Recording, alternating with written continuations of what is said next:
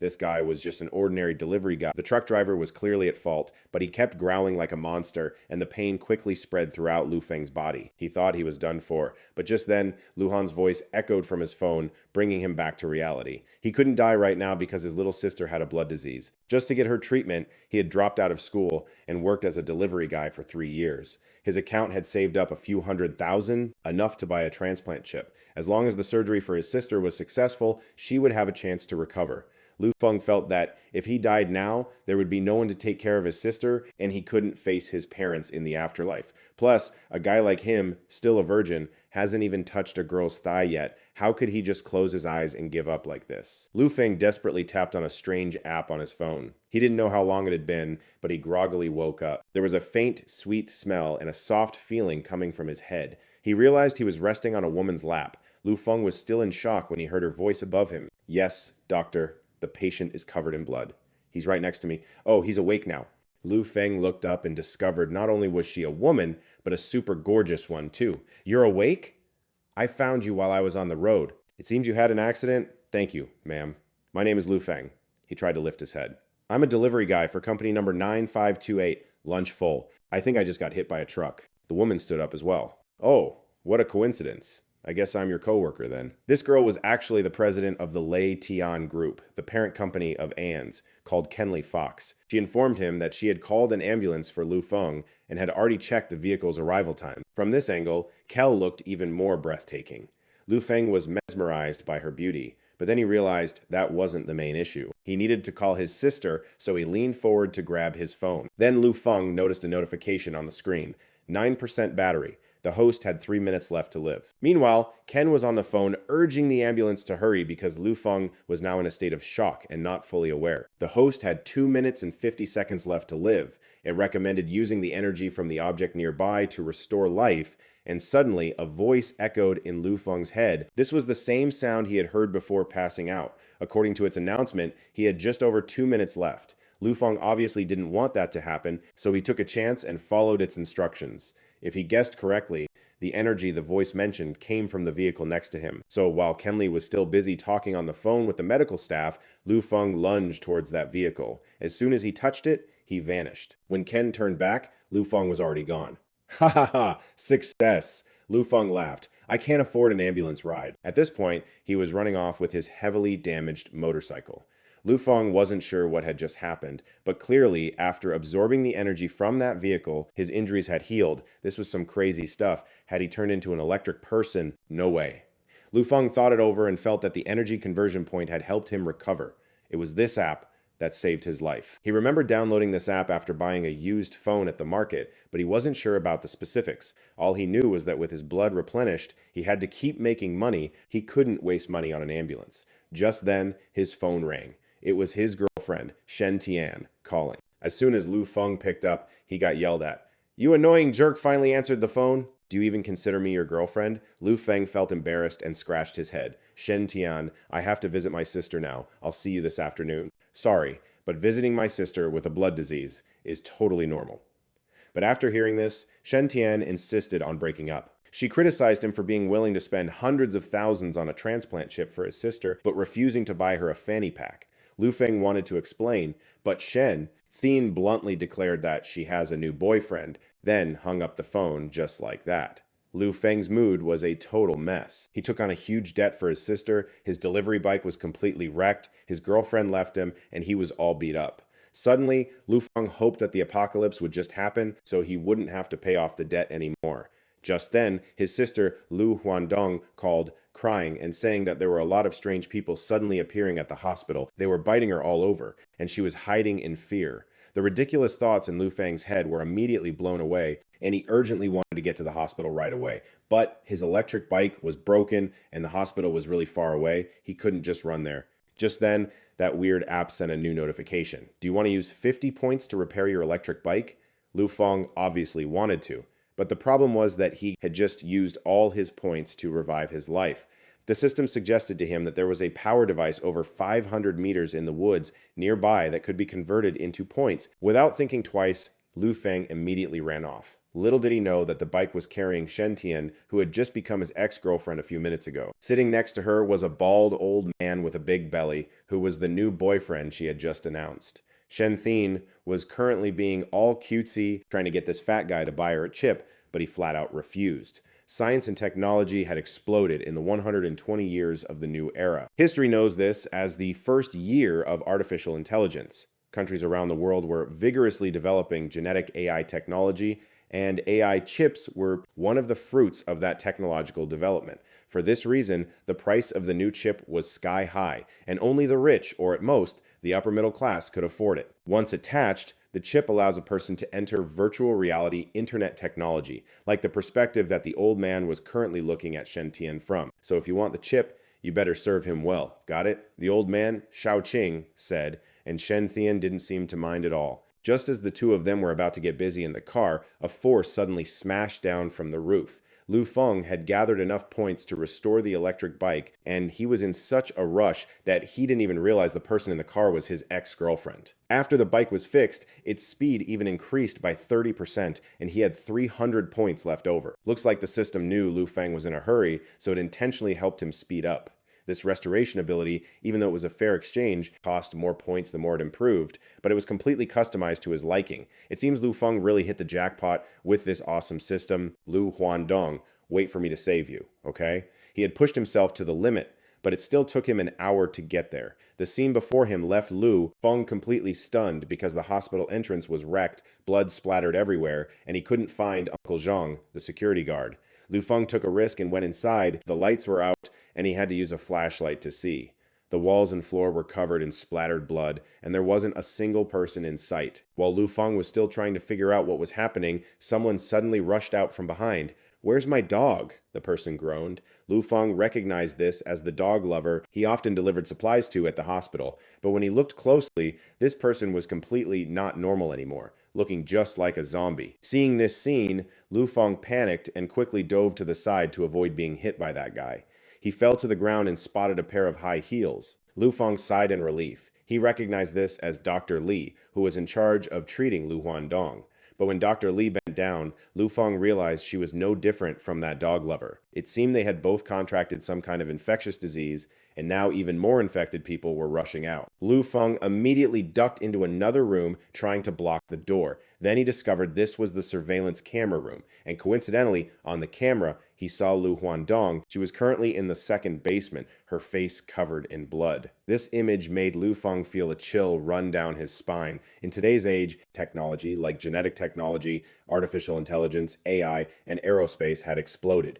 Humanity was entering a near-future era, and artificial intelligence was gradually becoming part of human life. The world's power was gradually being divided into dawn alliances, with East Asian countries at the core, New Roma, with the European ring as its core, the Tianyu Alliance, centered on North and South America. These three alliances are constantly at each other's throats, keeping the world in a state of endless conflict. And get this, the rampant abuse of gene technology has led to all sorts of nasty diseases. The scariest of them all is the black blood disease. Basically, the victim's limbs go completely stiff and their blood turns black and just pours out of them until they kick the bucket. The only way to survive is by using the most expensive medical bird for treatment. Our boy, Lu Feng, is just some dude from the wrong side of the tracks. After their parents died, he and his little sister, Lu Xintong, only had each other. Back then, Lu Feng didn't even know the meaning of despair. The day Lu Xintong found out her big bro had borrowed millions to treat her black blood disease, she was completely devastated. Lu Feng tried to stay optimistic to cheer his sister up, but whenever Lu Xintong thought about her brother from giving up his dream job just to save her, she couldn't stop crying her eyes out. In that moment, Lu Feng swore to himself that he would do whatever it took to keep his sister alive, and yet, seeing her now on the security monitor, he was hit with a wave of despair he'd never known before. Lu Feng wanted to rush out and find his sister right away, but the immediate problem was the horde of infected people about to bust down the door. With no other options, he had to turn to the system for help, and right on cue, it activated a new mission. Except, neither of these options was going to be easy. The first mission, hide in the security camera room and survive. The survival rate was up to 95%, but after 2 days, he just starved to death. The second mission, rescue his sister from the research lab in the hospital basement. If he managed to survive, the reward was 1,000 conversion points, but the survival rate was only 5%. And the system also sent a warning telling him that his sister was already starting to transform. Great. So both options were basically a death sentence. Lu Feng had no choice but to ask the system to map out a route to the basement, but the only way was to go out the door, head about 50 yards, then turn left into the laundry room door. Are you kidding me? Rushing out there now would be a total suicide mission. But then, Lu Feng suddenly spotted a few mops in the room.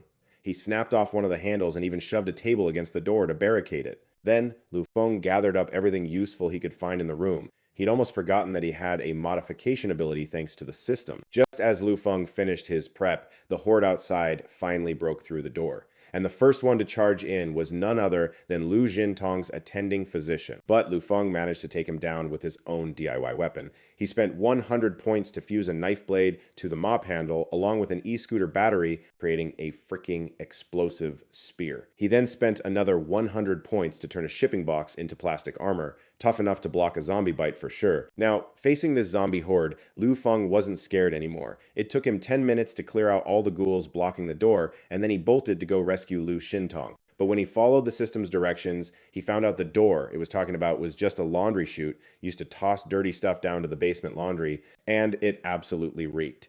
As much as he didn't want to, Lu Feng plugged his nose and dove in for his sister's sake. Luckily, he landed on a huge pile of dirty laundry, so he didn't get hurt. And right there, Lu Feng finally found his sister. The crazy part was, Lu Xintong's hands were tied, and she was being escorted by two guys who looked like soldiers. She also had some weird device locked around her neck. Report, this is Death Squad calling HQ. The target is secure and on the move. One of the soldiers said into his radio, but it seemed like no one was answering on the other end. HQ, do you read me?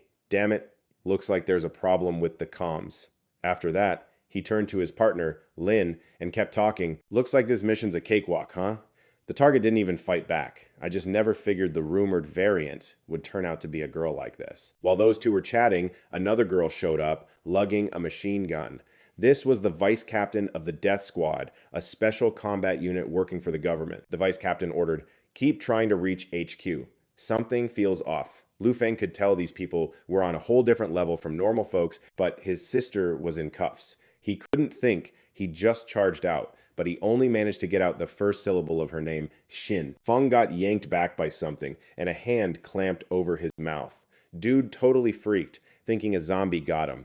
Meanwhile, on the other side, the vice captain of the Grim Reaper squad heard his shout and ordered two of his guys to search the rooms. As for Lu Xintong, hearing her brother's voice, she suddenly snapped. She'd been totally docile until now, but then she just shattered her handcuffs and straight up sent the head of the soldier next to her, some guy named Chang Lin, flying with her bare hands. The rest of the Special Ops squad freaked the hell out at the sight and immediately started unloading their clips, but not a single bullet even grazed Lu Xintong. She was way too fast, and like asterisk, whoosh asterisk, she was gone into a ventilation duct. Of course, the soldiers wanted to go after her, but that wasn't exactly easy, because all that gunfire was like a dinner bell for the zombies. The whole place instantly turned into a chaotic mess. Gunshots, the sound of flesh being torn, and panicked screams filled the air. Lu Feng was so terrified he could barely breathe. He was caught between a rock and a hard place, literally. It looked like this was it. He was totally going to bite the dust. But right at the peak of the tension, the person behind him suddenly let go of his mouth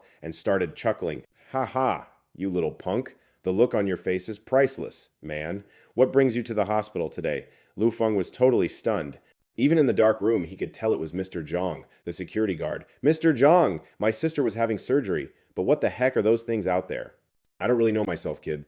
The news is saying the TNU Alliance started this whole war, and it ended with someone setting off a virus bomb.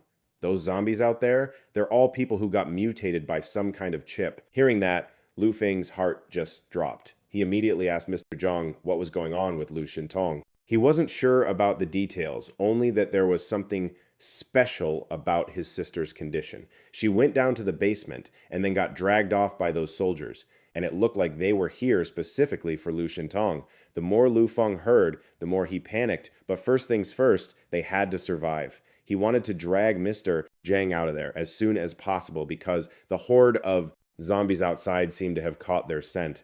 But the old man just shook his head, saying he couldn't make it because he'd already been bitten. No, no way, Mr.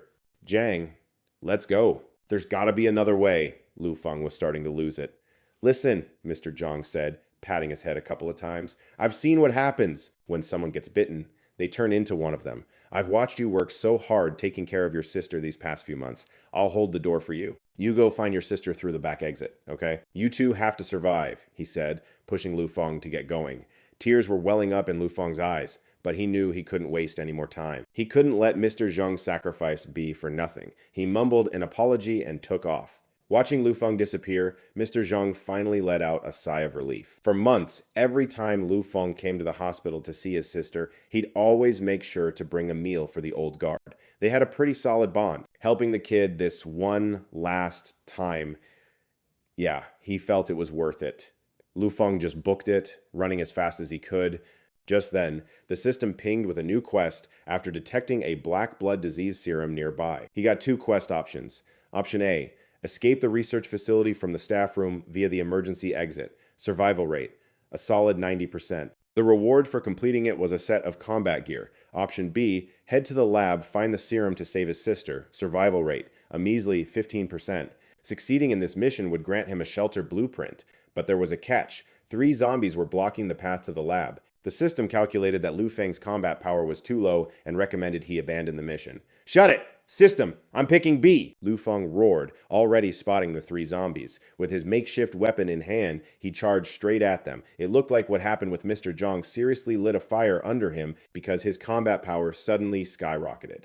He started off with a sick roundhouse kick, aiming right for the first zombie's dome, then used his weapon to take out the other 2. But that was it. The weapon's durability was totally shot. I mean, it was just a DIY job, so lasting that long was pretty impressive. Lu Feng tossed it aside. Right in front of him was the lab, and inside was the serum to control the black blood disease. The second Lu Feng opened the door, Lu Xintong came charging at him from across the room. He didn't care that his sister had been changed. He just pulled her into a tight hug, yelling, "Xintong, snap out of it!" Lu Handong is totally losing it, but when she hears her brother's voice, she actually snaps back to reality. But just a few seconds later, Lu Handong is back to freaking out, clutching her head, and screaming non-stop. The system can't even explain this. It just says that the corn isn't part of the calculations and then advises Lu Feng to use the suppressor serum. He spots the serum in a syringe in the center of the room and immediately reaches for it. But the moment Lu Feng steals the serum, it triggers the lab's auto-detonation mode. The countdown is 10 minutes.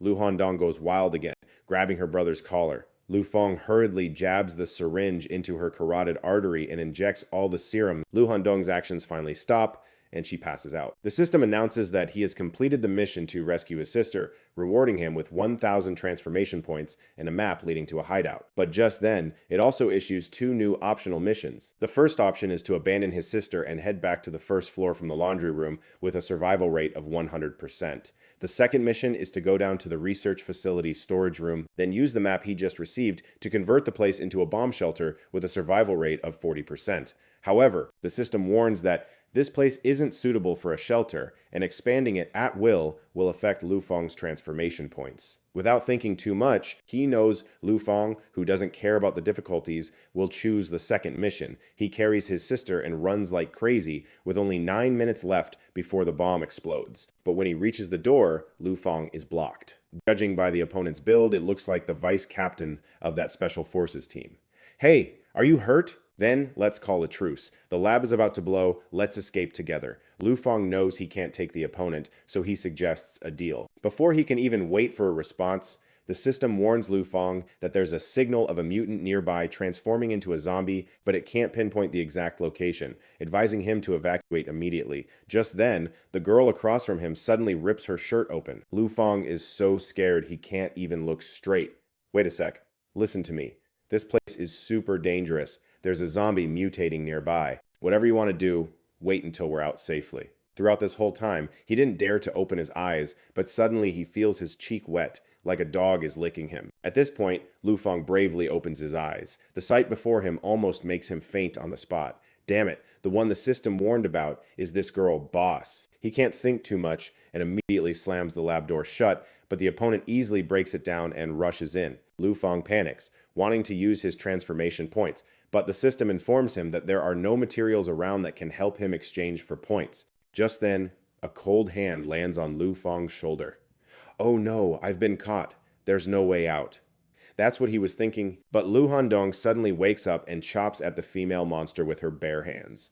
Lu Fang's eyes widen in shock, not understanding how his sister suddenly became so fierce, but her move isn't enough to finish off the monster. Meanwhile, the lab has only 3 minutes left before it explodes. He panics and scoops up his sister, following the system's map to the storage room, successfully closing the door just seconds before the countdown ends. After that, Lu Fang successfully uses 500 points to open a hideout when the bomb in the lab is activated, and in just a second, boom! Then comes an explosion that shakes the whole city. The explosion is massive, but after the shock passes, Lu Fang realizes he's still alive. This means he successfully converted the old storage room into a hideout. The system sends congratulations for being the first apocalypse survivor to open a hideout. Lu Fang receives a gift and the system reminds him to upgrade to expand this shelter. Aside from it being a bit old, there's really nothing to complain about. Lu Fang is still dealing with the headache of unstable phone signals when suddenly his sister collapses again. Outside, it's all zombies, and the two can't go out for now. Lu Fang has to use 50 transformation points to fix the broken computer in the storage room, successfully repairing it and connecting it to the network. The signal in here is so bad, but the computer can still get internet after being upgraded. This system is totally OP.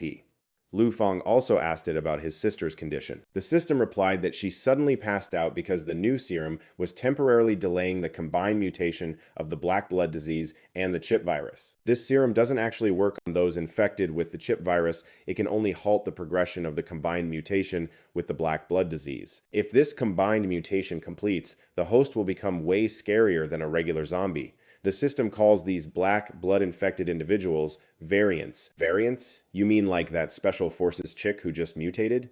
Lu Fang asked curiously.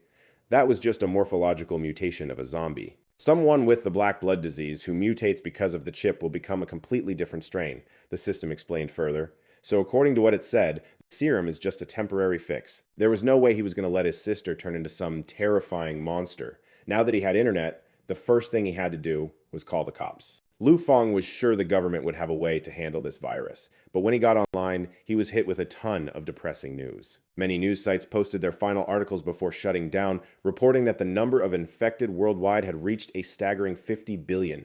They advised everyone to just lock their doors and stay inside and wait for government aid. But then, another news flash said the government had already collapsed. The number of chip virus infected in the city had climbed to 30 million, and the military had been defeated, forced to retreat and defend the riverbanks. And the masterminds behind this whole catastrophe? The Tian Yuming Alliance. In other words, the apocalypse was officially on. He couldn't count on the government or the army anymore. But Lu Fang refused to just stand by and watch his sister turn into a monster. He asked the system again if there was any way to save Lu Handong.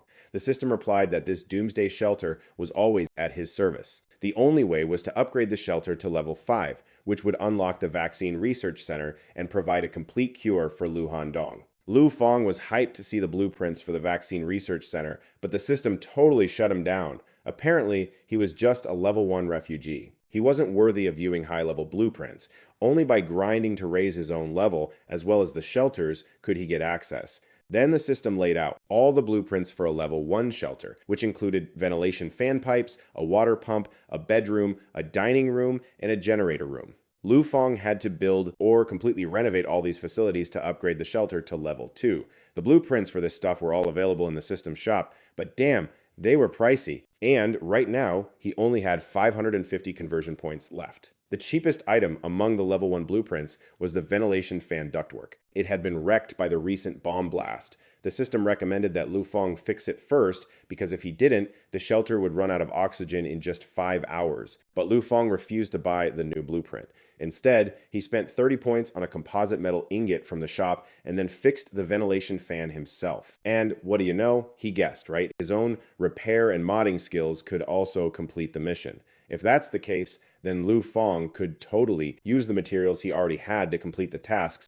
and save his remaining points for the high-tech blueprints. Lu Fang started getting to work on modifying the simplest things in the shelter, like toilet paper or lubricant. While he was busy working, he checked in with the system again about his sister's condition. With the available data, the system couldn't give a full assessment of Lu Handong's condition.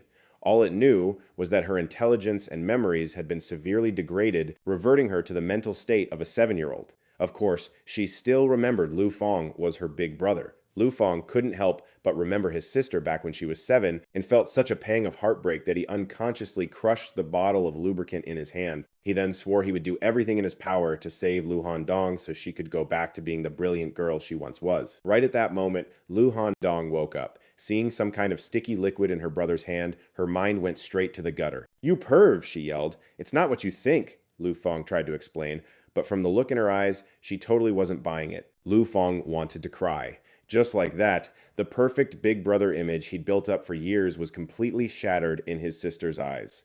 The next day, another group from the death squad has started approaching this hospital. They're following the trail of the missing vice captain from yesterday. Leading them is the female captain, Li. At that moment, Lu Feng was still scratching his head, trying to figure out how to explain to his sister that he wasn't a creep. His whole life of integrity couldn't be ruined like this. If he didn't explain things to Jia Wo, Jia Kuai, how would he face his sister later?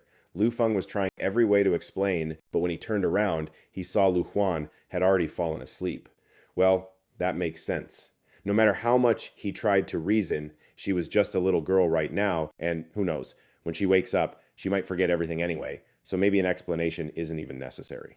After tucking his sister in, Lu Feng suddenly received a notification from the system. Because he survived the first day of the apocalypse, he received a reward chance. At the same time, the system also issued a new mission, which was to buy the blueprint for the power generator. Successfully repairing the power generator would earn him 100 reward points. Lu Feng decided to use that chance to test his luck and see if he could get the blueprint while saving some cash. But instead, Lu Feng received a type of vaccine. Although he felt a bit bummed for not getting the blueprint, this vaccine was pretty pricey in the shopping mall. Moreover, this vaccine controls the virus from the chip and boosts the body's resistance. But it can't cure zombies back to normal. Plus, he could only buy its blueprint in the shopping mall after upgrading the shelter to level 5. Since it couldn't be used to cure Lu Dong, Lu Feng had to use it on himself first. After all, he needed to stay alive to think about saving his sister. After that, Lu Feng asked the system if the generator in the research room in the basement could be converted into a power source for the shelter. The answer he got was yes. However, the power supply of that generator was broken. The backup energy core was currently in the head of the science department on the 16th floor of this hospital.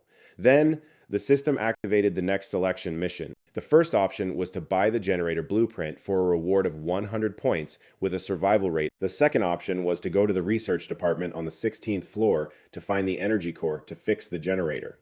The reward was 900 conversion points, 10 prestige points, and 1,000 experience points. But the survival rate was only 10%. Of course, someone like Lu Feng, who was saving every single point, would choose the second option. At that moment, an idea popped into his head. If he successfully improved this shelter and recruited survivors, then he would be like a king in his own realm, plus he could recruit some lucky beauties who survived too. Just thinking about it made Lu Feng's nose bleed a little. Coincidentally, Lu Dong woke up again, just in time to see his lecherous face. "You creep!" the girl exclaimed, echoing her earlier words. "Hey, let me explain first. Huan Dong." So after resting for a day, the next afternoon, Lu Feng began to carry out his nearly impossible mission of approaching the backup energy core on the 16th floor of the science department. Speaking of which, this hospital really has everything, with a research department on the 16th floor and a research room in the basement. The main entrance, which was also the entrance to the shelter, had been blocked after that explosion, so this time, Lu Feng could only return to the surface through the emergency exit. Not only that, but he also had to bring Lu Dong along. He originally wanted to go alone, but when he was about to leave, the girl frowned and said, "Don't go, I'm scared." Considering his sister's 7-year-old understanding, Lu Feng didn't dare leave her alone, so the siblings had to face the harsh reality together. Once they reached the surface, Lu Feng realized the hospital was now crawling with zombies. Some people were still alive, but they were being suppressed, and cries for help echoed everywhere. Lu Feng didn't have time to think much, nor did he have time to save them, because his priority was to save his sister first. Lu Feng grabbed Lu Dong's hand and ran fast. At that moment, he thought no one could stop him, until Lu Feng ran into a zombie he recognized, and upon closer inspection, it was Uncle Zhang, the security guard. When he died, saving Lu Feng, he was still in the basement. Now it seemed he had transformed and made his way up. Lu Feng couldn't forget Uncle Zhang's life-saving grace, but now he had turned into a monster. Lu Feng took out the makeshift weapon from his back and coldly said, "Uncle Zhang, thank you for saving my life. Now I won't let the virus have a chance to invade your body anymore. I'll help you break free, okay?" At the same time, on the rooftop of the hospital, a remaining part of the death squad has landed and is starting to unload. Striding through the hail of bullets, it's Li Xing, the third captain of the special combat team from the government forces. In her hand is a machine gun, and in the other, a melee weapon. When Li Xing starts firing, the veteran soldiers tell the newbies to hold their fire. Since the captain is taking action herself, it means they don't need to shoot anymore. They can just admire the brave fighting spirit of the strongest special forces in the death squad. Li Xing takes about 5 minutes to deal with all the zombies in front of her. The newbie watches, wide-eyed, and once it's all over, he lets out a gasp, praising her for being so amazing. Well, actually, she does have a flaw. The veteran soldier next to him says, as soon as he finishes speaking, the whole team sees Li Xing pointing at 2 zombies she just took down, yelling, "Hey, what kind of soldiers are you? Are you seriously slacking off? Get moving and follow me." That's Li Xing's biggest flaw. She tends to get dizzy. Besides that, she has one more trait. But the old soldier is a bit hesitant to mention it because it's not exactly lucky. Basically, anyone who's on the same team as Li Xing tends to end up dead. That's also why this squad is called the Death Squad. Meanwhile, Lu Feng is also fighting for his life against the zombies, but sadly, he doesn't have weapons as good as those soldiers. After tossing away his old gear because it's worn out, Lu Feng struggles to find some stuff in the storage room. He patched them together into a new weapon. He also has 3 bottles of water and 22 cans of food. As for food, it can last him a week, but the water is definitely not enough. Not to mention, Lu Huandong drank both bottles of water while he wasn't looking. So today, he's not just out looking for energy cores. Lu Feng also has the mission of finding supplies. Just then, the system chimes, announcing that it has refreshed his attribute, waiting for Lu Feng to make his choice. The ability system it presents is incredibly rich. For example, optimizing firepower with handheld heavy weapons and heavy armor, or iron lungs to enhance lung capacity, or a medic to gain medical knowledge. Lu Feng, but since the country bans guns, it's tough to get that kind of weapon. After some consideration, he decides to use one of his attribute points to boost his strength, then uses 2 ability points to exchange for Master Martial Arts level 1 and Superhuman level 2. Among them, the Master Martial Arts ability gives him a combat chip, and the Superhuman ability boosts his energy. Back to the current situation, Lu Feng is facing Uncle who has not only cared for him and his sister for months, but also just saved him by holding back the zombies. But still, he has turned into a monster. Lu Feng can only grit his teeth and say goodbye, then uses 10 weapon modification points to swing that fiery knife. The moment Uncle Zhang explodes in a sea of flames, Lu Feng cries. He swears he will protect his sister well so that his sacrifice won't be in vain. On the other hand, Lu Feng also feels that his strength has increased significantly. It seems that the Master Chip and Superhuman ability are not useless at all. This place is way too dangerous. We shouldn't stay here long. Lu Feng quickly pulls his sister away, aiming for the energy core in the research department on the 16th floor. At the same time, in the hallway on the 7th floor, a couple is running like the wind, with the girl being Lei Huang, the school beauty. The guy, named Xiao Guang, is floating on cloud 9, because in the apocalypse, he saved the school beauty and even got her to confess to him, and he's even thought about going home with her to get married after they escape. But just as they're about to reach the elevator, a zombie ambushes them. Xiao Guang gets bitten right on the neck, instantly panicking, clutching Lei Huang's skirt. But at this moment, she tries to break free instead of saving him. "Why? Don't you love me anymore?" Lei Huang. Seeing this, Xiao Guang panics even more. "Get your filthy hands off me." Lei Huang struggles so hard that she tears her skirt. "If it weren't for the apocalypse, how could a beauty like me pay any attention to you? Seriously, flipping sides faster than flipping a pancake." Little Quang got bitten right on the neck, instantly panicking and clutching onto Lei Hung's dress. But at that moment, she was trying to break free instead of saving him. "Why? Don't you love me anymore?"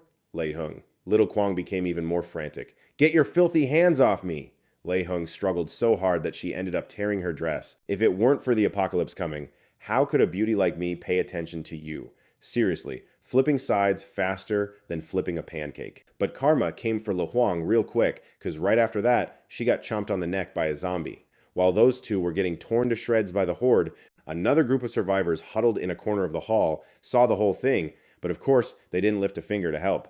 That fat dude was a CEO, Mr. Li, the big boss of some company. Next to Mr. Li was his loyal lackey, Xiao Wang, along with a little boy and a few other women. Talk about a bad day coming to Blue Jay Medical Center for treatment, only to get caught up in this mess. Mr. Li couldn't stop complaining. Then, pulling the "I'm the oldest man here" card, he ordered the trembling kid to go out and scout the path. The kid's older sister, a young woman named Zhao Jia, saw this and immediately pushed back. "Hold on, why does it have to be my little brother? You won't believe this." But Mr. Li shamelessly shot back. "We don't need any dead weight." Yeah, things got super tense. Then, the long-haired girl next to Zhao Jia suddenly stood up and said with a shaky voice, "Wait, this is so not cool. He's just a kid. I'm the hospital director's secretary. I know this building inside and out. There's a massive horde of walkers to the right. If he goes, it's a straight-up suicide mission." Mr. Li couldn't hide the creepy way he was checking her out. He recognized her as Secretary Sarah from his previous visits for treatment. But hey, even a hottie's opinion didn't matter more than his own life. So Mr. Li continued, "Well, since Secretary Sarah is acting so high and mighty, why don't you go help the kid?" Sarah totally flinched. I mean, she wasn't some tough chick, plus she was super young, so of course she wanted to save her own neck. That's when Xiao Wang chimed in, saying it was a democratic vote for everyone present. Besides Zhao Jia, who obviously didn't vote for her own brother, and Sarah, who abstained, everyone else voted for the kid. So, they said she had to accept the results. The old lady next to them kept chiming in like, "Yeah, that's right." So, with Mr. Li giving the nod, that goon Xiao Wang just straight up tossed the kid out. The poor kid couldn't fight back. The second he was thrown out, he turned around with tears streaming down his face, calling for his sister.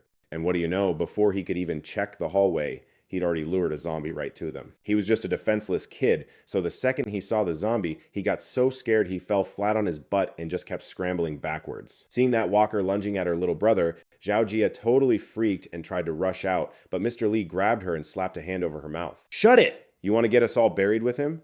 But Sarah noticed the kid didn't actually get bitten, because right in the nick of time, a sharp blade stabbed straight through the monster's throat from behind. "You okay, kid?" a young guy's voice called out. And who else could it be but our boy, Lu Feng? When Sarah saw Lu Feng show up like that, she literally dropped to her knees like she'd just seen a god. He barely noticed, though, because he still had 5 whole zombies on his tail. Mr. Li's crew saw that and immediately booked it. But Sarah, noticing Lu Feng wasn't running, got curious and stuck around to see what would happen. Next thing she knew, he whipped out his homemade taser blade, took a deep breath, and charged in. There's no denying that the chip in his hand and his superhuman skills had seriously jacked up his fighting power. So, watching Lu Feng just wreck one zombie after another, Sarah was seriously fangirling and couldn't hold it in. Lu Feng's moves were so precise, yet so smooth and graceful, like a dancer weaving through the horde. It gave her a rush she'd never experienced before. And it wasn't just Sarah. Even Zhao Jia was completely blown away watching Lu Feng fight. When Mr. Li's group saw that they weren't running away and also not getting eaten, they got curious and peeked out to check. What they saw was Lu Feng's murderous glare, which was honestly way scarier than any zombie. "Who are you guys?" After taking care of business, Lu Feng finally noticed the others and asked. But I guess his tone was a little too ice cold because it made that coward Xiao Wang bolt immediately. As he was running for his life, he screamed for Mr. Li to run too if he wanted to live. He didn't stop until he was completely gassed and had to catch his breath. Suddenly, a thick cloud of smoke appeared, and out of the smoke stepped this drop-dead gorgeous goddess with a killer body. "Well, hey there, handsome. Come to play?" she purred in this super seductive voice. Xiao Wang instantly forgot about all the danger and started walking toward her. "Hey, gorgeous, you all alone? Don't worry, I'll protect you."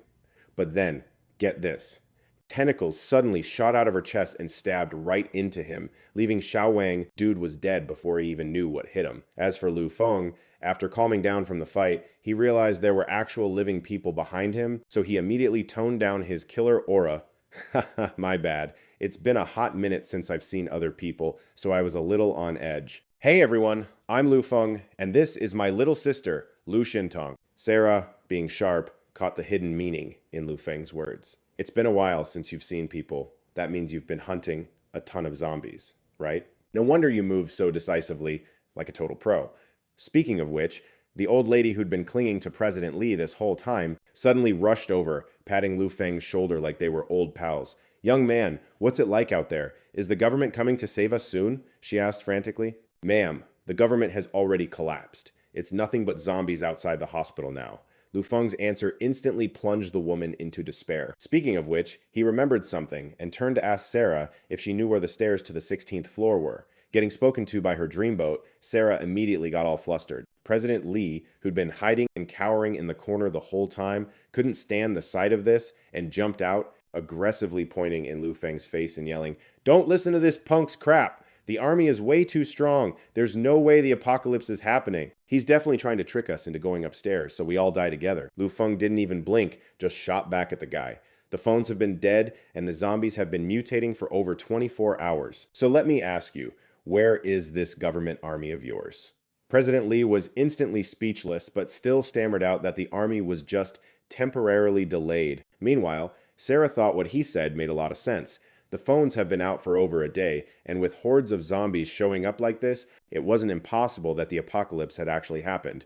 "If you don't believe me, you can go down there yourself," Lu Feng said coldly, before walking over to help the Zhao sisters to their feet. Getting ignored like that, the pot-bellied dude got furious. He aggressively grabbed the bag on Lu Feng's shoulder and ended up getting decked for his troubles. Even though President Lee was way bigger, he was nowhere near as strong as Lu Feng, so that one punch sent him flying. The old geezer clutched his face, looking totally shocked that Lu Feng actually dared to hit him. "You think I didn't see how you were treating those sisters, and you still have the nerve to act all high and mighty in front of me? Who the hell do you think you are?" After getting punched and cussed out, President Lee didn't dare to make a move. Right then, Xiao Wang showed up behind him. At that moment, since he was blinded by rage, the old man completely missed the fact that something was off with his assistant. "Ah, Xiao Wang, you're just in time. Hurry up and teach this punk a lesson." President Lee couldn't even finish his sentence before Xiao Wang's sharp-ass teeth chomped right into his neck. Lu Feng was stunned when he saw this, yelling for everyone to get back while he charged straight ahead. But it looks like he was too hasty and totally underestimated his opponent. By the time the system finally sent the analysis notification revealing this mutated zombie was a high-risk level, it was already too late. Lu Feng had been struck by Xiao Wang's tentacles. With no time to react, Lu Feng was sent stumbling backward. The power of a mutated zombie was seriously terrifying. Up ahead, Xiao Wang had already flung President Lee aside with one hand when suddenly Lu Feng caught a whiff of a weird, smoky smell. On instinct, he immediately got on guard for an attack from behind and swung his weapon, but his makeshift blade was parried, and then a hideous mouth lunged forward, trying to chomp his head clean off. "Don't you underestimate me." At this moment, it seemed like Lu Feng was finally unleashing his full power, slashing with enough force to slice his opponent in two. Theoretically, that strike should have been able to cleave them in half. But right then, Lu Feng realized that the female monster was also times a mutated zombie.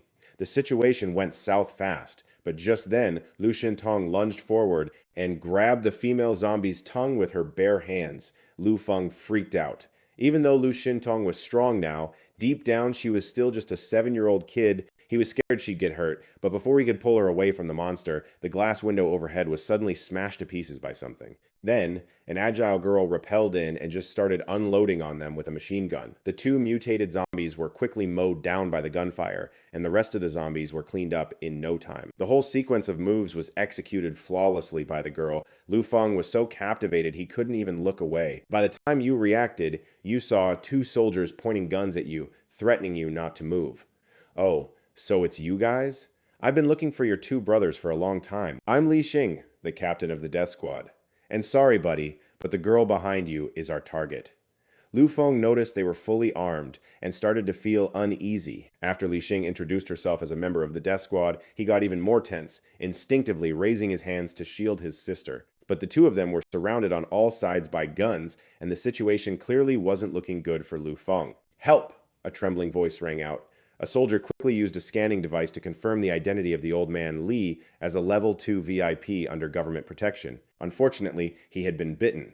But Li Xing still ordered her subordinates to take Mr. Li back. After all, a level 2 VIP was someone they couldn't ignore. Seeing the army finally arrive to save him, Mr. Li let out a sigh of relief and then arrogantly said, "That soldier over there hit me and wanted to throw me to the zombies. He dared to provoke a level 2 VIP like me. Did you hear that? Hurry up and shoot him in the head." Mr. Li's commanding attitude was extremely arrogant, but he didn't expect that after saying those words, the gun would be pointed right at him. Li Xing remained expressionless, demanding Mr. Li to shut up, or he'd be the one getting a bullet in the head.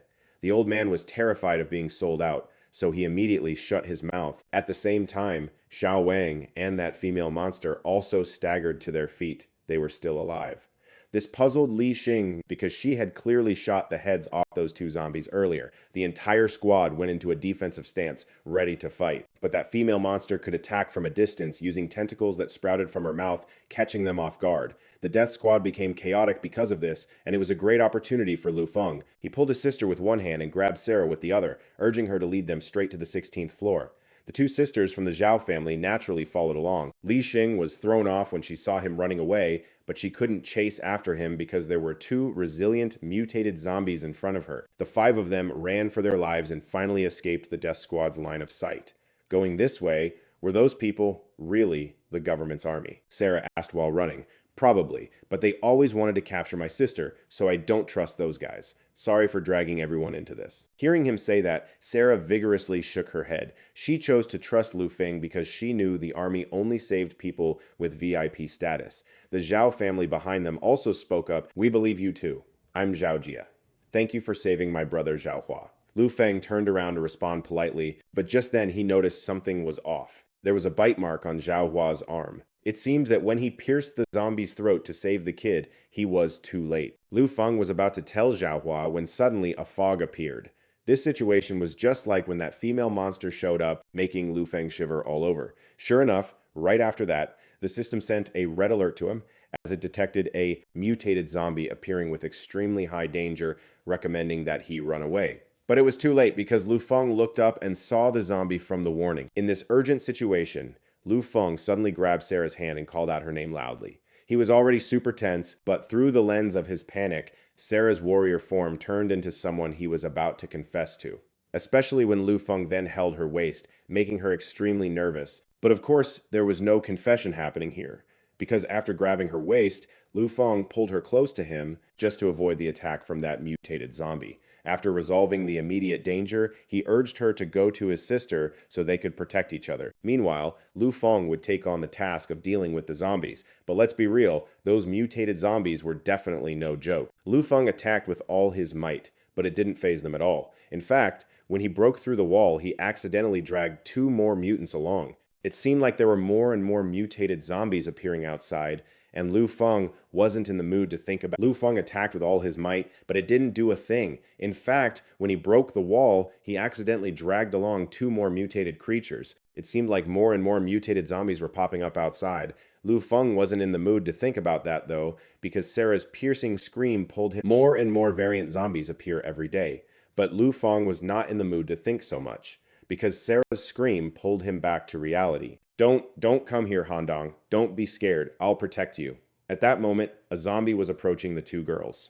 Sarah was freaking out. Meanwhile, Lu Handong looked dazed, as if she had been scared, stiff. Seriously, Sarah just wanted to run away because she wanted to save her own skin. But maybe it was because she had already fallen for Lu Feng, so she took a chance and hugged Lu Handong tight, protecting the little girl Chu Tuan. Just when Sarah thought she was about to be torn apart by the zombie, a gunshot rang out. The creator of this work is still Li Hin. It seems she managed to escape from those pesky zombies downstairs using a cloaking tactic. Don't forget about me, okay? Li Hin reminded seriously. But this wasn't the time for jokes, because just dealing with the three mutated zombies up here was already tough enough, and those two downstairs were quickly getting back up too. Lu Feng opened the emergency exit, and the group quickly made their escape. While running, Li Hin recounted that everyone in her squad had perished. Her bad luck was just too strong, to the point that none of her teammates survived. Li Hin was all alone, relying solely on that Harry Potter-like cloaking coat to escape. Do you have any way to deal with these mutants? Li Hin asked anxiously, but honestly, Lu Feng's mind was blank too. This was definitely strange, because the system had said that a mutated zombie would only appear in a crowd of 10,000 people. Yet here, in such a short time, 5 had shown up, and he always felt like something was off about these mutated zombies. He couldn't quite put his finger on it. They hadn't run far when Lu Feng smelled smoke, and his heart sank with fear. Before he could react, the blonde female monster swooped in on them, then lunged to grab Trio Hoa, who was lying on Trio Jiak's back. "Sister, save me!" The boy's desperate scream echoed, but Trio Jia was stopped by Lu Feng. If he didn't know how to explain things to her before, now with her brother clearly bitten by a zombie, there was no way to save him. But just then, Trio Jia said something that left Lu Feng stunned. But if that were your sister, could you just stand by and watch? That statement really hit Lu Feng hard. He froze, instinctively loosening his grip, and Triu Jia immediately broke free and rushed toward her brother, who was surrounded by zombies. Of course, she couldn't escape either. Watching her sister risk everything to save her brother, Lu Feng felt the sting of his own helplessness for the first time. The sound of machine gun fire rang out again, and Li Hin and Li Qi reminded him, "Stop standing there feeling sorry for yourself. Think of a way to save the others." Lu Feng snapped back to reality, but he felt utterly powerless because there was nothing he could do. Just then, an idea flashed in his mind. Lu Feng used his weapon to create a massive fireball, illuminating the dark room. If I'm not mistaken, the main issue is right here. The light revealed Lu Feng and Li Hin clearly seeing the mutated zombie crawling on the ceiling, using its tentacles to control the other 4 mutated zombies. That's it. It's the one controlling everything from behind. Lu Feng exclaimed, "What? Are you sure?" Lu Feng nodded repeatedly. He guessed that this zombie was like an old man fish in the deep sea, using its tentacles to control the zombies. As long as the tentacles weren't cut, it wouldn't weaken. So they thought there were many mutated zombies, but in reality, they were all minions of just this one. Li Hin didn't care about right or wrong anymore, because in this situation, she could only trust Lu Feng. Immediately, this sharpshooting genius raised his gun, aiming accurately at the 4 tentacles controlling the monster's zombies. After severing them, the remaining zombies stumbled like puppets with their strings cut and collapsed. This proved Lu Feng's guess was correct, but it didn't stop there. Seeing their plan fail, the boss immediately changed its attack direction, targeting the 2 vulnerable ones, Sarah and Lu Han Dong, who were huddled together, trembling. At this distance, Li Hin couldn't provide timely support, but Sarah was indeed weak, while Lu Handong might not be. They only saw her suddenly break free from Sarah's embrace and then use a move to knock the zombie down. No need to say, everyone present had their jaws dropped in shock. The zombie hit and flew straight into the wall, slowly sliding down. Suddenly, a sharp weapon whizzed by, and a sword came out of nowhere, stabbing straight into its tentacles. The zombie burst into flames, thrashing in pain. A system notification popped up immediately. Each time a variant corpse was killed, the system rewarded 100 points. Lu Feng threw the sword and sighed, "Finally got it, not bad, plus some bonus points." He didn't even notice the grim expression on Li Xing's face as she quietly expressed her gratitude for his help. Suddenly, she aimed the gun in her hand straight at Lu Feng. Li Xing smiled wickedly. "Your sister's power isn't like a normal person's, she's definitely a mutant, right?" With both hands gripping 2 guns, one pointed at Lu Feng and the other aimed in the opposite direction. "Even though we've worked together before, I'm sorry, but I was ordered to take your sister away. You're feeling a bit confused about the current situation." "Wait, listen to me." But Li Xing didn't hear the explanation and maintained her threatening stance. "Don't even think about making a move. I can definitely take you out before you do anything." Lu Feng became tense, beads of sweat rolling down as he hesitated. "No, Li Xing. What I meant was," Lu Feng pointed at Sarah, who was raising her hands in fear. "You're aiming at the wrong person." The woman was trembling, too scared to move. "Help!" The fear overwhelmed her, and Sarah fainted, feeling like her soul had left her body. Li Xing was stunned by this awkward misunderstanding. Who doesn't know? My eyesight is messed up again. Unaware that a scheming gaze was lurking behind her. A golden opportunity. Something on Lu Feng's hand suddenly glimmered with thought. The master chip activated, and he immediately lunged to knock Li Xing's gun away. She wasn't going down without a fight, throwing a quick kick, but Lu Feng nimbly dodged. Hey, he seized the moment and snatched the other gun. Li Xing suddenly faltered, her inner thoughts in shock. Oh no, her close combat ability is too strong. He quickly wrapped his arm around her neck to control her. "Why are you taking my sister?" But this woman still kept her mouth shut, unwilling to reveal anything. Soldiers just follow orders, no questions asked. Lu Feng angrily declared, "The government is done for." Saying that, he forcefully slammed Li Xing to the ground. "Hey!" At that moment, Sarah woke up, her mind still fuzzy. What she saw was a scene of a man and woman wrestling on the floor. Sarah, feeling awkward, raised her hand to cover her eyes. Oh, how bold. Li Xing, furious, intended to hit the opponent with the gun butt. This jerk, Lu Feng, in danger and unable to think, pressed the woman's neck and kissed her. "Oh no, stop her mouth first." Handong immediately rushed over to grab her head, her eyes filled with killing intent. Li Xing jumped, wide-eyed, feeling uncomfortable. Seeing the situation was off, Sarah shouted to mediate, "Stop it, you two. Don't fight anymore. I might know the reason." Sure enough, they both stopped their actions, and without waiting for her response, she led the way. "Follow me." In the room marked 16 Farads, everyone opened the door to find a zombie inside. It was the hospital director. Trung Deern saw someone about to attack but was stabbed straight in the head by a sword. Sarah ran to the computer keyboard, wanting to look something up. Because I'm the director's secretary, I heard he and someone named the minister from the military were researching a plan. Found it. She pointed to the screen displaying an explanation, conveniently explaining to everyone. Minister of Health Trinh Thien Hung ordered my institute to conduct research on a project introducing a type of virus and serum simultaneously into the bodies of patients with black blood to create mutated humans. Hundreds of people involved in the experiment have died. Today, it's your sister's turn for the trial. This is truly terrifying. Li Xing, upon hearing that familiar name, was shocked. What? It's him again? Lu Feng, noticing her strange reaction, asked, "Do you know him?" She slammed her hand on the table, explaining in frustration, "He's the one who initiated this operation, a damn bureaucrat." Sarah quickly added, "The survival rate of this experiment is less than 0.1%. I think your sister is mutated into a special variant that caught Trinh Thien Hung's attention." He glanced at his sister, frowning, muttering, "A mutant?" Music! Flashing back to 10 minutes earlier, Lu Feng's sister was standing in front of the dead creature. "Han Dong, let's go!" But she didn't respond and instead sat down to search for something from its body. Suddenly, she pulled out a chip from inside. He recognized it immediately. This was the chip after it had mutated. Han's expression was suddenly hard to read as she opened her mouth. She popped that chip into her mouth and chewed it with a craving. Remembering this, Lu Feng couldn't help but ponder. Is her behavior still human-like? The memories kept gnawing at him. All right, stop thinking. Where's the central energy system? Instantly, a guide appeared on the safety box behind him. Lu Feng called out, "Sarah, do you know the safe code for the director's box?" She cheerfully responded right away, "I do." They quickly opened the locker, and a notification popped up. Mission completed, reward 900 points. Lu Feng looked at the result with a joyful smile. "Ha! Found it." Sarah, not knowing what the green cube was for, couldn't help but ask, "What is this?" Lu Feng stared at it intently and explained earnestly, "This is the central energy. Sarah, I have something to discuss with you two. Their character is trustworthy." He stood confidently laying out his plan. "I have a very safe hideout. Sarah, right now you have nowhere to go. Li Xing, you already know the inside story. Why go back to face punishment? Why don't both of you join my hideout? We can survive together during the apocalypse." Sarah got excited at the suggestion.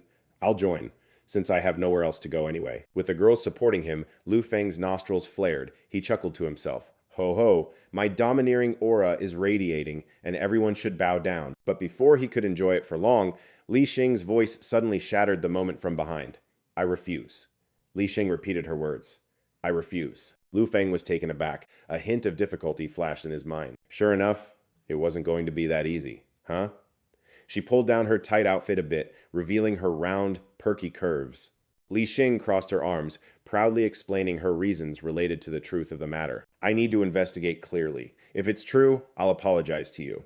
But that doesn't mean I want to join you two. And even if the government collapses, with my abilities, I can survive in this apocalypse." He was getting more and more tangled up, beads of sweat trickling down as he thought. "Lu Feng, hurry up and use your brain to think of a way." Sarah next to him was also silently impressed by the overwhelming aura. Whoa, this girl Li Xing is really a tough character. What's Lu Feng gonna do? He calmly replied with an unreadable expression, "You're not wrong. I really am just a kid." Suddenly, Lu Feng changed his tone and spoke sharply.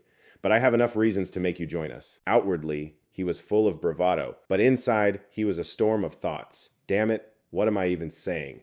I shouldn't have blurted that out without thinking. His resolute attitude intrigued. Li Xing, "Oh, interesting. I'll give you 5 seconds to talk. If you dare to wash your hands of this, I'll blow you to bits." Lu Feng was so flustered he stuttered. 5 seconds.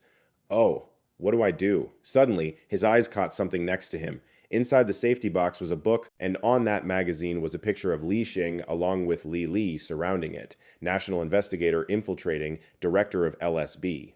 This information sparked an idea in Lu Feng's mind. Wait a minute. The National Investigator and Li Xing's identity, if the system can do that, then it's possible. Her serious image executing a mission flashed in his mind. If it's an order, it must be followed. Soldiers only listen to orders. He hid the yellow card behind him so no one would notice. His brain quickly crunched the numbers, using points to buy an alloy bar at the trade counter, transforming it into an identity card. Lu Feng pretended to adjust his voice mysteriously.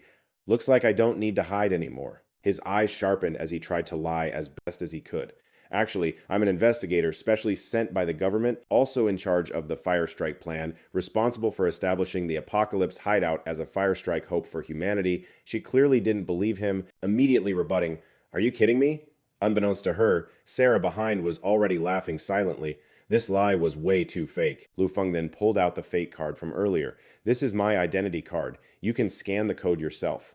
Without hesitation, Li Xing took it to the scanner right away. Code scanned successfully, S-level staff identity security. But even if she still felt suspicious, what could she do? Just one identity card isn't a waste of effort. Now that it's the apocalypse, I have no way to confirm. Hearing this, he had caught the opponent off guard. His words hit the mark. Lu Feng just closed his eyes and continued talking. So it turns out that the Grim Reaper, Li Hin, is just like this. At the same time, a chaotic voice echoed in his heart. Well, if you're already in it, you got to go with it. This was the first time she had ever faced such disdain. What are you saying? You're not scared at all, trying your hardest to stay afloat. Even when the apocalypse is here, you're still thinking about just getting by day. As a soldier, shouldn't you step up to save humanity and stabilize this chaotic world? The more he spoke, the more his inner turmoil grew. TSK. What am I even saying? This is getting more ridiculous by the minute. Lu Feng was sweating bullets at this point, determined to see it through, but this attitude of running away hardly fits a soldier. His brain was seriously about to short circuit. Oh man, what do I say next? Li Hin's eyes widened, a mix of surprise and indignation. You really thought you had failed? Lu Feng hung his head in defeat as she patted his shoulder. Damn it, I thought I was going to get knocked out. But then she flashed a bright smile and said, "Well done." Her sudden change in attitude shocked him. Wait, what's going on here? Li Hin looked up at the sky, her facial muscles relaxing a bit. As a soldier like me, I really should do something for humanity. She smiled differently from her earlier hostility. And you, daring to invite the Grim Reaper Li Hin to join me, really touched my heart. Lu Feng felt a bit strange and unfamiliar. Is there something special about this? Li Hin blushed and said shyly, "All my teammates don't last long, and not only did you dare to kiss me, but you also dared to invite me to be your teammate. I hope you can stick around for a while." That line left him speechless. A new mission popped up. 2 teammates joined the shelter, reputation plus 10. First, unlocking the teammate bonus gives 200 points. You can check the skills of the teammates on the screen. Lu Feng was at a loss for words, looking at the girl in front of him, a bead of sweat rolling down as he thought, "This is the legendary Nemesis teammate. Why do I feel like the future of this shelter is looking so dangerous?" The character cards of the 2 new teammates quickly displayed their evaluations. First up is Sarah, a beautiful secretary that every boss dreams of having, who wouldn't want her in their bed. Next up is Li Hin, a bloodthirsty mountain of death, yet somehow we got a strong one. I hope your life is tough because none of her teammates seem to last long. Arriving at the dining area on the 16th floor, everyone was busy grabbing food. Lu Feng couldn't help but admire. "Sarah, how did you find this place?" A few thoughts crossed his mind. This is the data card for the 2 of them. This secretary Sarah is really something. Li Hin is also a powerhouse. She smiled back at him. "This is the food reserve on the 16th floor of the research facility. The chef went home to get married, so he temporarily gave me the keys." Sure enough, there were quite a few ingredients. If we've decided to stay in this shelter, we should contribute a bit. Lu Feng secretly opened the character card to check, and there was even a nickname system. What the heck is a god? I hope nothing bad happens to me. Suddenly, he noticed a green text, feeling normal. What does this green mood system mean? Just then, the guide popped up with an explanation.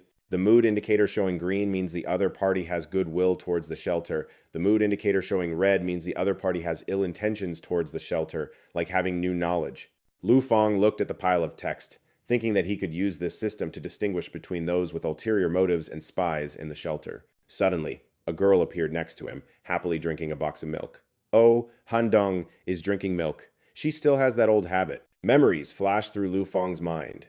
He remembered the girl loved Aunt Huiyen's milk the most.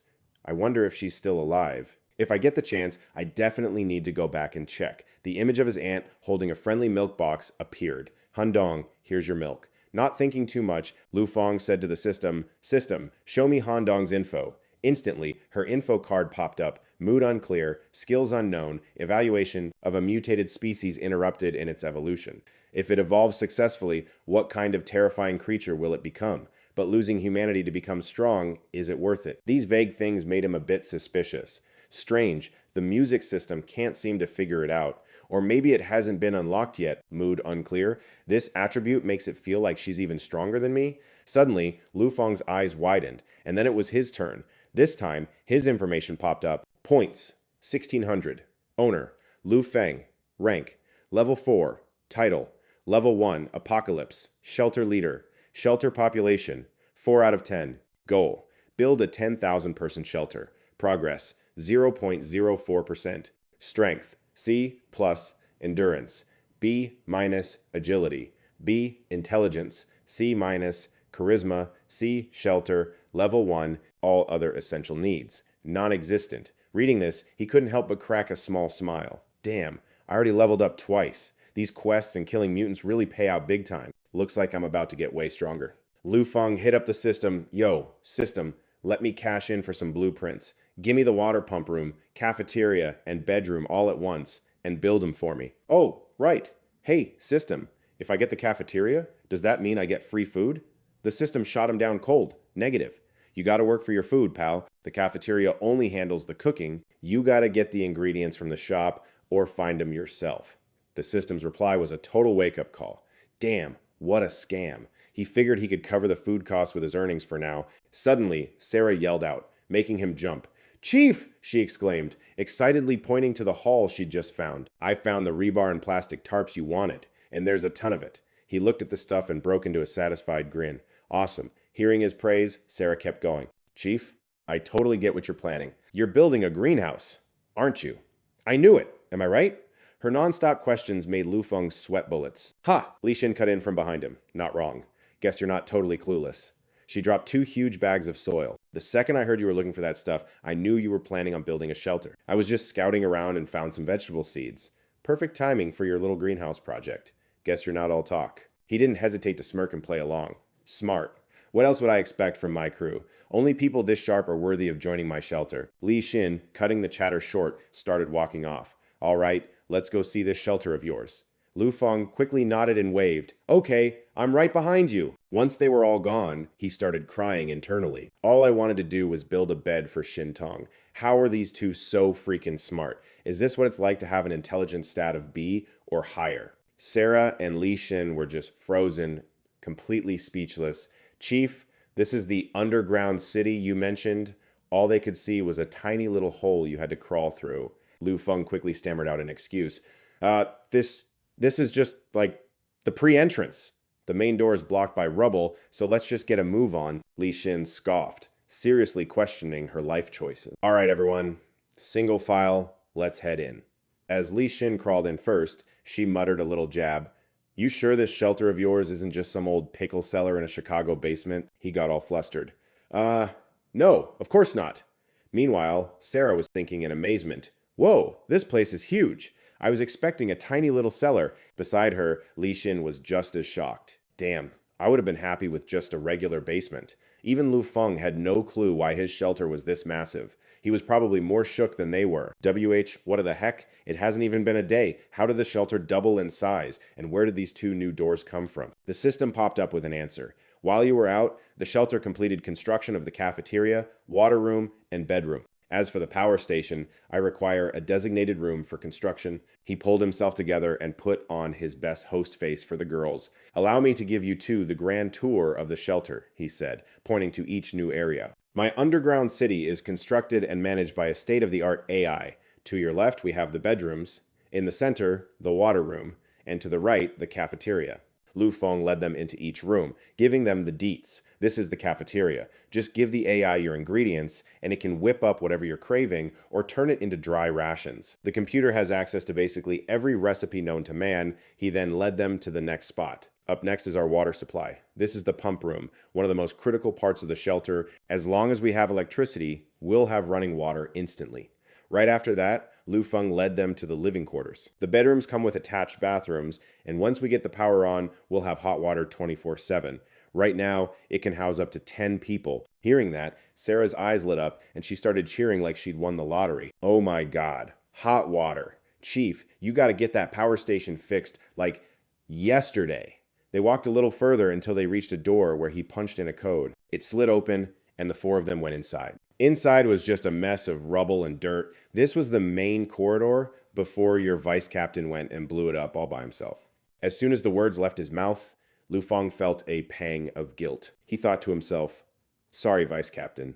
Just take the fall for me on this one. I mean, you're already dead. Li Xin stepped forward, ready for the job. I'll handle it. From her uniform sleeve, a strange little machine popped out. Lu Feng had never seen that machine before and wondered, what is this? She acted all mysterious, not wanting to spill the beans. You'll find out soon enough. Saying that, she attached it to the pile of junk. At the same time, everyone headed outside. Before long, a loud explosion went off, ringing in their ears. The explosion cleared the way for everyone to pass, and Li Xing explained, this is a specially made door-busting bomb. Let's go. Lu Feng looked at the explosive power and couldn't help but exclaim, wow, it blew right through. Everyone started to move through. She examined everything. All the zombies on this floor were already dead. This shelter area must be safe. Suddenly, they stood in front of a small room, and he announced, we're here, Li Xing. Can you keep watch at the door for me? She quickly replied without hesitation. Lu Feng was busy with the machine in the room, modifying and repairing it. The machine unexpectedly revealed a cube along with cheers. All done. Just then, the system displayed a notification that the level 1 shelter construction was complete. The shelter could be upgraded to level 2, and this news pumped him up. So awesome! In the bathroom on the other side, where the two girls were soaking, Sarah couldn't help but exclaim in joy. Wow! Li Xing, who was washing her hair, also dropped her cold demeanor, her face full of happiness. Indeed, hot water is the ultimate weapon for the apocalypse. The girl next to her chimed in. Exactly, we really have to thank the chief. Lu Feng was sitting at the desk, and the system was starting to upgrade the shelter to level 2. The notification screen popped up as per his request. The upgrade would take 6 days and 5 hours. After the upgrade, the shelter's energy could last for 4 months, so they needed to find new energy. It displayed the benefits, unlocking 4 new maps, a transport room, a healing room, a research room for combat uniforms, and gun research. Lu Feng was grinning from ear to ear. This was fantastic. Plus, they had gun research and a transport door. The two girls finally finished their shower. Sarah, wrapped in a towel, complimented Li Xing. Wow, Li Xing, yours is so big. I'm so envious. She received the compliment calmly. Hey, your secretary Sarah isn't small either. Who would have thought that in the apocalypse they could still take hot showers? Let's hurry up and get to class. Lu Feng must be waiting too long already. Li Xing said as she changed, but before she could enjoy the moment, she noticed something strange. This shelter even prepared uniforms. How intimate.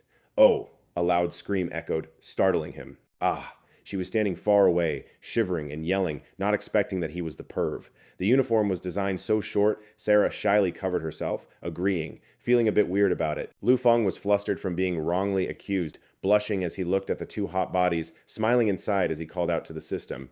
Haha, what's up with this uniform system? The screen popped up to answer his question.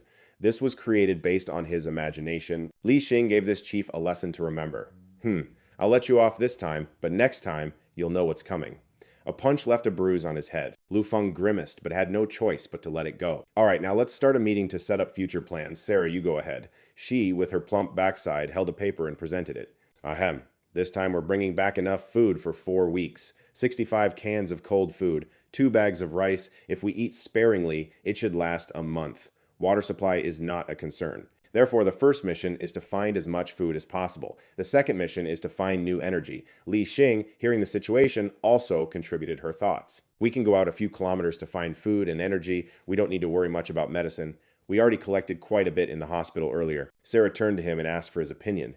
Chief, do you have anything to add? Her impressive skills made him feel butterflies in his stomach. The subordinate reported feeling it was too much. They had already helped him plan everything, but on the surface, he still seriously continued. The summary isn't bad, but relying solely on collecting food isn't too stable. Saying that, he quickly stood up. Follow me.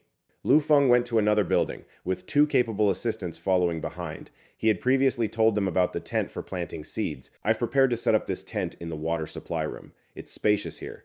Li Xing crossed her arms and asked casually, do you need us to help with anything? Sarah was rushing him. The chief's planning is impressive. He smiled smugly. You don't have to look at me like that. Immediately, Lu Feng shouted an order.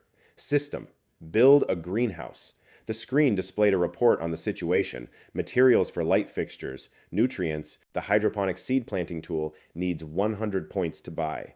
Are you accepting it? You immediately reply, sure, just like that. Out of nowhere, 2 cranes appear. They quickly start grabbing 2 poles. Then, even more cranes come in to use the poles as holders. At the same time, a notification pops up. The greenhouse will be completed in 2 days. Unlock the greenhouse map. Li Hin sees it and gasps in amazement. So impressive. She glances at Liu Feng, silently judging him. Even more impressive than the military's artificial intelligence. Looks like his identity is legit. In a small alley outside the hospital, Lai Hong has turned into a zombie, begging for his life. A cruel voice echoes. Ha ha ha. Don't run. Doc. To pins him down, casually pulling out a photo and asking him a question. Have you ever met the woman in this picture? The old man can only plead. Please, don't kill me. Doc. To steps on his knee, repeating the question. Have you ever met this woman? Lai Hoang, terrified, replies. No, never met her. She looks down at the guy beneath her, smirking. Oh, are you about to transform? The old man continues to plead. Save me. I have a lot of money. Just save me. I'll give you anything. Hearing this, Doc 2 is confused and extremely angry. What? Money? She turns to her lackey beside her and snatches the baton he borrowed. Doc 2 then smacks the baton into Lai Hong's chin, looking very painful. You have money? She keeps hitting him relentlessly, not caring about his life or death. You rich people. Lai Huang's face is swollen, not to mention he's getting a free lecture. Do you know what poor people like us have to do to survive? Doc. To laughs bitterly, voicing the injustice. The poor are oppressed by people like you, forced to live in the subway, scraping by day to day. You didn't expect to be called the underground dogs, did you? The poison gas outbreak allowed us, the underground dogs without chips, to escape a fate. Saying that, she lifts the baton and strikes him on the head. Damn rich people. After waiting for Doc 2 to vent her anger, the lackey beside her speaks up. Sister, a guy named Trin Tien Hung has opened a big supply reward for anyone who finds this woman. Doc 2 responds with resentment. That's right. But those people aren't good either. The times have changed. Now it's the apocalypse. Our underground tribe will kill all the rich dogs, standing tall at the top of the apocalypse. Her words are so powerful that no one dares to say anything.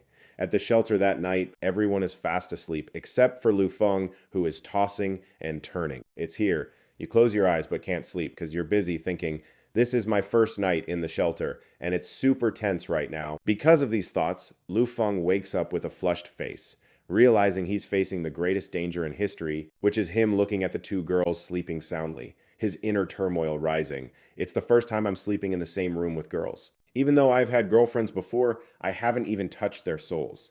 Clearly, this is the sign of a virgin. Lu Feng closes his eyes, contemplating the future, thinking of something else to distract himself from the system, introducing a bit about the newly upgraded map of the shelter. The system then shows that the shelter will automatically expand when it reaches level 2. All level structures will automatically upgrade, adding new maps afterwards. Greenhouse level 1, crafting uniforms level 1, treatment room level 1, transport door level 1, crafting guns level 1, crafting combat uniforms. Not knowing that Sarah had already gotten up behind him, she steps out of bed, while the system continues to present that the Gun Crafting Institute needs Apocalypse elite reputation to purchase. The treatment room can heal. As long as there are resources, it can automatically produce supplies every day. He still doesn't pay attention and focuses on the system information provided. Oh, making guns requires reputation. Looks like I need to find more people. Other information pops up. Skill upgrade to level 2, increase break, paralysis, acceleration, solidify, 5 effects of charm. This part is somewhat appealing to Lu Feng. Charming thoughts. Suddenly, Sarah has taken off her shirt without him noticing. He now realizes someone is there, cold sweat dripping down. Ah. She slowly approaches, making Lu Feng even more panicked. Wait, what's going on here? Why is Secretary Sarah taking off her clothes? Right, Sarah's attitude towards me is reverent. Could it be that the system reads thoughts and is in cahoots with others to improve relationships, increasing the chances of special events occurring? She lifts the blanket. If I make a sound, it'll wake Li Hin up and she'll totally misunderstand me as a player. Suddenly, Yang Lufeng jolted, a thought flashing through his mind. Wait, she's lying on the bed, holding onto me so tightly. The real sensation is making this guy feel all flustered inside. Sarah, what's going on? She's on the bed now, and her breath is tickling my ear, making Lu Feng blush like crazy. Secretary Sarah, we just met yesterday. Not to mention her curves pressed against my back. That feeling. I can't take it anymore, so I turn around. Sarah, wait. Oh, turns out Sarah is still fast asleep. Lu Feng suddenly panicked, realizing he was just imagining things. Wait. This is sleepwalking. I can't wake her up, or else Li Hin will wake up too, and that would be a disaster. His brain started to scramble, trying to figure things out. What am I going to do? The night passed, and the next day, in the dorm room of the refugee department, Lu Feng's eyes were panda-like, thoughts racing backward. Last night, let's just not talk about it. I absolutely can't let them find out about what happened. He tried his best to stay alert and focus on the main issue. System, I want to test the charm of the new transformation. Lu Feng pulled out some bullets, secretly calculating, and had to rummage through the wreckage of Li Hin to find explosives to test. Too bad the gun blew up. He picked one up and started using his transformation power. The system announced that 2 points were consumed and the bullet's explosive effect increased. He thought to himself, 2 points. The transformation ability is definitely linked to physical strength. After considering for a while, Lu Feng made a decision. I don't have any long-range attack methods, but I can probably transform my throwing skills. Remember, I have a talent, combined with throwing weapons. The current talent points are 4, attribute points 2. Recognition increases throwing weapons. He read through the information and confidently affirmed that this talent recognition was indeed perfect for him. With that thought, Lu Feng commanded. The system added 1 point of talent to recognition, 3 points to the master chip, and all attribute points to strength. A new information panel appeared. Congratulations, strength increased to B. When 1 attribute point increases, a special option is activated. Random reward selection. A. Close combat attack speed plus 5%. B. Close combat damage plus 5%. C. Standing attack damage plus 20%. D. Master martial arts set. Lu Feng's attributes. Strength C plus greater than B. Endurance B. Agility B. Intelligence C. Charm C. Lu Feng looked at the information in front of him, grinning with delight. Ha! Random reward selection. Suddenly, his eyes widened as if he saw something shocking. Wait a minute. Purple. Is the purple color a fixed one? The screen quickly appeared to answer his question. 5 parts can randomly produce purple, 1%, orange, and red are still unknown. Without thinking, he immediately chose, looks like my luck isn't too bad, chose D. Suddenly, his hand ached as if a strong current was running through it, along with the display. The master selected the martial arts chip to level up to the master martial arts set. Lu Feng was overwhelmed by this information. What? Suddenly, his hands felt uncontrollable pain. It hurt so much. He punched the wall, creating a loud bang. Ah. When Lu Feng opened his eyes, he found something strange. His trembling hand was tightly bound by machinery. This attribute is too strong. The system displayed information. Master martial arts set, 3 slots, strength increase, force attracting, metal empty. While still surprised by the new strength, his phone rang. You have a new order to ship. Please check. His attention immediately shifted to it. An order. A female voice came from the other end of the line. 9527. Luckily, I still remember your code. Lu Feng was confused, not recognizing who it was. Hello, where are you? A few hundred kilometers away, in Cali, struggling to escape from some zombies. I'm Cali, and I can only contact you now. Can you come over? I need your help. A mighty eagle appeared in the sky. It soared over the burning city. Li Hin, not having seen any action for a while, looked up and exclaimed, Wow, there's an eagle in the city now? Lu Feng beside her didn't know why his expression was a bit serious. A thought flashed through, and the whole system automatically searched for the chip. He ignored her words and sank into his own world. This mission was just him and Li Hin. A rush of memories came flooding back. The image of his sick sister bedridden appeared. How long has Han Dong been like this? Sarah slowly approached with a notepad in hand. It's been a day now. I noticed her condition yesterday afternoon, and right then, the system popped up. After drinking the mutant's essence, my little sis started to evolve. It said, please upgrade the shelter to level 5 as soon as possible. Then Sarah suddenly brought up someone she just looked into, a girl named Callie who called you, saying her background is way more complicated than it seems. Turns out, she's a big shot at Celestial Corp. She was engaged to Trevor Zhang a while back, probably some kind of business arrangement. Leo was pretty shocked to hear that name. What? They were a thing? Sarah was jotting down all the intel and came up with a plan. She's a couple of miles from the mall. If we go save her, we can grab some supplies on the way. Sarah, arms crossed with a steely gaze, totally agreed. I say we go find her. We could get more intel on Trevor Zhang. Just then, the mission board lit up with a choice.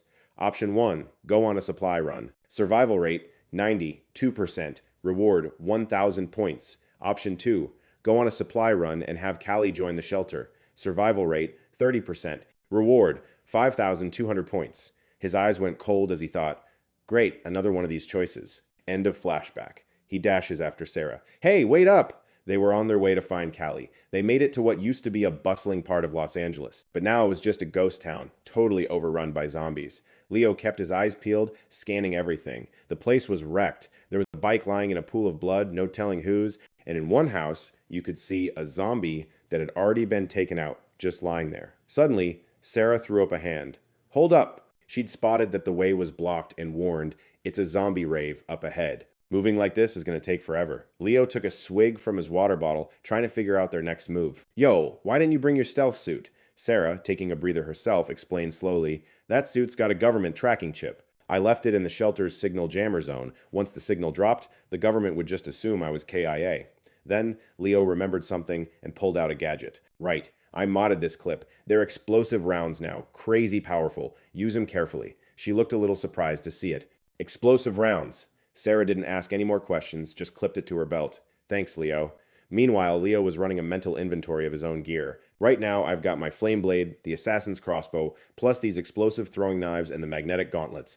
The throwing knives can be rigged to explode, and the gauntlets can control up to about 90 pounds of metal. He stroked his chin, thinking, looks like I need to grind some more to level up my stats. Sarah noticed his thoughtful expression while she was talking and glanced over. We'll move out in 2 minutes?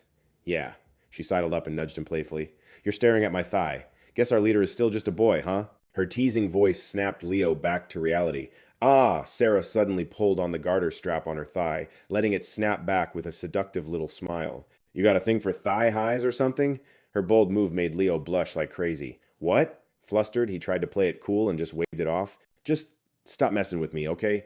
I figured out how to get there faster. He pointed to a car up ahead. We can jack that ride and get out of here. Sarah wasn't sold on the idea.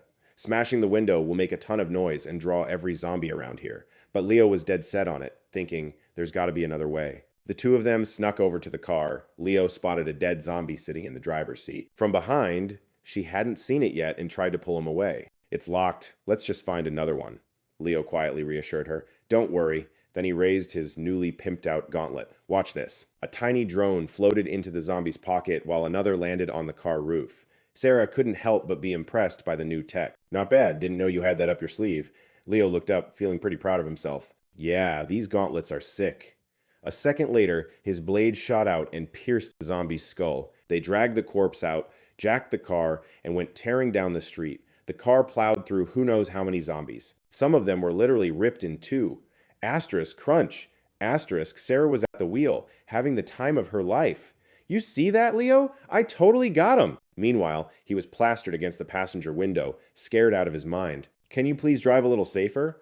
But she just threw her head back and laughed. Haha, this is a blast. Seeing her in such a good mood, Leo decided it was a good time to talk. Hey, Sarah, is it just me, or do you seem way more chill and open since you joined the shelter? Since she was in a great mood, Sarah started to tell him about her past. In the Special Forces team, you face dark stuff every day. But now that I'm out of the team, I feel way better because of my happiness. After saying that, she flashed a satisfied smile. You gotta live a bit longer, Captain. That look on Lai Hin's face made him shy and turn away. That girl. Through the glass window, Lu Feng saw a bloodied zombie grinning. It looked completely different from the others, way more grotesque, to the point it made him shudder. The zombies are starting to evolve.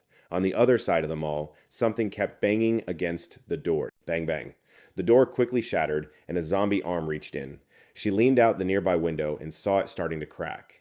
Callie frowned, feeling a bad vibe about this. Instantly, the glass shattered, and the zombies began to pour in. The window couldn't hold them back anymore. On the other side, bright sunlight streamed into the supermarket. The zombie, baring its sharp teeth, was hunting for prey. It moved toward Callie, extending its bloody hands. With a dead end behind her, there was no way to escape. It's over, right? The zombie suddenly lunged. Callie sat still, closing her eyes as if she was ready to give up. Unexpectedly, a stick came out of nowhere and hit it right on the head. A group of strong people burst into the room, fighting off the zombies. A big, muscular guy with a confused expression asked, Miss, are you okay? You need to get out of here fast. Callie, not understanding what was happening, remained frozen. They didn't say a word and quickly pulled her out of danger. Two others from the team rushed inside. Lian desperately tried to close the door to trap the zombies. She skillfully used a baseball bat to block the doorknob, pushed something to hold it back. Callie was saved just in time and was really emotional. Thank you for saving me. Who are you guys? At that moment, they all introduced themselves one by one. Big guy, security team, I'm student Latu. Nice to meet you, beautiful little one, security team. Hello, we were hiding with the other survivors in the supermarket. I'm Sheriff La Wai. Seeing that the people in front of her meant no harm, she softened her voice and introduced herself. I'm Callie. Thank you for saving me. Phew. I knew there would be people in the supermarket. Finally waited long enough. La Wai wiped the sweat off his brow. A bit curious. Oh, really? Memories flooded back as Callie recounted the tough situation earlier. When that zombie appeared, my car suddenly died. I dodged a few times and just ran here. In front of the supermarket was a dead end, and there were lots of barriers around. So with few zombies, I thought for sure someone must have dealt with the ones outside. As she spoke, she recalled running into the supermarket, seeing from the window that each area had rolling doors blocking the entrances. And she was here with people. A sharp glint of cunning flashed in her eyes. Looks like I win.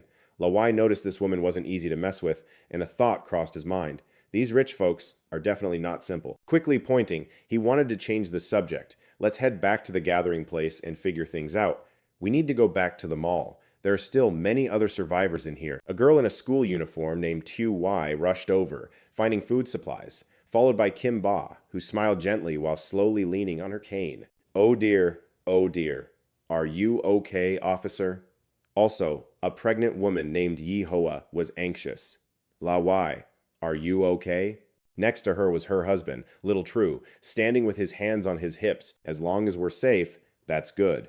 La Wai scratched his head, calmly reassuring everyone.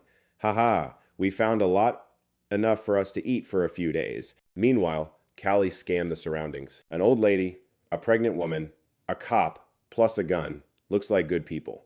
Yi suddenly noticed the strange woman and became irritated. Who is this? La Hai. She smiled and introduced herself. I'm Callie, the CEO of Lei Tian Corporation. Thank you all for saving me. Little True looked at her, eyes wide, pointing in disbelief. Oh, I remember now. She's one of the top 10 female CEOs on the Fox ranking. Yi Hoa was quite surprised by her identity. Wow. A businesswoman? Lao Wai was stunned when he found out who she was. So it's her. Contrary to the excited reaction of the cop, 2Y shot her a dirty look. Fox spirit. Suddenly, a voice cut through the noise.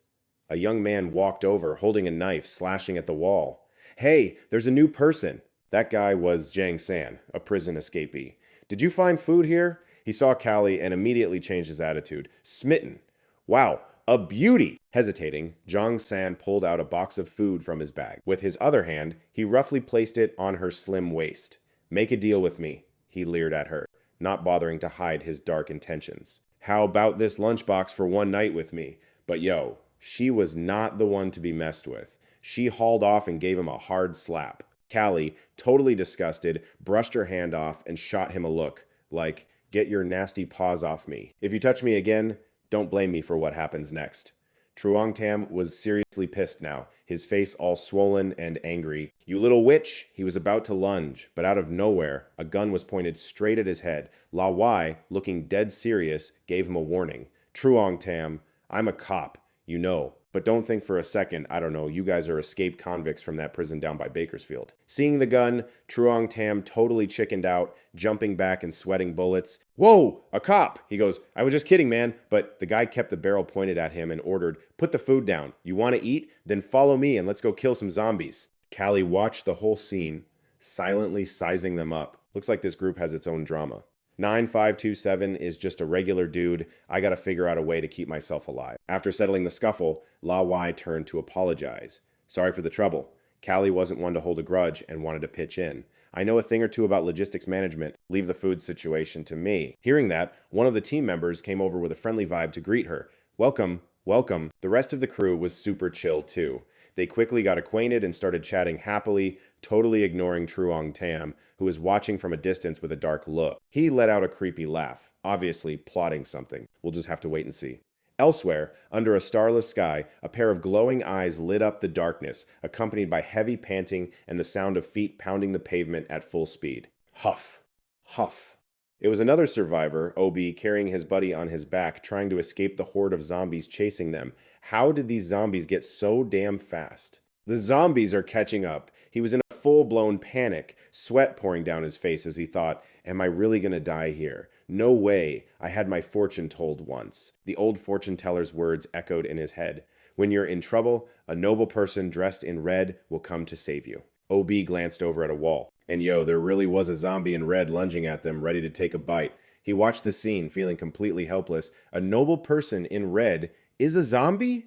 Just then, Hawkvan showed up from behind with a bat to help out. Obi ducked. Hawkvan immediately swung the bat hard at the zombie's head, but it didn't even flinch. Instead, it got even more frenzied, making him scream, "Ah!" In that life or death moment, Lu Feng swooped in like a god, swinging his sword and slicing right through the zombie. Okay, this was clearly Obi's real savior in red. Lu Feng's face seemed to glow in the light, sparkling like an angel. In the middle of all the chaos, Obi looked at him and just knew this was the guy the old man was talking about, the noble person in red. Hearing that, Lu Feng remembered he was also wearing red and froze for a sec. Suddenly, the guy ran over and hugged his leg, which totally caught him off guard. Hey, Obi kept calling him noble person, but even with this dude clinging to him, Lu Feng didn't let his guard down. Just then, his sixth sense tingled, warning him of someone behind them. Turns out, it was a zombie with crazy long arms about to attack Lu Feng. He quickly grabbed a throwing knife and chucked it. Instantly, its head exploded. Lu Feng's eyes went wide with surprise. Damn, that worked really well. While he was lost in his own thoughts, Obi was freaking out over the scene that just unfolded. The zombies just kept chasing and tearing into innocent people, and all around were these haunting sounds. Ah, the scene was pure chaos. Zombies were mercilessly attacking people, while other folks were running for their lives, trying to save the injured. A desperate voice cried out, "Obi, run!" He looked in the direction of the voice, only to see the horrifying sight of a zombie eating someone he knew alive. He screamed, "Ah, old Lee." The zombies were getting thicker, crazily chasing after the humans. As Lu Feng moved, he was silently assessing the situation. These zombies have definitely evolved these past few days. He charged in to fight the zombies and yelled for Li Xin, who immediately came to help. Over here. Right after, Li Xin viciously kicked away a zombie blocking her path. Get lost. But the zombies were still relentlessly swarming him. Just then, one leaped down from above, trying to ambush him. Lu Feng, totally unfazed, dodged the attack, but unfortunately his blade was snapped in two by the blow, getting stuck deep in the ground. He immediately held out his hand, which was fitted with a sensor to control the metal shard. "Come to me." Following Lu Feng's command, the broken piece of the blade instantly pulled out of the ground and then shot right through the zombie's head. After taking it down, Lu Feng was exhausted, panting heavily. Damn, these evolved zombies are no joke. Watching from a distance, Obi couldn't help but be in awe as he saw Lu Feng take down the zombie. So freaking cool. Lu Feng picked up his broken blade to examine it, his eyes filled with doubt. The bone blade of an evolved zombie can actually break my composites. Not letting it faze him, my dude scoped out the scene. Noticing the zombies were swarming, he shouted a heads up. Oh crap, the gunshots totally rang the dinner bell for a ton of zombies. Just then, Lu Feng spotted an auto body shop across the street. Yo, to ditch these clingy-ass zombies, he took charge, yelling, "Quick, to that garage up ahead." They didn't have to be told twice, and ducked into the shop. OB, who was helping another injured dude, was super grateful.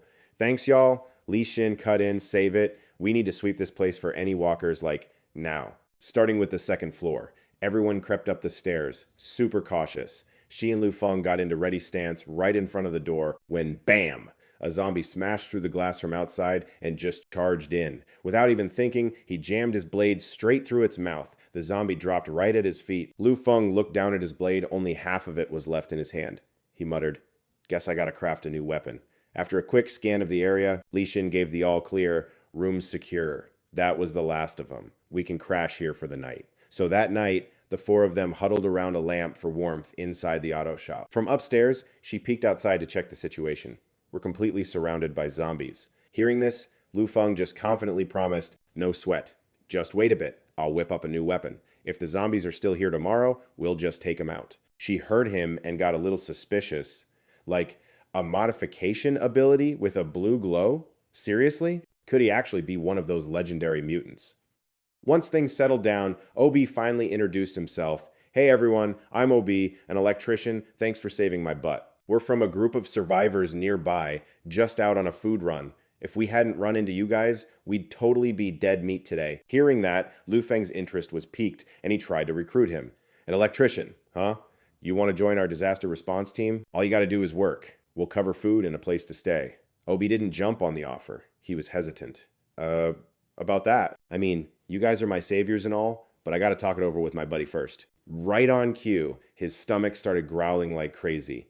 Asterisk, Ruwumble, asterisk. Seizing the moment, Lu Feng was like, hungry? He whipped out some food, making him a totally voluntary offer he couldn't refuse. Look, Obi, I've got food, water, and even medicine right here. Just say you'll join us, and I'll patch up your friend and make sure you guys live comfortably from now on. Hearing that, he was like, what the hell? At this point, Obi totally lost it. I'd rather die and jump down there to be zombie chow than eat a single bite of your food. Talk about being dramatic. Who would have guessed that a second later, you see him scarfing down a bowl of rice, even sucking up.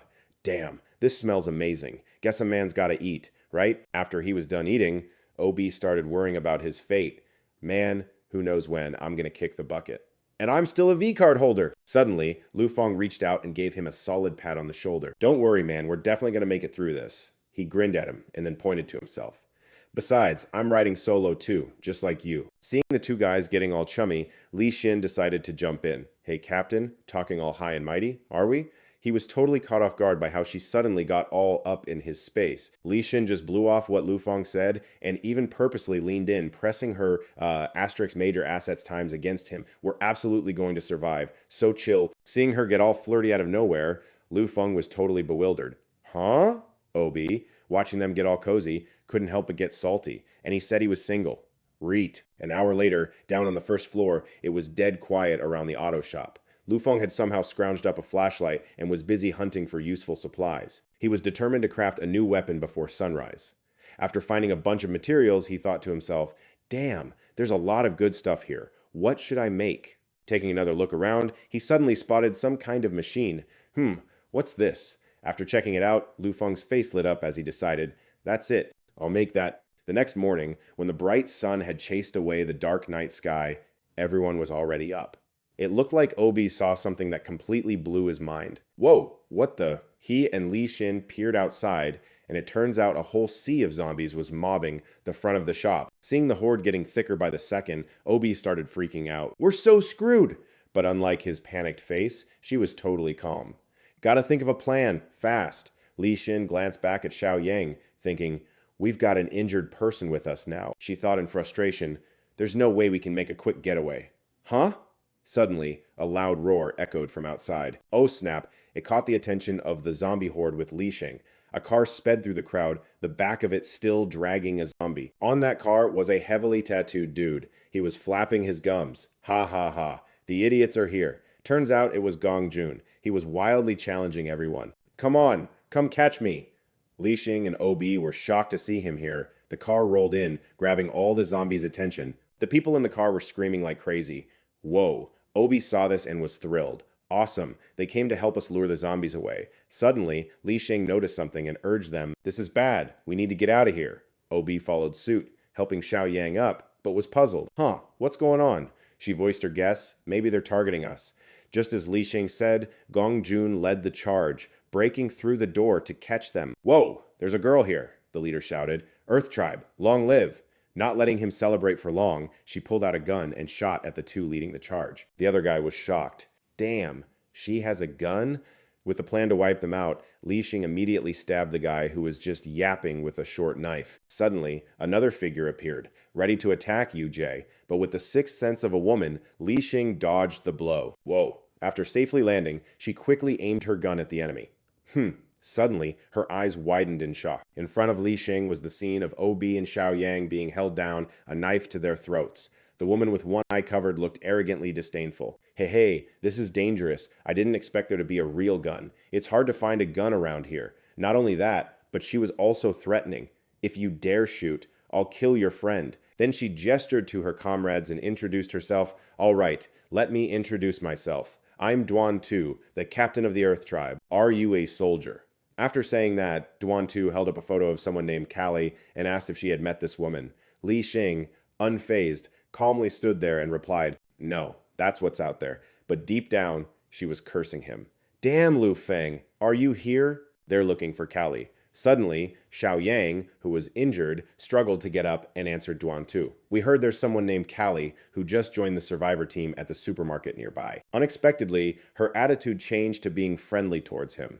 Thank you. I've decided to give you a chance to live. Then she turned to provoke Li Xing. Hey, soldier over there, let's have a one-on-one fight. No guns allowed. If you beat me, I'll let you go. Not giving her a chance to respond, Duan Tu got into position and pulled out two hidden knives. She charged at her with excitement. Let's have some fun.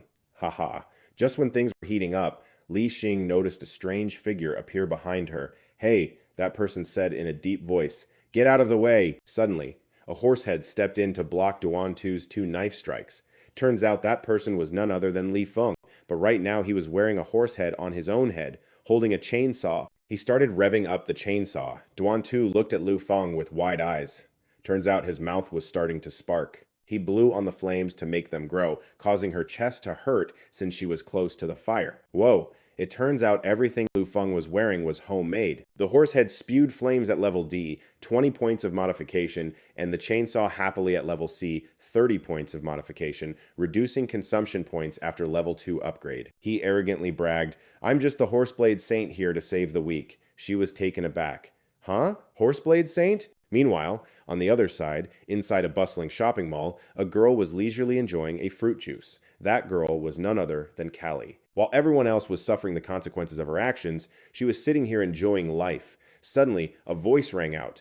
Oh, isn't that Callie? Take off your glasses and see who it is. After confirming it was someone she knew, she put her glasses back on to enjoy.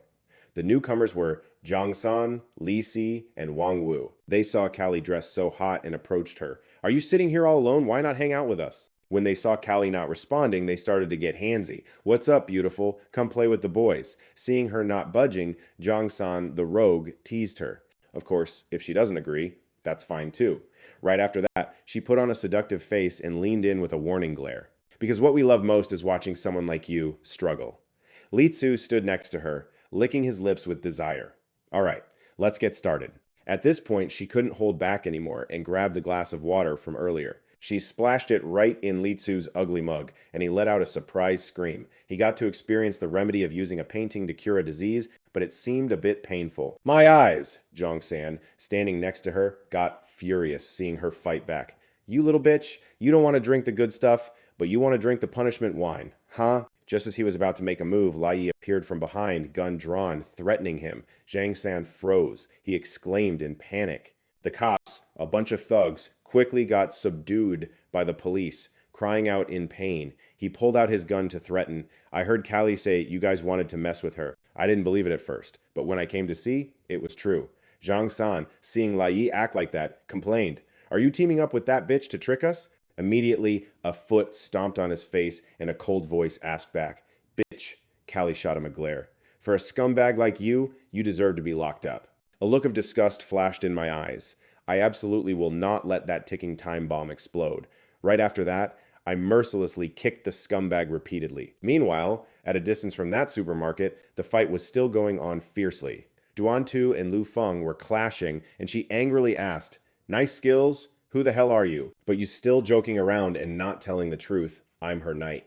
Seizing the opportunity, while Duan Tu was distracted, Lu Feng knocked her weapon away. She screamed in anger, What kind of hero are you with that horse head? The demon hadn't even warmed the seat for long when Lu Feng unleashed a surprise move that caught Duan Tu off guard. Turns out you blew fire this way, but she had already sensed your intention and dodged it. The method is the same anyway. Duan Tu, landing on the ground, was feeling smug, thinking, Don't think I'll fall for it again. But the early bird often gets the worm. Lu Feng extended his hands with sensory devices, pressing them close to her, giving her an unprecedented force. So, Duan Tu was controlled by the magnetic field and fell flat on the ground amidst his shout. Get lost. Right after that, Lu Feng's arm was around her neck, making her spray glue, You lost. The henchman saw her being subdued and shouted anxiously, Big sister, OB appreciates it. Great job, Lu Feng. You held her tight, making her uncomfortable. Uh-huh. Then you finally let go of the horse head. I remember you said if I beat you, you would let my friend go, right? Duan Tu knew she had lost and started to manipulate the psychology. Your looks and strength aren't bad. Could it be that you're in cahoots with that Callie chick? Wait a bit. We'll go to the supermarket to catch her. Hearing her plan, you couldn't help but be curious. Why do you guys want to catch her? Duan Tu honestly expressed. Hey, the Minister of Health, Zheng Tianhong, has given a huge amount of supplies to her. These officials always act like they're high and mighty. Sooner or later, I'll have to kill those scumbags. Duan Tu was intrigued, thinking to knock her out and then figure things out, but Lu Feng immediately interrupted. Sorry, you don't have that chance anymore. She was held tight by you and was flustered, thinking of a way out. Oh no, if I don't use all my strength, I'll get crushed. But unexpectedly, Duan Tu found this action of yours exciting, her face showing a look of desire. This deadly, comfortable feeling, no, I'm reaching my limit. I have to use all my strength. Just then, a siren blared, catching everyone's attention. Li Xing looked at the chaotic scene outside and worried. What's going on? Suddenly, her eyes widened in fear. At this moment, the alert system announced that mutated strength zombies had appeared. Jian Yi, get out of here quickly. Just then, a henchman of Duan Tu arrived to report. Big sister, something is attacking our convoy, she angrily frowned. What is it? A giant zombie was smashing from the outside. It lifted a car as if it were nothing. Then immediately, the building was smashed by the flying car. The people inside saw the car flying in and quickly dodged. The scene turned chaotic, dust flying everywhere. Everyone hurried to help each other escape. We should take this chance to leave quickly. They quickly vanished behind the dust, leaving Duan Tu and her henchmen. They anxiously reported, Big sister, it's not good. The hostages have been hit and taken away. What do we do? Duan Tu gritted her teeth in anger and demanded to escape from these zombies first, then they would go after Callie later. They're all on the same team, so you know they're going to hit the supermarket. When they do, I'm going to end every last one of them. Back inside the store, a delicate hand was scribbling something down, and this is what we're left with. Once Callie finished the inventory count, she started dishing out tasks to everyone. We're starting to ration the food today. We've only got enough to last for 5 days. Regarding patrolling the entrances, Lao Wai quickly chimed in, I've already got a lay on patrol. Tomorrow, we're heading out to scavenge for food. He then thanked her profusely. Thank you so much for your help. This really takes a huge weight off my shoulders. Xiao Zun also suggested that they should just keep those dudes locked up for the time being. While everyone was chatting, Yi was biting her nails, silently fuming with jealousy. This damn vixen just waltzes in here and is already trying to take charge. The airhead then spoke up, questioning the decision. Why the hell are we rationing food? Seeing her pop off like that, La Wai immediately tried to shut it down. Yi, chill out. This is for everybody. This kind of loudmouth drama isn't worth Callie's time. If you don't want a ration, then we can all just go out and hunt some zombies. Callie then paid her no mind, turning and pointing to the list to ask, Ma'am, how far along is that pregnant girl? Granny Kim thought it was odd, but answered her truthfully. You know, now that you mention it, it is super weird. When Li Hua got to the supermarket, her belly wasn't even showing, but just a few days later, she looks like she's about to pop. The fact that no one seemed to care just made Yi even more pissed. Damn it, she's ignoring me again. Meanwhile, hearing Granny Kim's story, Callie got a little suspicious. She then gave the granny an instruction. Getting that big in just a few days. Something's not right. Ma'am, could you help me bring some food to them? And while you're there, check out what's going on. Her mind flashed back to the woman's arm. That wound on her, it wasn't a zombie bite, was it? As soon as she finished delegating all the tasks, she turned to leave. Seeing Callie walk away, Yi got all worked up. Hey, you haven't answered me yet. Laoui immediately stepped in. Yi, Callie replied icily. There's nothing to discuss. Then she flipped the script on her. Look, it's my call. I'm going to be out there with the team, taking down zombies and scavenging for supplies. What about you? Backed into a corner, Yi couldn't get a word out, just stammering, I. Lao Wai, standing nearby, was super disappointed in her attitude and warned her, Yi, stop being so childish. This is serious. Callie just ignored her from then on and shared her suspicions. Oh yeah, Officer Law, I think there's something up with that Li Hua woman. That wound on her arm didn't just look like a scratch. Plus, even if she's pregnant, there's no way her belly would blow up like that in just 3 days. I have a bad feeling that what's inside her stomach isn't a baby. He was taken aback when he heard that. What? Are you serious? Meanwhile, Yi was just frozen in place, literally shaking with anger. Damn it, she shot Callie a look filled with pure hatred. That damn witch. That's the first time Law has ever snapped at me. All of a sudden, a voice called out, making Yi jump. Hey girlie, it was Zhang San and Li Si. They were in their makeshift cell, trying to talk her into something. Hey, you hate that witch too, huh? I know a way you can get your man back. The dude's face twisted into a sketchy smile. I think we could work together. Meanwhile, in another room in the supermarket, a horrifying scream ripped through the air. It hurts so much, honey. Xiao Zhao was shaking with fear, his wife's agonizing cries ringing in his ears. My stomach. It hurt so bad. Li Hua's stomach was twisting in a grotesque way. She anxiously asked her husband, "Is the baby okay? How is it?" Even though he was terrified, Xiao Zhao tried to reassure his wife, "Don't worry, our baby is strong and healthy." Hearing that, she seemed to relax a bit. "Oh, really?" He watched in terror as she pushed. But the thing that came out, after she finally gave birth, a tired Li Hua mumbled, "Oh, that's good." But the newborn creature had tentacles, nothing like a normal baby. His face drained of all color as he stammered, Is this our baby?" Right at that moment, Granny Kim came in with her cane. "Xiao Hua, Callie sent me over. I brought some food for you two." Granny Kim's eyes fell on Li Hua in the bed, and then on the thing she had just delivered. She was absolutely horrified. "Xiao Hua, she's." The granny shrieked in terror, "Zombie!" "Ah!" Xiao Zhao, trying to shield his wife, desperately explained, "No, it's not what it looks like. She's okay." The second he said that, a tentacle shot out and impaled him, making him scream in agony. "Ah!" He whipped his head around and saw it came from his wife. Li Hua had completely zombified. "Honey, why?" Witnessing this nightmare, Granny Kim's face drained of all color as she let out a piercing scream. "Ah!" Meanwhile, outside, La Wai was still in the middle of talking with Callie. "So you're saying Li Hua got bit by a zombie?" At this point, Callie had to confirm his suspicion. Yeah. And what was growing inside her wasn't a baby. It was probably some kind of parasite. Suddenly, a blood-curdling scream erupted from inside. Li Hua had busted out and was now hunting people down. Callie whipped around in shock. "What the hell is going on?" Lassie yelled out, "The granny's been bitten!" Without a second's hesitation, La Wai whipped out his gun and fired at the thing. "Let her go! Now!"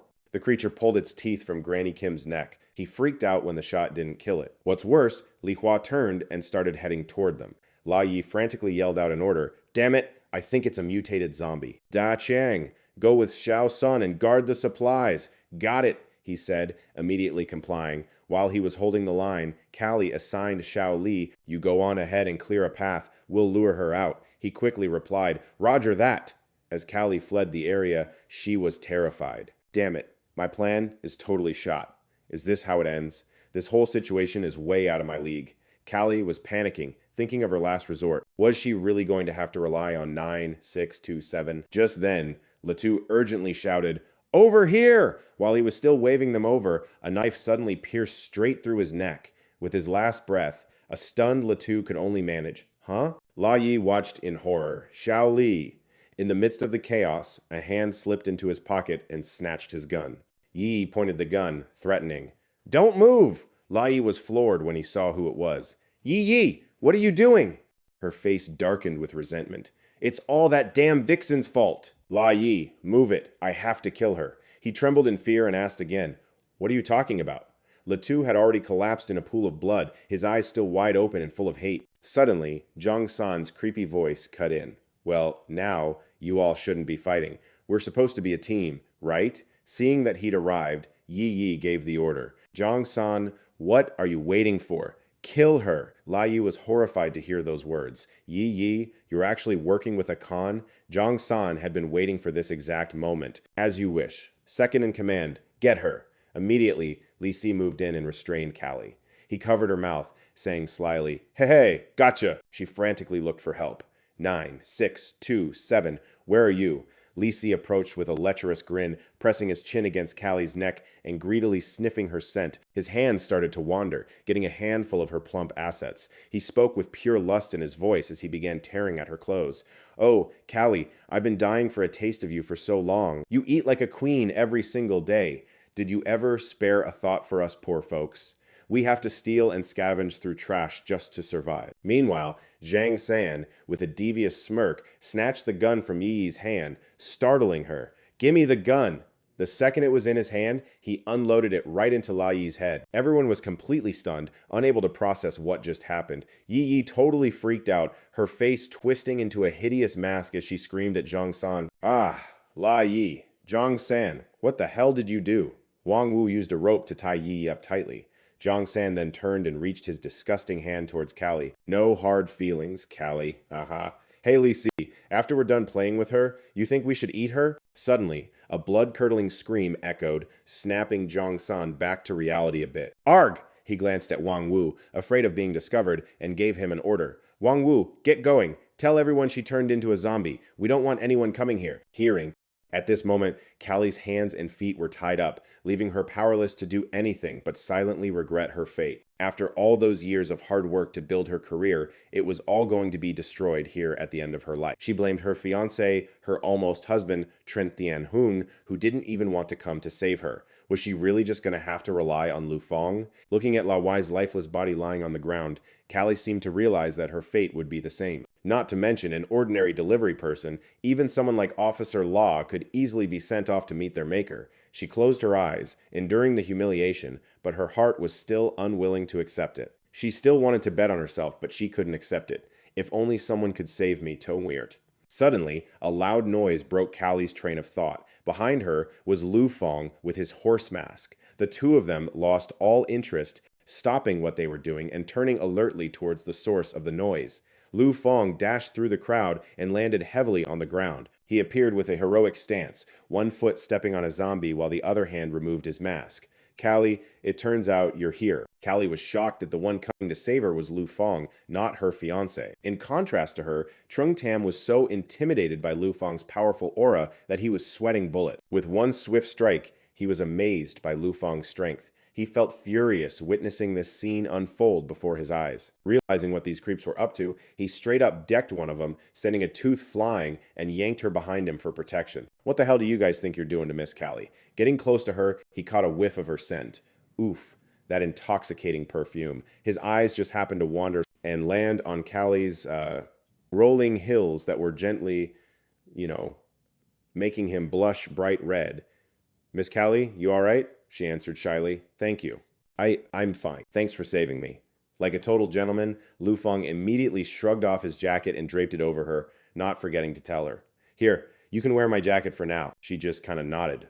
Pulling herself together, Callie was like, I seriously can't believe you came all this way to save me. He scratched his head, looking kind of sheepish. Well, a promise is a promise, right? He saw Callie fiddling with the hem and got worried she thought it was gross, so he quickly apologized. Oh, my bad. I kind of sprinted all the way here, so it's probably a little sweaty. She gently lifted a corner of the jacket to her nose, lost in thought. Asterisk. He ran all the way here? It doesn't smell bad at all. Actually, it's a scent that makes you feel safe. Asterisk. Then Callie spoke up to thank him again. Lu Feng, thank you. Meanwhile, Zhang San was still clueless about the world of hurt he was about to enter. The stubborn punk aimed his gun and started running his mouth, mocking our boy. Aren't you broke just like us? Why you kissing up to the rich? Huh? Why bother saving her? Lu Feng was absolutely livid now. He just swatted the guy, sending him flying. Get lost! The shove sent the dude slamming into the wall, and he was so dazed he dropped the gun. Seizing the moment, our hero moved like lightning, ramming the chainsaw straight through Zhang San's body. All the guy could do was let out a blood-curdling scream. Ah! The pain from the wound had him sweating bullets. Lu Feng gritted his teeth and declared his creed with total confidence. I might be broke, but I believe that if I bust my ass, I can make my own dreams come true. I'm nothing like you. Then, out of nowhere, a zombie squeezed through the door and snatched Zhang San by the head. Help me! As the zombie grabbed him, Zhang San's eyes went wide with pure terror. 2 streams of bloody tears rolled down his face as he screamed in terror. Ah, let me go! The thing let out a roar, hoisted him into the air, and started squeezing even harder. The agony shot through him, and Zhang San grabbed at the hand, crushing his skull, struggling and flailing like a fish out of water, just screaming his lungs out. Even Lu Feng was totally freaked out by the scene unfolding before him, his jaw hitting the floor as he stared wide-eyed. The zombie just kept on roaring, digging its razor-sharp claws deeper and deeper into the guy's scalp. All the dude could do now was helplessly beg, help, save me. Then there was a loud times squish, asterisk, and streams of liquid just exploded from the zombie's clenched fist. Lu Feng and his crew were so freaked out they were frozen solid, everyone breaking out in a cold sweat, terrified for their own lives. Suddenly, the system window popped up with a warning about the zombie's mutation. Mutated power-type zombie has appeared. Extremely dangerous. Host is advised to retreat immediately. But even with the system screaming at him to run, he was completely pinned down by its insane pressure. Asterisk. This overwhelming pressure. Asterisk. Realizing how bad things were getting, Lu Feng's brow furrowed as he gritted his teeth and muttered, Damn it, I knew it followed me here. You guys get back. Callie, standing next to him, wondered if the zombie was specifically targeting him, so she asked, "Is it aiming for you?" He flashed back to the fight his crew had with the zombie just a little while ago. Earlier, this thing chased us all the way to the front doors of the Costco. We had no choice. I had to lead it away. Seeing it shoot out tentacles to attack, Lu Feng screamed a warning to everyone. Watch out! Wang Wu couldn't even process what was happening and didn't have time to react. He could only watch helplessly as a tentacle skewered him right through the chest, letting out a scream. Ah! Seeing the tentacles speeding toward them, Callie frantically tried to figure out how to dodge. Asterisk, how are we supposed to get away from this? Asterisk. Meanwhile, Xiao Yi wasn't having any better luck and got tagged by a tentacle too. Ah!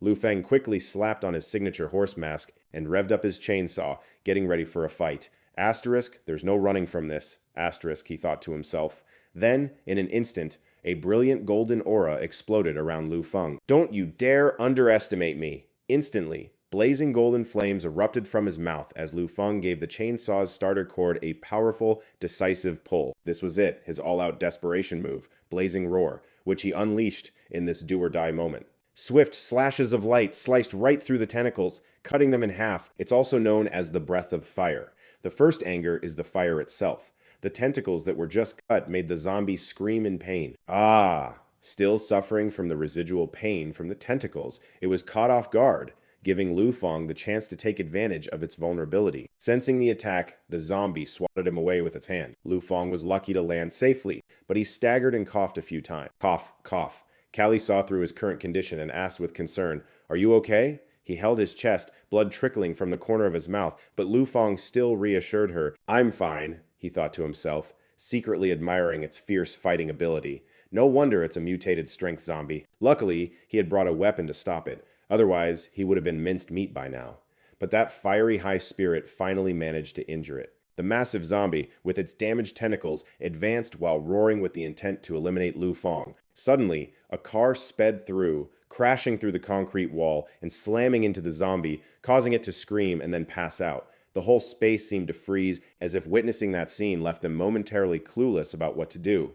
Kung Tuan, sitting in the car, was curious about what he had just hit. It seemed like he had bumped into something. Dokto appeared with an arrogant demeanor, hands on her hips, one foot on the hood of the car, laughing as she greeted him. Ha ha, that horse-headed turtle was me, wasn't it? Kung Tuan seemed to have found his target and exclaimed, "Big sister, look at that woman over there." Tio Pham, in her mask, widened her eyes in shock. Hearing someone talk about her, Callie questioned, "Oh, do you know me?" Dokto raised an eyebrow, looking at her mockingly, clearly stating her purpose for being there. "Your fiancé, Trint Thien Hung, sent me to save you. Come with me."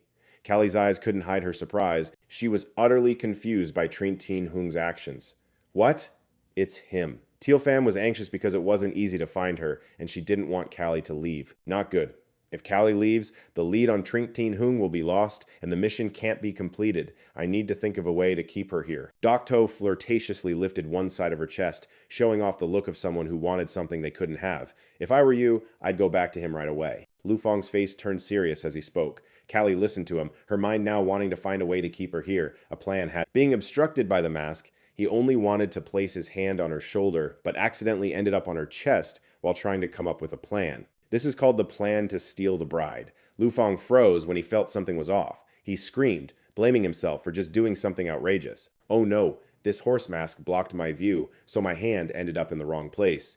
During the time when no one was paying attention, oh no, this horse's head is blocking my view, so I accidentally touched the wrong spot. During the time no one was paying attention, the zombie's hand moved as if signaling that it was still alive and about to wake up to continue fighting. Then she paused for a moment, frowning and reminding, "Can you let go of my hand? How long do you plan to keep touching that?" Lu Feng realized he was being rude and quickly pulled his hand back, loudly saying, "Sorry." Dokto watched the whole scene from a distance, unable to hold back her sarcasm. "Oh, so it's that woman Long Long who's cheating on her fiancé, huh?" She chuckled softly, her eyes filled with disdain. Truly, there was no shame. Callie stared straight at her opponent, coldly reminding, "Take back what you said earlier. He and I are just in a business relationship, and we're only engaged." Dokto must be a bit confused, huh? Lu Feng, who heard everything, felt annoyed and took off his mask, shouting, "Enough!" He frowned. warning her with irritation. Trink Thien Hung is no good guy. He then turned to grab Callie's shoulder and said, "Listen to me." The other person, a bit dazed, asked back, "What are you talking about?" Lu Fang gritted his teeth, thinking of Han Dong, his eyes filled with hatred but still forcing himself to stay calm. Her fiancé, Trink Thien Hung, had built an underground base at the Lam Diu hospital, secretly researching various viruses, even forcing my sister to go there, turning her into a monster, neither human nor demon. I have to catch him. Callie was stunned, her heart full of confusion. What? The Lan Hospital is my family's business? How is it related to Trink Thien Hung? And using people for experiments too? She wondered where Trink Thien Hung was. Then Callie quietly speculated, could it be that before the apocalypse, Trink Thien Hung secretly seized my medical assets? Should I believe what Lu Fang said? He risked danger to save me, proving that what he said might be true. Doc To also chimed in, asking, "Have you thought this through, Callie?" She calmly replied, "I've thought it over." She crossed her arms, her tone full of sarcasm. Compared to her, I trust Lu Fang, the one who came to save me, unless Trink Thien Hung personally comes to rescue me, otherwise I won't go with you. Lu Fang was left speechless, while Dok To was stirred by her words, feeling frustrated. Damn, Lu Fang feels like my nemesis, messing up my life left and right, even helping me discover a weird hobby. While she was still thinking, a zombie trapped under the car suddenly started moving violently. The green-haired guy saw this and quickly shouted, "Oh no, it's that zombie!" Dok To didn't have time to run, so she had to face it head on. Her face turned pale, and she couldn't help but shout, "Damn it! Lu Fang, are you setting me up? Who would have thought you'd lure that zombie here? You watching this outside must be enjoying it, your tone becoming sarcastic. What happens with the zombie I encounter has nothing to do with me." Just as Lu Fang finished speaking, one of the zombie's hands began to show signs of recovery. When he noticed this, he broke out in a sweat. Wait, how did the tentacle I chopped off turn into a blade? At the same time, the system alert rang out. The mutated zombie was continuing to evolve, the danger level was rising, and he had to get out of here immediately. Currently, Dok To was blocked by the zombie, only able to grit her teeth and shout, "Don't run, but life is more important." Lu Fang said nothing and immediately grabbed the saw, pulling Callie along. At the same time, a dark figure approached behind the group. Kung Tuan noticed it and shouted, "Big sister!" Hearing this, her face turned pale, trembling as she turned around. Just as Lu Fang and the others ran past the corner, an explosion suddenly went off behind them. He quickly took out his phone, his voice becoming urgent. "Is Li Hin there? Li Hin, where are you?" She was standing in front of Santa Claus, knowing he was calling, quickly informing him of their location. "We're on the second floor, dealing with the zombies. Where are you?" Lu Fang felt like he had found a lifeline and frantically explained the situation. "I saved Callie, but a giant zombie is chasing me. Do you have any way to deal with it?" Li Hin was a bit surprised, but still calmly replied, "Deal with it? Unless it's a trap." Hey, right after that, she noticed the statue next to her and spoke up. "Got it." Over the phone, Li Hin carefully announced, "I have a plan. You run up to the second floor." Lu Fang didn't hesitate and agreed. Okay, but just as he opened the door, he saw a sea of zombies in front of him. No matter how well prepared he was, he couldn't help but feel panic. "I'm surrounded now." He gritted his teeth, trying to estimate in his mind. "With so many zombies, I can only handle about 5 at most. There are at least a few dozen of them here. What are we going to do?" Callie next to him felt his grip tighten, a bit surprised but still calm, thinking, "Great, we're surrounded by a horde of zombies." In Lu Fang's eyes, there was no hope left. He wondered if he should just give up. At that moment, a bright, smiling face appeared, making him unable to help but call out silently, "Han Dong." And just like that, Lu Fang snapped back to reality. Callie knew the situation was dire, so she patted his shoulder and suggested, "There are too many zombies. We should retreat." But Lu Feng coldly replied, "No." His tone turned serious. "I still have to save my sister. I have no way out now." He immediately reached for the cart, sincerely saying, "Sorry, Callie." She didn't understand what was happening, as Lu Feng grabbed her arm, leaving her dumbfounded. "Oh, I'm putting you in the cart, so hold on tight, okay?" This made Callie jump and exclaim. Then his expression turned serious, determined in his heart that he had to do something to deal with this zombie horde. In a city somewhere, zombies were wandering aimlessly. Right in the apocalypse, aside from the malice of humanity, the scariest thing wasn't the zombies, nor the mutated ones. At that moment, someone was reporting over the radio that a target had appeared ahead. At that time, on the main road, the zombie horde was surging in from all directions. Someone exclaimed, "There are too many zombies." while the narration continued endlessly. When the commander saw the zombies in front of him, he quickly ordered, "Open fire!" With such a dense crowd of zombies, a normal person wouldn't survive. The tank was moved to the designated location, and someone reminded over the radio, "Get into position and prepare to fire." As soon as the words were out, a barrage of gunfire erupted.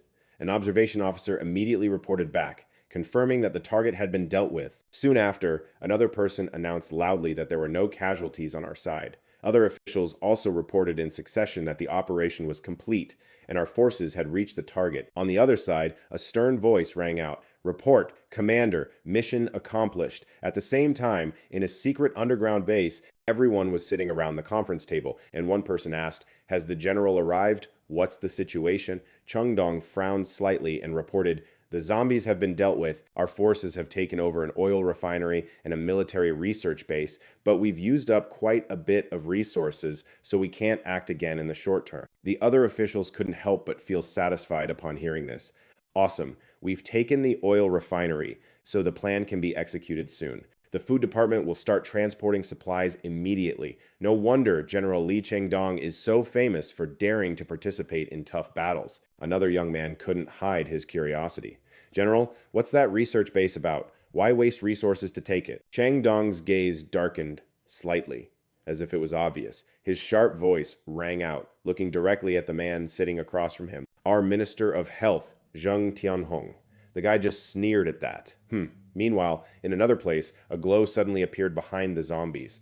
Callie looked at what was in front of her and felt a surge of curiosity. What kind of power is this? It can actually merge items, while Lu Feng beside her was super excited. "All right, I'm putting you in the cart and excitedly introducing, this is the cart that wants to take your life. I'm using it to deal with the zombies." She glanced back, secretly wondering what kind of transformative power this was, but when she saw Lu Feng's hand turning pale from gripping too tightly, she was a bit surprised. He was trembling, shaking, but still worriedly reminded her, "Callie, if we can't handle these zombies, we're gonna die here today." Hearing this made her chuckle a bit. "Oh, so he knows fear too. Silly like this, but still dares to time travel here to save me." She looked at Lu Feng, her voice becoming warmer. "My life is saved by you, so if I die, it's just returning the favor. Don't worry." Callie gently held his hand and thought to herself, "He seems to be just over 20. Maybe I should cheer him up a bit." So she stood up, kissed Lu Feng on the forehead, and told herself, "Callie, I never like to owe anyone, so here's a little repayment." The atmosphere around them gradually became strange. She hugged Lu Feng's head and promised, "If we don't die this time, I'll fulfill one of your wishes." Then her voice lowered, "If we die, let's go to hell together." "Thanks for saving me. You look so serious reminding me." Callie sat down and covered up. "You put on the mask, your voice super determined. Let's go." Looking at the zombie sea in front of you, you yelled out a threat. "Ah." At the same time, you were calculating in your mind, "There's a roll-up door at the end. I just need to run past this horde of zombies, close the door, and I can keep living." The zombies quickly got stirred up by the noise, and at the same time, the chainsaws that Li Feng prepared started revving up. You quickly pushed the cart through 7 zombies, but couldn't help but yell out in worry, "Ah!" The cart rushed forward like the Grim Reaper's scythe, sweeping away the zombies in its path. One zombie wasn't backing down, trying to jump up to attack Lu Feng. You quickly used the cart to ram it. At a crucial moment, the wheel suddenly got blocked by a corpse. Feeling a hand reaching out, Lu Feng broke out in a sweat, thinking, "Damn, the zombies are stopping the cart." Looking at the lifeline in front of you, you felt helpless. "Just a little more, the door is right in front of me." The zombies seemed to have found their prey. Lu Feng was pinned down by a zombie's claws digging into his flesh, feeling completely lost.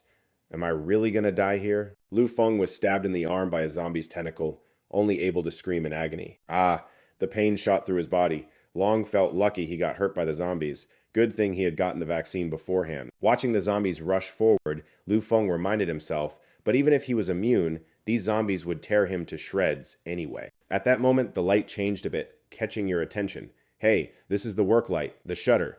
Liu Feng suddenly realized something, thinking, got it. Right after that, you jumped up and yelled, "Let's do this!" The shadow of the hanging light bent and shook violently. In an instant, it flew off the ceiling, free-falling through the air, and then crashed down onto the zombies, blocking the way. Lu Feng seized the opportunity and cheered, feeling like he was playing tag with them rolling in like a tsunami behind him, while you excitedly shouted out loud. As you rushed to the lever, your voice became even more taunting. "You guys."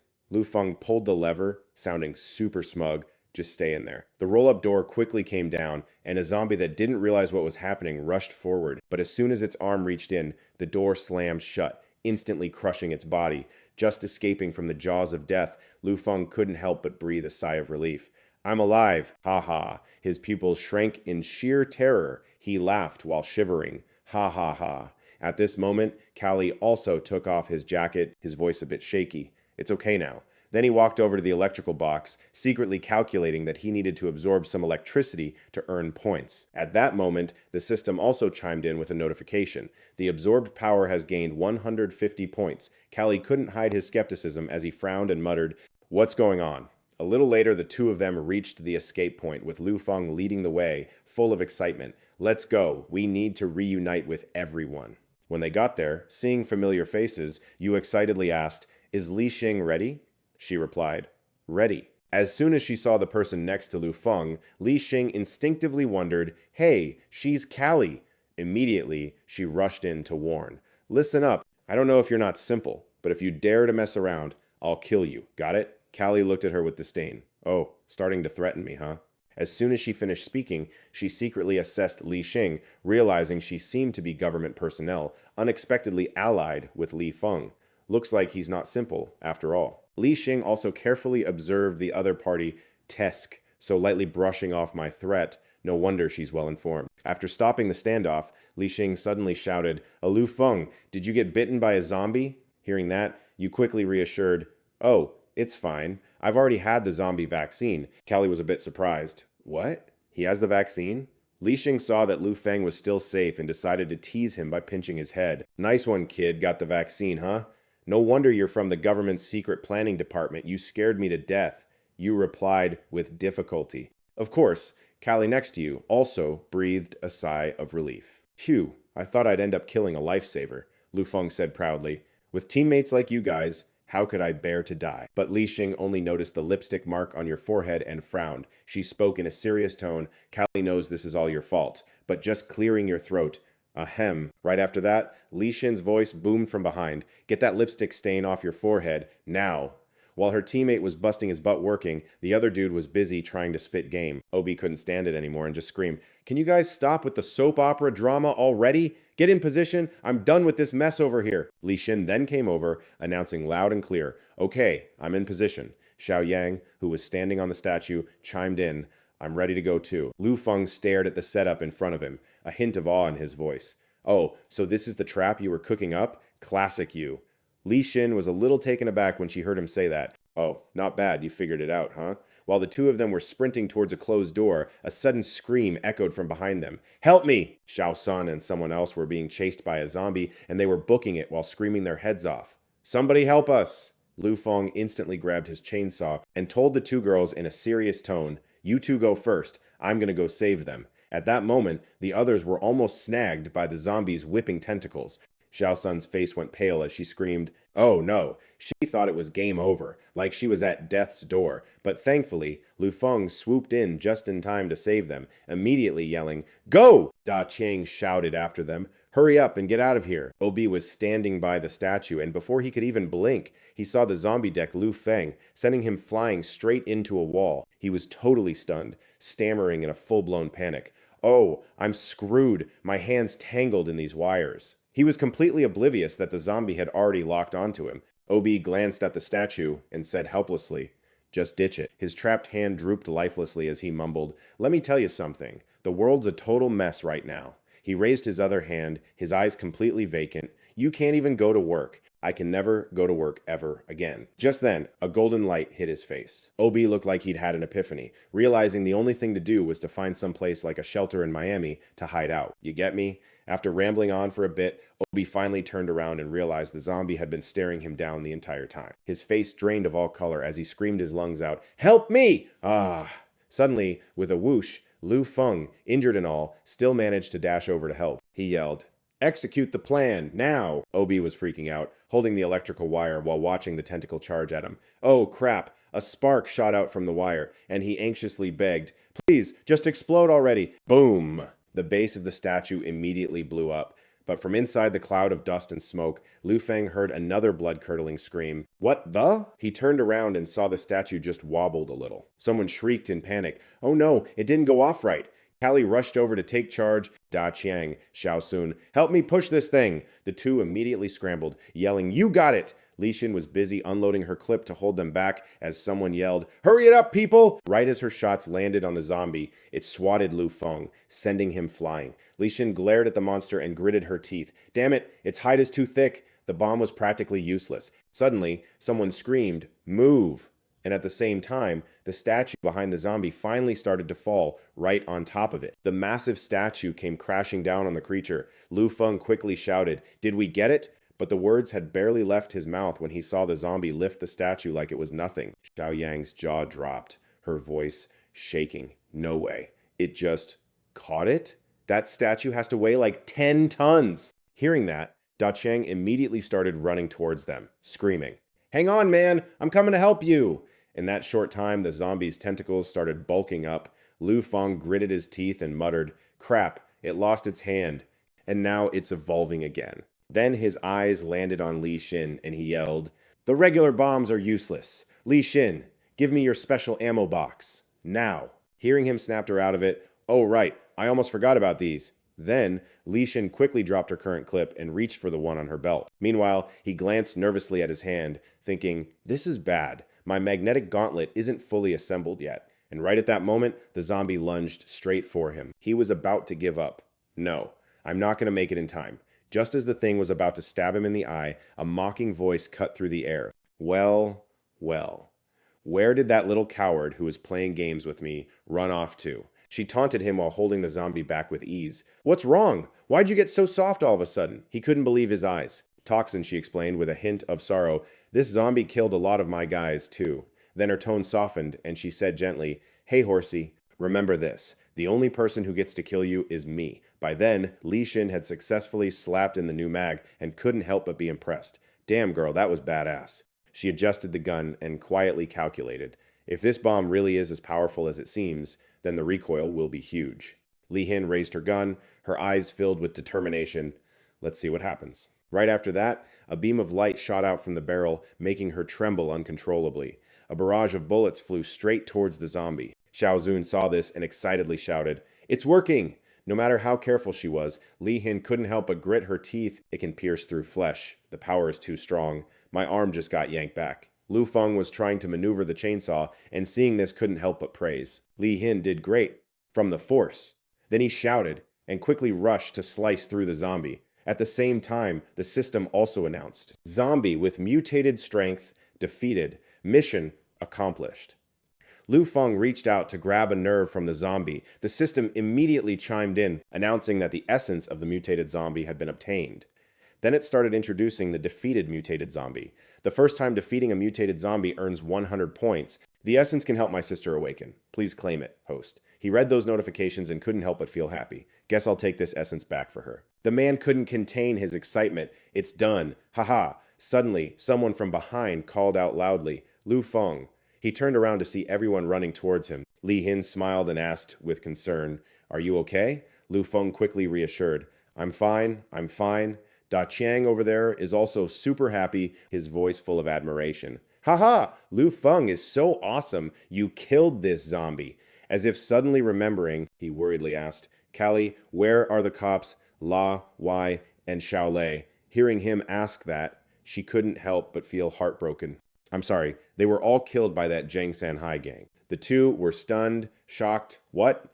Duan Tu half-jokingly spoke up. Hey, horsehead, consider yourself lucky this time. Her tone was full of sarcasm, hard to tell what's real and what's fake. The zombies killed a lot of my brothers. Now that you've killed it, consider it revenge for me. This time I'll let you off the hook.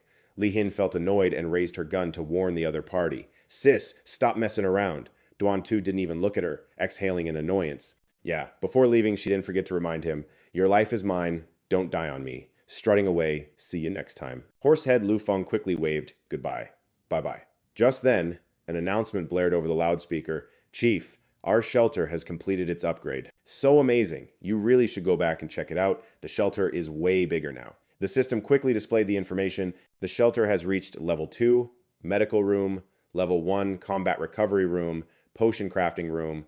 Level 1, film transfer room. Using accumulated points will allow us to transport items and creatures back to the base. Lu Feng observed the stats and happily stroked his chin.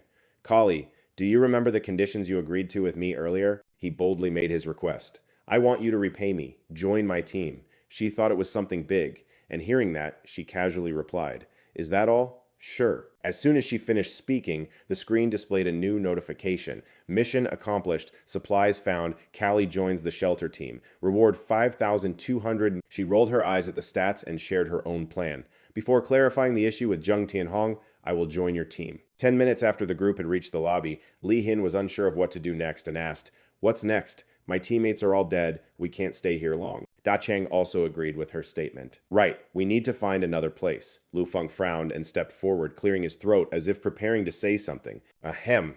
His gaze suddenly turned serious, and his voice became grave. The truth is, my real identity is the person in charge of the plan, but everyone is really outstanding. Now, I would like to officially invite everyone to join my team as the chief of the shelter. Kali was shocked to hear him say that. What? The person in charge of the plan?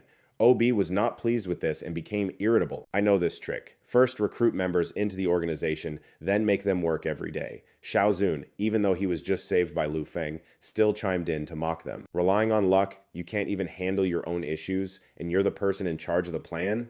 De Chiang also didn't hold back, adding fuel to the fire with his blunt criticism. One look, and you can tell it's a scam, probably some shady pyramid scheme or something. Hearing this, Lu Feng was totally fuming, gritting his teeth. These freaking jerks. Li Shin, standing next to him, totally got why they were hesitating, so she stepped up for him. As Li Shin, captain of the Special Ops Squad, I guarantee this shelter team is 100% legit. The moment those hypocrites heard that, their eyes totally lit up. Oh my god, Captain Li Shin is so badass, we believe you, we're in! Right after that, she quickly laid out the plan. Everyone, split up and find any useful supplies you can. Bring them back to base. My place is nearby, I'm gonna go check it out.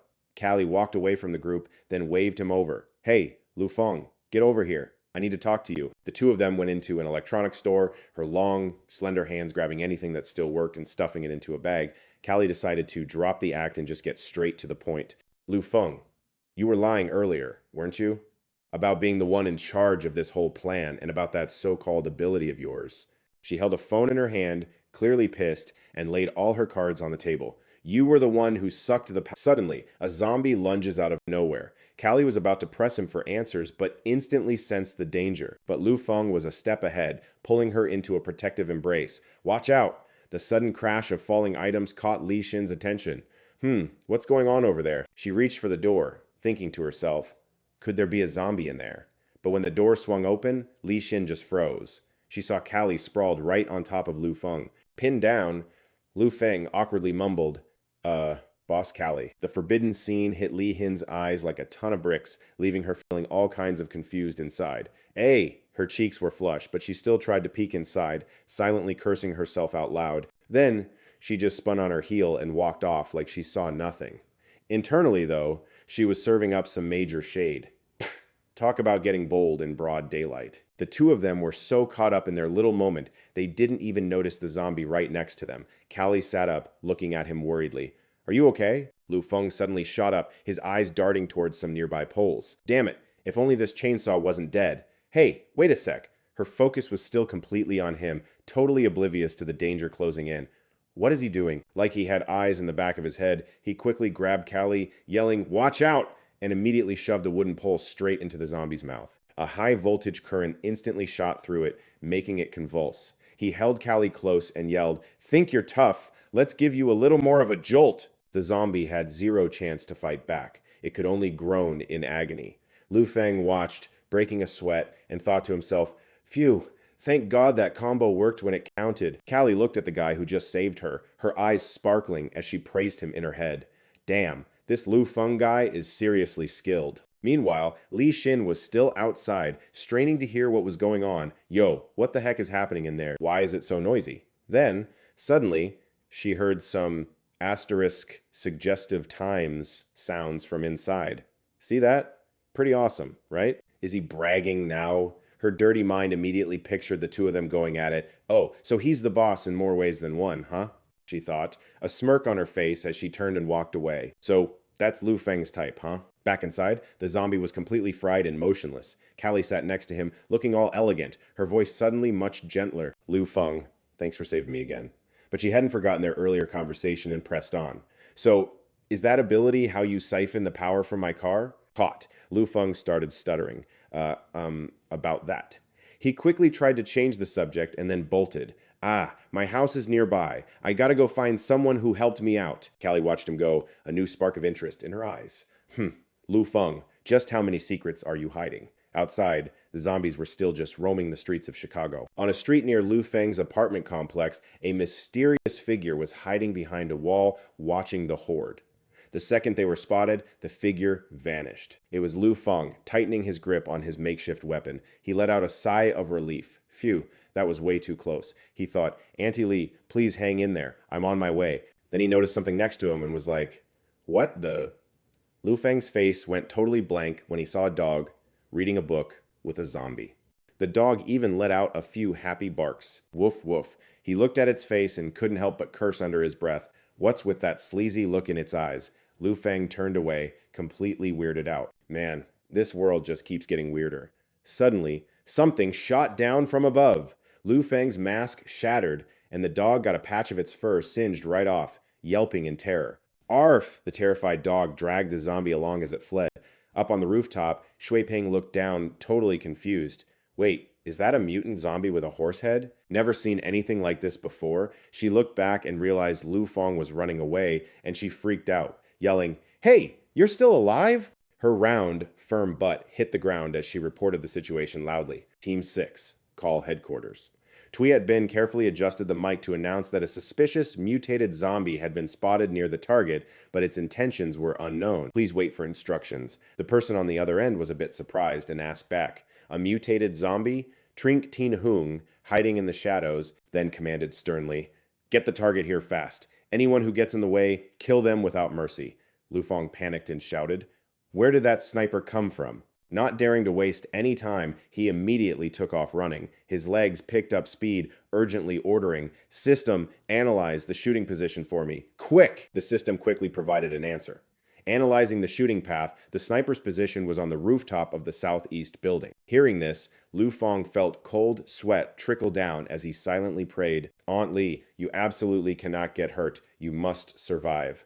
Just then, a memory flashed back. A gentle voice echoed, Lu Feng, Han Dong. His neighbor, Li Hamyen, holding milk and pastries, smiled warmly. Don't be polite.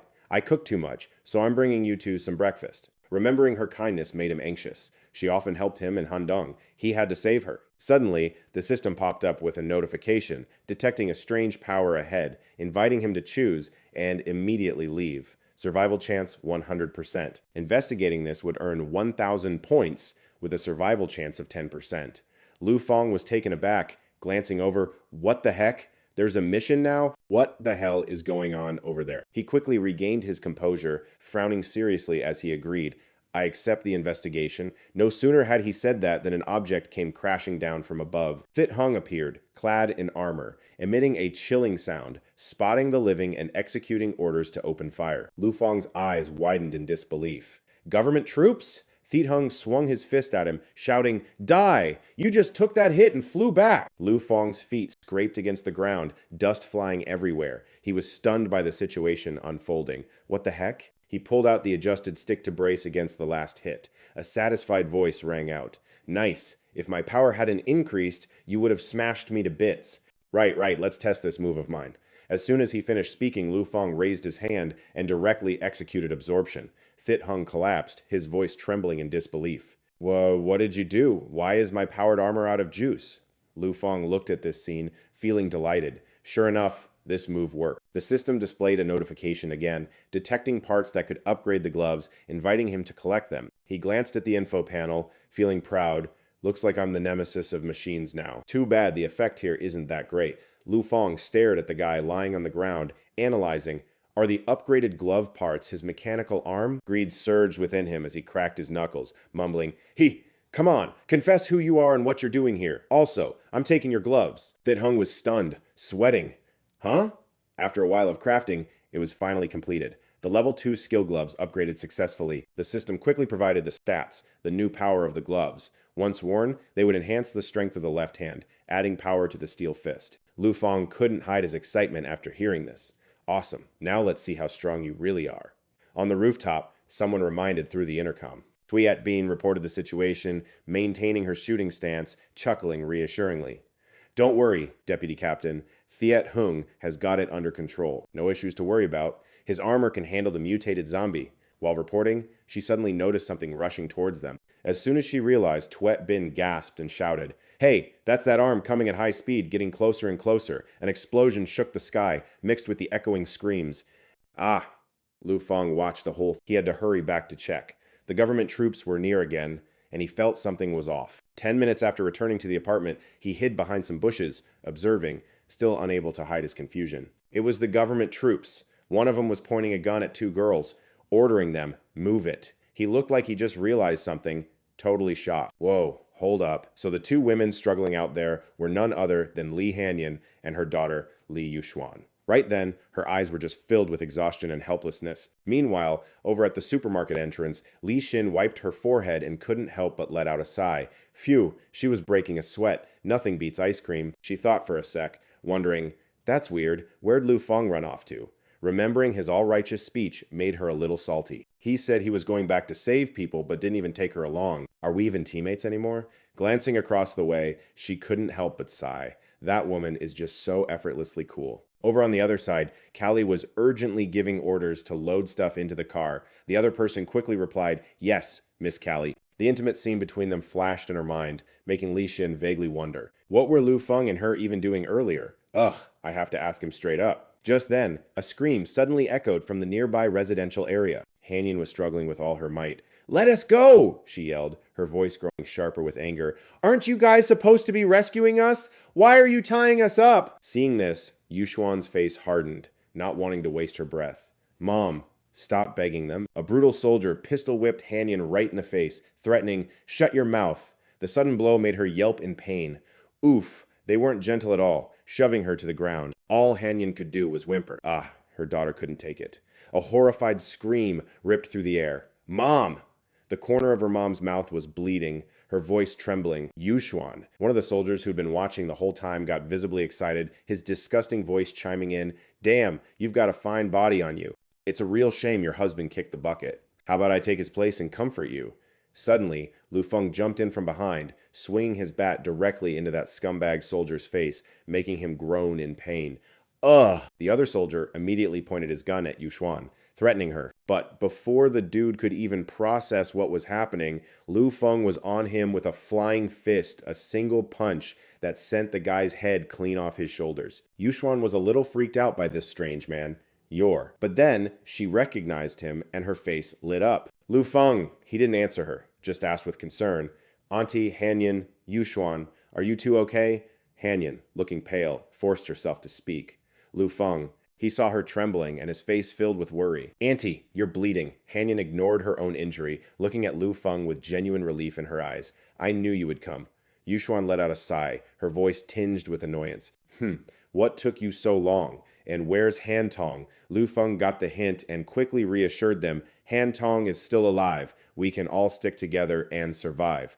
Her face instantly lit up. "Really?" He turned back to Hanyan, his expression worried. "Auntie, are you all right?" Hearing his concern, she quickly replied, "I'm fine. I'm just so happy to see you." Seeing her mom like this, Yuxuan quickly jumped in to explain. "Lu Feng, my mom's sick. She's really weak. Ever since the apocalypse hit, she just hasn't recovered." He was stunned. He couldn't believe it. "What?" Right away, Yuxuan wasted no time adding more. "A little while ago, when they grabbed my mom, they injected her with some kind of weird drug. Suddenly, a whole squad of soldiers showed up yelling, 'Who's there?' Immediately, a hail of bullets came flying at them. Realizing the danger, Lu Feng grabbed Hanyan and took off. "Run!" Just then, a system notification popped up. Strange power signature detected nearby. His face was a mask of confusion. "Besides my sister, this is the first time I've ever detected a mutant. Where the hell is the mission target?" Suddenly, he snapped his head around, looking up at a tall building. There was a hint of unease in his voice as he thought, this feeling, something is seriously wrong here. Whoa! The second that thought crossed his mind, a gunshot rang out from across the way. The bullet tore through his calf, making Lu Feng cry out in pain. Arg! He lost his balance and collapsed, sending Hanyan, who was still in his arms, tumbling with him. Yushuan screamed in panic, Lu Feng! Up above, Zhu Ping looked down, her voice dripping with undisguised glee. Ha ha, you little brat. Bet you didn't expect me to still be alive, huh? He gritted his teeth, rage boiling inside him. It's her. Damn it, not now. Before he could even react, she fired again, ready to end him. Go to hell! Without a second's hesitation, Hanyan threw herself forward, shoving Lu Feng out of the way. Look out! It was like he'd been plunged into ice. His entire body went rigid. Anti-Hanyan. Seeing this, Schwepping got even more hyped. Ha ha! The next shot will finish you off. Lu Feng looked at her, blood pouring everywhere, his voice trembling. Auntie, I don't know why the black veins are creeping up her face. Her consciousness is fading, but she's still trying to reassure me. It's okay, Lu Feng. She won't live much longer anyway, so please take care of the girl. He looked at the person in his arms, his expression darkening as if struck by lightning inside. What's the color of the blood? What disease does she have? Lu Feng looked at his own hands, his voice filled with disbelief. Black blood disease. Ham Yen knew he understood everything, her weak gaze wanting to convey something. Lu Feng, please agree with your aunt. I'm begging you. My daughter is counting on you. By the time he realized everything, it was too late. Helplessly gritting his teeth, he shouted loudly, I promise. But inside he was still unwilling, questioning why. Ham Yen closed her eyes tightly amidst the rain, the heart-wrenching screams of her daughter mixed in. Mom, oh mom. Lu Feng's thoughts became more and more hazy. Why couldn't he protect his own loved ones? At that moment, the military group was also slowly approaching. He looked at the people in front of him, his voice icy cold. It's all my fault. I'm too weak, damn it. Over here, Tu Yet Bin didn't care at all, quickly using her phone to communicate. Minister Tren, the target has been mistakenly killed. She's dead now. Lu Feng could only grit his teeth and accept this departure. Outside, the rain kept pouring down. Ham Yen seemed to have no life left, lying there quietly. Lu Feng gritted his teeth in anger, growling each word. Those damn bastards! The soldiers aimed their guns at him, ordering him not to move, to raise his hands. At the same time, the system also blared a warning, detecting a huge wave of mutated power, the level unclear. When a shadow appeared behind Lu Feng, the alarm became even more deafening. A mutation appeared behind him. The host must leave immediately. The soldiers couldn't help but be horrified. What? What is that? Lu Feng glanced back, murmuring softly, It's here. Wu Hian beside him widened her eyes in urgency. These are the weird tentacles. Suddenly speeding up, all your calculations seem to collapse into chaos. What? Lu Feng immediately pulled her into his arms to protect her. Be careful, Xiao Hian. A tentacle like a vine continuously attacked the soldiers, making them scream in pain. Ah, help! Ah, he turned his head, feeling a bit dazed. This is Lu Feng, wide-eyed, astonished. What is this? In front of them were mutated zombies, resembling giant white creatures, their heads reflecting human shadows inside. At the same time, the system's loud voice rang out, warning that the mutation was evolving. The new host must leave. Just a glance, Lu Feng was stunned and shouted, What is that? Li Ham Yen. Wu Hian beside him heard this and frantically called out, Mom, oh mom. He looked back, his voice sinking. It's over. The zombies have surrounded us. We can't escape anymore. The system once again displayed an explanation. It seemed she was lacking nutrients to evolve, so she actively called the zombies over here. Lu Feng, hearing this, felt a glimmer of hope and speculated, so what does that mean? Li is still alive. The zombies seem to be lured by something. The system continuously updated. Based on this wave of energy, this mutation is a super mutated zombie. The red text kept coming, even surpassing the elite level and the power of the Lord level. It was like a feast, one after another rushing headlong into death. The status bar kept flashing. The system was refreshing, analyzing this power level, when suddenly a beam of light flashed. Lu Feng panicked and shouted loudly. The system issued an urgent warning. The zombie level was like a pillar firmly planted in the ground. Hundreds of tentacles shot out everywhere, forming a black matrix surrounding everything. His voice trembled even more. This is looking at the thing piercing through the zombies. He suddenly realized the blood vessels. Observing the wriggling thing in the air, Lu Feng was filled with confusion. But why are these blood vessels avoiding us? A wave of air rushed in. He couldn't help but feel fear and this terrifying pressure too. Lu Feng's legs trembled, his mind hazy, his body unable to move. What kind of power is this? It's too scary. He remembered the level chart mentioned by the system. At the same time, that emotionless voice rang out again. This might be the first annihilation level zombie. The so-called blood vessels not only absorb nutrients from human bodies, but also from zombies, each one like a delicious bait feeding it. Facing this high-level zombie, an unnamed feeling of oppression surged. His heart was pounding, as if something inside wanted to break free. From the pile of rotten flesh, slender hands emerged. Lu Feng whispered, "She's here." A pair of blood-soaked high heels came into view. The moment Lu Feng saw Ham Yen, the mechanical voice quickly updated, checking for the mutated strain that might have appeared in the north, unable to analyze the host's strength or survival ability. It blared a deafening sound. "Warning, warning, host, please leave immediately." Lu Feng felt like he was being swallowed, trembling as he looked up, unable to move. This feeling was like being targeted by a mosquito at the top of the food chain. Wu Hien beside him was scared, but still stepped forward with a glimmer of hope. "Mom! Mom!" Ham Yen glanced at them, and at the same time, the system provided an analysis. She seemed to sense the bloodline within Wu Hien. Watching the woman silently glide past, he let out a sigh of relief. "We were saved. But why didn't this blood vessel go through us back then? Is it related to Wu Hien?" The system was still seriously updating. She had lost her emotions and memories, evolving into a completely new being. Ham Yen glided through the zombie graveyard, and the village report continued to update. In an instant, she could absorb all the blood of the creatures in this area. She was the bright red display, the wandering annihilation. Lu Feng heard this and felt a wave of confusion. Why did Auntie end up like this? On the opposite rooftop, Tuyet Bin witnessed everything and hurriedly reported, "Minister Trin, did you see? The mutated strain has appeared." Before she could say more, the tangled blood vessels found their target and attacked, causing her body to swell rapidly, unable to say a word, only able to moan. "Uh-huh." Shortly after, her body exploded, flesh flying everywhere. Thien Hung, watching through the computer, was stunned, angrily slamming his hand on the table. Useless. Lu Feng silently asked the system through his mind, "Is there any way to save her?" The system quickly provided an answer. The evacuation team needed to level up to 5 to research a vaccine or find a serum similar to his sister's and inject it into her body to possibly restore her humanity. Then it added, she was preparing to leave here, heading into the city center to continue evolving. "Congratulations, host. You have survived." He watched Ham Yen leave, feeling lost. Inject. Can I really get close to someone with the power of annihilation level? The location that Hong Tin chose as the main base was the city center. To get there, she had killed an entire army. Anyone who dared to block her path was ruthlessly killed. A day later, the survivors followed a truck loaded with food to the shelter. When they arrived at the base, everyone was shocked by the sight here. Only then did they believe. Wow, this is a real shelter. The grandeur left Callie speechless. Underneath the hospital she invested in was unexpectedly a shelter like this. When Lu Feng saw the new group, he warmly welcomed them.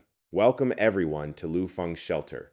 The girl with purple hair quickly spoke up. "Hello everyone, I'm Sarah, Lu Feng's secretary." Sarah over there was meticulously guiding the newcomers. "Let's introduce a bit about the shelter. This place will be managed by artificial intelligence. This is the upgraded shelter area." She pointed to the projection. Now, in addition to the 5 original zones, they had built a combat room, a medical room, a transport room, and a greenhouse, all at level 2. First is the level 1 combat room. Using materials or accumulated points, they can produce equipment, currently able to produce items like clothing, lightweight bulletproof vests, or gas masks. Daikwang's eyes lit up, so advanced he couldn't believe it was an unmanned production line. Next was the level 1 medical room, where they used materials or points to create simple first aid kits like alcohol, anti-inflammatory drugs, and antiviral medications, and could even perform some simple surgeries. Tu Duong was extremely shocked. They could produce medicine. In the apocalypse, anti-inflammatory and antiviral drugs are lifesavers. But the amazement didn't stop there. They continued to the level 1 transport room. Only the captain could use it, needing accumulated points to carry out some simple transports, while requiring the construction of a mobile transmission device on the other end to be used once a day. Each time, they could transport 2 tons of items, including creatures, and could level up. Finally, Sarah took the group to the cultivation area and presented. The level 2 greenhouse could grow various plants modified by the system, growing rapidly. With a group of 10 people, this amount of vegetables would be sufficient. Looking at the fresh green vegetables, they sighed in relief. Thank goodness, they looked delicious. Plus, she also showed everyone to other important rooms. The bedroom, kitchen, and water pump room are over here. Follow me. Little did they know, before she finished speaking, the new member was already as happy as a fish in water. Ah, wild food and warm water. In the meantime, Li Hin was chatting with Lu Fong about the base, expressing her amazement. It's been a few days since they last met, and this place has really grown. Suddenly, Callie interrupted. Lu Fong, I have a suggestion. Not sure what he saw, his face turned red. Ah, President Callie, she still hates it, just like always.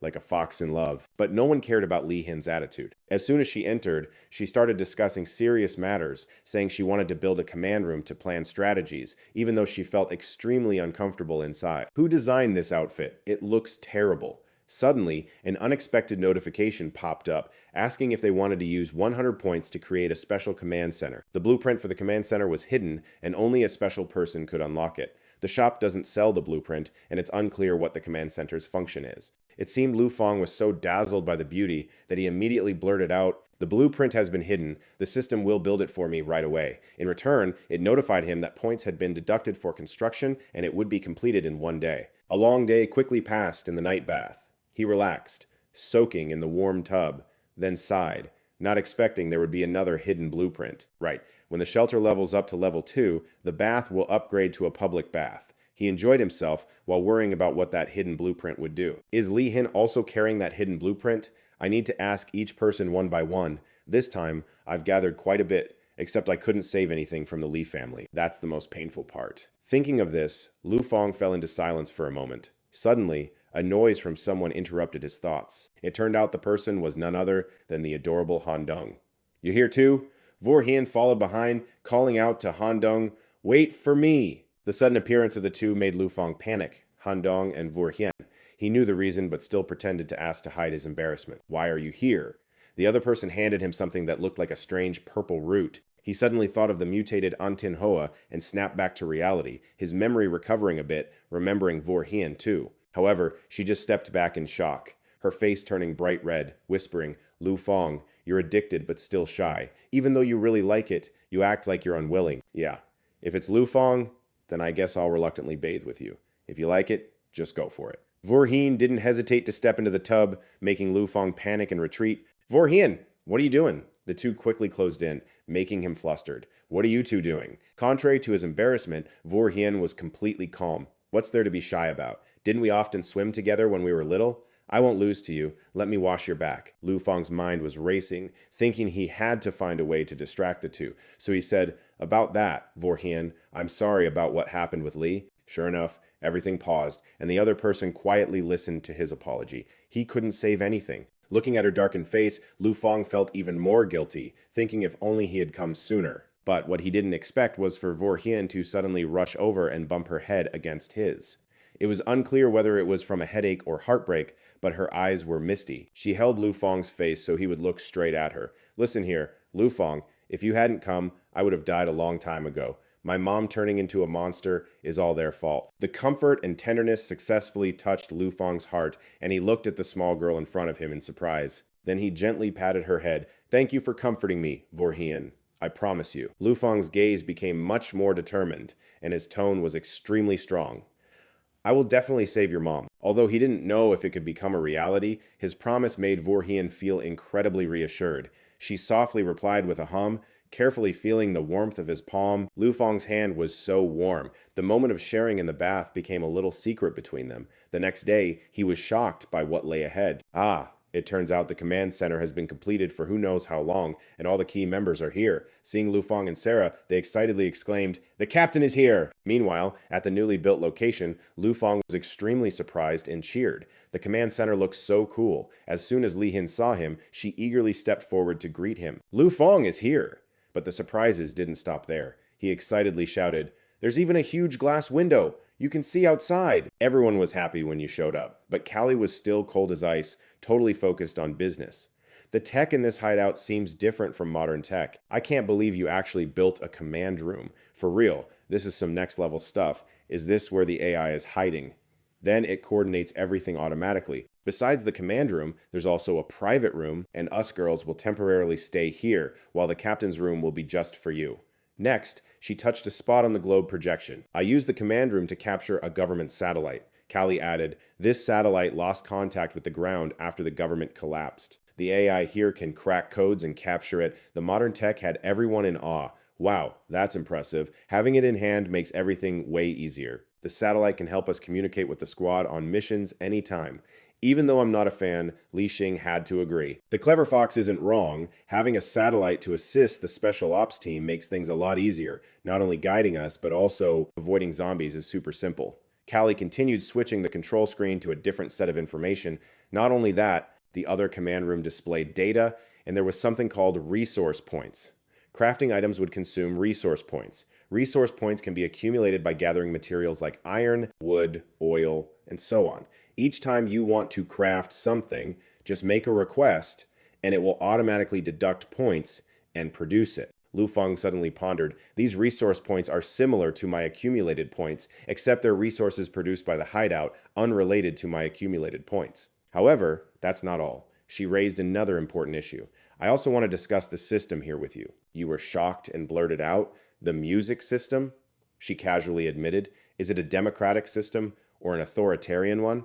I don't know if it's because I've watched too many harem movies, but I imagine Lu Feng soaring high and far, wishing my harem dream wasn't just a fantasy of saving the world. Luckily, my rational side quickly shut down all those worldly desires. You started weighing the pros and cons. Right now, it's the apocalypse. I might as well be a bit authoritarian to leverage survival. If we apply a democratic system where everything needs to be voted on, it would waste resource efficiency. But would people like Callie and Li Xing be okay with being my subordinates? Just as you were doubting everything, she suddenly spoke up.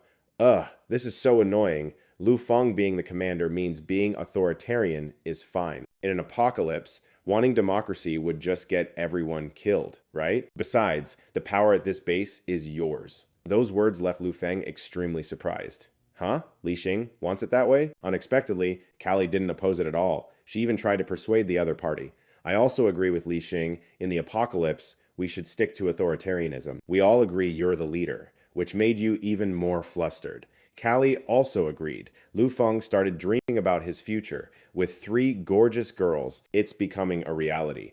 And my harem dream, no, this world-saving dream needs to be fulfilled. Those age-restricted images that flashed in his mind were quickly suppressed. You hurriedly cleared your throat. Ahem. If everyone agrees, then I'll be the leader, and I'll proceed to appoint personnel.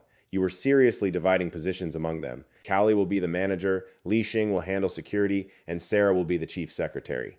Lu Feng, with a nosebleed, continued discussing national affairs. Let's work together to revive humanity's cause.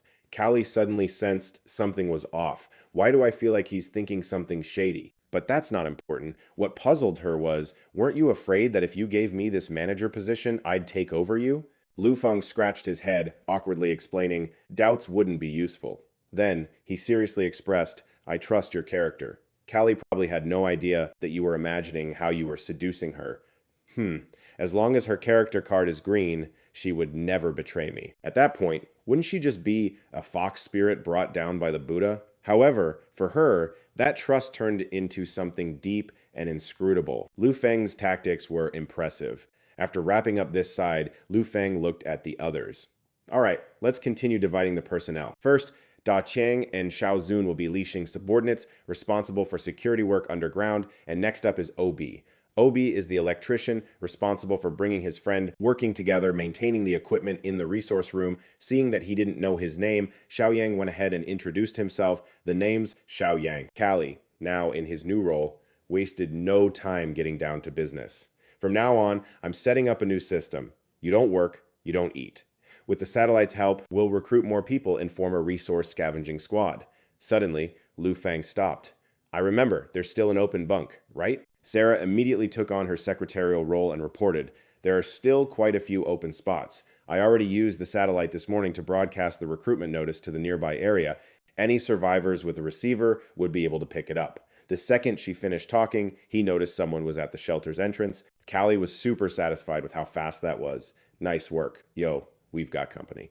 Looking at the monitor, they could easily see it was a group of three, two guys and one girl. Meanwhile, on the other side, a red-haired girl suddenly started talking to Da Chang. Hey, we're survivors from around here. Who are you guys waiting for? Is greater than, music is greater than. But he just snapped at her irritably. Don't ask what you're not supposed to ask. Our boss is on his way. That made Haibing just timidly mumble an okay. The other two survivors immediately started whispering amongst themselves, that guy's so hostile. You think it's an ambush? But before they could say anything else, Lu Feng's crew showed up looking all high and mighty. She immediately came to a conclusion. Ah, with that vibe, he's definitely the leader. The sharp-witted Haibing walked right up to him. With an aura that powerful, you have to be the leader. We're survivors. We came right over after getting the info on our receiver. Hearing himself get praised like that, Lu Feng's ego totally inflated. Heh. My powerful aura makes regular folks bow their heads on sight. He gloated inwardly and graciously extended his hand. Oh, it's nothing. It's nothing. We're happy to well. But before he could even finish the word welcome, Haibing completely blew him off to firmly shake Callie's hand, greeting the leader. In the end, Sarah had to explain to her, sorry, asterisk, he's times the leader. Hearing those words, she was stunned. Huh? Haibing completely froze up, but she still managed to pivot smoothly. As expected of a leader with such a commanding presence. The three of us are, but Lu Feng was seriously salty now and didn't want to listen. Enough, be quiet. He spoke up, trying desperately to get his swagger back. You've decided to join our team, right? But I'm telling you now, around here, if you don't work, you don't eat. Haibing didn't even let him finish the sentence before she firmly shouted, deal. Still, he needed to. Let me see your stats. The system quickly displayed their power classifications, skills, personalities, and a preliminary evaluation. Looking at Ya Jing's profile, Lu Feng let out an impressed whistle. Whoa, one of them actually knows how to farm. Not bad. Done with that, he moved on to Tian Wei's info, but when he skimmed down to the personality and evaluation, he was taken aback. Yo, this dude has bad intentions toward me, and check out the evaluation. The two words hostile entity blazing on the screen put him on high alert. No way. Lu Feng suddenly looked over at the suspect, who was still whispering outside. A flash of the guy's shady, deceitful face crossed his mind. He's a mole. Just the thought of it made Lu Feng feel like things were getting way more interesting. This is getting good. Let's see what kind of idiot has the guts to mess with me. And just like that, time fast-forwarded to the next day at the shelter. As the sun started to rise, Lu Feng groggily woke up. He was totally shocked to find Han Tong lying in his bed, and she was even clinging tightly to his arm, refusing to let go. Huh? What the heck? Why is Han Tong here? Did she actually sleep in my bed all night? Lu Feng slowly slipped his arm free and glanced over at her, still sleeping like a log. Is this just a habit? I mean, Han Tong was always super clingy when we were kids, but a guy and a girl alone in a room, this looks really bad. Nope, I gotta wake her up, like, right now. If someone else walks in on this, it's gonna be a disaster. And right on cue, Li Xin barged in without even knocking. Lu Feng, get up. But all she saw in that instant was Lu Feng's hand reaching for the sleeping Han Tong, looking like he was about to pull something sketchy. To make matters worse, he flinched when she barged in, looking totally guilty. Huh? The sight in front of her made Li Xin's face freeze, a stiff smile plastered on her lips. She gave him a look of pure disgust, emphasizing the word pervert, completely ignoring Lu Feng as he tried to explain. It's not what you think! But of course, Li Xin immediately started spreading the gossip. Girl, let me tell you, our captain is a total siscon. What the? Looking at how things were going, Lu Feng felt completely hopeless. Just as he was sulking, someone walked up to report, Captain, we finished the shift change. The security team is all geared up with various weapons. The latest defense gear, bulletproof vests, engineer suits, and basic explosive shields. Da Qiang was totally hyped and immediately started sucking up to Lu Feng. Damn, no wonder you're the captain. With all this gear, I, Da Qiang, can puff out my chest and guarantee we'll be 100% safe. The dude wasn't even trying to be humble. His ego was getting huge. Too bad we don't have any real heat. You'll have to make do with this modded taser I whipped up. Just then, Sarah walked in, cutting off their bro talk with an urgent report. Lu Feng jumped, asking, what's up? He got worried seeing both Callie and Li Xin there. What's wrong, Callie? Sarah stepped up and laid out the whole situation. I found out from the three newbies that the government built a massive survivor camp north of the city, and they're recruiting people right now. Hearing that, Li Xin totally lost her cool. Callie stepped forward to drop another bomb. Zheng Tianshong is there too. That was the last straw for Lu Feng. He decided he had to handle this himself. I have to go find him. Callie, you gotta help me map out a route. She got her orders and immediately got to work. All right, let me pull up the satellite map. The main objective is definitely the camp up north to find Zheng Tianshong, but I think we're going to need guns. There's a prison on the way that I invested in. It's got an armory inside. You might get lucky if you go in there. This new safe zone will probably require you to be packing heat. She analyzed the map carefully. Also, our safe house needs a name. We have to make this official. At that exact moment, the system popped up with a new mission notification. 1. Get to the camp and investigate Zheng Tianxiong. Reward, 2,000 points. 2. Optional mission, skip the prison. 100% survival rate, 0 reward. Go to the prison for guns. 40% survival rate, reward, 6,000 cumulative points. 3.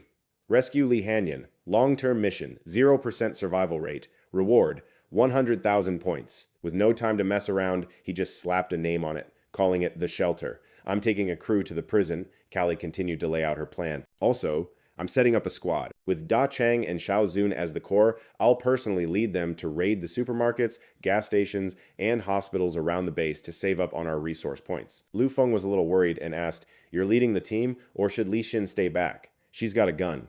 But Callie thought that was totally unnecessary. But your mission is way more important. Once we get some guns, I'll get ready to hit the steel mill and the fuel depot out west to grab supplies before winter comes. If we don't, we probably won't survive this winter. And I'm not some damsel in distress. Having Sarah at the base is good enough. Even though he knew she was a badass, he still felt uneasy. Nope, I'm not comfortable leaving the base without any firearms. Me and my sister are enough for the mission. Li Xin is staying here to help you. Suddenly, Lu Feng remembered something super important and dropped this huge responsibility on Callie. Oh right, I've got a mission for you. Among the 3 newcomers, one of them is a spy. Find them. When I find some guns, I'll send them back through the transport room. We're in too deep now. Find out who's pulling the strings and take them out. Hearing that, even she was shocked, since she had no idea there was a rat in their midst. Wait, what? Callie was pretty surprised by Lu Feng's perceptiveness. With her own skills, it would have taken at least a week to figure that out. Watching his back as he left, she couldn't help but think, this Lu Feng guy is a total enigma. Later, in the captain's room, he was muttering to himself, I absolutely have to level up this time. All right, now it's my turn. Lu Feng remembered the scene of innocent people getting attacked by zombies and how he was totally helpless and couldn't do a thing. I have to get stronger to stop things like that from happening again. The system panel popped up, showing his current stats had improved a bit. He'd leveled up 3 times. His reputation had reached the mission requirement of having 10 people in the shelter and leveled up to Apocalypse Commoner. But to be able to craft guns, he needed to hit Apocalypse Elite reputation to unlock it. Lu Feng checked his points. He had a decent amount. I'm thinking of trading points for 2 vaccine doses for Li Xin and Callie. That way, I won't have to worry when they go out. But when he saw that a vaccine cost a whopping 1,000 points, he started to hesitate. The weapons in the shop are powerful, but they're so damn expensive. I'll go broke like this. He remembered the last battle and hesitated for a second, wondering if he should keep going down the Kung Fu Master path. My modification skill seems like it's already peaked. No, the innate Kung Fu is seriously powerful. I've been able to fight back so many times when I've been attacked. This is probably another perk of being a Kung Fu master. Finally, without any hesitation, he firmly pressed the decision button, putting 4 points into the Master Martial Arts skill to level 8, 1 point into blacksmithing, and 1 point into science. His strength increased from B- to B+. Note that blacksmithing enhances weapon modification abilities, while science boosts intelligence and scientific knowledge. Then suddenly, he felt something unusual happening. One of Lu Feng's eyes started to change. He clutched his face in pain, overwhelmed by too much knowledge flooding his mind. What's going on? Is this the innate information of martial arts, masters, and scientists? The system displayed notifications that new skills were being unlocked one after another. The scientist's innate ability granted him a wealth of modification knowledge, while the master martial arts skill advanced to intermediate level. Gaining new power, running the martial arts back to the host with many future techniques like this, combined with the scientist's innate ability, would unlock even more weapon maps. Seeing this, he was super excited and laughed joyfully. Haha, this new ability is awesome. He looked at the gloves he got and thought, even though the Northern Martial Arts camp is impressive, most of it is close combat. Previously, the explosive throwing knives had low practicality, but in tough situations, Lu Feng suddenly laughed, like he hit the jackpot. Haha, I've got it. I can use the modification gloves to create a special operations set. The day after successfully leveling up, Lu Feng was the leader of this mission. Alright, let's roll out. He fully equipped himself with specially modified gear and set off with Han Dong. This time, the two of us are going out. The target is the prison and the camp up north. The scene shifts to the modern and bustling city of Hat. This time, the target is the Hat City prison, and the pace of their run is getting faster. Zi Xuan, in her hurry, starts to feel exhausted and breathless. She was introduced as the prison police officer of Hat City. A police officer beside her asked about the next plan. What should we do, Zi Xuan? Those things are still chasing behind. But right now, she herself doesn't know how to deal with them. Keep running. The inmates have already raised the alarm. We need to get our guns. She was sweating and trying hard to find a solution. Only then could they suppress the inmates. Zi Xuan led everyone to move this way, but suddenly something blocked their path. Their faces were all distorted and looked very strange. They were mutated attack dogs, posing a threat equivalent to mutated zombies. She was shocked to see them here, attack dogs. Before she could react to what was happening, a mutated dog immediately lunged at a police officer, tearing into him, making him scream in agony. Zi Xuan saw the situation was bad and immediately ordered her teammates, who were still dazed behind. Li Jun, shoot now! But they were so agile that they easily dodged all the bullets fired. Then he was counterattacked and bitten fatally in the carotid area, blood gushing out uncontrollably. Manhwa stood there witnessing this scene, losing all her courage, her face pale with fear as she screamed, "Ah! Ah!" Then she was immediately stabbed from behind the head by a zombie, with sharp claws piercing straight through her brain. Zi Xuan looked at her teammate falling right before her eyes, feeling immense pain. Li Fang looked up at the hideous zombie on the ceiling, which continued to extend its long tongue, ready to finish her off. But just then, an arrow flew swiftly towards it. It pinned the zombie's tongue firmly against the wall. Zi Xuan realized there was someone else here. Who? That arrow was precisely shot from Lu Feng's latest upgraded device. Caught up, he appeared cool as ever, ordering his beautiful sister to deal with those zombies, not forgetting to support the police team, Han Dong. Each of you take one, save the people. The mutated attack dogs, seeing more people joining the fray, charged forward fiercely. She didn't hesitate, rushing straight towards their wide-open mouths filled with sharp fangs. Zi Xuan feared for her safety and quickly shouted, "Be careful!" But Han Dong didn't care, directly grabbing that slimy, bloody mouth.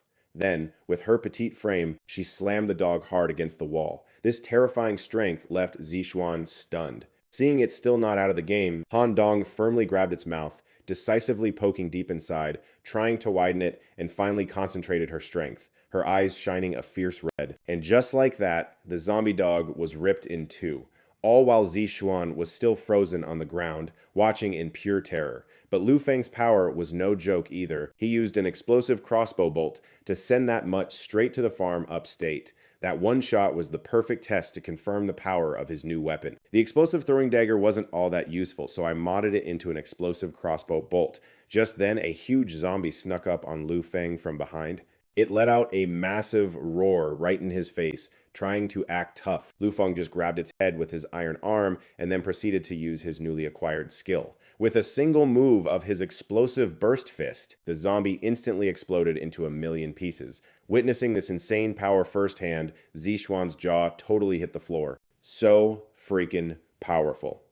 And the fight was over just like that. 1 hour later, a shady group showed up outside the prison, and one of them spoke up. "High Priestess, the package has arrived." A seductive leg and a stiletto heel slammed onto the ground with authority. Good. Cecilia made her entrance, looking like a total smoke show, holding a golden skull scepter, and followed by 2 of her goons. This time, we absolutely have to make those inmates join our one-god religion. The main mission is to make them become one with us. Meanwhile, things were getting rowdy inside the prison. A crowd of inmates was gathered, laughing their heads off at some twisted form of entertainment. Right in the middle of the room, a guy was hanging by chains above a pyre. The other inmates were surrounding him, screaming their lungs out. "Burn him! Burn him!" The man was terrified and could only beg for any shred of humanity they might have left. "Spare me! Please, don't burn me!" But these guys were savage criminals. Humanity wasn't a word in their dictionary. A bald dude holding a torch stepped forward. Begging for your life now? Did you forget how you used to beat the crap out of us? Then, without hesitating, he set the woodpile below on fire. Too late.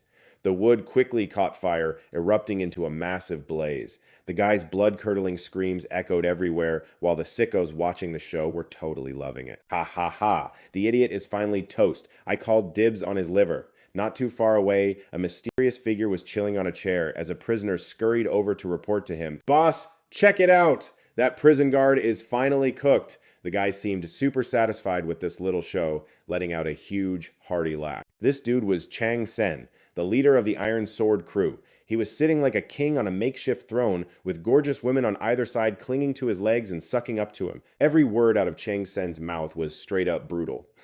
Bring me my baby, the iron tongs and leg roaster. Carve up his meat and pass it out to the boys. Our food is running low. Luckily, we still have a lot of pork left. If that's not enough, just go butcher some more. But the inmate looked like he had more bad news, and he stammered. Boss, there's one more thing. That chick, Xuan, she got away. Chang Sen's face darkened instantly. What? Without a second thought, he backhanded the prisoner across the face to let off some steam. Useless! The guy didn't hold back, even on the women. He grabbed one of the girls by her hair, just to take his anger out on someone. She has the key to the armory, he yelled, yanking her hair so hard it brought tears to her eyes. And he wasn't one for empty threats. He always delivered. I'll give you half a day. If you don't find her, you're going to be the next one on the barbecue. You hear me? Suddenly, a loud bang echoed through the room, grabbing Chang Sen's attention. Crash! He glanced over at the blonde dude behind the bars. So it was you. That was the major of the government's tactical unit, Purple Eagle Long Xuan. Chang Sen was seriously annoyed by this stubborn guy. Just surrender already. If you swear your loyalty to me, I'll let you out. Purple Eagle Long Xuan. But with his unwavering resolve and integrity, he wasn't about to give in that easily. He just gave the guy a cold, hard stare without uttering a single word. Meanwhile, somewhere else, a voice filled with awe was heard. You took care of them in just a few moves?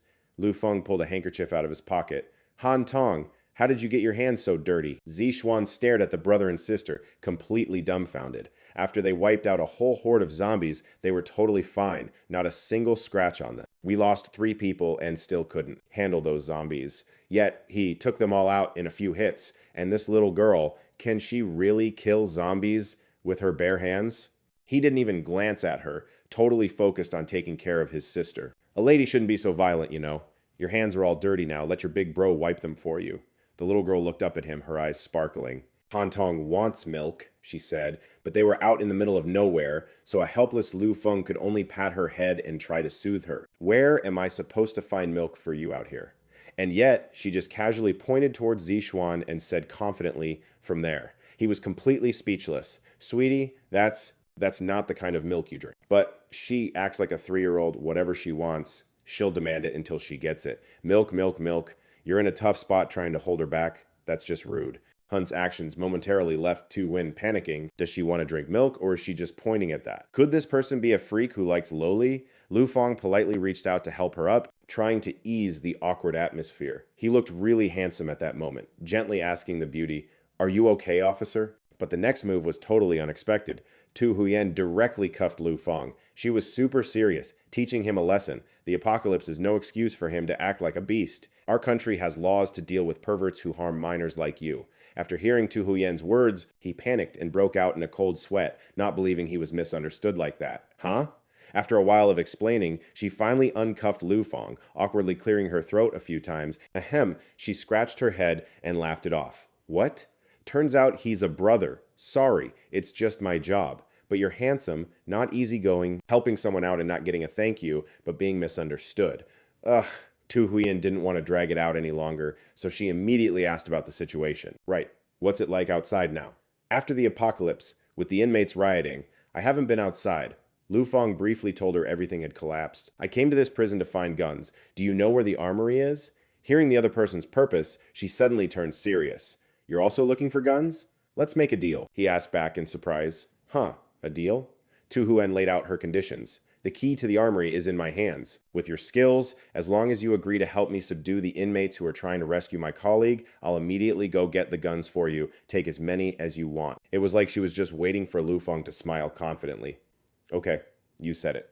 Tu Huan isn't the type to make empty promises. Of course, I'll keep my word. How many can you get by yourself? She started detailing what had happened. 5 days ago, the inmates took advantage of a power outage in the prison, successfully breaking out, releasing all the illegal inmates. Initially, over 100 people occupied the warden's office on the 8th floor, while the armory is on the 4th floor. She was furious and mentally prepared to take them down.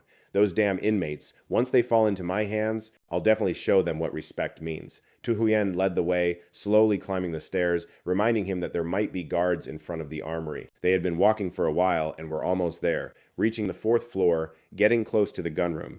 Suddenly, they heard a noise, and Lu Feng became extremely alert. Wait, there are people in the hallway. He peeked through the door crack and was stunned. Inside were horrifying scenes, full of blood and brutality. The strong, dominated, preying on the weak to survive, torturing them for amusement. Don't. Let me go. Ha ha ha. On the 4th floor, screams echoed throughout the hallway. Ah, don't. Those scumbags were tearing the clothes off a weak girl. They were even recording a video to humiliate Teal Trun, mocking her in a disgusting tone. Laugh it up. Ha ha ha. Keep squirming. Beautiful. Van Kang and Bin Kui were lusting after Teal Trun's body. They were all perverts, looking at her with lewd eyes. As long as you serve us well, we'll let you eat meat. They even threatened her. Heh, or we'll search you thoroughly. Bin Kui pointed to a boiling pot behind them where someone had been cooked to death. He continued to intimidate Teal Trun. If you dare to resist, just look at your boyfriend over there. She was heartbroken but was silenced by him, unable to resist, only able to cry for her lover. Those two shameless guys laughed like crazy. Suddenly, an arrow shot through Ko Bin Kui, so fast he didn't even have time to scream. By the time he realized, it was too late. He fell to the ground in pain. Seeing this, Van Kang screamed, "Who?" The door was forcefully pushed open. Lu Feng, filled with all his anger, rushed in, ready to give him a punch from hell. Damn beast. Although Van Kang was scared, he still tried to act tough. Who are you? I'm Ma Kan Van, the assassin who killed 10 people, and you're just some punk who doesn't care about getting a punch from me running away from martial arts. A big guy tried to sneak attack but got caught by him. Channeling his inner martial arts master, he spun around and delivered a beautiful kick right to the guy's head, sending him flying. The other guy saw this and freaked out, dropping his knife and squatting on the ground, begging, "Please don't kill me, I'm just a lackey." But his anger had reached a boiling point. He couldn't stay calm after witnessing their heinous crimes. These scumbags had no humanity. Zi Huan came up behind to help Xiao Chen stand up, gently asking, "Xiao Chen, are you okay?" Although she wasn't fully steady, she spoke up to stop Lu Feng. "Let me handle this." She stepped forward to grab the knife that had fallen beside him. Then her whole body shook. The frustration and rage pushed her to swing the knife. "Let me avenge him." The cowardly guy was scared and begged.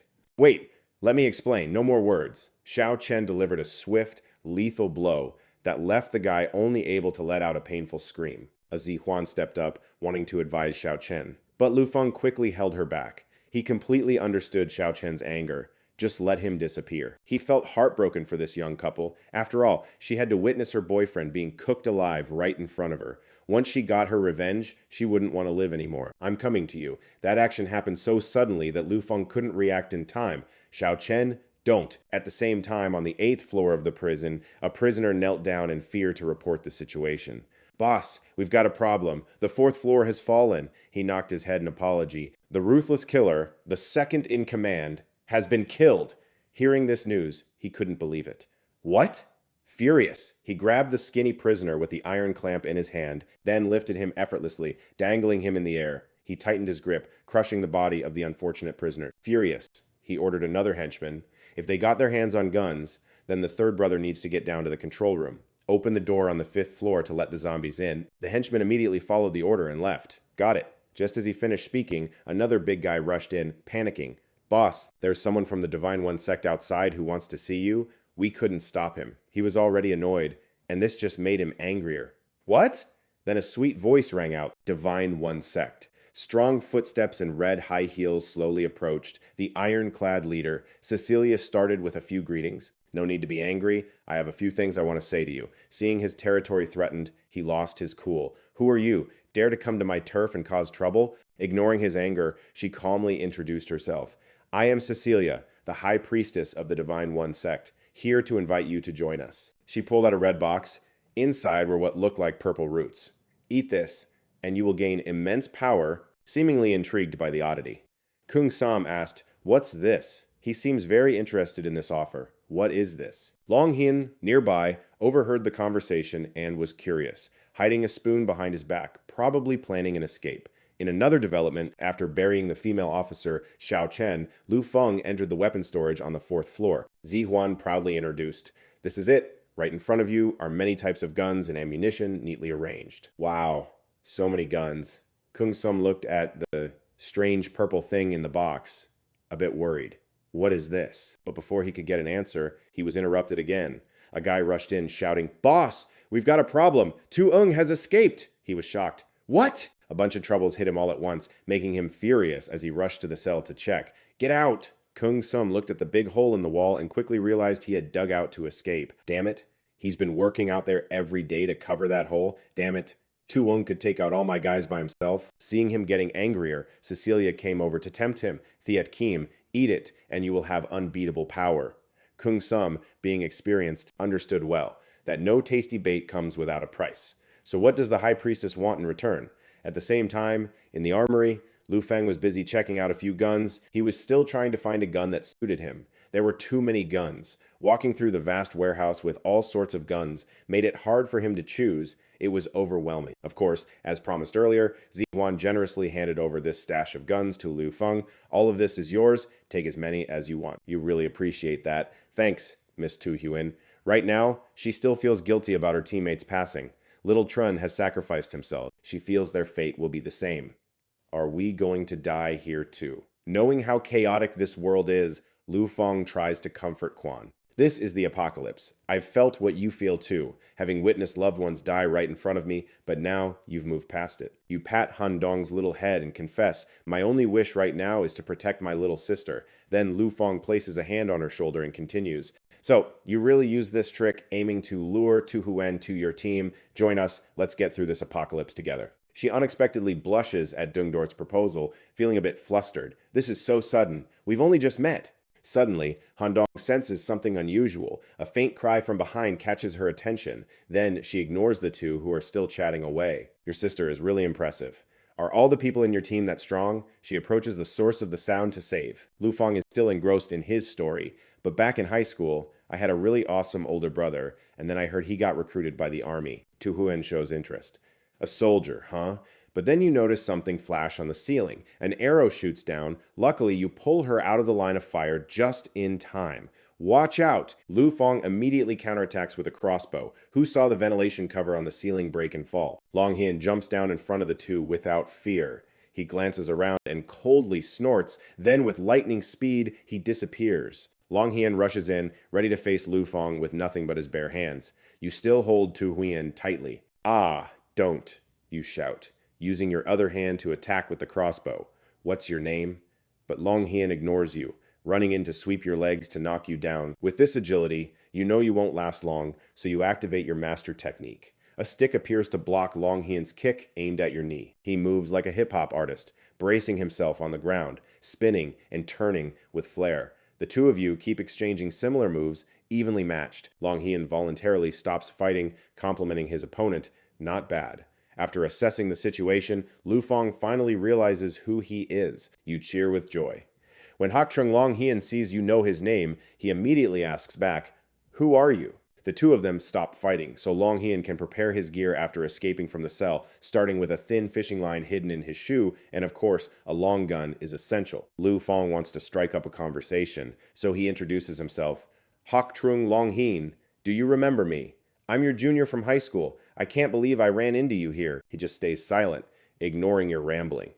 It seems mentioning him gets Lu Feng super excited. Back then, he was recruited by the army, becoming a role model for our school. He was also my idol. You didn't forget to invite Long Hian to join your team. Right, I have a base, plenty of food and water. Why not join us? We can survive together. Meanwhile, Tu Huyen has thought it over and responds to the earlier proposal. "Just help me save my colleagues and suppress the prisoners, and I'll join." But Long Hian, on the contrary, flatly rejects without hesitation. "I refuse," he says, equipped with enough weapons, then quietly leaves. You can't help but call out after him, "Where are you going, Hak Trung?" But Long Hian just throws back a line that has nothing to do with you. Then he turns, his face dark, advising, "Since you're also my junior from the same school, I'll give you a sincere warning. Stay away from me. I'm a demon with blood on my hands." Lu Feng sees that he's clearly not okay and feels very worried. "Senior, what the heck has happened over the years? After Long Hian leaves the armory, only the two of you remain, and 10 minutes pass, just like that." Lu Feng is now struggling to make something. Phew, finally done with the installation. Tu Huyen looks confused and asks, "What is this?" "You confidently introduced the device you just created. This is a simple transport device. I'm preparing to send all the guns and ammunition back to the base." Zi Xuan stared at the tiny gadget in front of her, totally baffled. What the heck? Is this some kind of high-tech stuff? But wait, he didn't even hesitate and slammed the start button. The entire warehouse was instantly sucked into the device. She couldn't freaking believe her eyes. All the guns and ammo transported. Zixuan grabbed her head, completely stunned and speechless. Wow, what the? This room was packed with weapons and gear just a second ago. Now, there's not even a damn thing left. She screamed her head off. "The guns! They're all gone! Where are the guns? Where are my guns?" But Lu Feng just stood there with a smug grin. Hey. The system popped up a notification. "Mission success! Optional objective. Visit the prison complete. Reward." Zixuan couldn't believe the warehouse was totally empty. She was too furious to even speak. You, we had a deal. What the hell did you just do? Hey, you're the one who said I could take as much as I wanted." Right in the middle of their argument, Li Shin teleported in through a portal. Well, flirting again, are we?" she purred, having successfully teleported to the Haven City Penitentiary. She sauntered over to them, thinking, "Asterisk. Man, teleporting feels amazing. Asterisk. Haven't seen you in a few days and you've already found a new plaything, Captain?" Zixuan immediately went on guard at the sight of a stranger. "Who are you?" Lu Feng, on the other hand, started scrambling to explain. "Li Shin, it's not what it looks like. What are you doing here?" She held up a gun and gave her report. "The mission back at the base is almost wrapped up, and I got the guns, so I came over to help you out." He then introduced the keeper of the armory keys. "This is Officer Zixuan. She's the one who helped us get the weapons." But Li Shin was only looking for one person. Where's Han Dong? It was only then that Lu Feng realized his little sister had been gone for a while. Han Dong? Isn't she right here? But when he looked to his side, there was no one there. He started to panic, shouting, "Han Dong, where did you go?" Li Shin was at a loss for words with this clueless dude. Asterisk, what a damn useless brother. Asterisk. Suddenly, an unknown voice crackled from a speaker in the corner. Ha, Officer Zixuan. I know you got your guns, but we're not done yet. The main gate outside is wide open. I've released the zombies, and they're starting to hunt. I'm just waiting for the bloodbath to start. Just you wait. You're all about to become zombie chow." His shrill laughter echoed through the room. Ha. Have fun meeting your maker." Lu Feng totally freaked out for a second. "This is bad." He bolted out of the room. "We gotta go. Now. The zombies are coming up." Zixuan barely had time to react, yelling after him, "Hey, wait for me." But just as he got to the door, he heard some weird noises behind them. Just their luck, they'd run into a mutated zombie, constantly muttering, "Kill. Die." When it saw Lu Feng's crew, it bared its sharp teeth. "Eat." The system flashed a warning. Asterisk. Mutated. Zombie detected. Asterisk. The three of them froze. Another mutated zombie. Wait a sec. Something feels off here. Meanwhile, Long Xuan was still thinking about the question Lu Feng had asked him earlier. "Senior brother, what really happened to you all those years ago?" He walked on, lost in a memory of Longya, who looked so adorable, as radiant as the sun, holding out a flower for him. But the image of her smiling face slowly backed away towards a horde of zombies swarming in. Asterisk. Just another hallucination. Asterisk, he told himself. Long Xuan's brow furrowed. He was clearly used to this. Trying to lure me into that horde? Nice try. He readied himself to move past them. Sorry, not falling for that. With the agility of a master, Long Xuan zipped past the horde without making a single sound, but suddenly, a splitting headache hit him, and he dropped to his knees in agony. Long Xuan looked down at his hand, then touched his head, only to find it covered in blood. An image of Long Ya, lying in a pool of her own blood, flashed before his eyes. It was a memory that constantly haunted his mind, and he fought to keep his composure against the rising fear. No. Seeing the blood drip endlessly from the little girl's body, he tried to reassure himself. It's just an illusion. Just then, Han Dong, who had been following the sounds of a struggle, showed up and tilted her head, looking at Long Xuan with a confused expression. He was shocked. He never expected to see a little girl, a living human girl, wandering around all by herself in a place this dangerous. Without a word, Han Dong just kept walking straight toward the zombie horde. He watched her go, deep in thought. Asterisk.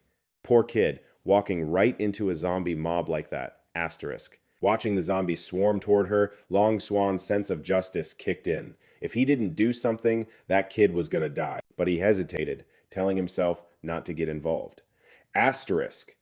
As a hunter, I can't just jump into a dangerous situation. Asterisk.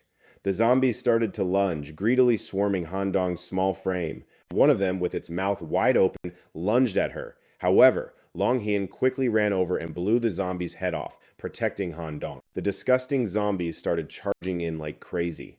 With his extensive experience, Long Hien calmly tossed the long gun into the air, then, in a flash, pulled out his handgun and shot one right in the head. Not only that, he kicked the one next to him straight in the face, then quickly fired, sending it back to its ancestors. One after another, zombies kept rushing in to attack Long Hien. At this moment, the long gun he tossed up was slowly falling down. He skillfully caught it again, swiftly switched guns, and directly opened fire on the zombies, blowing them to bits.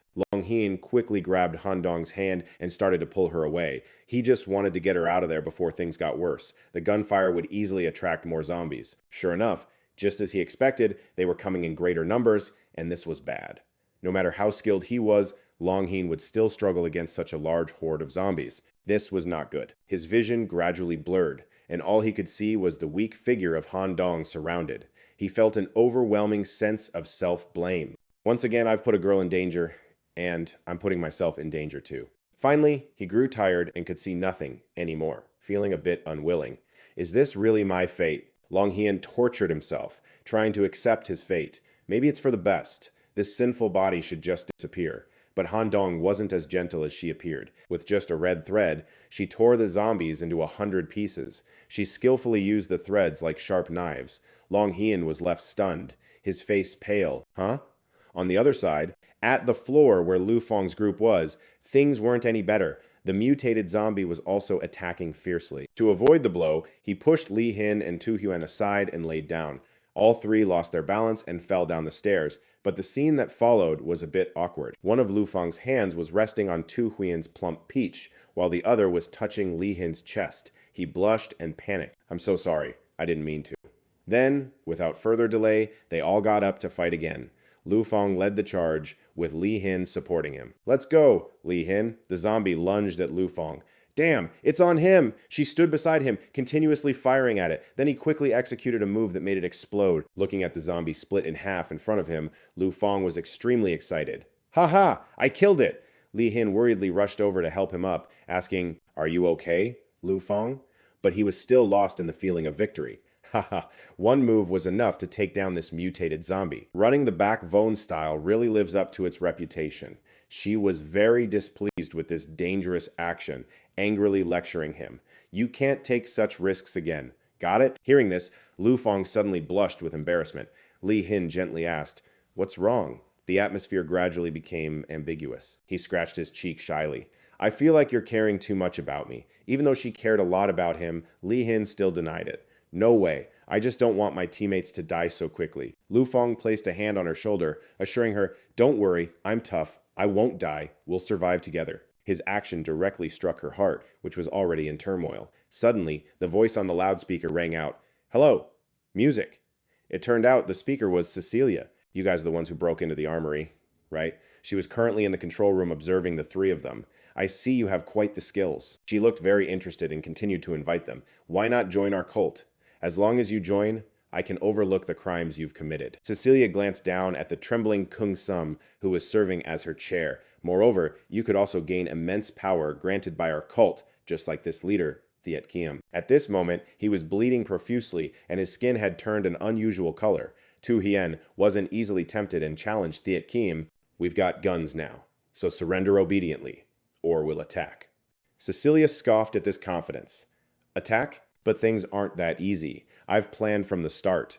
Don't tell me you think I'd send some ordinary characters to deal with you?" The mutated zombie from before, with its distorted body, had revived. Naturally, as a commander, Lu Feng decided to step up and fight himself. Huan handed me the gun. She was worried but still followed orders. Okay. The zombie shot its long, sharp tentacles toward them. Lai Hin reacted quickly and activated the hidden blade in her glove. She really lived up to her reputation as a refugee team member, swiftly slicing through the wriggling tentacles. She stepped up to provoke, saying, "If you want to mess with my teammates, you gotta take me down first." Lu Feng was super pleased with this stellar performance. "Haha, Li Hin, you did great." Then you just blasted it back to the Western Paradise, making sure to unload on that zombie. Damn it! I can't believe I can't kill you. Little did they know, its lower half had come back to life too. It charged straight at Lu Feng, planning to sneak attack. But Su Huan used her top-notch shooting skills, taking it down and blowing it to bits.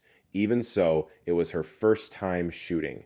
Though she spoke boldly, her whole body was shaking like a leaf. Damn it, don't underestimate me. Lu Feng gently lowered her gun to comfort her. They're not human anymore. You shot really well. He gave Su Huan some advice. Try to stay strong and get used to shooting. This is the apocalypse now. Suddenly, the system popped up a notification about killing immature mutated zombies, and they noticed a ton of immature mutated zombies closing in. After observing their performance, Cecilia had some praise. Great job. You even managed to kill the newbie I just picked up from the prison. Lu Feng hadn't even had time to process that yet. She had a surprise waiting for them, but it wasn't just one newbie. As soon as she finished speaking, more mutated zombies started pouring in. Taking down one was tough enough, but with a whole horde showing up, he didn't dare fight. So many of them. Seeing things were getting dicey, Lu Feng decided to play it safe and make a run for it. "Run! They're all mutated zombies!" He ran while trying to figure out where they were coming from. Damn it, something's off. Why are there so many mutated zombies? Can this cult really produce zombies? At that moment, as he reached a warning sign, he was too lost in thought to notice. Could it be that zombies have been produced like this for the whole year? Just as he ran to a spot, the floor couldn't handle the weight and cracked, then broke apart, creating a big hole that sent Lu Feng and the others tumbling down. Oh no, it's a trap. Even though he was in danger, he still worried about his teammates. "Everyone be careful." All three of them fell to the ground with a heavy thud. Lu Feng lay on the ground, grimacing. "Ah, that hurts." Li Hin, Su Huan, are you guys okay? At that moment, Li Hin was sitting on him, shyly replying, "I'm fine, but it seems we fell from the third floor." She shyly said something touching. "I didn't expect you to take the fall for me. As a death teammate, your life really is precious." Lu Feng forced a smile in response to her. "Haha, you're too polite. We're all teammates here. Where's Su Huan?" Li Hin pointed to Su Huan, who was unconscious on the ground over there. She leaned in closer, deliberately pressing her two peaches against his face. "Now it's just the two of us. How should I repay you for saving my life?" At this moment, Lu Feng vaguely guessed her intentions. Wait, does she want? Li Hin moved in closer. What's he scared of? She looked up at where the three of them had just fallen. I observed everything earlier. Those mutated zombies seemed to have some brain issues. She seemed to catch on quickly. Once they lost their target, they would wander off. Then she glanced sideways and signaled, "Su Huan has passed out too." Li Hin continued to seduce Lu Feng with ambiguous intentions. "What's wrong? Don't you have feelings for me?" Lu Feng was thrilled inside, but still played hard to get. No, I didn't mean it like that. But why did you choose me?" Li Hin recalled and felt extremely grateful. "Not only did you save me several times, but you're also the first man to treat me as a teammate." The reason was so simple that even Lu Feng was surprised. Before he could say anything else, Lai Hin leaned down and kissed him, saying something like a domineering CEO. "Silence now, little boy." Their lips reluctantly parted, leaving a silver thread between them. Li Hin didn't hesitate to unbutton her pants, preparing for battle, then slowly took off her outer jacket. "Just leave it to me." Being seduced like this, Lu Feng could no longer keep his cool. This is bad. He started imagining a new scenario at Kim Sun Temple. This whole vibe is wild. It's like Lu Feng is some Zen monk from a temple in the Appalachians, finding his inner peace, Amitabha. Then out of nowhere, Li Xin shows up talking smack. "Fahai, today's the day I take you down." She's playing the part of a wicked, arrogant snake demon who thinks she's the queen of the world. "Just be a good boy and submit to me already, but you, as a devout monk, are totally not falling for that. You temptress, I need you to help me train." But before he could even make a move, bam, he's all wrapped up in Li Xin's huge tail. She's looking all smug at her catch, like, "Gotcha." Then she shoots him this super suggestive smirk. Li Xin's just totally messing with him. "My little monk, you're hilarious." Now, try this on for size. The tail around Lu Feng squeezes even tighter, making him yell out in pain. "Ah, I can't breathe. It's too tight. You've got me all tied up." She goes on the offensive, unleashing her Flood the Golden Mountain move. A massive wave crashes over Lu Feng, and he's totally struggling. Whoa, that's a lot of water, he yells, trying to get his bearings. This ain't good. Staring at Li Shin's smug face, he refuses to accept being on the losing end. Just 2 moves, and I've already been stripped of my holy gear? Damn it, am I seriously gonna lose our first little spar? But Lu Feng snaps out of it real quick. Don't you dare look down on me, I'm back in the game. Round 2, let's go! Li Shin's a little shocked, like, wait, what? Because now he's finally unleashing his true power. His Prajnaparamita blast makes her snake tail stretch to its limit. Uh-oh, not good. He frowns and coldly makes his move. You're just a little baby snake trying to flex on a pro. Lu Feng's power has Li Shin shaking from head to toe, barely able to stand. I'm about to lose my grip on him. One more move and I'm toast for sure. The tables are turning, and pressing his advantage, he unleashes another skill. Back in the fight, she was at her limit and couldn't hold on anymore. It was no use. The battle was coming to an end. He unleashed his Heavenly Dragon's Fury attack, completely shredding her snake tail. Finally, Li Shin, exhausted and panting, gave up. Lu Feng, you're a beast. I surrender. After the trio fell into the pit, Cecilia lost their signal. Have you found them yet? She demanded. A henchman knelt down and reported respectfully, My apologies, it seems they're in a camera blind spot. Unwilling to accept this, she commanded, Keep searching. The henchman immediately scrambled, Yes, ma'am. Just then, the iron clamp in Kwang Sam's hand slammed hard onto the ground. Cecilia glanced over at the guy screaming on the floor. Looks like his evolution is complete. He's ready to go on a rampage. Send more people to find them and bring them to the arena. The henchman replied, Understood. Then, she suddenly remembered something and asked, Oh, right. What's the current status of that thing? The henchman reported, Don't worry, High Priestess, that thing has already reached the 5th floor. Meanwhile, over with Long Hien, he was frowning at the sight before him. What is this? A whisper echoed. The cops trapped on this floor had conveniently become a food source for them. It was an essence thief, while a clueless Long Hien led Han Dong forward. Where the hell are we?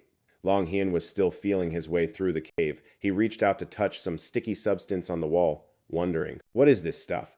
But before he could touch it, a voice shouted, Whoa! Careful! Han Dong swiftly swiped her hand, ripping the membrane apart. Watching her casually inspect her claws afterward, a thought popped into his head. Did this kid just save my butt? Again? Who the hell is she? She looks like some kind of mutated zombie, which is super weird. Suddenly, a sharp pain shot through Long Hien's head. He grimaced, clutching his forehead, and let out a groan. Ugh, not this headache again. An image of Long Ya flashed before his eyes, making him tremble in fear. This can't be real. Why am I hallucinating? The little girl slowly approached, holding a single rose, and called out, Big bro. Her voice deepened as she interrogated him. Back then, when you took my life, did you feel even a little bit guilty? The illusion shattered, and in its place was a zombie, mouth agape, baring its sharp fangs as it lunged at him. Seeing the zombie burst out from where the membrane had been, he snapped out of it. Long Hien stared intently forward, confused. Right in front of him was a web of thin, sharp, glowing red threads. In the blink of an eye, the threads sliced the zombie's head clean off its shoulders. He stood frozen for a few seconds, completely stunned by what he just saw, just staring blankly, not daring to utter a word. After pulling himself together, he examined the zombie's corpse and started putting the pieces together. Could it be that these cocoons on the wall are all filled with... Before him lay a massive cavern, filled with cocoons and a dense web of threads, making him hesitate as a horrifying conclusion dawned on him. Humans? As the thought crossed his mind, another wave of pain shot through his head, making him wince. Ugh, my head again. Just then, Han Dong picked up the zombie's severed head, took off her own headphones, and silently offered them to Long Hien. He just stared at them, wondering, Does she want me to wear these? He quickly took the headphones and cautiously put them on. The second he put them on, he realized his headache was completely gone. Wait, could some kind of sound be causing the headaches and hallucinations? Now calm, he started walking again and said quietly, Let's go.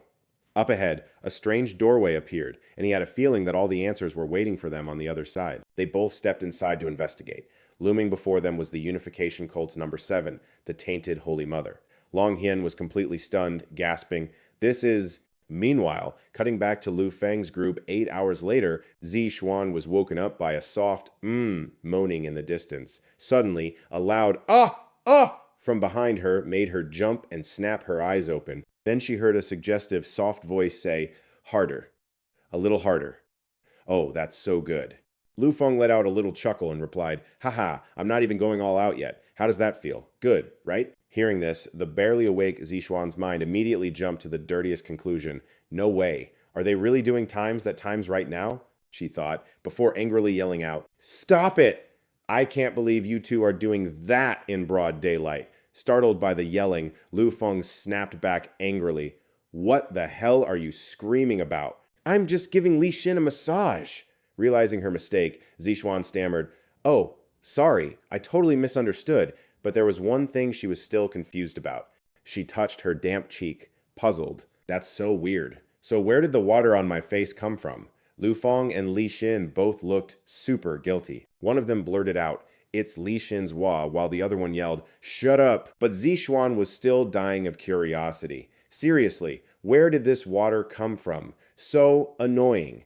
On a nearby table, a bunch of steaming hot takeout boxes were already opened. A voice called out, "Yo, food's ready." Seeing a table piled high with steaming food, Zixuan's eyes totally lit up. "Whoa, is that spam? I haven't had meat in days, man." Li Xin chimes in, "Nothing beats pigging out after a good fight." Seeing how she was going at it, Lu Feng gently reminds her, "Hey, it's all good. Just take your time." She's practically crying with joy as she eats and praises him. Asterisk. Sniffle asterisk. "This is so delicious." Suddenly, Lu Feng gets a pop-up from the system. Huh? New title unlocked. The Girl Whisperer. Title. The Girl Whisperer. You idiot host, you can accidentally awaken some weird kinks in the ladies. Function 1. Increases female affection. Function 2. Might awaken some weird kinks in the ladies. He stares at the description, totally curious. The hell does that mean? Awaken? Kinks? He decides to check Li Xin's status screen. Relationship. Respectful. Okay, now for the kinks section. The screen pops up. Mood. Respectful. Kink. Public. Divided by outdoor play. Remembering what just happened, my dude breaks out in a cold sweat. Pub. Public play. No way, right? A picture of Li Xin pops up with the text, "Kink. Exhibitionism. Will engage in extremely daring acts in thrilling locations. You, moron host, you have the worst luck. When are you finally gonna drop dead?" He gets all hyped. Damn, that's so Li Xin. Totally fits her personality. While he was at it, he decided to swipe over and see what was up with Kelly. Kelly's status. Mood. Friendly. Kink. Object fetishism. After everything she's been through, Kelly has developed some psychological trauma. She only feels safe when she's near. A jacket that smells like a certain someone can she feel at ease. You damn host, just croak already. His face is lit up with excitement as he mutters to himself. System, why you in such a hurry, he thinks. But seriously, what's this object fetish about? Just then, Li Xin leans in and whispers in his ear.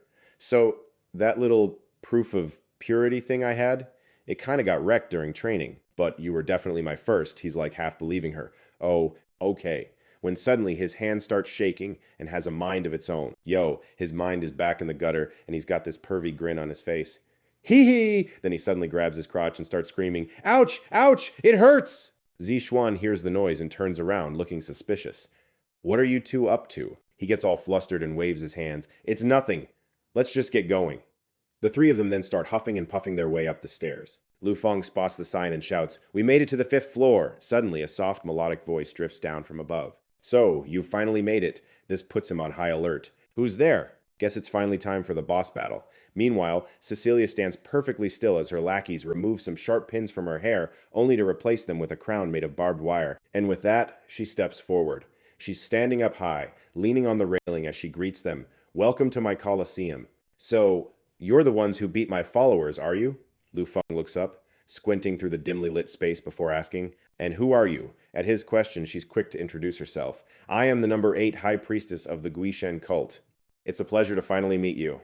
As she finishes speaking, she raises both her hands. She closes her eyes and begins her ritual, not forgetting to announce, "Let's see what little surprise I've prepared for you all." All of a sudden, the iron cages lining the wall start making these creepy sounds. Lu Feng started wondering, yo, with all these mutated zombies around, could this high priestess chick actually be controlling them? The zombies inside the cages were totally tweaked out, clawing at the bars and screaming their heads off. Getting a little spooked, he was like, "For real? Can you actually just make mutated zombies?" But then he remembered the system's heads up and immediately shot that idea down.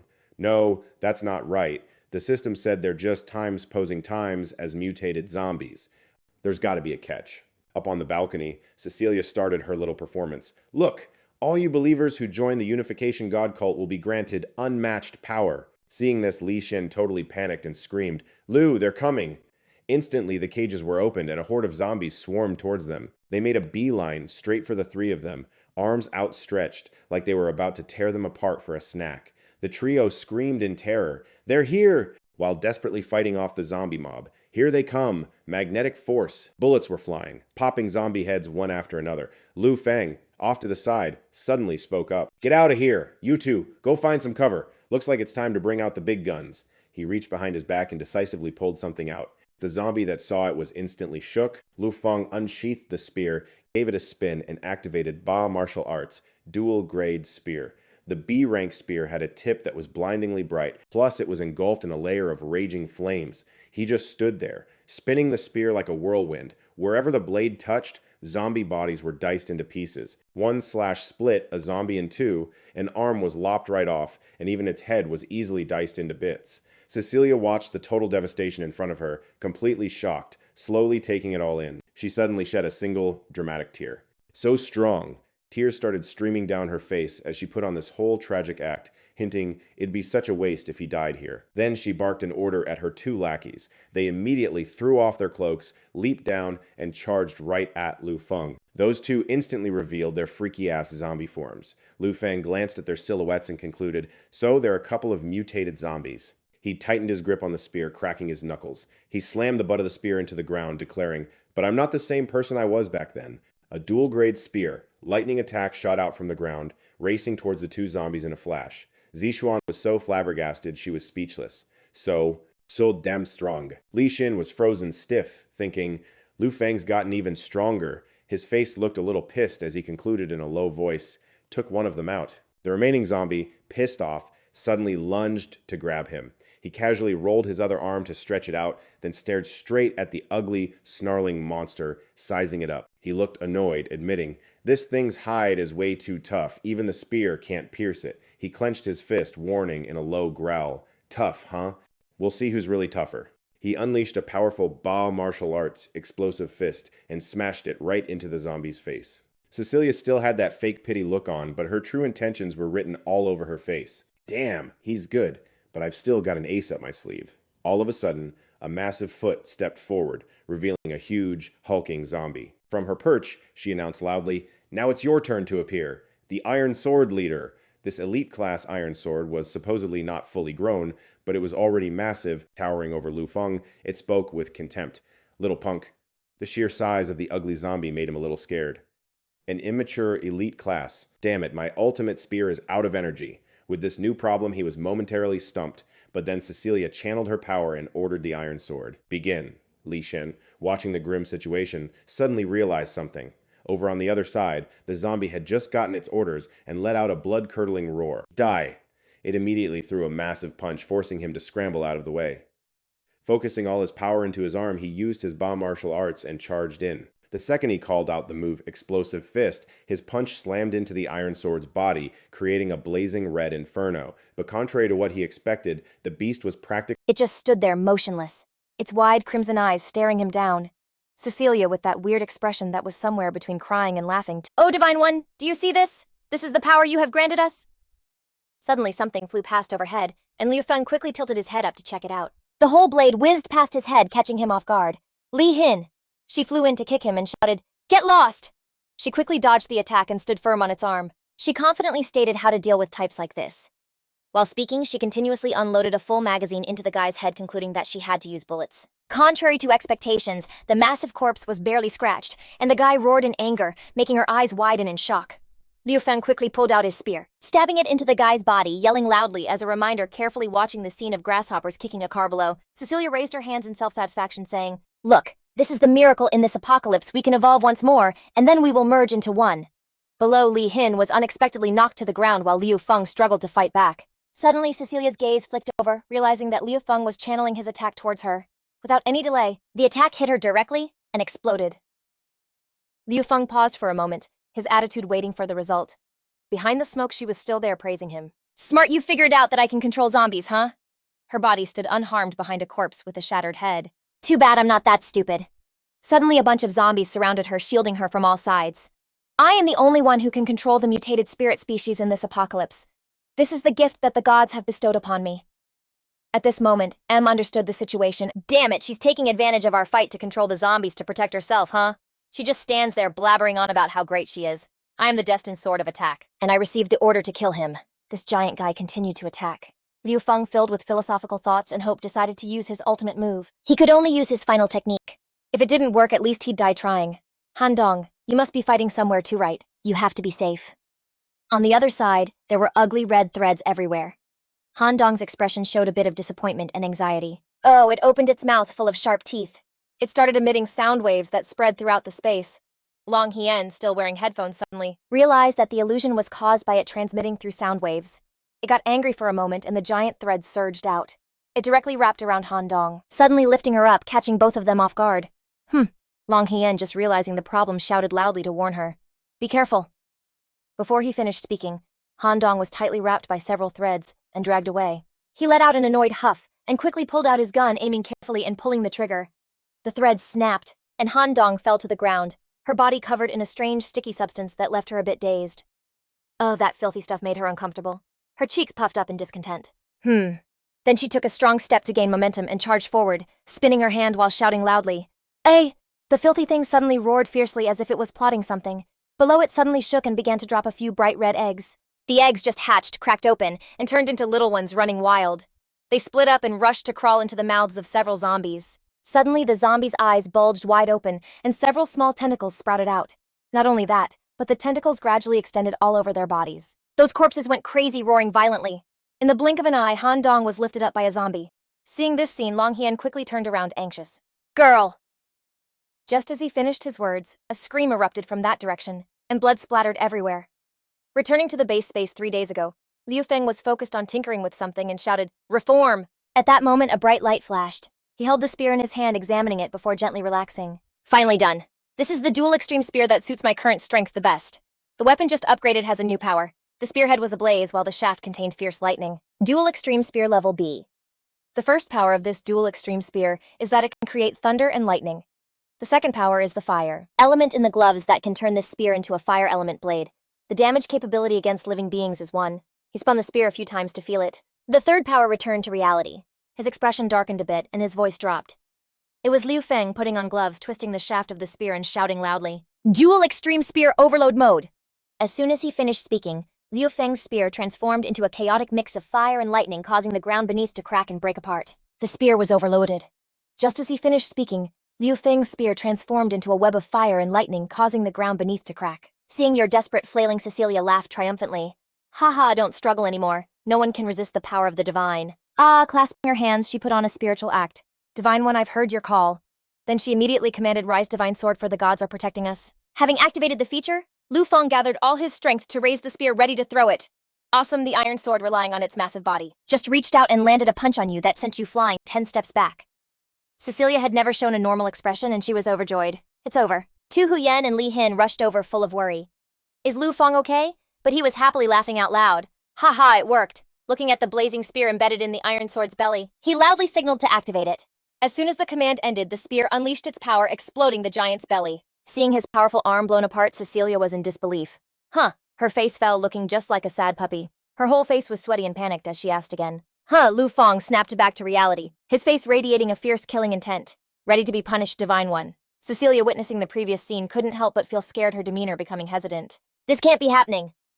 Soon after, several of the henchmen were dealt with in quick succession. Lai Hin aimed her gun straight at her head and commanded, raising her hand. At the same time, Tu Huyen also pointed her gun as a warning. Don't move. I don't know what to do, sitting down and crying like a child. Those blasphemers dared to insult me. Do you know I am the high priest of the one god sect? Liu Feng immediately spat. A measly little cultist like you dares to act so cocky. You want to see me end you right here, right now. Hearing that, Cecilia was absolutely fuming and immediately whipped out her trump card. Yep, corrupted Saintess number 7 is right over there. She's our cult's most potent source of infection, and it won't be long now. This entire building, no, this entire block will be infected by her. Still not satisfied, she continued with her threats. In just a few more minutes, mutant zombies will swarm this building. You all can just wait to become their next meal. Oh, she was dead set on not backing down, her expression twisting grotesquely as she cackled. Ha! Suddenly the wall behind her exploded inward. The culprit was none other than the corrupted Saintess who'd been sent flying right through it. It let out a pained roar. Rower. Once Cecilia got a clear look at it, she shrieked, "Number 7, the corrupted saintess." Behind the rubble of the wall was the familiar silhouette of the little girl. Cecilia whirled around, panicking. What the hell? Recognizing the newcomer, Liu Feng heaved a sigh of relief. Phew, you're okay. That's a huge relief. The girl stepped onto the crumbled pieces of the wall and slowly began to speak. You got it dirty. Han Dong stepped forward, her figure emerging from the blinding light as she finished her thought. The dress my big brother gave me. Her eyes blazing with killing intent glared forward as she emphasized one word, die. The moment Cecilia saw Han Dong, her eyes widened and her jaw dropped in utter shock. This is... Her whole body trembled as she stammered, unable to form a single word. A divine? Is she a god? Liu Feng turned towards his sister, waving his hand and calling out loudly, Han Dong! The little girl immediately recognized his voice and cheered happily. Ah! She cried, then leapt into Liu Feng's arms, hugging him tight. Big bro! A total 180 from her terrifyingly angry expression moments ago. She buried her face in his chest and whimpered, Big bro, I was so scared. He comforted her in return. It's okay, Han Dong.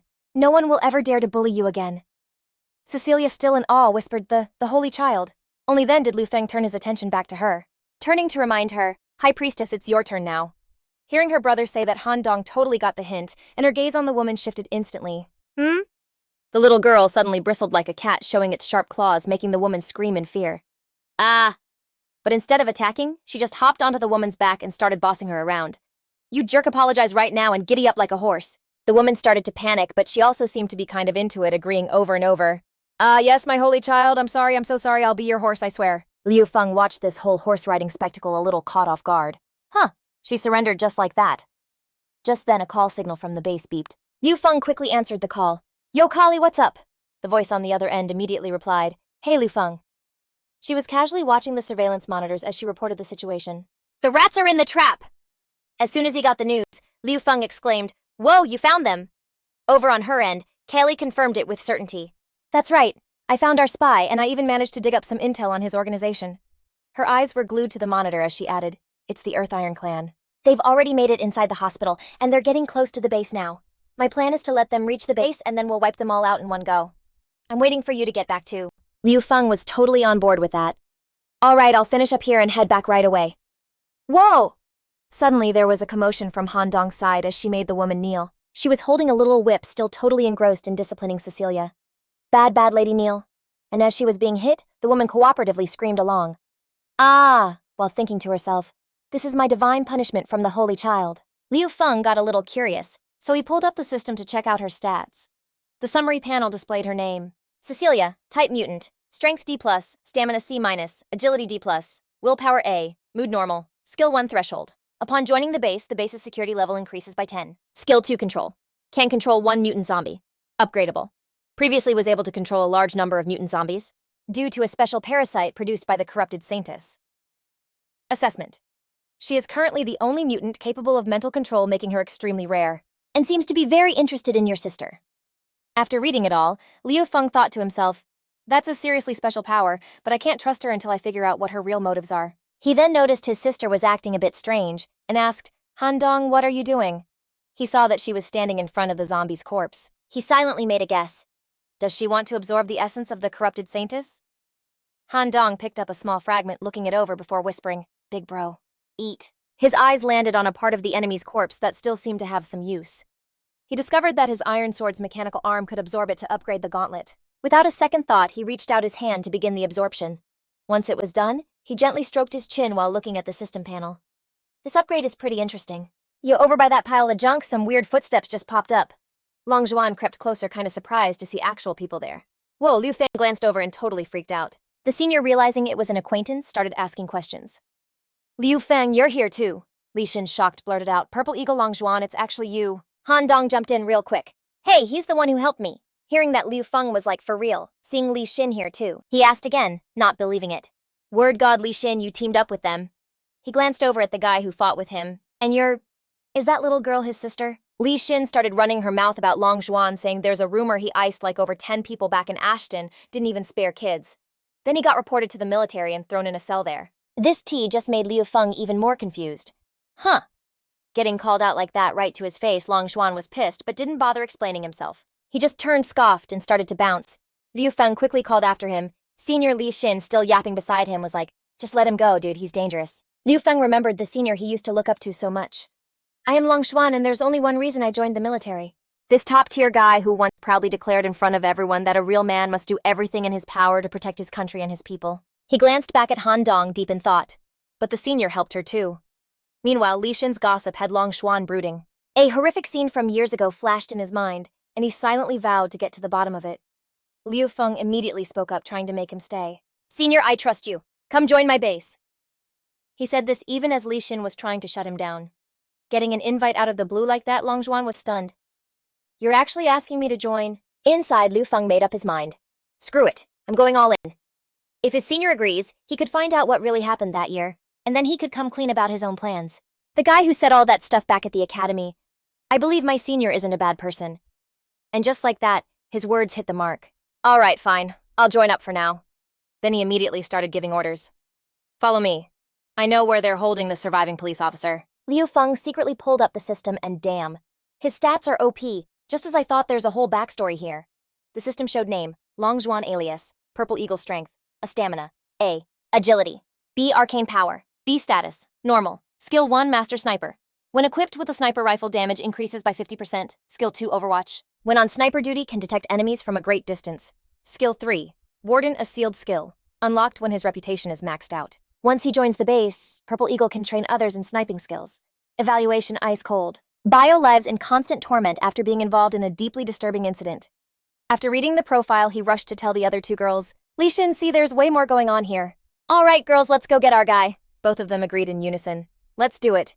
Meanwhile, back at the eerily quiet base, slow, deliberate footsteps started to echo. Flickering lights cast long, dark shadows down the hall. It was them, the Earth Iron Clan's combat unit, the Azure Sea Chaos Squad. Shu Ran, their leader, called out, so this is the L base our mole was talking about. The guy next to her sized it up. Weird, she said on high alert. There's nobody at the gate. One of her goons chimed in with a huge psycho grin. Boss, why sweat the details? Let's just roll in and smoke 'em all. Easy peasy. You'd think she'd have a better plan, but nope. She actually agreed with this meathead. Good point. Let's handle them. Then she bellowed, all right, you mutts, hand over the cash and the grub now! Her cronies started roaring and screaming like maniacs. Then out of nowhere, bam, a bullet zips by and pops one of their heads like a grape. The rest of them started dropping like flies one after another. And that's when Liu Feng's crew made their grand heroic entrance. Well, look what the cat dragged in. We've been waiting for you scumbags for a while now. Realizing things were going south fast, Shu Ran and her crew snapped back into action. Fire, fire. Oh crap, it's an ambush. Damn, both of her right-hand men got taken out at the same time and she started to freak out. Liu Feng yelled out, just give it up, this is my turf now. Shu Ran tried to act all tough, refusing to back down. The Earth Iron Clan never surrenders. But yeah, that lasted about 2 seconds. After a few quick hits, her face was all lumpy and swollen and her voice was a total mess. We surrender, we give up. Seeing her pathetic state, Liu Feng couldn't help but throw some shade. Why'd you have to make it so difficult? Wouldn't it have been easier to just surrender? Does the Earth Iron Clan even know what you guys are doing? She struggled to answer. They don't know. We're an independent action squad. HQ has no idea. Liu Feng eyed the three of them, calculating his next move. 2 chicks and a dude.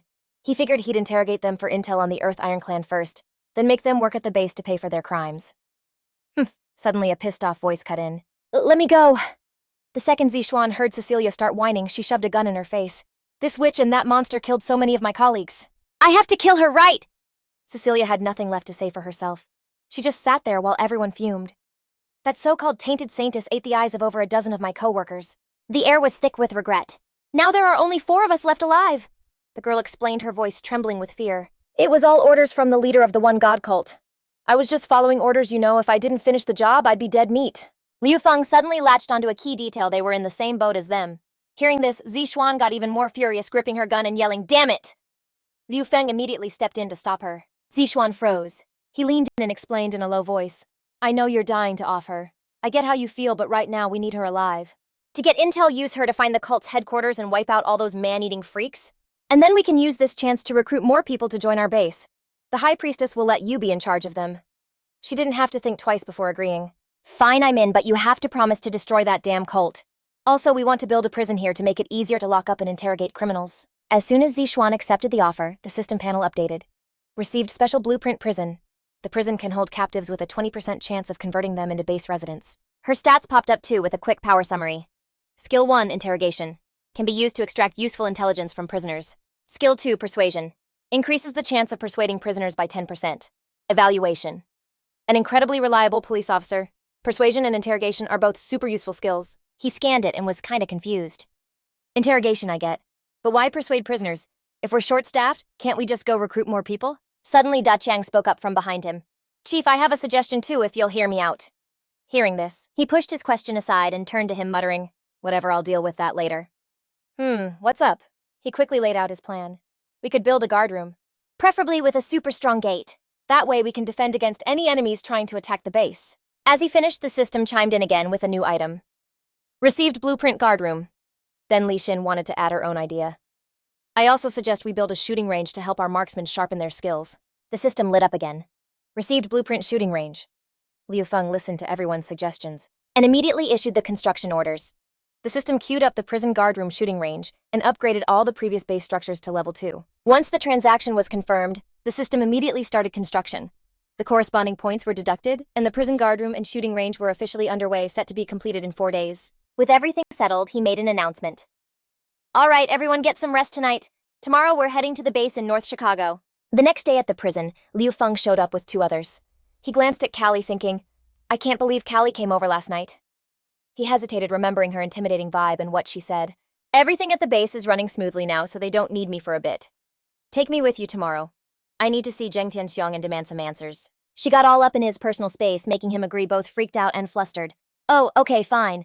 He secretly thought to himself, looks like Callie is really worried about her assets. He ran through the list of people in his head, planning things out. Li Xin needs to rest and the base needs her to manage it. Han Tong is out cold after eating that essence. So this time I can only take Long Zhuan and Callie. Even though I didn't get a ton of points, I still leveled up. I got a new gun and Long Zhuan's skills on my side, plus my gloves leveled up. All in all, not a bad haul. And according to Cecilia's confession, my 6th apostle is already on their way to the North City base. The system just unlocked the mission to seek help at the northern base to prevent the base from being infected. Thinking for a long time, he confirmed in his heart, there's still that mission.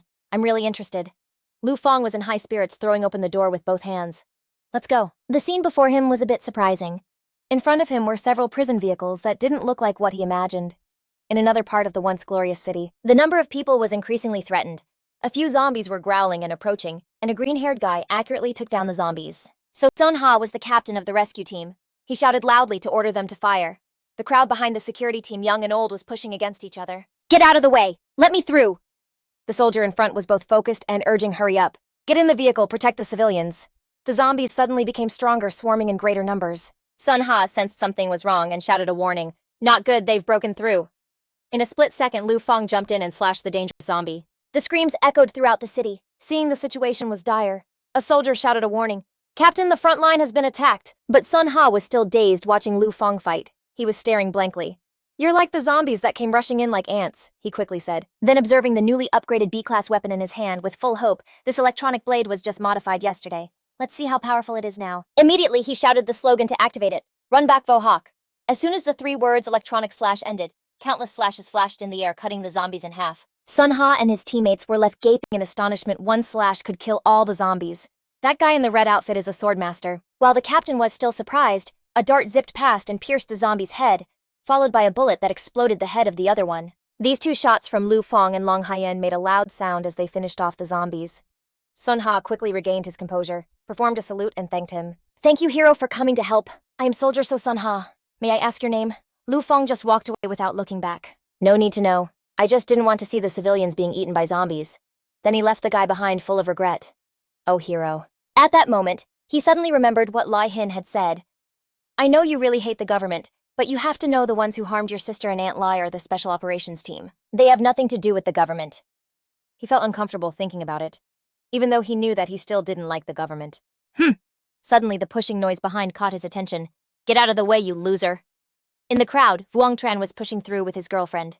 You all better move, let us get on the vehicle. Shantian waved her hands in frustration. Get out! Seeing this, Sun Ha got angry and corrected her, stopping her. What are you doing? She suddenly jolted, realizing something was off. Then her eyes widened in fear, as if she had discovered something. It turned out Shantian just realized that the person behind her was Lu Feng. Meanwhile, in the car, Callie was sitting back with her legs crossed, looking relaxed. She recalled the scene from last night, Lu Feng stuttering, All right, I agree. He looked super embarrassed, too. I took her along and she asked with a teasing tone, Thanks, but it seems like you're not good at turning down women, huh? Have you ever had a girlfriend before? Lu Feng blushed and awkwardly admitted that although he had a girlfriend before they barely met, and recently he had decided to take off his glasses. It seemed like he needed some lessons, otherwise he wouldn't know what to do when he met women. She slowly stepped down from the car. As soon as she got out, she saw a couple of fools with one pushing Ong Dai-puk down to the ground. "Get lost!" Lu Feng quickly ran over to help him up. "Are you okay, uncle?" Shan Thian strutted over to criticize. "Oh, isn't this the ex-boyfriend I dumped? Why's he like this now?" As soon as Ong Dai-puk saw him, his eyes lit up. "Oh wow, a handsome guy." He was furious about what she just said. Shan Thian wouldn't let him speak. She jumped up to show off, "Not even close to my current boyfriend, who's both handsome and strong." Unlike that useless dude, making him even more annoyed and unwilling to continue. Right. Just then, a concerned voice chimed in.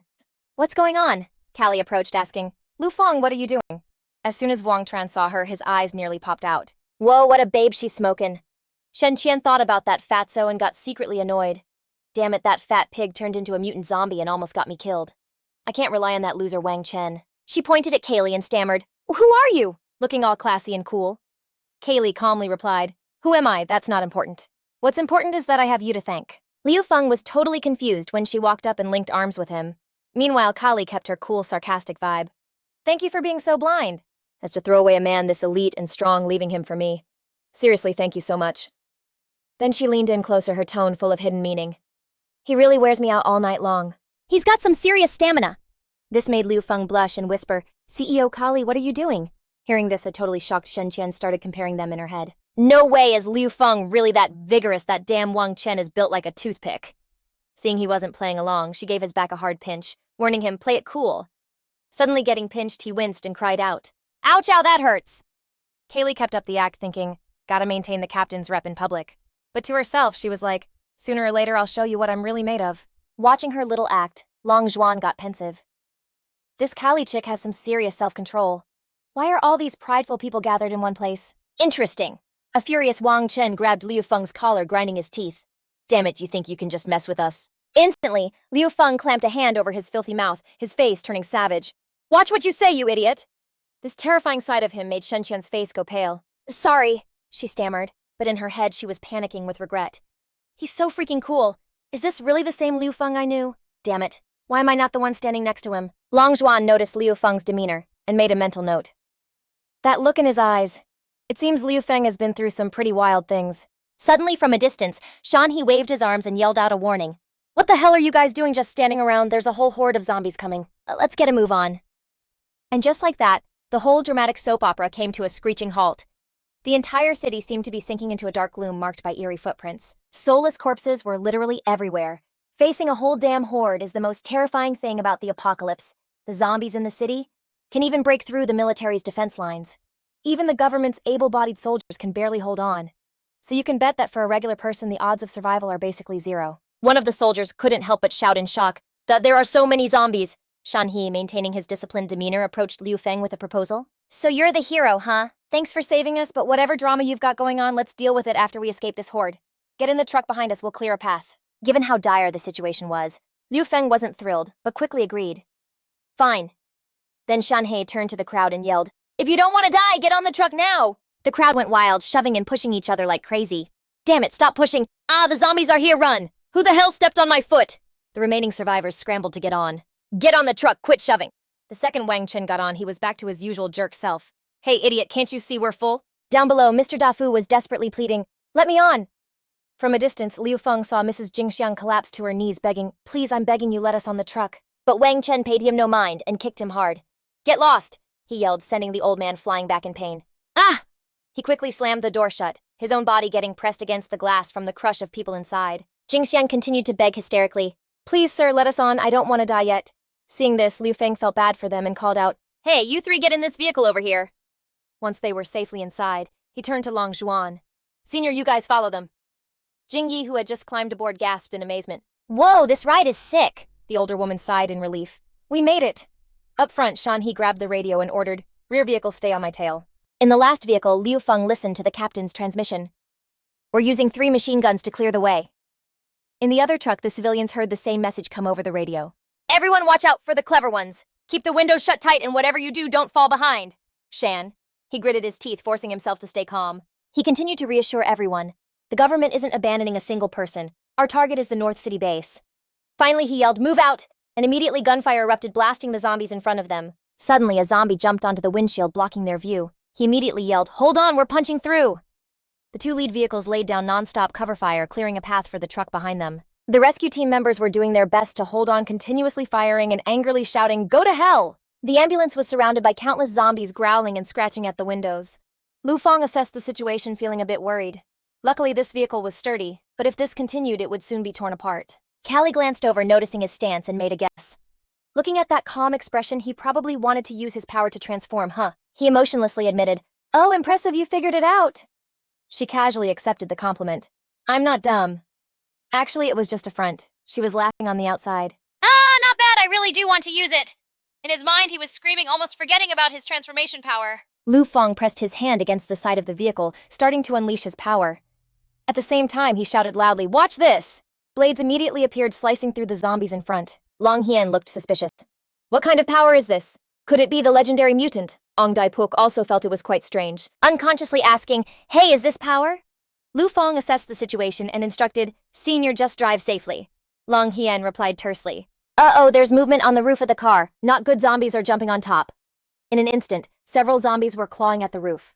Lu Feng gently opened the car lid, jumped up and sliced off the head of the first corpse, then coolly held the blood-stained sword.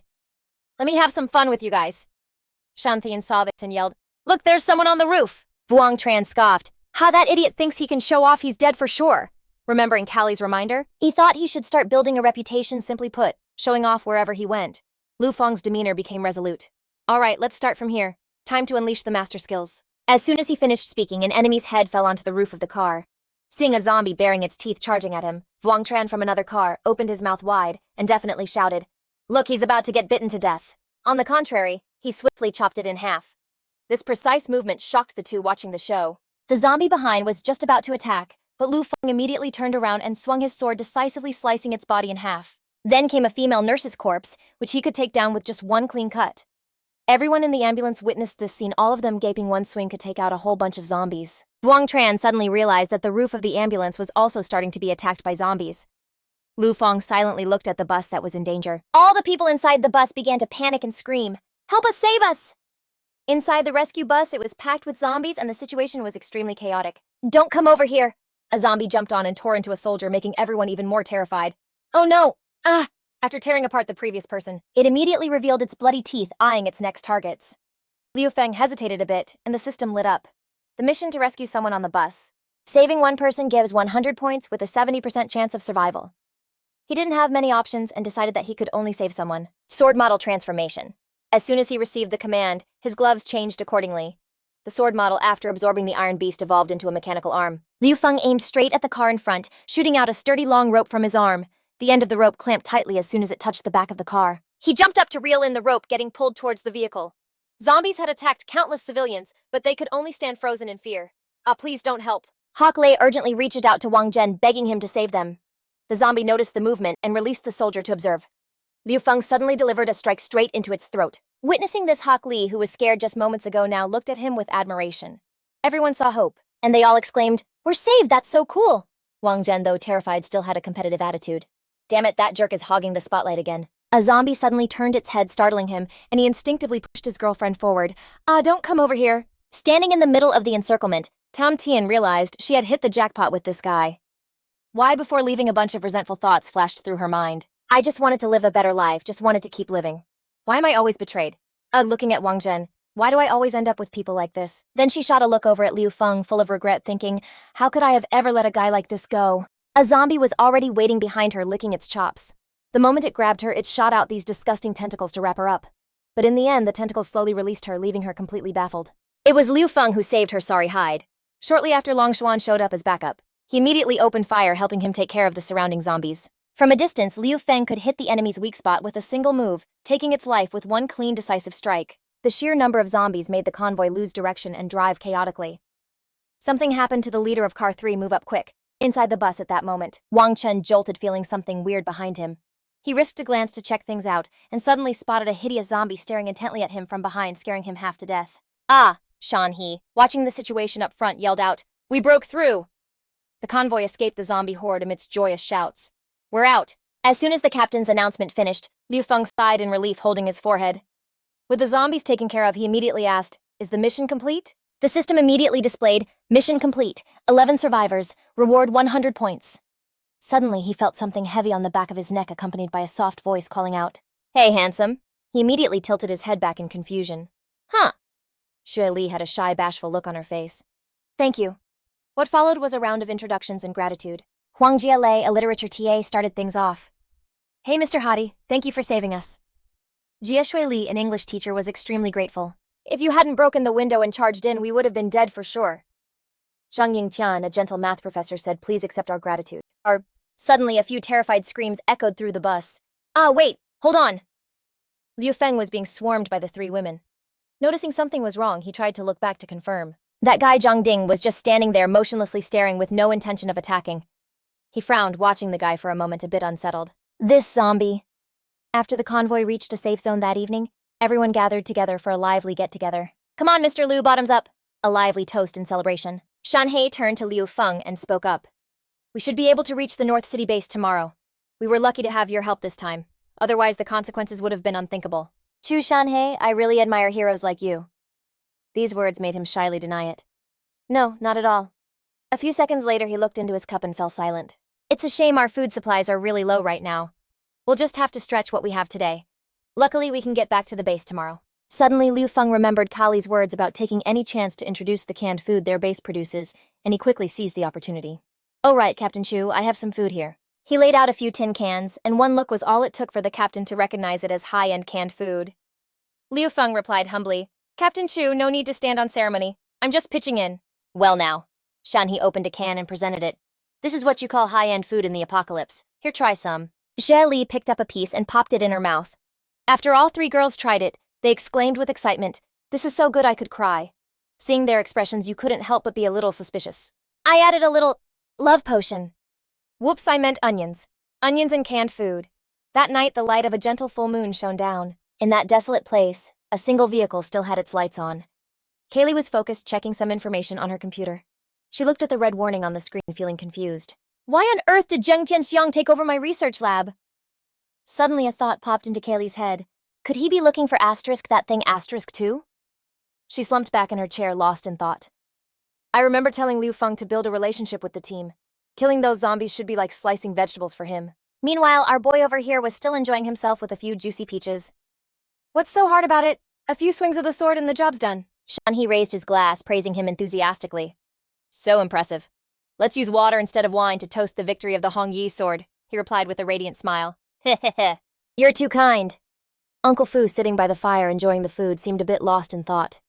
This canned food feels familiar, like I've had it somewhere before. Everyone around who had the delicious food was overjoyed. So good, I hate it. The kind Da Fu reminded their savior. Hey Liu Feng, when you get into the city, don't sell too much of this canned food, or you'll easily run into trouble. Liu Feng was a bit confused and immediately asked back, why did Uncle Pook say that? He became serious, calmly continuing, if you have something, you must keep it. Moreover, I heard you're really strong, and once you show your face, you might get targeted. I think you could cooperate with the military. Hold on to a leg of the North City base, they can ensure your safety. After hearing this, Liu Feng secretly admired this uncle. He was no simple guy. He temporarily set this aside and continued to have fun. You guys can't outdrink me. Hawk Li quickly pulled the man away. One drink and he was already tipsy. The others behind were still enjoying the party, let's keep eating. When he was helped back to the tent, he kept mumbling, does the teacher know? I used to be the worst at math. No matter how hard I tried, I just couldn't get it. Hawk Li replied casually. Oh, really? Well, that's good. It seemed this woman had other intentions. Kuai picked a pair of round grapefruits to show her. Take me to see this, it's super pretty. He couldn't help but stare, and the little bit of clarity left made him notice something unusual. Pretty, huh, teacher? This doesn't seem to be my tent. Hawk Li boldly pushed the person off the bed. I think you don't understand anything, do you? Liu Feng lost all resistance. Oh no, teacher, you don't understand what's happening. Do you want to sit up? What are you planning to do? The teacher, face flushed, bent down to flaunt her assets. Shut up. I'm going to give you some extra tutoring. Seeing this, Liu Feng waved his hands in panic. Please don't do that. Hawk Li immediately felt heartbroken. Does little Liu hate me too? He helplessly rushed to explain. Please don't do that. The teacher, holding her face, cried softly, looking extremely pitiful. She had been so hungry and tired for days, almost getting killed by a zombie. Not only did you save me, but you also fed me. I just wanted to repay you a little. Boo-hoo. Hawk Li, having reached her limit, started to sob. But now you're rejecting me.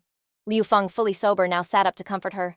I'm sorry, teacher, please don't cry anymore. Okay, deep down he really felt helpless with himself. Indeed, he couldn't stand to see a woman cry. Finally, he had to say those words. You can repay me however you want. Just as he finished speaking, Jia Loi stepped in from outside, lifting the curtain. This is what you said, okay? An Thien, with a seductive smile, said, We also want to repay you for saving our lives. Hoklin kneeling below has achieved her goal, so let us give you a night of tutoring. Liu Feng was utterly shocked by this scene.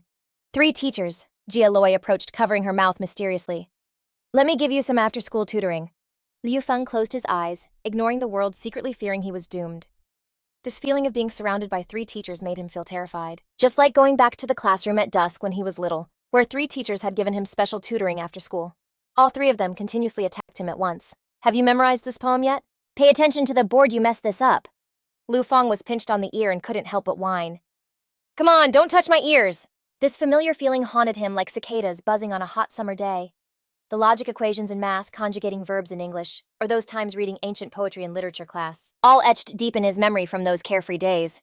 He felt like collapsing inside, crying out occasionally, feeling a bit drained. The 3 of them didn't seem to tire and kept handing him his papers. The 60-point test was invalid. How could he ever become a model student like this? Liu Feng felt a shiver inside but kept pushing through. It was like he got a shot of adrenaline, regaining his confidence, but youth is truly the greatest strength. His hands skillfully tackled each sheet. Jia Loi lay back happily, too impressive. 100 points. Even teacher An Thien was satisfied, smiling wide. 100 in English, couldn't even handle the workload, still in a quivering kneeling position.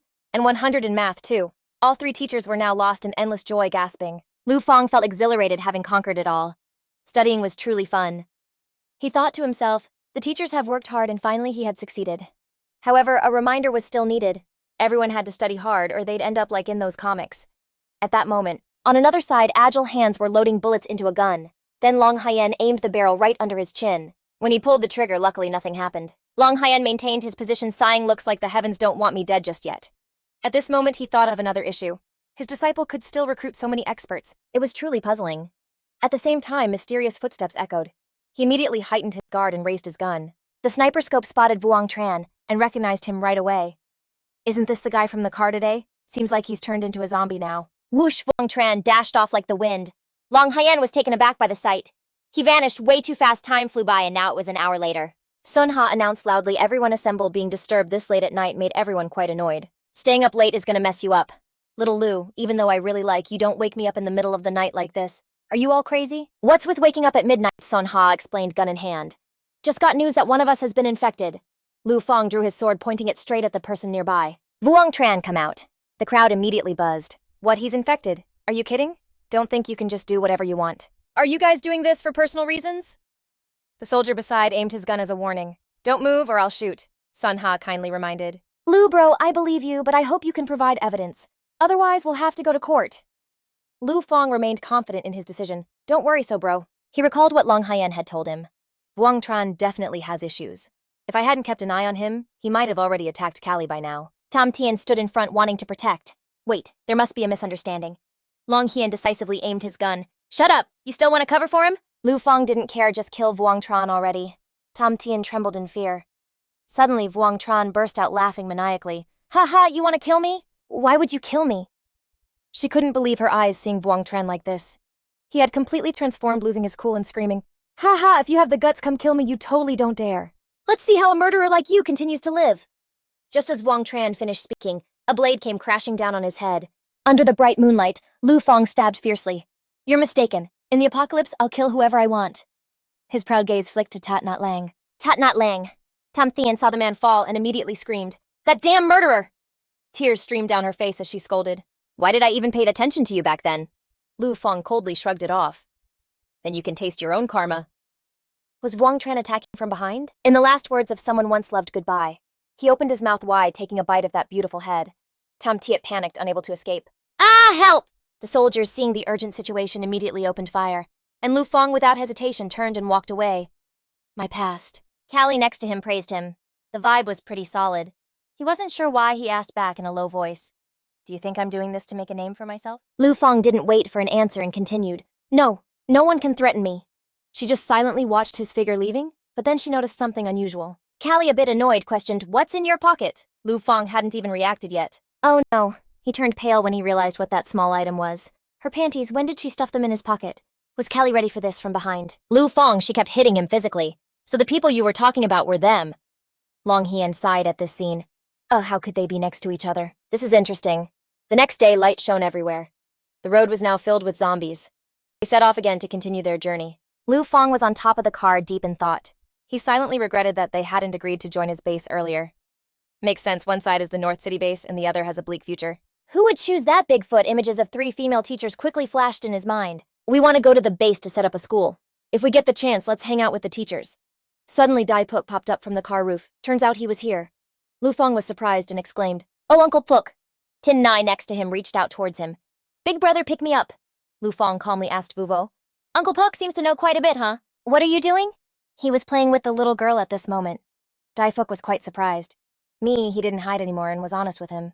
"I'm a researcher for the government's Project Great Forest, specializing in the effects of the androgen gene on the cerebral cortex." Liu Feng's eyes practically popped out of his head when he heard that. Damn, that sounds fancy. Tin Ni was totally unimpressed, rolling her eyes. "Isn't that just a fancy way of saying it's a hair growth project? Why you gotta make it sound so extra?" The old man rushed over to grab his niece's head. "You little punk trying to expose me? Take this, my signature temple-numbing noogie?" Our boy finally gets it and is just speechless. "Wait, hair growth." Grandpa Fuck pointed ahead, totally wowed. "Well, look at that, we're almost there, huh?" Liu Feng looked up and was completely stunned. They were heading straight for the North City base, which was still under construction. He stared at the massive structure, totally floored. The North City refugee camp?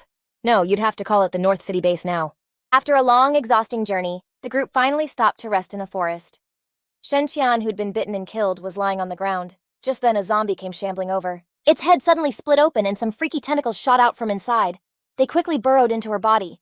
The zombie looked like it was instantly drained of all energy, shriveling up before collapsing. At the same time, Shen Qian actually got back up, and the wounds on her body started to heal. Shen Qian had now become emissary 06 of the Divine Unity cult. She let out a wicked smile full of hatred.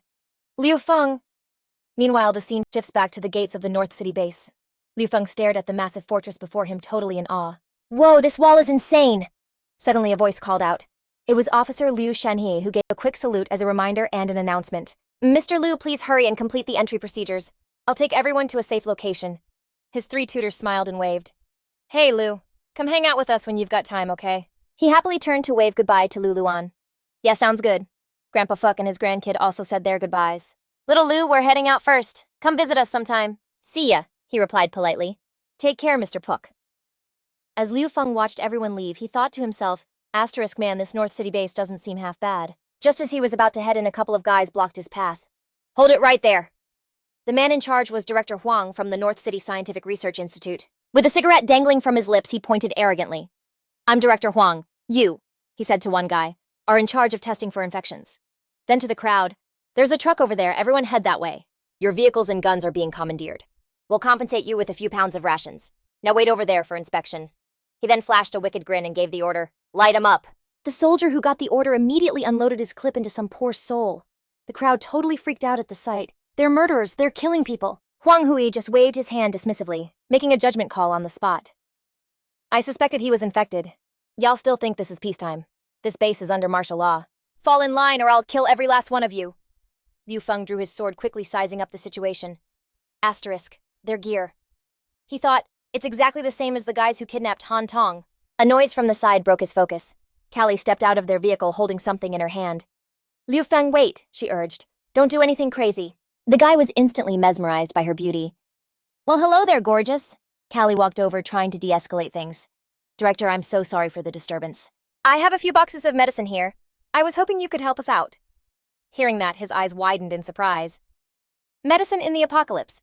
That's some high-value stuff. Let me see." Huang Hui took a closer look at the label and gasped with excitement. "Whoa, is this Little Bear brand?" He leered at Callie, practically drooling. "You seem to know how things work around here. But if you really get it?" Huang Hui reached out to grab her amazing waist, making a disgusting offer. "Then how about you spend the night with me? Let's see what that booty's all about." The next second, his filthy hand was sliced clean off. Huang Hui stared at his severed arm, blood spraying everywhere before his brain could even process it. "Ah!" His blood-curdling scream echoed through the entire area. Somewhere else, a guy named Huang Bing, who was just messing around, was drawn in by the sound. For Director Huang to be screaming that pathetically. Looks like some interesting prey has shown up. A subordinate saw Huang Hui's state and rushed over. "Director Huang!" But the guy just kept screaming. Liu Feng casually glanced back over his shoulder to give Callie a little reminder. "In this apocalypse, a pretty face like yours is bound to attract scumbags with nasty ideas. In times like these, your fists are the only thing that talk sense. Hearing that, she had to admit he had a point. Sorry, Liu Fang. It was my bad. I didn't take my own stunning beauty into consideration. Internally, though, she was pretty shaken up. Asterisk oh Kali Kali. It looks like you still haven't adjusted to this new world, have you, asterisk? Good thing Liu Feng was there this time. Otherwise, a humiliated and furious Huang Hui would have just ordered them all to be killed. Liu Feng stood in front of the crowd ready to protect them. Callie, get in the car. I got this. The other guys totally panicked and were like, let's bounce. Ah, asterisk, slap asterisk. Just then, Huang Bing comes sliding in out of nowhere. The kid flies up and lands a kick right in his face, serving him up a special delivery of kinetic pain. Suddenly, his wheels get all jacked up and swerve, sending him into a hard fall with a pained groan. Oof! The goons beside him just stared blankly. Director Huang. Huang Bing sat on top of the guy pretending to freak out and beg. Wait a sec. But the soldiers still aimed their guns ready to end him. Luckily, Liu Feng used his glove to stop them. He took control of their guns and made the soldiers start wailing on themselves. The kid was just waiting for this, looking all hyped like his plan worked. You're a mutant too, right? I knew I was right. Are you a telekinetic too? Liu Feng was totally confused by the barrage of questions. Huh. Huang Hui, clutching his head, was also stunned when he heard that. What a mutant! The henchman looked up even more terrified. A mutant! We're screwed, we're so screwed! He gritted his teeth through the pain and clenched his fist. You damn brat, who the hell are you? Liu Feng stepped back, shielding Callie. The kid confidently introduced himself. Your boy here is an F-rank member of the Mutant Association, one of the 4 major powers at the North City base. Huang Bing, hurry up and let my mutant bro in. He looked at the kid, who just appeared, thinking this was getting pretty interesting. The 4 major powers of North City base? The military, the Research Institute, the Mutant Association? What's the last one, North City? This place really is something else. Huang Hui staggered, clutching his arm. Damn it! The other soldiers couldn't believe it. What's someone from the Mutant Association? The Mutant Association? Huang Bing wasn't scared at all and spoke up loud and clear. I'm here to pick up a new member, so why don't you put your guns down? The guy had no choice but to comply and lower his weapon. The guard thought he misheard and stammered, trying to confirm. Director Huang, are you sure? Huang Hui held out his arm, which was bleeding nonstop. Enough talk. You want to mess with the Mutant Association. Besides, my arm needs medical attention. Liu Feng breathed a silent sigh of relief, and finally the kid excitedly led everyone.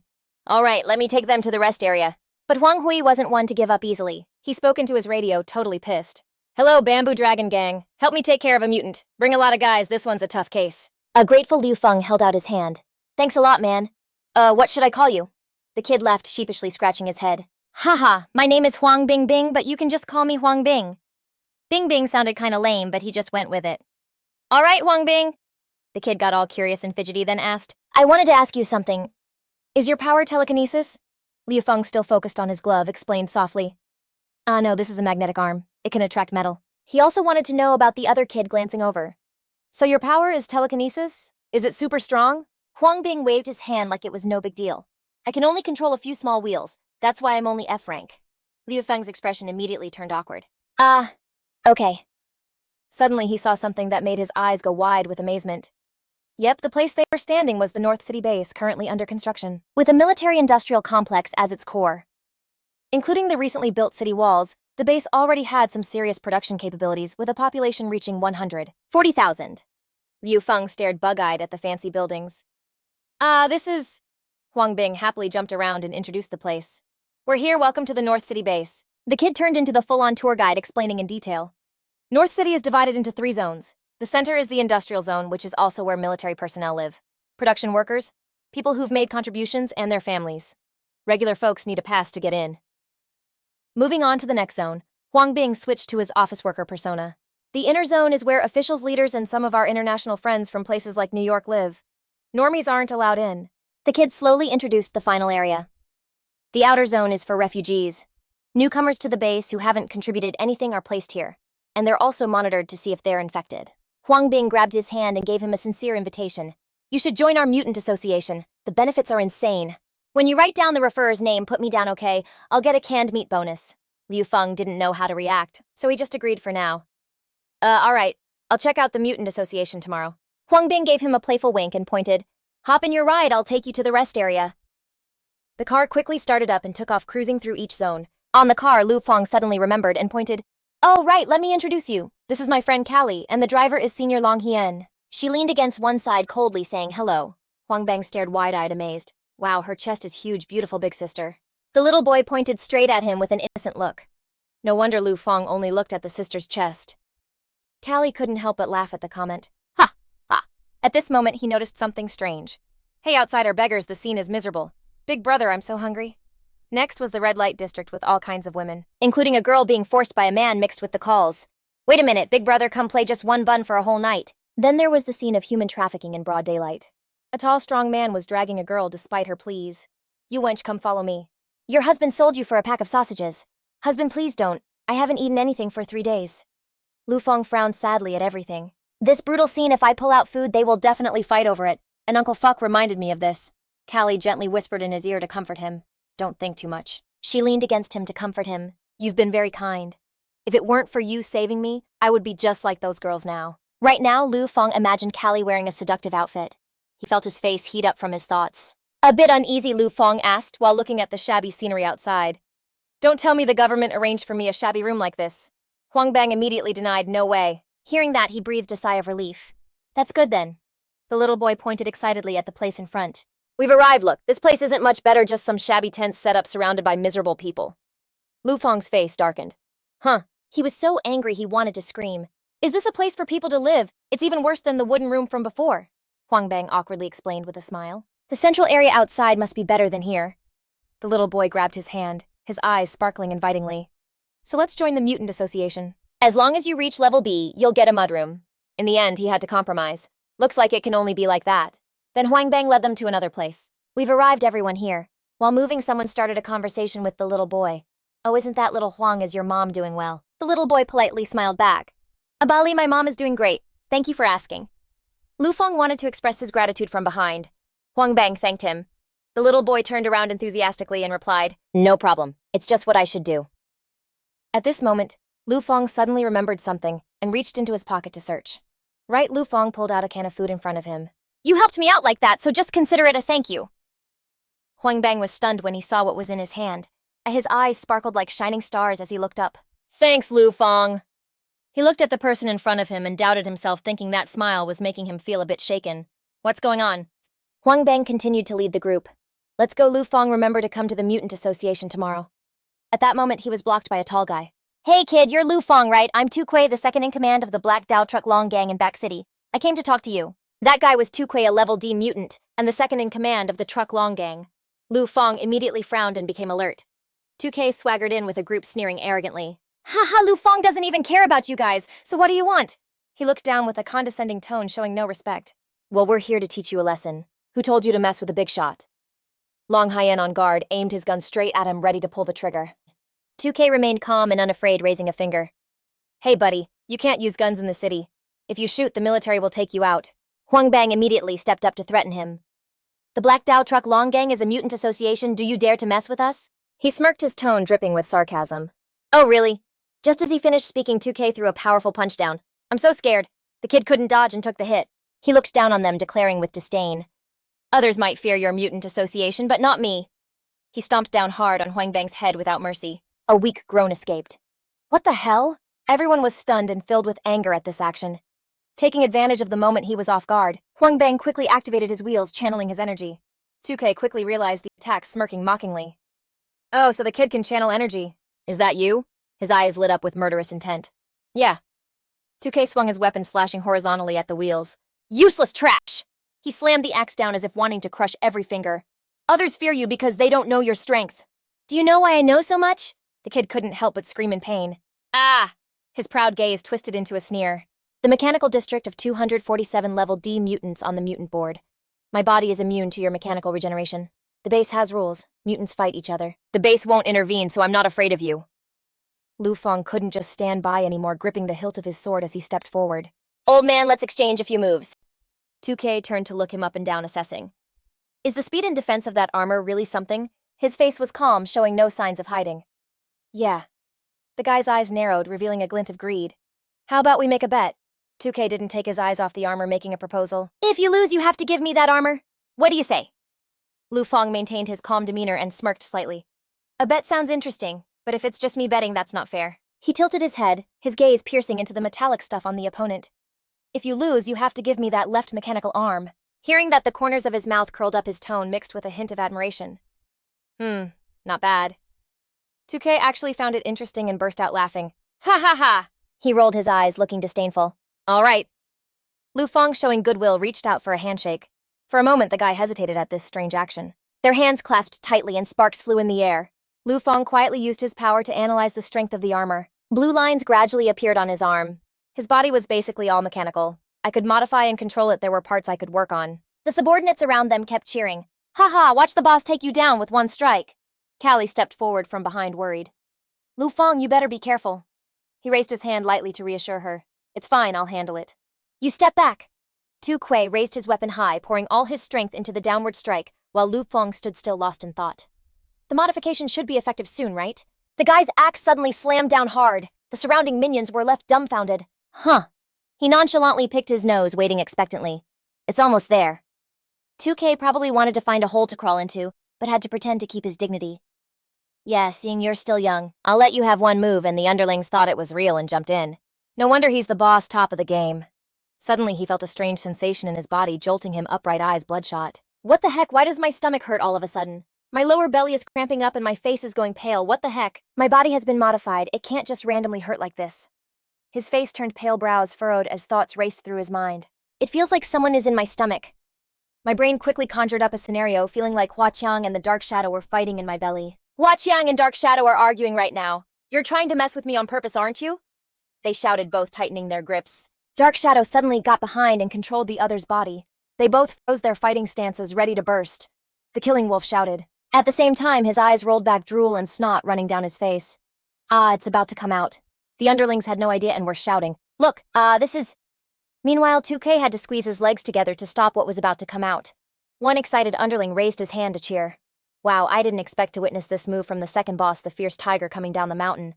Lu Feng just stood there, happily waiting for the show to unfold. 2K looked at Lu Feng with a wary expression. Could it be because of him? No way, my robotic body. He didn't say a word, quietly approached, and threw a punch that made him grimace. This action officially pissed him off, ready to duel. Damn it, watch my wolf blade! He jumped into the air, aiming straight for Lu Feng's head with a fierce strike. Instantly, Lu Feng's blade easily blocked the attack. At the same time, with the sound of clashing weapons, 2K let out a strange sound that everyone recognized. The underlings immediately caught on. Huh, what was that? But in their eyes, their idol always looked mighty. I get it now. It must be the sound of the fierce tiger's core.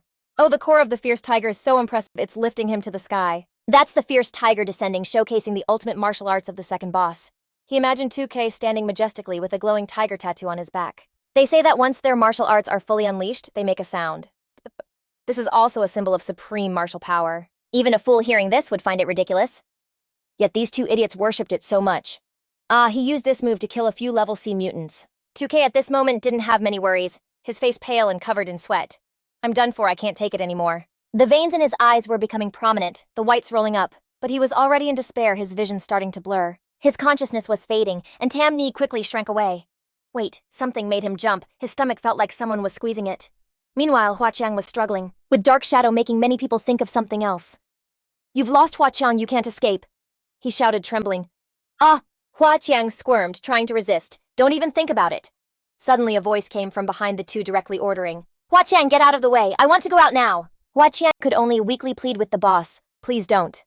In reality, realizing he was about to lose it, 2K threw his weapon and collapsed to the ground. At the same time, Ngan Dia had closed in on Hua Qiang. No matter how much he pleaded, Ngan Dia, the boss, please don't. 2K started to cry, unable to hold it in anymore, bursting into a fountain. Witnessing this, the two underlings finally understood the truth, their faces pale with fear. Everyone around was disgusted, looking at him with disdain, all of his essence spilling out. They joyfully danced in 2K's mouth. Haha, we're out now. No wonder it's Ngandu the boss, the air is so fresh. The outcome was already decided. Lu Feng approached him, ready to collect the spoils. You've lost, so I'll take this robotic arm then. As the night rolled in, the camp echoed with the voice of Huang Bang leaving. Let's discuss the next mission. In the room, Callie began to present the plan. We successfully entered the North City base. The main goal now is to investigate Trin Thien Hung. The second goal is to recruit more refugees to increase the population at our base. The main goal right now is to investigate about Trin Thien Hung. The second goal is to take in more refugees to boost our base's population. Going directly to find him is a no-go. You saw it too, right? The guards are all his people, proving that the research institute has some serious power. If we just charge in, we're totally gonna get caught. Liu Feng asked for a plan. So what's the move? She was already seriously mapping out the best way in. Zheng Tianxiang is tearing the place apart looking for my research lab. I think he's after that thing. Unable to contain his curiosity, he just had to ask. What thing, she explained calmly. Miniaturized intelligent nanobots. It was the most critical research project my corporation was working on with the Neuroma Alliance. This tech can be used for military field medicine powered by cutting-edge energy and engineering. Before the world went to hell, my butler was the one spearheading this project. Callie wearily leaned back in her chair, carefully studying the intel on the screen. Only he knows where the nanotech is, but we need to get our hands on the nanotech prototype first. After Zheng Tianxiong laid out the strategy, they headed out to the black market district the next day. A slightly shy voice whispered softly.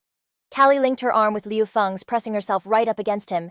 Shh, ignore it, just keep walking. The two of them acted all lovey-dovey like a couple on a date, naturally turning heads everywhere they went. Damn, they look good. Yep. She tilted her head and explained in a hushed tone, I have to play the part of your wife or else we'll stick out like a sore thumb. He caught on quick. As she spoke, his eyes involuntarily drifted down to Callie's. Assets. I mean, how could anyone not stare with a view like that?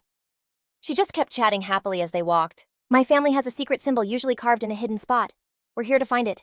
Hey, buddy. Suddenly some guy with a super creepy vibe came up and made him an offer. Hey, bro, I got a can of food right here. How about you let your wife spend the night with me? Callie completely ignored him, her eyes still scanning the area. She quickly spotted their destination. Ah, found it. Just then, Liu Feng dealt with the creep with a single clean kick. Huh. She stopped in front of a bar, pointing out the symbol marked on the entrance. Despite the plain exterior, the inside of the bar was a wild scene filled with smoking hot hostesses calling out to them. Welcome to the showcase bar. So sleazy. Haha. Liu Feng was totally loving it on the inside, but he played it cool. This place seems a little sketchy, don't you think? Callie looked totally unfazed, like she'd seen it all before, and just focused on confirming they were in the right spot. This must be the place. Suddenly, a haggard old man shuffled in behind them. He called out in a weak voice, Young miss! Inside the bar, Can's voice echoed, Young miss! The old man looked at Callie, his voice thick with emotion like he'd just found his long-lost kid. I finally found you! Callie instantly recognized his voice. It was Butler Can. She rushed over to help him up. Butler, Can, I'm so glad to see you're okay. Seeing her alive and well, Can was completely overwhelmed. Oh, Sniffle, I've been drifting for so long. I finally made it long enough for you to find me, young miss. I can finally rest in peace.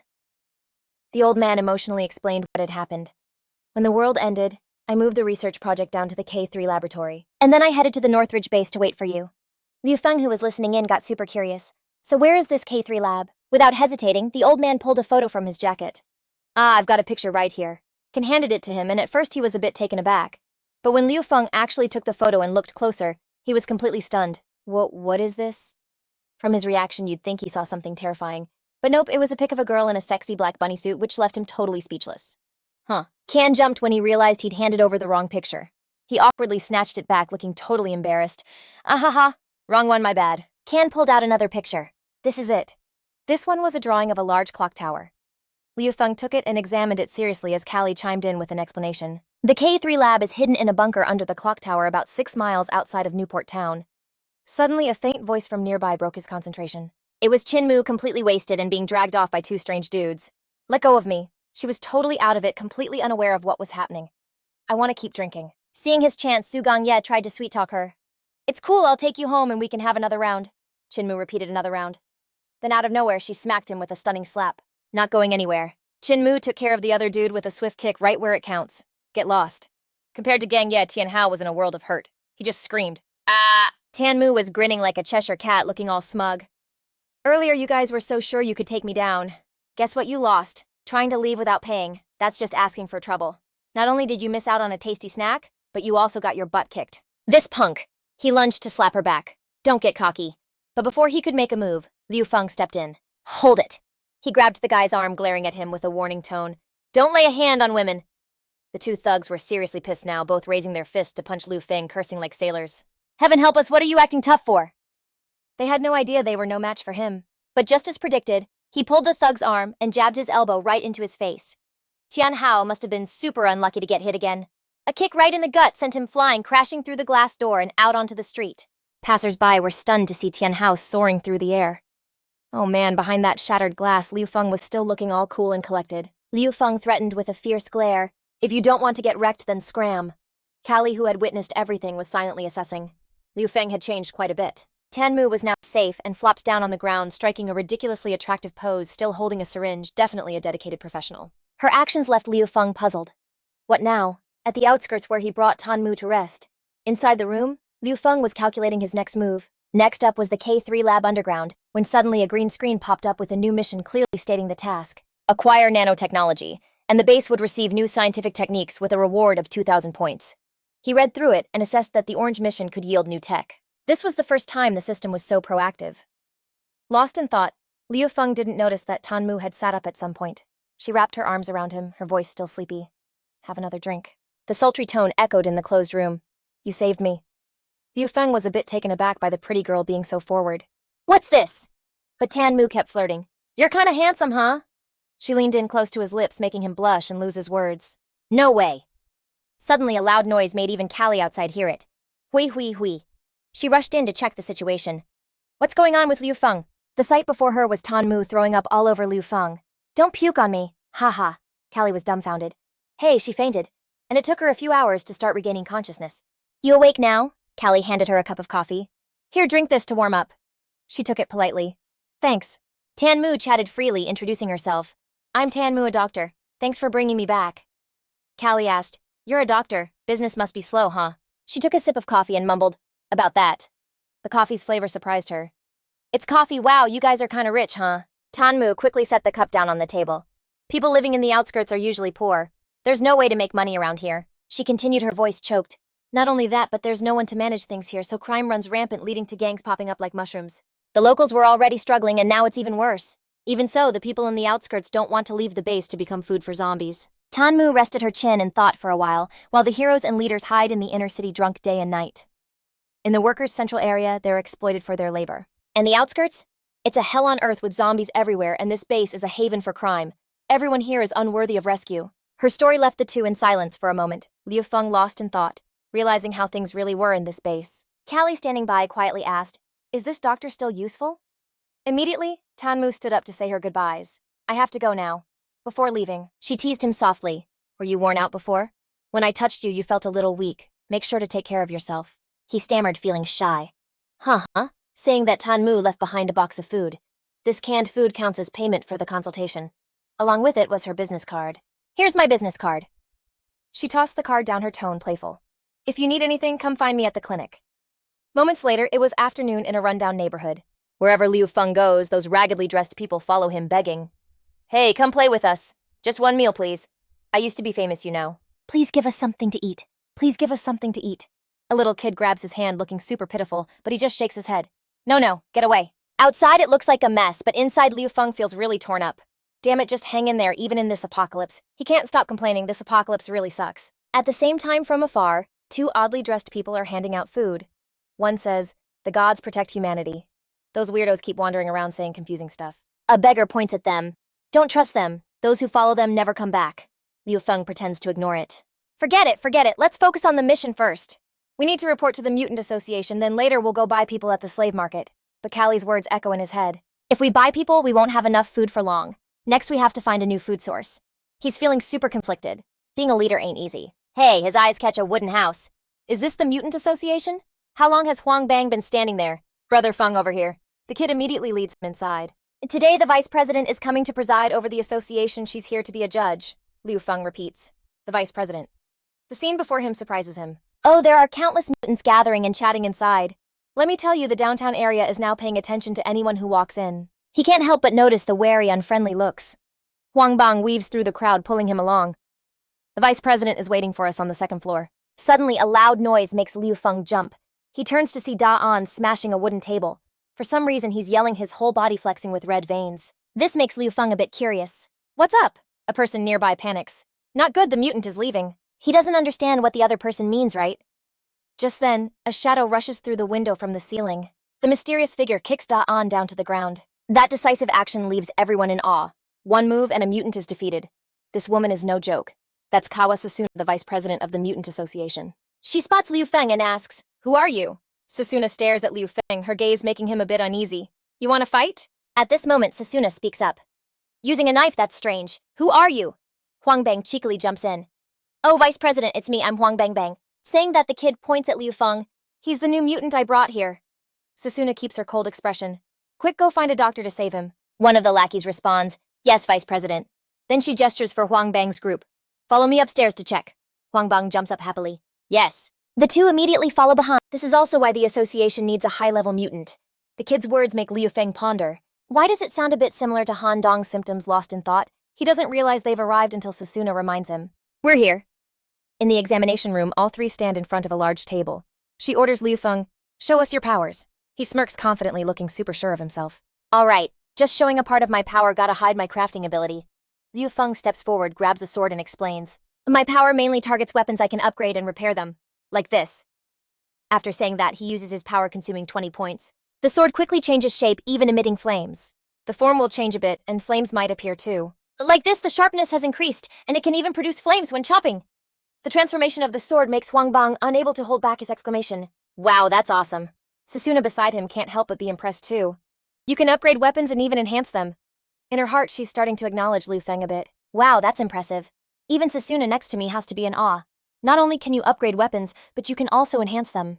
She secretly acknowledged Liu Feng a bit. That's awesome. Boosting a super rare weapon, it's gonna be sought after everywhere. I heard only a few people in the military and research lab have it. Immediately, Susuna grabbed the sword at her side. Liu Feng, I need your help with something. She knelt down, raising the sword like a knight, presenting it to the king. Can you fix this sword for me? Her emotions spilled out. The snow wheel that I love the most. Her gaze suddenly softened, different from before. This is my family's sword. I've grown up with it, but it got cracked during a fight with a mutated zombie. If you can fix it, I will definitely reward you. Susuna's sincerity touched him. Vice President, please stand up. Then he said in a generous tone, I'm also a fan of swords, just leave this little task to me. Without hesitation, Liu Feng grabbed the sword using 50 points of power. The sword absorbed the power and fully restored its original form. But it didn't stop there. All right, I'll also help sharpen it. Susuna picked up the sword, looking at it like it was brand new. In just a moment, her beloved weapon, which was nearly wrecked, was upgraded to be way stronger. She couldn't stop marveling at this miraculous power. The snow wheel weapon restored to A+ level, with an incredibly sharp rating. Yuna bowed her head in gratitude. Liu Feng, you're truly an excellent blacksmith. I can even hear the joyful singing of the snow wheel here. Such an attitude left Liu Feng feeling flustered. That's so cliché, Huang Bang chimed in. Liu Feng is so impressive. When did she become so friendly? You're rated as a level A mutant, and just completing one forced mission can make you an official member. After you become an official member, I'll give you a gift in return for your polite thanks. Oh, thank you. The boy standing next to Liu Feng kept praising him. Liu Feng is so awesome, starting off at level A+, he's got the vice president's favor. No one will dare mess with him now. You have to protect me no matter what, she called out to Susuna. Let's go already. Meanwhile, Liu Feng was still standing there listening intently. Is he really that impressive? Suddenly, Huang Bang's voice turned serious. In this city, there are only 3 SS-level mutants. That's our president, 1 from the military and 1 from the research institute. As for our association, including the vice president, there are only 2 S-level mutants. You just joined, and you're already at level A. Your future looks bright. Hearing this, he thought, I've only used a little power and I'm already at level A. Looks like my crafting power is pretty high. And my overall power is about level S. It won't be long before I'm down in the hall. Susuna led him to Tumai while Liu Feng went over to complete the mission registration. Tumai was quite surprised to see a superior here. Hey, the vice president came all the way here. Not to mention the people in the room started gossiping about Liu Feng. Who is he?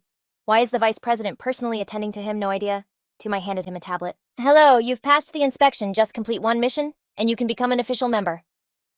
Liu Feng picked it up, reading and considering, looking for food supplies for some professor. Hey.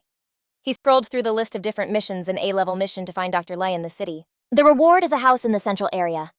An A-level mission to find Tanan Town rewards include 2 chargers, $10, and 5 kilograms of rice. A B-level mission to find a cat reward is 10 bullets. Liu Feng quickly chose the mission he liked. I'll take the mission to find Tanan Town, perfect for looking for Lab K3 too. Oh, wait a minute, the boy advised. If you have crafting power, you should pick crafting missions instead. Don't go outside the city, it's really dangerous. But he reassured him, it's fine. Then he turned to Susuna, hoping for her approval. She crossed her arms. All right. Music, suddenly noticing Diane still slumped there. Susuna turned to Tumai, puzzled. Why is the mutated gene mutant still here? She replied, just wait a bit, Dr. Tan is on his way. At that moment, Tanmuk appeared, looking rushed. Where's the patient? Tanmuk held up a syringe with a serious expression, lifting Diane's muscular arm, gently reminding him to endure, then carefully inserted the needle. He was exhausted, his body slightly trembling, groaning softly. She wiped a bead of sweat away, sighing in relief. Feeling a bit better now. Susuna and Liu Feng walked in and politely greeted him. Tanmuk's eyes widened in surprise. It worked again. Could it be the blood serum? Seeing someone arrive, Tanmu happily responded. Oh, the vice president hurriedly shoved the bill into her hands as if afraid she'd run off without paying. Emergency funds, medicine costs, taxi fare, labor costs, overtime, pay hard labor. Please settle this. Liu Feng was taken aback by the prices, totally shocked. But that wasn't what he was focused on right now. Is it really that expensive? Forget it, let's ask about Shui Chang first. He stepped up to this doctor, gently calling out, Dr. Tan, since you've been so busy chasing debts, you just noticed there are others in the room. Oh, Zhao Lu, quickly tell me about your sister's condition. My sister has similar symptoms. Can your serum cure her? Tanmu immediately recognized what the issue was. Are you talking about the symptoms of uncontrolled mutant transformation? Her lips curled slightly calmly, announcing, Come to my clinic, this will require a fee. Liu Feng's jaw dropped. Huh. A moment later, Tanmu's voice echoed down the street. So expensive. Is your canned food made of gold? The salesperson got annoyed and kicked the customer out when they started haggling. There's no such thing as cheap canned food in this world. If you think it's too pricey, then don't buy it. The woman had no choice but to grit her teeth and buy it, then tossed it to Liu Feng, who was holding the bag. The kids begging nearby rushed over when they saw the food. Hey, brother. Come in. As soon as she stepped inside, she lazily plopped down on the sofa. Ah, this feels so good. So what's the specific situation? The sight of the hot body in front made the man blush a bit. Come in. As soon as he stepped in, he lazily plopped down on the sofa comfortably. Ah, this feels so good. So what's the situation? Looking at the hot body in front of him made the guy blush a little. Dr. Tan adjusted herself and switched to serious mode to explain. My sister's condition is a bit special. During her transformation into a mutant, it got interrupted, and now the situation isn't looking too good. Will your vaccine work for her? The urgency of the situation kicked in, and her professional instincts took over as she stood up. Besides the interrupted transformation process, let's go check it out. Liu Feng hurriedly waved his hands to explain. Dr. Tan, calm down, my sister isn't in the city right now. I'll bring her to you next time. The doctor stroked her chin, looking thoughtful. Liu Feng hurriedly waved his hands to explain. Dr. Tan, calm down. My sister isn't in the city right now. I'll bring her next time. The doctor stroked his chin, looking thoughtful. My serum probably won't work for her, but I can research a custom formulation for her. We'll need to meet her to figure out the specifics. At that moment, he suddenly remembered something. Oh, I got a mission from the Mutant Association. I'll be heading out tomorrow. The day after, I'll bring my sister to see you. Tanmu was quite surprised by that, acting all mysterious. Hey, you're already a mutant. That mission is yours. Haha, who knows, we might see each other again soon. Her smiling attitude seemed generous, wanting to help, but with conditions attached. All right, since you saved me 5 boxes of food before, I'll go with you on this trip. Liu Feng's face twitched, unable to believe how selfish the other person was. This woman is so greedy. Suddenly, a voice called from outside. Sister Tan, it's the poor little beggar kids led by Yuan Ding. Sorry, I didn't know you had guests, but we're really hungry. Liu Feng was confused, not understanding what was happening, asking back, kids. The doctor warmly called them over. Ah, you all are here. Then started distributing the food from earlier to each one. Here, Xiao Ming, this box is for you. I just bought it today. Looking at what the kid was holding, Liu Feng was quite surprised. This canned food was taken from Dr. Tan's stash, and it turns out it was meant for these kids. After distributing everything, she kindly reminded the kids, All right, I got a lot of food today. You all hurry back and eat. They cheered happily, saying goodbye. Aha, thank you, sister. Now he looked at Tanmu from a more positive angle. So it turns out she was being greedy for these kids. But why? Even though the other person didn't say it out loud, she still knew what he was thinking. You must be wondering why I'm doing this, right? Liu Feng paused for a moment, hesitating to ask again. The image of the woman in the pile of items was coming back to Tanmu's memory with each word. When the North Base was just built, I was betrayed and severely injured. They thought I was dead and tossed me into a dump on the outskirts. But luckily those kids showed up like saviors. If it had been a normal person, they would have stripped me naked and sold me on the black market. But in the end, the ones who saved me were these kids. The more I remember, the more emotional and grateful I feel for their help. Those kids even shared their meager food with me. At that moment, I understood that I couldn't be like those kids. She gently smiled and continued, because those kids are the only light in this dark place. Liu Feng was moved by this story and understood a bit more about her. Dr. Tan was outside the clinic. The kids were holding food, getting ready to leave, their faces beaming with joy. Thanks, Sister Tan, we're off. Suddenly, Laheng bumped into someone, causing the canned food in his hands to drop. Ouch, that guy's foot ruthlessly crushed the boy's food. My can. 2K flashed a sinister smile, threatening. Dr. Tan, when are you going to pay me back? Seeing the opponent approach, Tanmu couldn't help but panic, thinking, oh no, it's them. Liu Feng, standing next to her, was confused and looked on. Who is it? She was extremely annoyed, resting her chin in thought for a strategy. Damn it, it must be their lackeys who saw me buying stuff. The man stepped forward, offering help. Do you have any trouble? I might be able to help you. Tanmu didn't want to drag the man into trouble and planned to handle it alone. No way, even if you're a mutant, you probably can't do anything against them. I'm dragging you into this. Looking at the gang of armed maniacs, she introduced, they are one of the biggest gangs around here. The tall, muscular guy behind raised his voice to threaten. Dr. Tan, you're still not saying anything. 2K, with a face full of murderous intent, chimed in. the second in command of the Julong gang, a level D mutant champion. If he grabs that kid roughly, I'll take care of all these brats. Liu Feng heard this, his face showing disbelief. Level D champion, huh?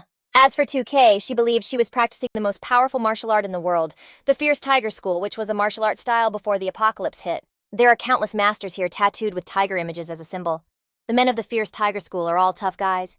Then she recounted her grueling training process. All true tough guys have faced failure. Her aged face wrinkled as she growled, 2K. Muscles bulging, she posed like a bodybuilder who had risen from the depths of failure. The guy next to her found it so ridiculous he had to cover his mouth to stifle his laughter. Ugh! The guy seeing this angrily shouted to clarify, Shut up, I just made a little mistake. A deep pain resurfaced as he remembered his past humiliation. That bastard not only embarrassed him in front of the crowd, but also took one of his arms. If I see him again, I will definitely shove his head into his own ass. Just as he finished speaking, a familiar voice rang. Liu Feng greeted his old friend with a friendly smile. We meet again. 2K was shocked to see him, her mouth agape, screaming in fear as if she had seen a ghost. She crouched down, looking just like a bride meeting a wicked mother-in-law. I'm sorry. The lackeys looked just as stunned. Ah, it's that demon. Suddenly the guy realized something was off. Wait to not lose face, he grabbed a hammer and charged at him. Damn it, how dare you use me as a joke? Tanmu, fearing the situation would worsen, rushed out to intervene. I'm coming out. But she underestimated this man, only able to watch as Liu Feng's punches landed continuously.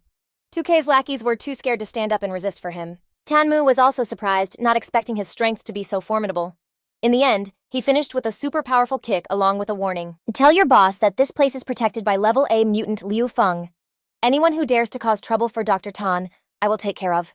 He tried to sound as cool as possible, emphasizing each word. I will wipe you out. The kids watched the fun, cheering him on. So cool. Meanwhile, she just stood there quietly observing, seemingly falling for this man. Tanmu looked at the solid back in front of her, secretly feeling a glimmer of hope. Maybe he could help her take revenge. That night, back at the base, Liu Feng sighed in frustration.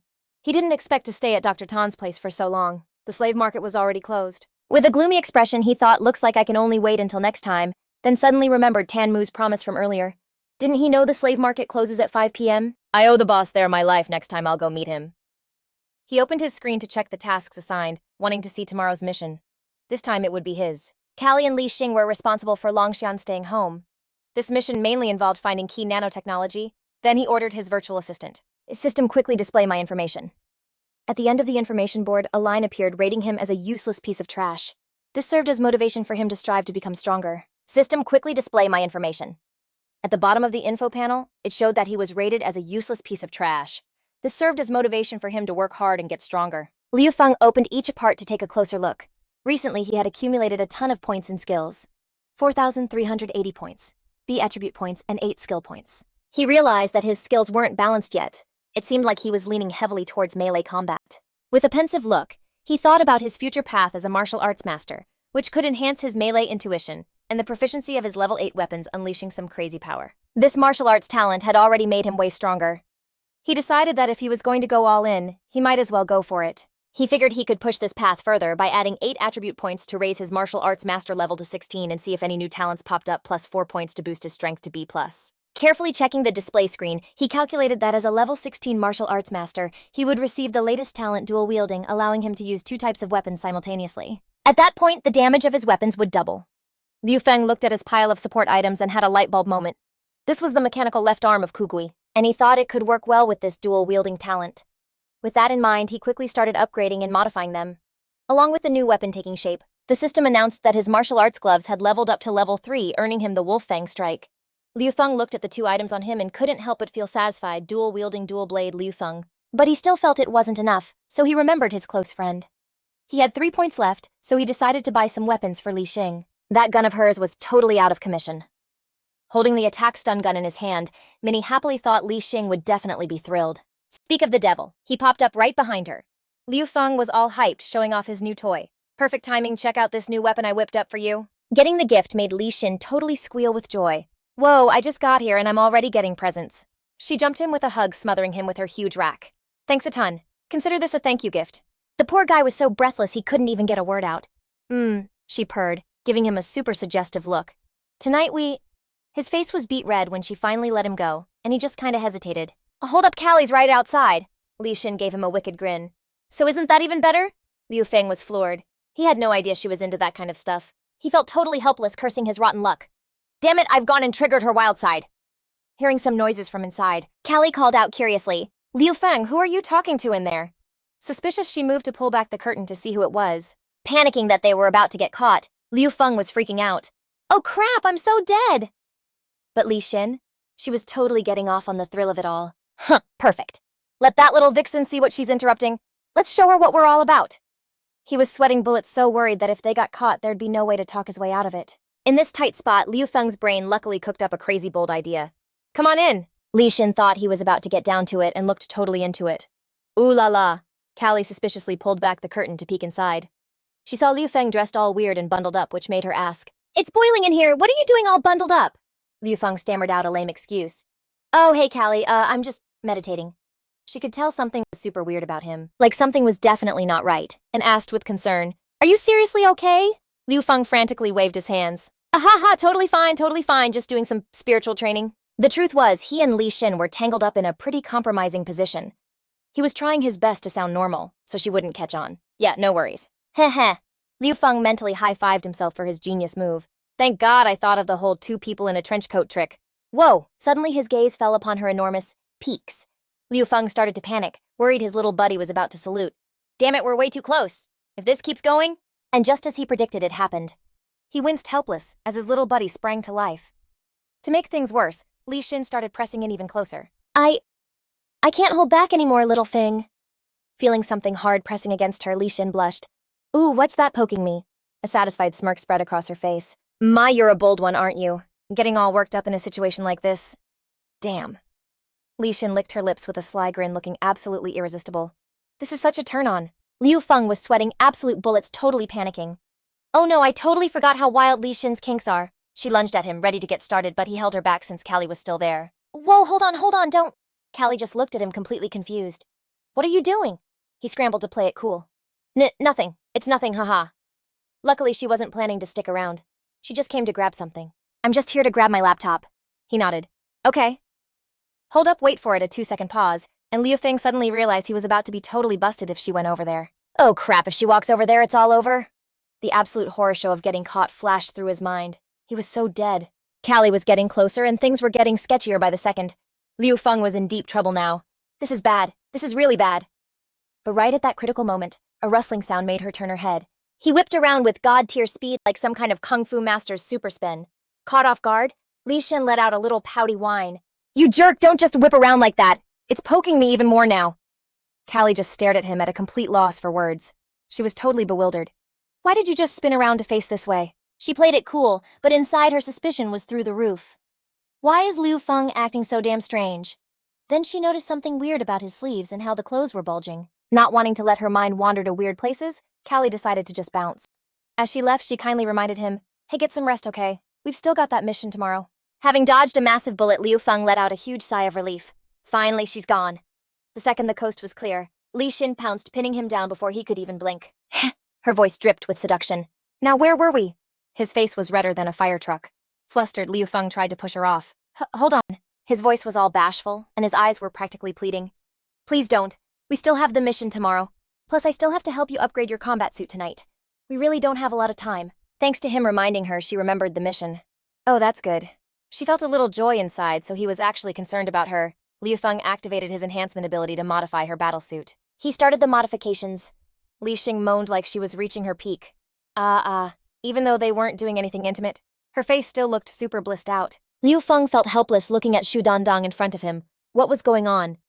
She was feeling something from the battlesuit she was wearing. After finishing, she repeated the question. You really want to do that with me? Liu Feng was genuinely at a loss. Wait, you're resisting a bit, but it's not a big deal. Don't The next morning, Li Xin was all cheerful, ready to head out for the mission targeting the new On town.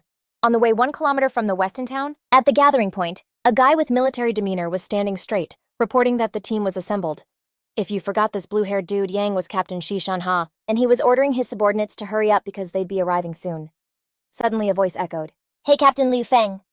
He waved politely. Hi, Captain. What are you doing here? He happily ran over to shake hands with his buddy, surprised that the Mutant Association sent him here for backup. He smiled, looking calm, but couldn't hide his excitement. Oh, right. I've become a member of the Mutant Association. Hearing that, he grinned widely, his eyes filled with admiration. Haha, no wonder, Liu bro, you're truly a genius. Suddenly, a familiar voice rang out from behind. Liu Feng. Tanmu stepped towards the gathering crowd and cheerfully called out, "Let's go." He was pretty surprised to see so many familiar faces in one place. "Dr. Tan, what are you doing here?" She replied in a professional tone. "I'm a military doctor and I came to New Antown to look for some medicine." Tanmu mischievously leaned closer to him, asking, "Oh, judging by your face, you must be overdoing it again. You can't keep this up, you know." Liu Feng felt a bit guilty and quickly denied it. Seeing a strange girl eyeing Liu Feng, Li Xing curiously tapped his shoulder, asking, "Who's this?" Then she playfully draped her arm around him. "Looks like you've added another close friend since we last met." Liu Feng turned to remind her Li Xing. The two of them exchanged fruit insults in a uniquely charming way. Li Xing spoke first. "I'm Li Xing, Liu Feng's #1 teammate. Hope to learn a lot from you." Tanmu responded in kind. Hello. Looks like I found the reason Liu Feng's health has been declining lately. He really needs to take it easy." Callie, who was standing off to the side, noticed Li Xing's outfit looked familiar, and suddenly realized something. That tight outfit from last night? Could it be that Shanha called this noisy bunch inside everyone had arrived, so they needed to start the meeting before the battle began? Hudong was getting impatient from waiting too long, wondering why they hadn't started yet. The rest of the team was also starting to lose their patience, except for one guy who stayed silent. Sun Ha stood up at the podium. "All right, everyone, settle down. I'm gonna go over the next mission." He analyzed, evaluated, and concluded just like a true captain. This mission is all about investigating the town in town. 2 days ago, the military team stationed there suddenly lost contact. Our goal is to find out the reason behind the communication breakdown. Lu Feng stood in a corner listening seriously and calculating. The K3 lab is under the clock tower. If there's a chance, we definitely need to transfer supplies back. Sun Ha clenched his fist, showing a spirit full of determination. "This investigation mission relies on all of you. The army only sent 3 people for support." After saying that, he raised his hand high decisively and loudly calling out to the whole team, "Let's move out." Everyone below also rallied behind him. In Tanan Town, the scenery here was both desolate and eerily quiet, not resembling a place where humans lived at all. Sun Ha's convoy was gradually moving in. When they arrived, he signaled, "We're here, get out of the car." Seeing how quiet it was, Lu Feng felt something was off. This is weird. Why isn't there even a single zombie? Li Hin held her gun ready. It was too quiet. There were bloodstains on the ground, but not a single corpse in sight. The cars on the street were all stained red, some more than others. They randomly chose a house to search, heading inside to investigate. Lu Feng and Li Hin stayed alert, always in a safe fighting stance. Spotting a cup of water on the table, he reached out to check its temperature. Cao Kiet swaggered in, brushing past her. "Get out of the way." He pointed directly at her face, dismissing her with a tone full of disdain. "You freak, don't get in our way, go outside to cool off." Li Hin was furious at this jerk treating her like nothing, but she held back her anger. Cao Kiet thought too highly of himself and was being careless. "Where did you run off to?" Just as he finished speaking, a strange danger suddenly appeared. He was startled by the horrifying sight. Panic erupted. The system announced that a mutated zombie had been detected. Taking it out on the first try would earn 200 points. Be careful not to let them eat too much. From the darkness, a giant fused zombie gradually became clearer. Cao Kiet saw it and was so scared he stumbled back, shaking like a leaf. What the hell is that? It had a huge head with a bunch of distorted human faces and a mass of eyes and sharp teeth. It lunged at them faster than lightning. Li Bin got caught screaming in terror. "Help, help!" He quickly grabbed his gun and started shooting, trying to save his teammate. "Get away, Li Bin!" Her frantic screams echoed, but that zombie had already bitten Li Bin. After devouring her, the monster now had her head as a new addition. "Oh my god!" Cao Kiet was horrified at the sight, goosebumps all over. Li Bin's head was now on the monster's body. Even though Li Bin was gone, Li Hin didn't care at all, calmly analyzing the situation. This type of zombie seems different from the ones we've encountered before. Lu Feng worriedly reminded her to be careful. Seeing her head turn towards him, Cao Kiet was so scared he froze up, unable to move. "Li Bin." Then the zombie tightened its grip on him and growled, showing its teeth. He thought he was about to meet his ancestors, feeling desperate. "Not good, I'm caught." Lu Feng rushed in to take it out, saving him just in time. Cao Kiet was still running his mouth. Even though I chopped off its head, I suddenly realized a mind-blowing truth. Taking the head doesn't matter." He awkwardly looked at it. "Everyone in the town has already been eaten by them. For every head, there's a life lost." Lu Feng sighed. "This monster is really tough to deal with." Li Hin jumped in front, ready to take down this annoying, ugly zombie. Let me handle it." In a flash, she took off another head. She was amazed at the terrifying power of the upgraded weapon. The gun is so powerful. Clearly Cao Kiet was getting help from them, but he still kept complaining. "Damn it, you killed Li Bin." He tried to act tough in front of his teammates. "Ha ha! Look at him, he's got no skills at all." Just as he finished speaking, Cao Kiet was left stunned, sweating bullets. "Hey, the monster is still alive and it's charging at us." These people turned pale, screaming as they hadn't escaped yet. It's coming this way!" One by one, people among them were getting caught. It chewed happily, enjoying the absolute flavor of fresh food. Suddenly, Lu Feng heard a familiar scream from outside. He hurriedly ran out to check the situation. What's up with Dr. Tan? There are zombies everywhere on the street and you're just stunned by their crazy numbers. Sunha is shooting while protecting Tanmu. Why are there so many? Are we surrounded, damn it? Dr. Tan stepped back. He urgently orders his subordinate. Regular guns won't do anything. Everyone move to the base where there are heavy weapons. Liu Feng, even though he doesn't know why, the important thing for him right now is the system's mission. What's going on in this town? Why are the zombies acting so weird? Let's finish the mission first. He discusses tactics with Li Hin. They can't stay here any longer. Li Hin, use your stealth to protect Dr. Tan. If you find a food stash, let me know. Callie and I will head to base K3. You good with that? After discussing, everyone splits up to get the job done. Let's go. Knowing how dangerous these zombies are, he's super cautious. Can't let these monsters touch him. Liu Feng's weapon changes color and he activates serious attack mode against the monsters. Hurry! The electromagnetic slash takes down one zombie and he yells, "Get lost." Next, his gloves glow red with sparks around them. No matter how ugly the zombies look, you can still see the fear on their faces. He delivers a powerful punch straight to its head. The third round of punches. Zombie guts fly everywhere. They've all been freed thanks to Liu Feng's help. Huck Dong witnesses him fighting the monsters alone and knows to stay out of it. Boss, he's too strong. Gao Jie stubbornly denies it. Hurry up and chase after him. Just after taking down the monsters, before he can catch his breath, he hears a blood-curdling scream. Liu Feng. He looks up in panic and sees a zombie grabbing her. Callie Liu Feng rushes after her. A flying zombie dives down and grabs Callie. She screams, "Liu Feng!" He frowns, getting worried. Callie Hook Dong points to the sky, shouting to everyone, "Look over there, what is that?" He's extremely scared seeing this batch of mutated zombies. They can fly. Just as he finishes speaking, his head gets chopped off. They quickly look up and see a flying zombie with a head bleeding on its wing. "Old Zhang, soon, there will be a lot of flying mutated zombies coming here, not just one." Gao Ji urgently tells everyone to get their weapons out and start shooting. They fire multiple rounds, but the zombies dodge skillfully. They open their bloody mouths and charge. The crowd panics and scatters. Run for your lives. Liu Feng pulls out his dagger, reminding them that running won't beat flying. He lunges forward, stabbing the zombie in front of him. Callie, wait, don't run yet. Liu Feng's martial arts take down 2 zombies at once. He doesn't hesitate to dive in, swinging his arms to unleash the dual blade technique, slicing through the zombies in his path. Liu Feng doesn't forget to turn back and reassure Callie, wait for me. She instinctively calls his name. Liu Feng, the zombie holding her, opens its mouth to attack. In that critical moment, 3 arrows shoot straight into its head. In the distance, Liu Feng is holding a crossbow, coldly watching as people are attacked by zombies, their screams echoing, "Help!" Seeing the situation getting worse, he grits his teeth in anger. "Damn it, I'm too late!" The zombie shot in the head isn't down yet. It's carrying Callie away. She reaches out towards him. Liu Feng Callie senses something's off. This isn't good. She's being taken to the zombie's lair. Seemingly determined, she pulls out a gun from her chest. Even if she goes down, she's going to shoot that zombie holding her in the head. I can't let it bite me. Because of this action, Callie falls from the sky. Liu Feng sees this and rushes over. Callie, he pulls out his weapon and quickly shoots a rope towards her. While falling freely, Callie remains calm, thinking to herself, looks like this is where I'm meant to live until. This is fine too. She closes her eyes, ready to accept her fate. At least she won't get bitten. If I go down, Liu Feng will have less burden. Suddenly, a familiar voice rings in her ear, making Callie open her eyes in shock. "Hey girl, I managed to save you just in time." He gently scolds. "Why did you take such a risk?" The two lock eyes, Callie stunned, as if she can't believe what she sees. Liu Feng doesn't have time for chit-chat. He quickly tells her to hold on tight, they're about to land. Then they crash hard into the tower in front of them, dust flying everywhere. When Liu Feng opens his eyes, he's stunned. Realizing Callie is on top of him, he stutters, "Callie, is that you?" The situation between the two is super awkward. Liu Feng blushes and calls Callie. She just silently looks at him, her eyes holding something hard to understand. Suddenly, the big bell above them shakes violently, and before they can react, it falls with a loud crash. Dust fills the air. Liu Feng rubs his head from the impact, bewildered, exclaiming, "Look around, you're worried because we're stuck. We're trapped in the bell." He doesn't forget to comfort the girl next to him. "Callie, wait a sec, I'll break us out." She softly replies, "You're saving me again." Liu Feng asks in surprise, "Huh?" Callie leans her head on his shoulder. "Do you know what I was thinking when I got caught?" She tightens her grip on Liu Feng's shirt to hide her face. She looks so vulnerable right now. I'm about to lose it. Seeing Callie's slightly trembling body, he gently comforts her with a hint of teasing. So Callie is scared too. She reveals feelings she always kept hidden. "I'm human too, even though I always act calm and composed. But at night, only when I wear a shirt that smells like you can I sleep peacefully." Liu Feng recalls her profile, Callie's status, friendly interests, erotic fetishism. Every time she faces danger, Callie leaves psychological effects. She can only feel safe wearing someone's jacket. Now he understands that Callie's preference is because of this.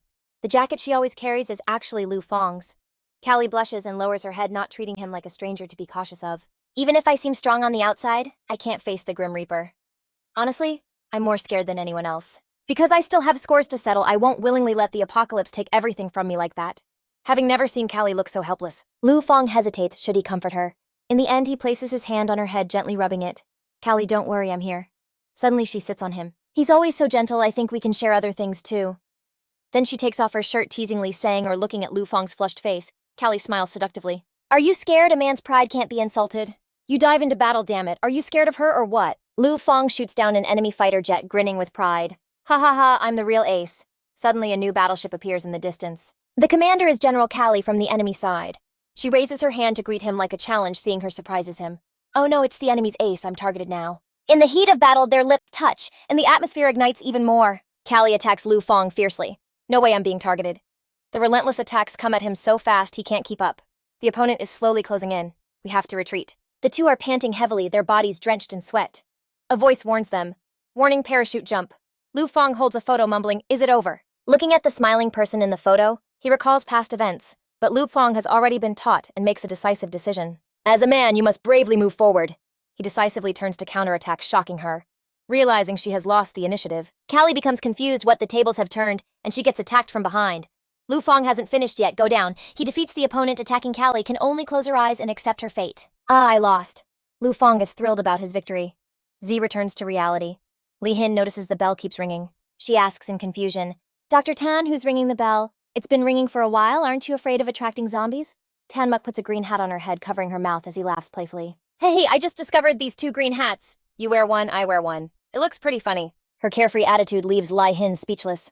She's just that funny. Not far away, Callie and Lu Feng have been ringing the bell all night. The next morning on the high tower, Lu Feng yawns widely after a long night of hard work. He glances at Callie, who is still fast asleep, secretly thinking, after ringing the bell all night, it's harder to shake off than Li Hin. Remembering yesterday's scene, he smiles proudly. She truly is a stunning beauty with both talent and looks. This feeling is like when he's cheering because he finally won victory. He happily anticipates the end, finally able to go home when suddenly the defense is unexpectedly breached. Oh man, Callie rushed over, getting all up in your space, and said in a sultry voice, Oh, do you want to escape from me that badly? No way, there's no chance. Lu Feng was caught off guard, not again. Her beauty totally flustered him. Callie was awake and ready to tease. Oh, young man, up early today, huh? Looks like you still got plenty of energy. She quickly grabbed the controller, snatching control from Lu Feng. I've taken over the cockpit now. You hurriedly reminded her, don't drop it. The bell rang again from the tower. So the morning workout was over. Lu Feng whipped up a simple breakfast, and seeing her awake, he called Callie to get ready to eat. Then he suddenly blushed when he saw her supermodel figure under her jacket. Lu Feng's intense gaze made Callie glance over. What are you staring at me for? He scratched his cheek, asking the question that had been bugging him for a while. I was wondering why you were interested in me. Callie stepped closer, hugging him with a gentle smile. You silly, don't underestimate yourself. She looked at him with eyes full of affection. You don't hesitate to help others. Just this alone has driven so many people crazy over you. Her words left him stunned. What? Callie brought up the past. Even though you stole my power, you still went all the way to save me. Despite the tough situation, you still show your noble aura. Just this alone. Trin Thien Hung, my fiancé who sent people to capture me, is nothing compared to you. After a passionate night together, hearing Callie's heartfelt words made his heart leap. Besides Han Dong, she was the first woman he wanted to protect. He decided he had to care for her more from now on. It looked like he needed to get Callie some self-defense gear, or it was too dangerous here. Suddenly, a reminder popped up. Li Hin was calling, and she had some good news for him. Hey, Lu Feng, I found the food supply side mission complete. Lu Feng felt really pleased to hear that. Great job, Li Hin. I'll send you the location. Come rescue me soon. Suddenly, Callie leaned in from behind and asked, Were you with Li Hin last night? She noticed his tense posture and seemed to get a bit angry. Lu Feng quickly said, Wait, Callie, let me explain. But she pinched him hard. Men! The screams echoed from the high tower. 10 minutes later, on the first floor of the tower, zombies were lurking around. Lu Feng didn't hesitate to take one out. Kaylee stood by observing the surroundings, feeling lucky everything was going smoothly. Thankfully, the zombies here didn't merge with people. Did you find it, Kaylee? She replied shortly, keeping her eyes on a statue across the way. Found it! And rushed to a statue near the stairs. After identifying the pupil, the statue emitted a sound confirming its identity. A door made of special alloy appeared, along with the sound of the Fox family system. Califer granted access to the research room. Callie pointed to introduce the K3 research room down here. The scene shifted to another place, showing someone's hurried footsteps trying to escape. Behind them was a zombie baring its teeth chasing them down. Cao Kiet, panicking, fired a shot at it. Don't come here. Suddenly his gaze collided with something. In front of him was a room that looked very safe. He happily thought he was about to find a hiding spot. Great, there's a door. Cao Kiet tiptoed in, not forgetting to use his gun to block the door. Just as he started to feel relieved, a voice from behind startled him. Turning around to see who it was, he found a young, alluring girl greeting him. Hey, handsome, are you here to rest? He was mesmerized by Lakvan's beauty. Oh wow, a beauty like her. Sao Kiet, like a perv, quickly ran over and buried his face in her hot chest. He was blushing with joy. Is this a dream? This is amazing. But unfortunately, nothing good in life comes easy. Oh no, it was a hidden zombie. While he was busy groping, he noticed something strange. I can't wait any longer. The zombie went straight for him. Ah! Bright red blood splattered everywhere. Sao Kiet was devoured clean by her. Truly he died for being a fool for a girl. After a satisfying meal, Lakvan licked her lips in delight. Back at the food supply, the situation was just as tense, with a frightened voice suddenly shouting, "Damn it, the zombies are coming in!" Li Hin was holding a defensive gun, angrily scolding, "This is all your fault. What about the first aid kit? The alarm just attracted the zombies." Tanmuk was rummaging around behind, trying to find something. "The kids need antibiotics." She pulled a first aid kit out of the box. Found it. Suddenly a zombie rushed in to attack the two of them. Li Shin's reflexes were on point, and she sliced it down in a flash. "Careful!" Realizing she was outmatched, she grabbed Tanmu and they bolted like their lives depended on it, looking for an escape. "Hurry!" Just when they thought they'd hit a dead end, her sharp eyes spotted an opening. A narrow alley. With no other choice, they squeezed inside. They got in just in the nick of time, dodging a swipe from the zombie right on their tail. Inside the cramped alley, their chests kept bumping, and poor Tanmu, being shorter than Li Shin, was getting a face full of assets. "Damn, it's so tight in here. What are you eating to get so stacked?" Meanwhile, in the underground research lab in Kansas, Callie and Liu Feng were pressed against a wall trying to stay hidden. The scene here was even more insane. Outside was a whole freaking horde of zombies.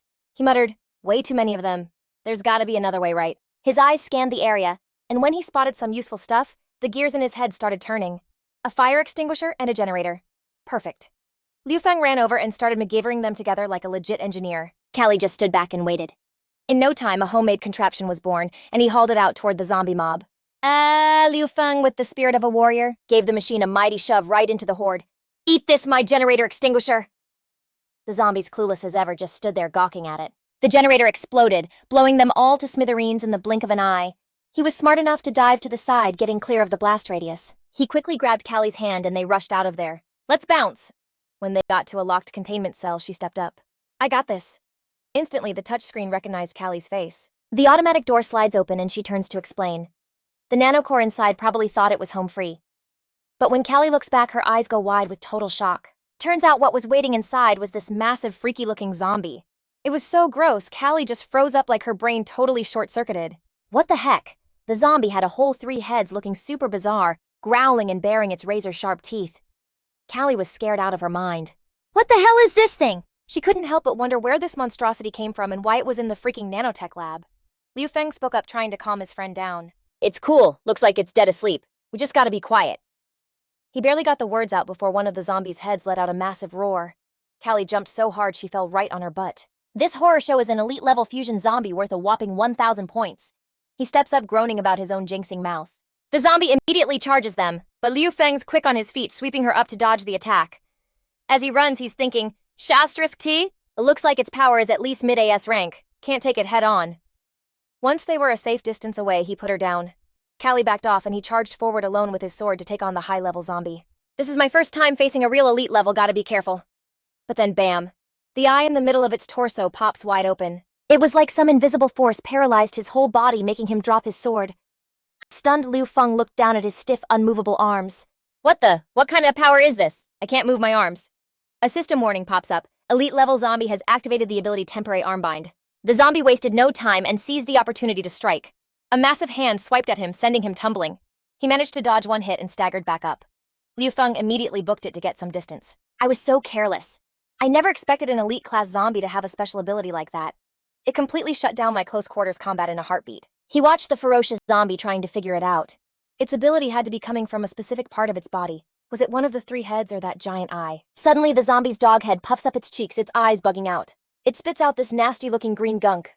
The disgusting projectile, basically a glob of stomach acid, flies straight at Liu Feng. But it came at him so fast he couldn't dodge. "I'm toast." Meanwhile, in another part of the supply warehouse, a bunch of zombies had picked up a scent and were all crammed together in front of a narrow passage. Outside, the zombies kept reaching their arms and trying to grab them. Inside, 2 hotties were squished together so tight they could barely breathe. "Ugh, it's so cramped." Chinmu, totally drained, mumbled, "Hold on, let me just get my arm free." Li Shin's face turned beet red as she frantically apologized. "Oh my god, I'm so sorry, so sorry." Just then, the zombies started sticking out these long tongues, trying to worm their way inside. One of the tongues slithered into their spot, making Li Xin jump. The nasty, bloody thing started wrapping itself around their smoking hot bods. Chinmu freaked out and screamed, It's their tongues! Getting felt up like this made her face flush with rage. What are these disgusting things? Li Xin right beside her was just as pissed. You damn zombies, I'm gonna chop you up. As she said it, she tried to move to attack, but just ended up jostling her companion.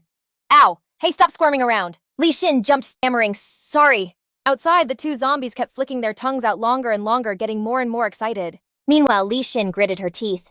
You think you can mess with me? She grabbed the end of the zombie's tongue. You're coming with me.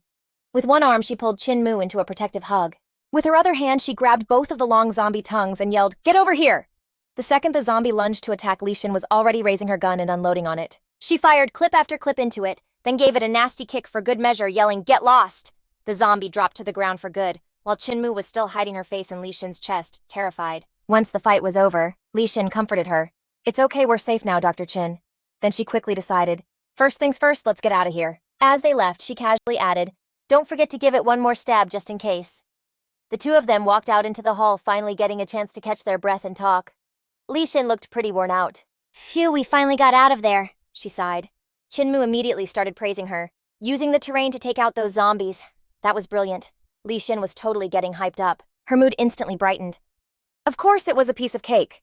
Just then, Chinmu noticed a wound on Li Xin's hand and gasped. Ah! She immediately grabbed it, sternly telling her, You have to chop off your hand now, or you'll get infected. Hearing this, Li Xin just laughed and said, Don't worry about it, I'm already vaccinated. Aha! Hearing this, Tanmu was completely floored. She couldn't believe her ears and had to ask again, What, you guys have a vaccine? They ended up chatting for a good 10 minutes after that, as Li Xin excitedly told her all about daily life at their shelter. So here's the deal, our safe zone isn't just secure. We've got tons of food, and we even have the antivirus vaccine. After hearing all this, Tanmu was deep in thought. You guys can actually research and develop a vaccine. I heard the research department up in Boston is still stuck in the early stages. And on top of that, Liu Feng is the director. You'd never know it just by looking at him. She got lost in her thoughts. If I joined them, the kids wouldn't have to... Suddenly, a figure emerged from behind a stack of sandbags. Li Xin immediately raised her gun on high alert. Who's there? The person who stepped it out was a total knockout. She quickly shrugged off her jacket, revealing a seriously impressive figure, and said in a teasing voice, Ha ha ha, let's play together.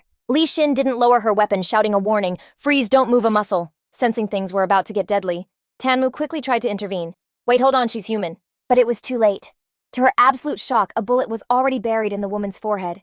Tanmu whirled on Li Xin, screaming, What the hell did you just do? She stormed over to her, demanding, How could you just shoot someone out of nowhere like that?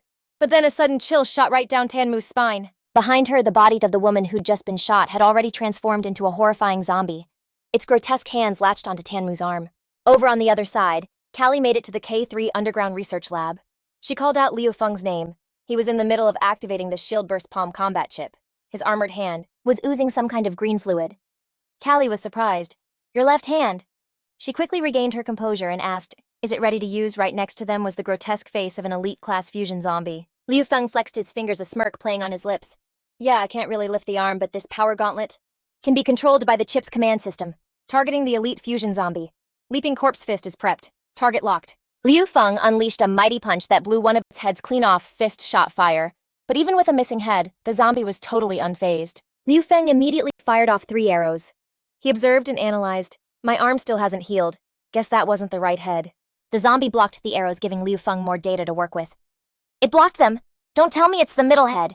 But he had no time to think as the elite fusion zombie launched its own counterattack, charging right at him. He reacted in a heartbeat, dodging the attack, and then charged energy into his iron shield. He slammed a punch right into its torso. Shield burst palm. However, the elite fusion zombie was still standing. It lashed out with its long tongue, and Liu Feng had to leap back a few steps to dodge. Long Tam cursed, damn it, I was forced to back off.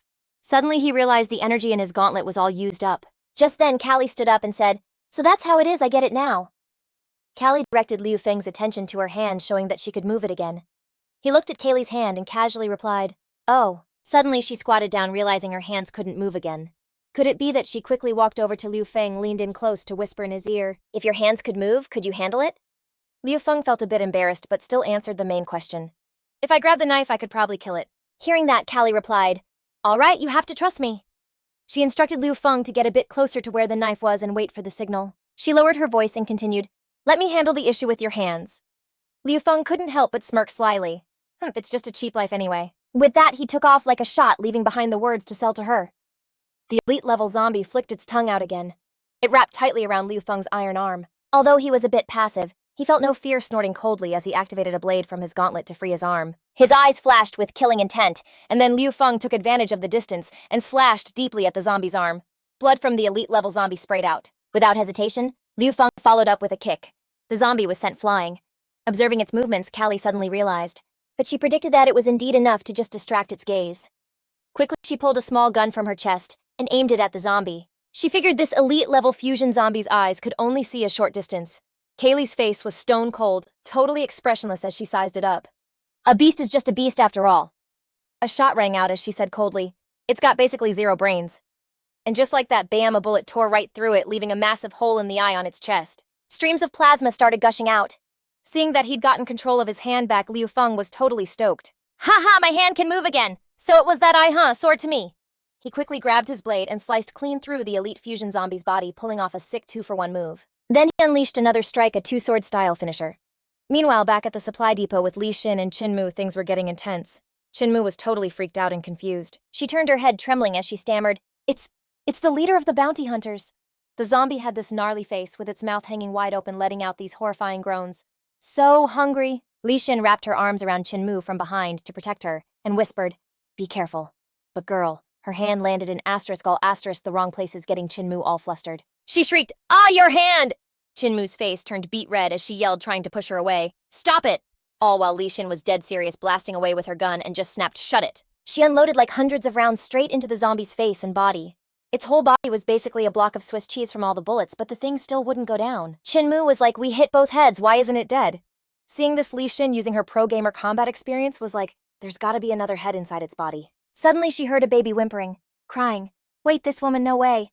It sounded crazy, but was she pregnant? And then from the zombie's stomach, a baby zombie crawled out growling.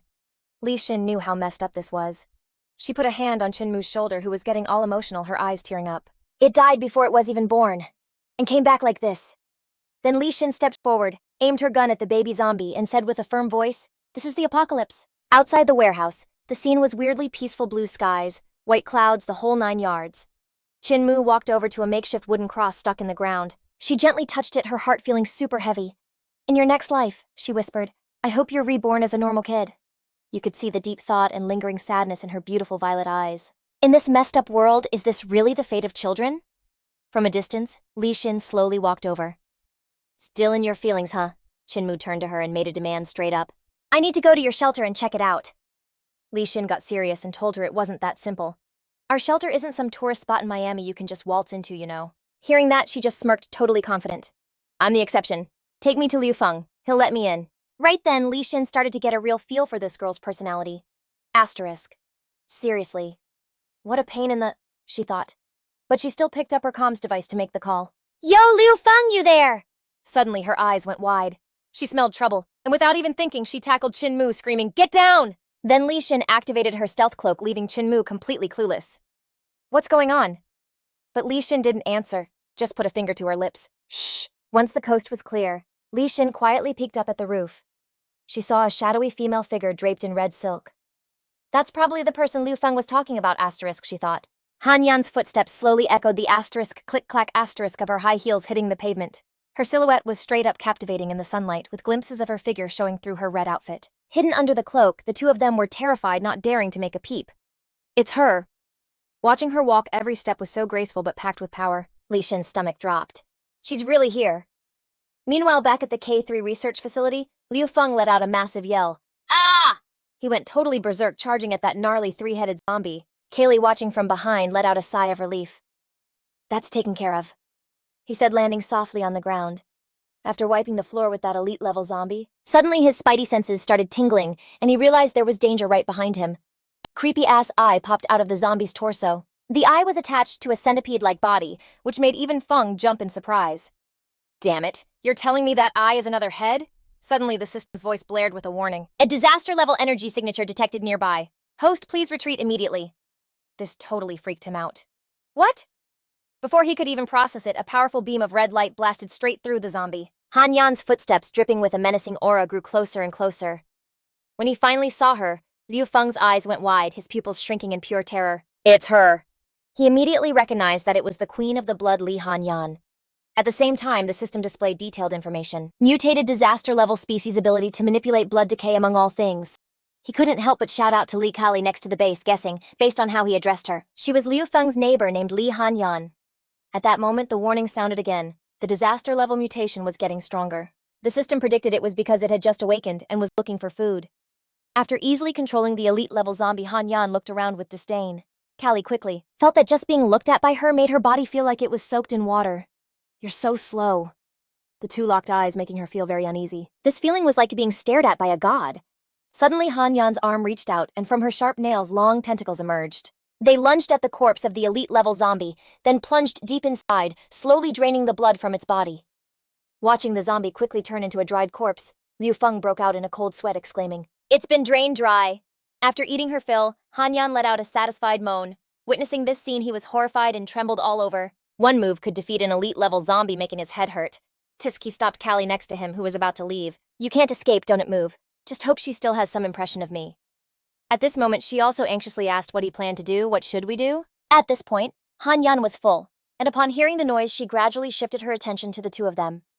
Hanyan extended her arm, controlling the streams of red blood. They coiled tightly around Liu Feng. Amid Callie's panicked screams, Liu Feng was quickly pulled towards Hanyan. Knowing her power, his face couldn't hide the trembling fear. Liu Feng's body was getting closer to Hanyan's alluring figure, making him feel anxious. "Not good, I'm being pulled in closer." The sharp weapons sprouting from her body were getting closer, making him fearfully shut his eyes tight. "It's over." Suddenly, she retracted her claws, pressed her nose against Liu Feng's neck, and sniffed.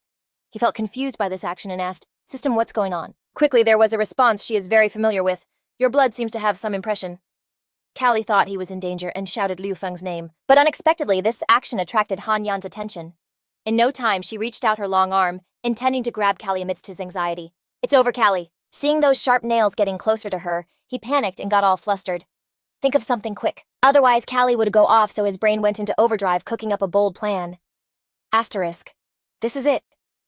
Liu Feng quickly planted a soft kiss on Hanyan's soft lips, mumbling, "I'm sorry." This move totally saved his ass, cause the shock made her stop her attack. As for him, the feeling of her plump red lips made him think asterisk, damn so soft. Then he asked Hanyan, "Do you remember now, Auntie Li?" Suddenly, she raked her nails across Liu Feng's cheek, drawing blood. Then she stuck out her long tongue, licking up every single drop of blood. A system notification suddenly popped up, warning your blood is being absorbed by the Crimson Queen. Your aura is being sealed. From now on, she will be able to sense your location.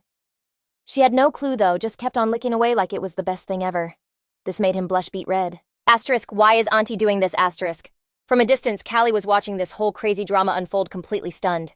She saw Hanyan's icy stare and couldn't help but wonder, is she trying to declare that Liu Feng belongs to her? She was pissed to be challenged like this. Asterisk, I can't believe I'm letting some mutant get my competitive juices flowing. Watching Hanyan turn to leave, she silently mocked herself. Asterisk, Callie. Before the world went to hell, you were a goddamn prodigy at corporate warfare. You're not the type to just roll over and admit defeat. How can you let another woman just snatch your man away, asterisk? Meanwhile, Liu Feng called out, trying to stop her. Auntie Hanyan. Hearing that, she glanced back with a mysterious smile. He instantly knew that look was a good sign. Asterisk. That look. It means Auntie Lai hasn't forgotten me. There's a way to save her, asterisk. At the same time, over at the Northside Research Institute, an urgent announcement came over the comms. Something's happened to Director Trin. And Guyet Nu gave a more detailed report. A massive energy surge has appeared in New Hope. We're still analyzing it. When suddenly a mysterious figure behind them spoke up, asking, "Is that the leader of that one god cult nearby?" Lin Van shot back. "Scanner's got a solid signal scans almost complete. Nope, not the cult leader." Target identified as... Suddenly, she leaned into her earpiece, gasping in disbelief. The Crimson Queen, the top-ranked mutant on both the world and city charts. Right after she woke up, she made a beeline for New Hope Town. Hanyan's silhouette just popped up on the security cam. Lin Van read out all the intel. What's more, this bloodthirsty queen wiped out all the zombies in an entire zone right after waking up, and she even annihilated our institute's whole containment squad. The scariest part? We're the ones who made her, and now she's got a major beef with us.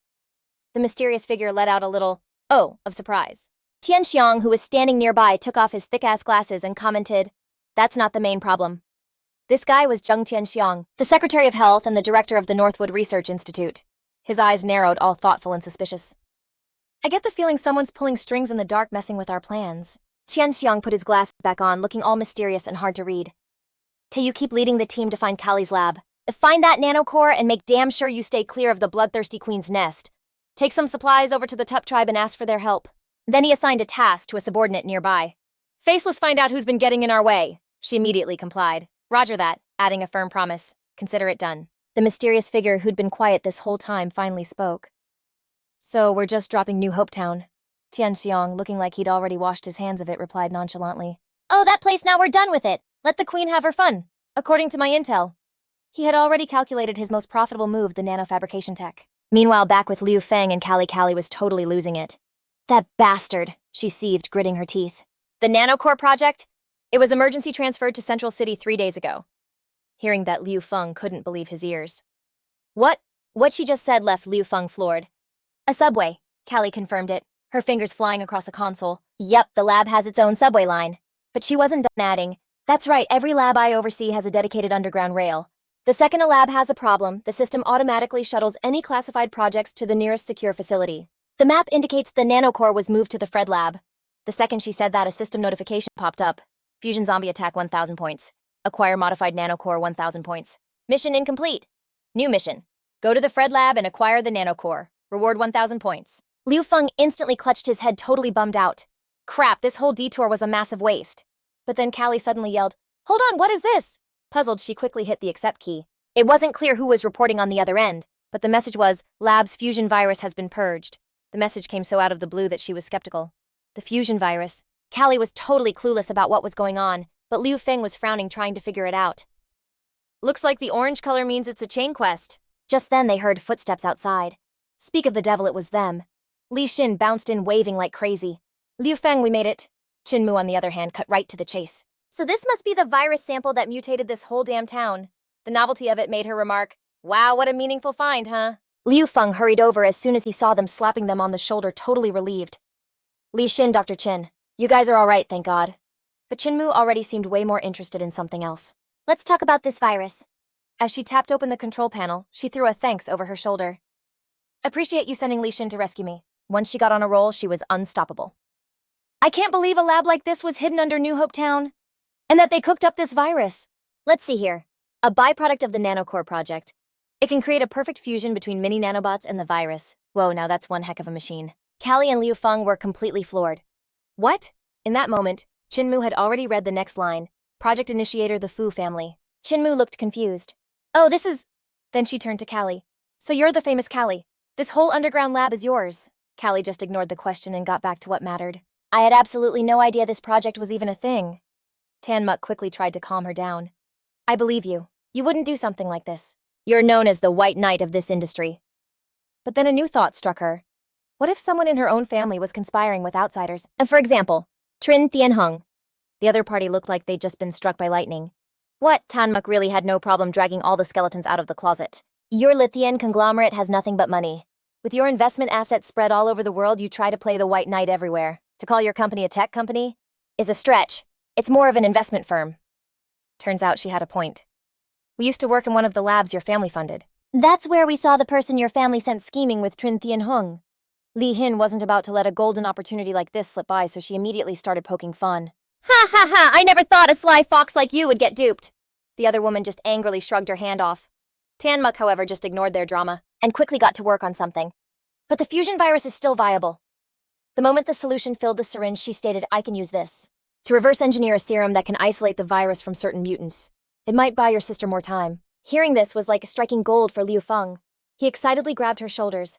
That's amazing, Dr. Tan. Please join our safe zone. Inside, he was doing backflips. Asterisk. This means my sister and Andy Lai can be saved, asterisk. Seeing his ecstatic reaction, Tan Muk said, Not so fast, kid. I heard your safe zone is massive, and that you even have a zombie virus vaccine. Liu Feng was confused. Huh. At that very moment, another part of town was choked with the smoke and stench of gunpowder. Facing the insane, arrogant enemy, Sun Ha gave the order, fire.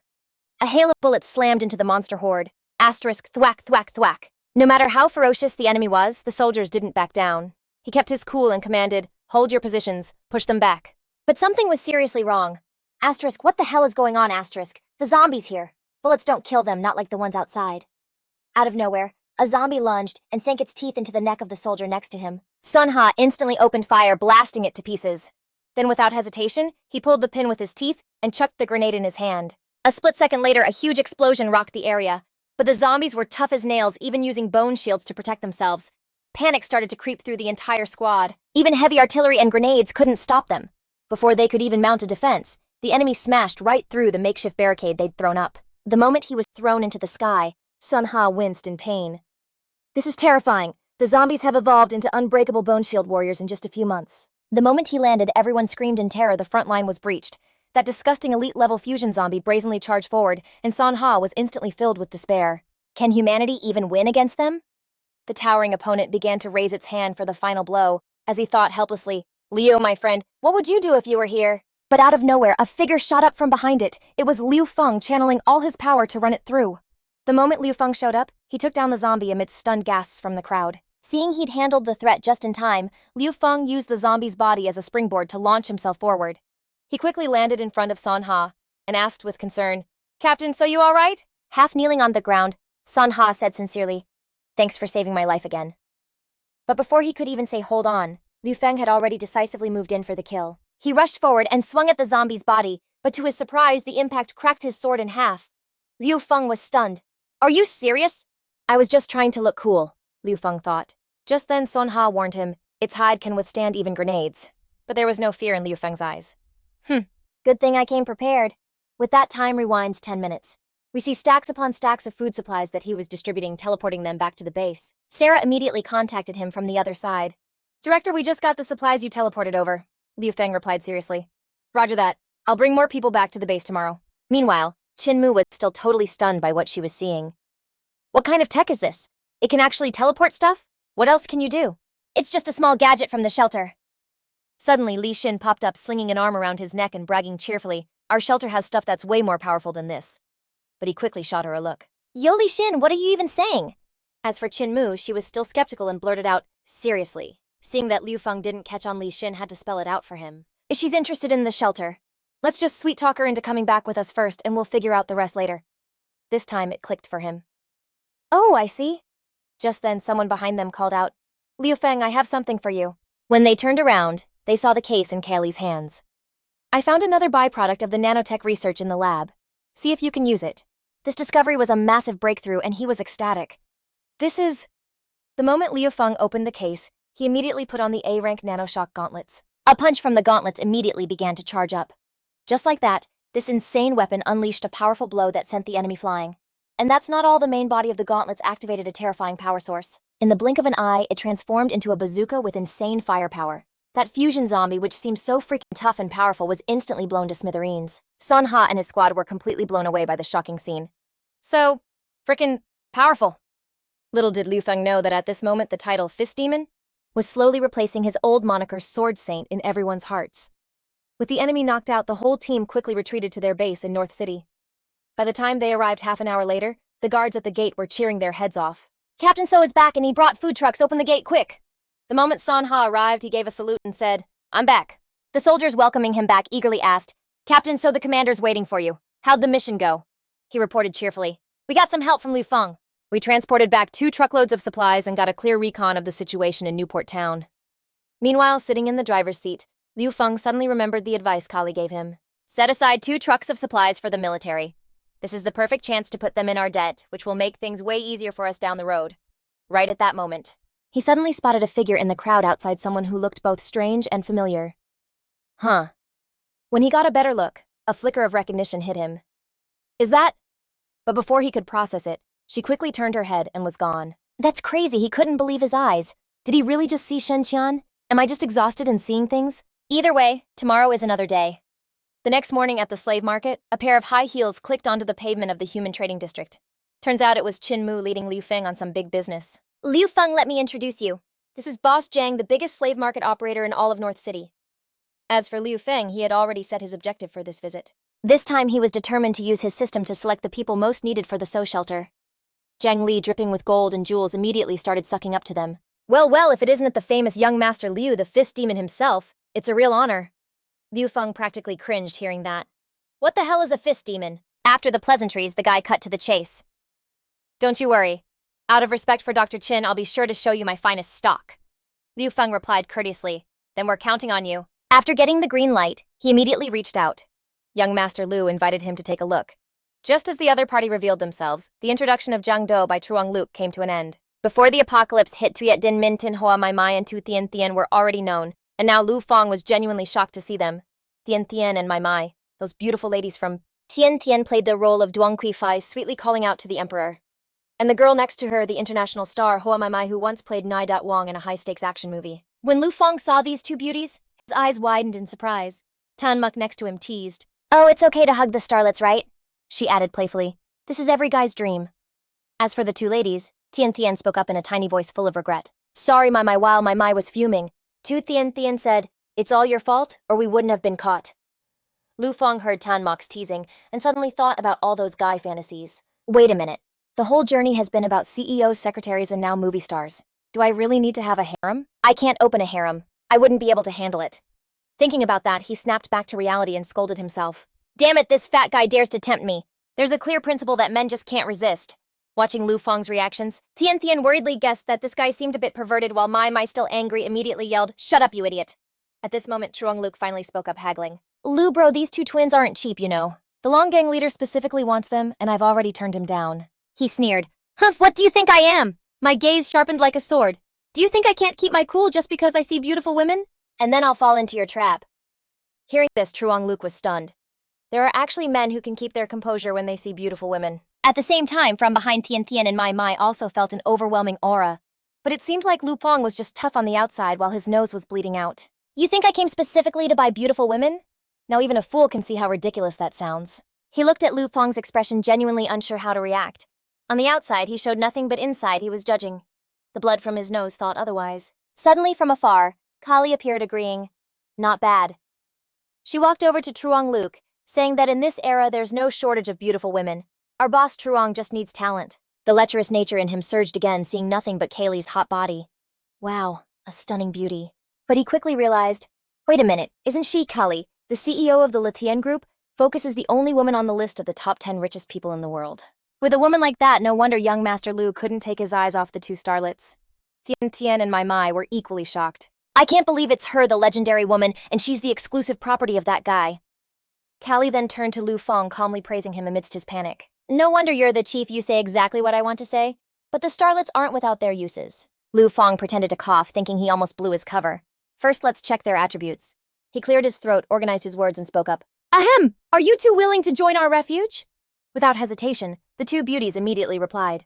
Yes. Lu Fong opened the attribute panel for these girls. When the attribute panel appeared, his expression quickly turned to shock.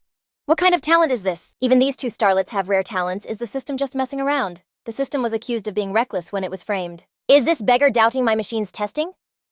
Without much hesitation, Lu Fong quickly waved his hand and decided, "Quick, bring out all the people you have. I'll choose myself." Truong Luke was as happy as a father with a newborn, rubbing his hands full of gold and jewels. "All right, big order here." The efficiency of this slave master was incredibly fast, with a ton of slaves summoned. Truong Luke's face was filled with excitement. "Young Master Lu, they're all here, a total of 300 people." Half an hour passed, and Lu Fong was drenched in sweat. Damn, he was way too careless, thinking talent was everywhere. He was wide-eyed, looking at the group in front of him. Out of the 3 people with skills, only a few were useful, like bodyguards, material managers, gardeners, mechanics, hackers, cooks, and bomb researchers. He hesitated, thinking about the 2 Gemini people. But population was crucial. He needed to pick 100 people. So he kept selecting. 3 hours later, after filtering through, he ended up with 120 people who had no intention of opposing Lu Fong, so they were considered qualified. Lu Fong waved his hand. "Boss Truong, how much for these 120 people?" Truong Luke had snagged a great deal, so he seemed a bit more generous. Everyone knew each other. "I'll give you a discount of 200 canned goods or 30 ammo chargers, whatever works. You can hand this task over to Kali. Kali will take care of it next." In his mind, he calculated that as long as he brought them back to the refugee camp, he could unlock the weapon schematics. After that, a long line of vehicles headed back to the camp. The wheels stopped, and Lu Fong stepped down onto the ground. He shouted, "We've arrived. Everyone can get off the bus now." Luke Thu, after surveying the surroundings, questioned, "Isn't this a desert? There's no base here." Meanwhile, Tien Tien next to him was overly worried, almost paranoid. "Are they gonna kill us and sell our meat on the black market?" Nimai immediately yelled at this pig teammate to shut up. He stood up, "And you won't be slaves anymore. Everyone line up. We'll enter the teleport gate in order." The crowd below buzzed, hearing Lu Fong say there would be food, and no need to be slaves. "What's a teleport gate?" He heard those questions and pointed to the door behind him. "I'll activate the teleport machine and take everyone home." Then Lu Fong shouted loudly to boost the crowd's spirits, "We're going home!" Everyone felt a surge of hope. "Long live leader Lu Fong." He slowly stepped down when suddenly someone called his name, "Lu Fong." It was Sasuna waving from behind a wall. Come over here. She looked all mysterious, handing him something. Lu Feng immediately agreed. Inside, he felt a chill. It was scary he couldn't sense her presence at all. Is this an S-rank ninja? He looked down at the item she gave him, feeling a bit confused. Sasuna, anticipating his reaction, explained, I heard your sword broke, so I brought you a family heirloom. She presented an old-looking sword. This is the Snowblade, a gift for you after your first mission with the guild. Lu Feng picked up the sword. Under the sheath was a bright golden blade that looked deadly. This sword was super sharp, an A-rank weapon that could slice through steel like butter. Not only that, but Sasuna also handed him an ID card. This is your identity proof. Lu Feng took it, and after that she left without a second thought. Everything was set, and he had to visit the guild. The guild leader wanted to see you, Lu Feng. You could only excuse yourself. Thanks, guild leader, he said, then called out to the civilians to line up to go home. The teleport gate opened, and the teleport room of the refugee department had Lu Feng, Li Hin Kali, and Long Hien. Tiu Duong saw them and was overjoyed. They were finally back. Sarah was even more emotional. The chief, she rushed to hug Lu Feng, but somehow his face ended up buried in her chest. You're finally safe back. Tiu Duong stood behind, speechless. That's a bit too much luck. Next, the civilians from earlier stepped through the teleport gate, all curious and observing. Wow, here's the guy smiling and welcoming. Welcome to our place! The system displayed a notification that the refugee department exceeded 100 people, leveling up to level 3, unlocking the gun manufacturing facility. Many people were bewildered and shouted, the refugee department is huge! The system continued chatting, asking if unlocking the gun manufacturing facility would require 160 points to build. Lu Feng didn't hesitate to respond. Yes, build it. Immediately, a crane appeared on the wall, making the crowd gasp in awe. Look over there, a robotic arm is sticking out. They were all excited about their new home. This underground fortress had some seriously advanced tech. Tiu Hien came over. It's dinner time, and everyone here has 24-hour hot water and plenty of beds. If you all work hard, you'll have food. All right, with this, these 100 people can settle in smoothly. The old lady nearby was emotional. That's great.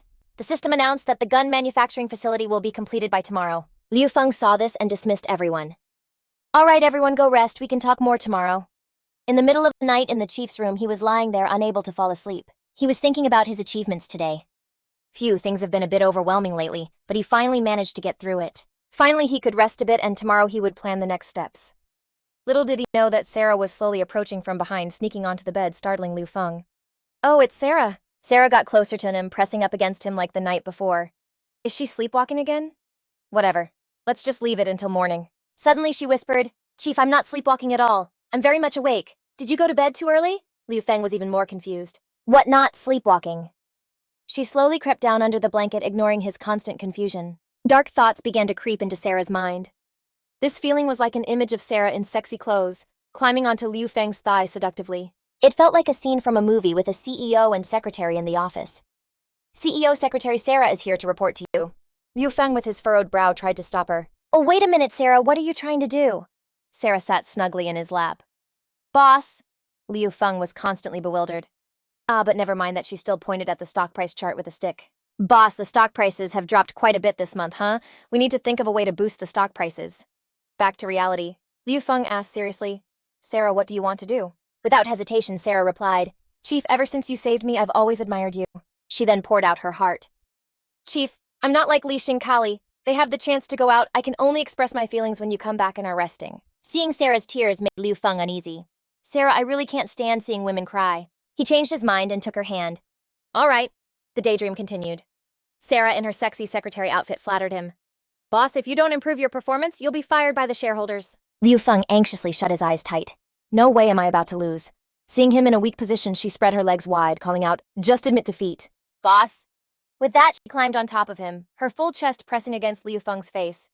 Oh, boss, does that mean you've admitted defeat? No way, please resign. His expression darkened, and Sarah shot him a glance. Don't underestimate the boss. That determined look made her shiver.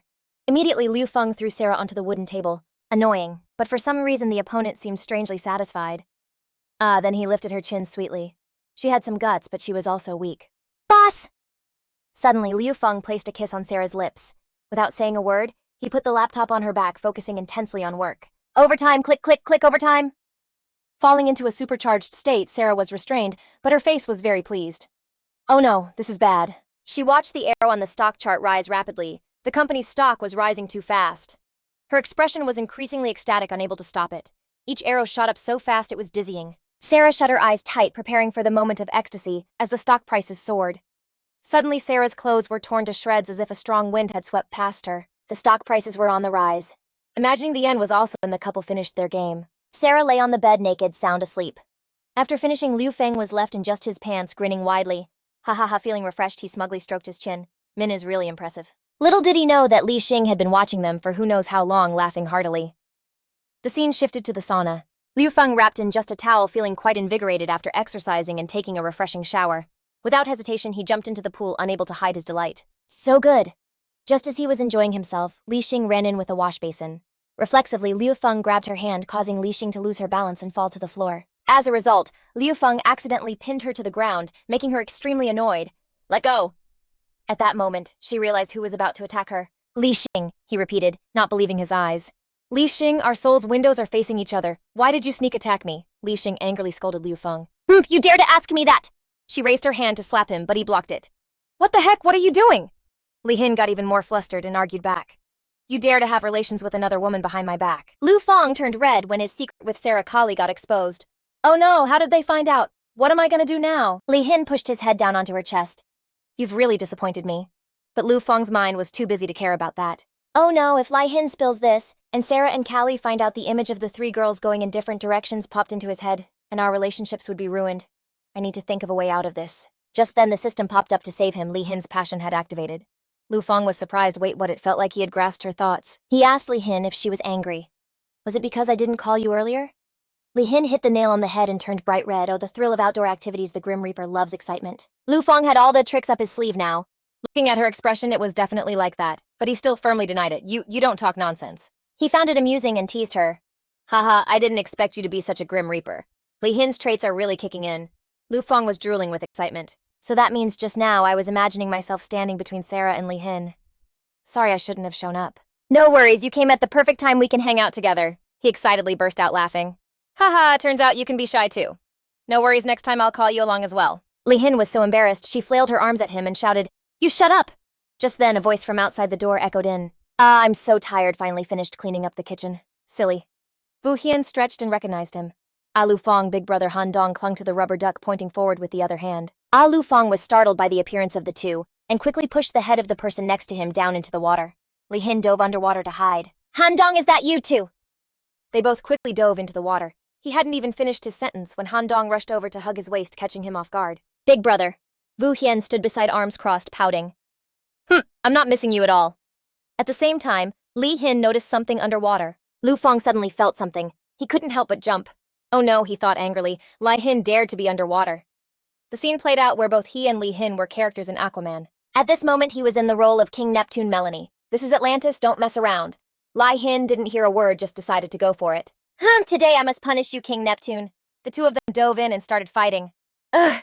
She quickly launched an attack surrounding him. Hey, deep sea magic. Liu Feng was bound and lost his ability to fight. Oh no. He shut his eyes tight, sweating, thinking this is too despicable, daring to use this kind of magic underwater. Back in reality, Han Dong and Wu Hian were confused, not knowing why Liu Feng was trembling. He gritted his teeth, thinking, I can't stay here. Li Hin, in his imagination, was quite surprising what could be endured at this time. Truly worthy of you. King Neptune continued to return to reality. The two kids raised their hands to dive at him. Scrub, scrub, big brother, come here and scrub. He panicked, trying to stop them. Wait a minute. But they were wildly scrubbing him with bath sponges, making him feel both embarrassed and flustered. Wait, don't come any closer, Wu Hian complained. Big brother, don't move. His eyes were tightly shut, reaching his limit. He couldn't hold it anymore. Decisively, he wrapped his arm around the back of Li Hin's head. Damn it. Back in his imagination, he launched an attack, King Neptune's ultimate response. Don't underestimate me. She was suddenly attacked and quickly turned her face away. The water pressure was too strong. She was about to give in. Suddenly, blue water splashed everywhere, knocking over a cup on the table. Callie, who was sitting working, felt confused. What's up with the cup suddenly? She looked at it, thinking it was strange, suddenly feeling uneasy. At that moment, the bathroom was filled with steam. A bit of water splashed up as if someone was moving. Wu Hian's chest pressed against his back, making him scream. Wait a minute. She stood above Liu Feng, shouting, Don't move! Let me help you wash your hair. He angrily turned to look. What are you guys doing? While one hand was still holding Han Dong, who was flailing around. Big brother is teaching Han Dong to swim. He was dizzy, his face flushed, thinking, oh no, what kind of paradise is this? Just now I seem to be with Li Hin. Wu Hian irritably said, What are you yelling about? There's no one else here. Just as she finished speaking suddenly, a head with bright red eyes popped up from underwater. She screamed in fear. Mom! Li Xin popped up, giving them this super awkward wave. Vu Hian's eyes went wide and he stammered, Li Shin. Lu Fong was totally bugging thinking, oh crap, I'm so busted. Li Shin just couldn't take it anymore and surfaced. Yo, is she holding something in her mouth? Vu Hian whispered curiously, covering his mouth. Wait, why the heck is Li Shin even here? He subconsciously glanced over, thinking, it's over, I'm caught. She was mid-sentence, totally panicked. Don't tell me Li Shin is worried, too scared he'll find something out. Oh no, we're so busted. Then out of nowhere, she's all cheerful washing Lu Fong's hair. You here to help scrub Lu Fong down too? Lu Fong had no idea how to react, silently judging her. Man, she's so clueless. Suddenly, Li Shin's face just dropped. She frantically thought, whatever, I just gotta spit Lu Fong's thing out first. But then Bam Han Dong bumps right into her. She was fuming as she felt that taste go down her throat. Lu Fong saw what was happening. His jaw dropped like she actually swallowed it. Li Shin let out a scream. A high-tech dentist's office in downtown LA with blinding LED lights. The next day outside the med bay, Lu Fong was pointing Dr. Chin in the right direction. Right this way. Dr. Chin was totally floored. I seriously can't believe your shelter is this huge. Someone was already waiting for them from down the hall. The therapy room is over here. He realized, oh snap, it's OB. The door slowly rolled up, and Lu Fong stepped inside first to give her the rundown. This is the therapy room. Dr. Chin looked around totally impressed. Whoa, it's massive! Looking at the blueprint, he started to break it down for her. The therapy room is split into 2 sections. The outer area has the medical beds, and the inner part is a research lab. Both are empty right now. In the lab, which was decked out with all this high-tech gear, OB, acting like a tour guide, gestured around and explained, and this is the research lab. A message on the main screen read, all systems nominal, ready to commence research protocols. She was blown away by how advanced it all was. You even have an AI. He was super confident about the tech they've got here. He proudly confirmed, yep, it's all controlled by the AI. She started looking around, taking it all in. This lab is seriously next level, even more stacked than the facilities back in Chicago. It's a little on the small side, but it's more than enough for one person. Hearing that, Lu Fong jumped on the opportunity. So what's the verdict, you digging the shelter? You could bring your kids here, so they can get a proper education. We've got a lot of kids who came with this last group, so I'm planning on hiring some teachers and setting up a school right here in the shelter. While they were talking, OB raised his hand, needing to dip out. I gotta go check the power grid outside. Lu Fong gave him a friendly wave. Thanks, man, appreciate it. Then he turned to properly introduce him to Dr. Chin. That's OB. He's the chief engineer in charge of renovating the underground city, basically handles all the electrical work. Then out of nowhere, she leaned in, closed her eyes, and planted one right on his cheek, totally catching him off guard. Whoa! He was so startled by that move, he jumped back. Dr. Chin, what are you doing? But bad luck, she lost her footing and ended up pulling him down with her as she fell. Oof, they both went down in a chaotic heap. And right at that moment, who came back in but OB, who just awkwardly scratched his head at the sight. Sorry, forgot my tools. Behind the curtain, Lu Fong and Dr. Chin's silhouettes looked like they were putting on a shadow puppet show. The scene totally froze him in his tracks. The guy's eyes were wide and he was sweating bullets, stammering to himself. They're kissing. Lu Fong sat up, all concerned. Hey, be careful. She just stared back at him, totally dazed and smitten. Oh, but plot twist. The super scandalous scene the outsider saw wasn't actually a kiss. OB saw this and totally freaked out, booking it out of there. Lu Fong helped Dr. Chin up onto a chair. Here, just sit down for a sec. She did what he said, still a little out of it. Okay. Meanwhile, my man OB was hiding behind the wall, still shook, not believing what he just saw. No way. Are they really getting it on in broad daylight? His curiosity got the best of him, and he just had to peek in again. This is so wild, I gotta get another look. Seeing the two of them in a compromising position, plus hearing them say stuff that sounded super sus, sent him into shock for the second time. Slow down, don't rush. Thanks. His mind was just racing, totally freaking out over what he was seeing and hearing. His eyes were bugging out and his jaw was on the floor. Whoa, this is way too spicy. Just as OB ducked away again, it happened to be the exact moment they pulled apart. His dirty mind was working overtime like, damn, they're even switching positions now. The woman sitting on the chair then started talking business about his brother's condition and the virus fusion. Dr. Chin held up a vial of green liquid, totally hyped. Good thing you guys have a microscope. Come check out this virus fusion. Meanwhile, OB was still hiding behind the wall, cringing and shaking with rage, feeling totally wronged. That damn Lu Fong, a forever alone guy like me, can't stand this. He's already got Li Shin. How can he be such a freaking player? Dr. Chin turned and looked up at him. Hey, come take a look. Hearing that, Lu Fong quickly walked over. Oh, I get it now. As if he'd had an epiphany, OB suddenly leapt out, looking absolutely furious. Lu Fong, you can't keep dragging this out. You're acting all righteous and stuff. I'm definitely gonna help you snap out of it. Unfortunately, the situation behind the curtain is so hot that viewers might just nosebleed. It's getting more and more intense. Tanmu still has no idea what's going on outside, urging, hurry up, stop dawdling. He heard that and didn't ask anything else, just replied, oh, okay. He collapsed and passed out right there with a nosebleed gushing. Inside, Liu Feng is still glued to the microscope.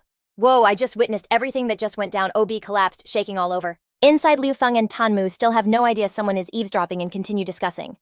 I got an inspiration from merging the virus. Maybe I can use this equipment to create an inhibitory vaccine. Wow, can't deny he's Dr. Tan.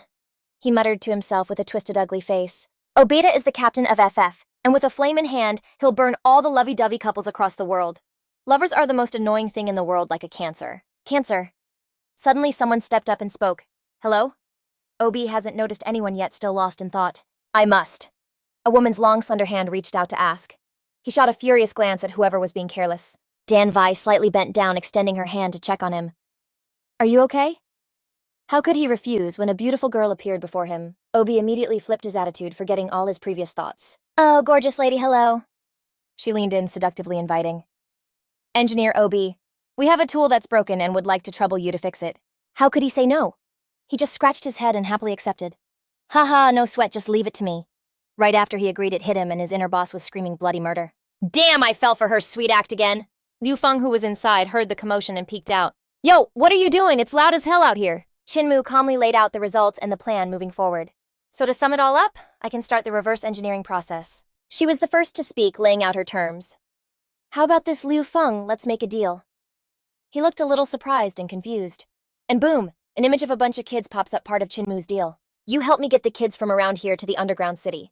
In exchange, how about I borrow your lab to help you create that inhibitor serum? Liu Feng was a little puzzled by that and asked, Dr. Chin, you're not going to join our shelter. Chinmu went quiet for a few seconds, hesitating before saying, I'm sorry, I can't join right now.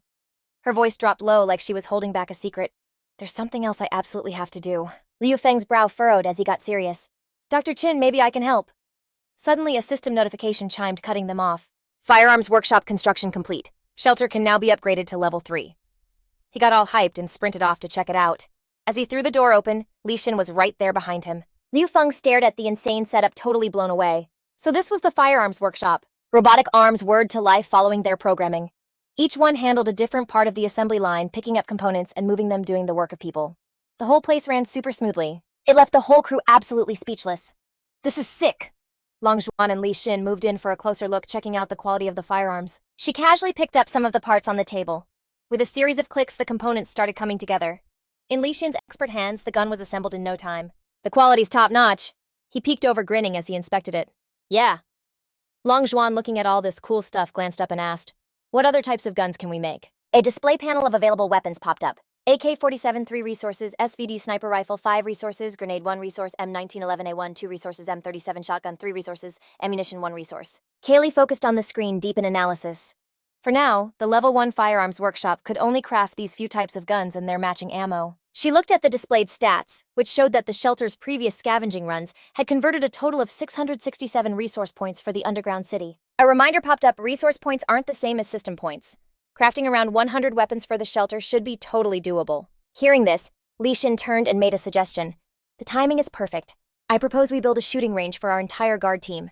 Liu Feng put a hand on her shoulder, grinning in agreement. Deal. I'll let you and Long Xuan handle picking the trainers, and you'll be the captain. The system pinged with another notification. Level 2 shelter facilities complete. Upgrade to level 3 shelter. He glanced at the message like he'd been waiting forever for this. Oh, it's finally here, huh? With a determined look, Liu Feng announced loudly. All right, build a shooting range and upgrade the shelter to level 3. The system immediately processed the command and displayed an update. The shelter will be finished in 2 days. Leaving the shelter area, he walked down the street, lost in his thoughts. Next stop, the downtown area. He ended up in front of a bar where 2 women were chatting. He made a mental note to have a meeting with everyone tomorrow. The 2 girls turned at the same time, waving him over. Hey, Chief, come have a drink with us. Standing in front of Liu Feng were the Gemini stars, Qian Qian and Mei Mei. He sighed to himself, anxious. Of course, there was no escaping these 2. The 2 beauties sashayed over to him, pouting playfully, Chief, and just like that, his mind started wandering back to the past. He had to admit these 2 were the spitting image of the girls he'd fantasized about during his lonely nights. Back then, he didn't even have a picture. Seeing these 2 gorgeous girls stacked in all the right places, and snatched in all the right places, standing right there. Oh, this vibe in their eyes, his face now looks super dangerous with a hint of coldness. All right, too intimidating, but the reality is totally different. He sweat and forced a smile. Haha, too worried his expression froze. Suddenly a loud shout rang out and the prestige level shot up, making him exclaim in surprise. Oh. Liu Feng frowned in confusion. What's going on? System A notification popped up prestige level 3. After unlocking a new mode, every time his reputation spreads, his prestige increases. After reading it, he gave a suspicious look to the two girls who were tiptoeing backward. Wait, are they scared of me? Is that why my reputation is going up? Then Liu Feng strode over to them and dropped right into the chair between them, thinking, all right, let's give this a shot. Mei Mei was still trying to figure out what was going on, and boom, he was already seated. Meanwhile, Qian Qian was totally stunned by Liu Feng's move. Is he making a power play on us? Just then, two notifications popped up back to back. Reputation +1, reputation +1. She frowned, thinking, they say for a celebrity to survive in this world, they have to rely on their own assets. Do we really have to stoop to that level? Qian Qian beside her seemed to be weighing her options too. Then she flashed a smile and sidled up to Liu Feng. She asked softly, Director, can I get you something to drink? Seeing this, Mei Mei thought, and so it begins. She's making her move. She remembered how Qian Qian always operated. Xu Qian Qian was a natural-born flirt, a master of social maneuvering. She'd definitely be able to figure out what Liu Feng was thinking. But he answered without a second thought. I'll have some milk. That one simple sentence made both of them jump out of their skin.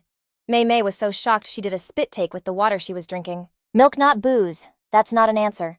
Meanwhile, Qian Qian was sweating bullets, thinking, he just completely dismantled the situation and dodged my probe. He's good.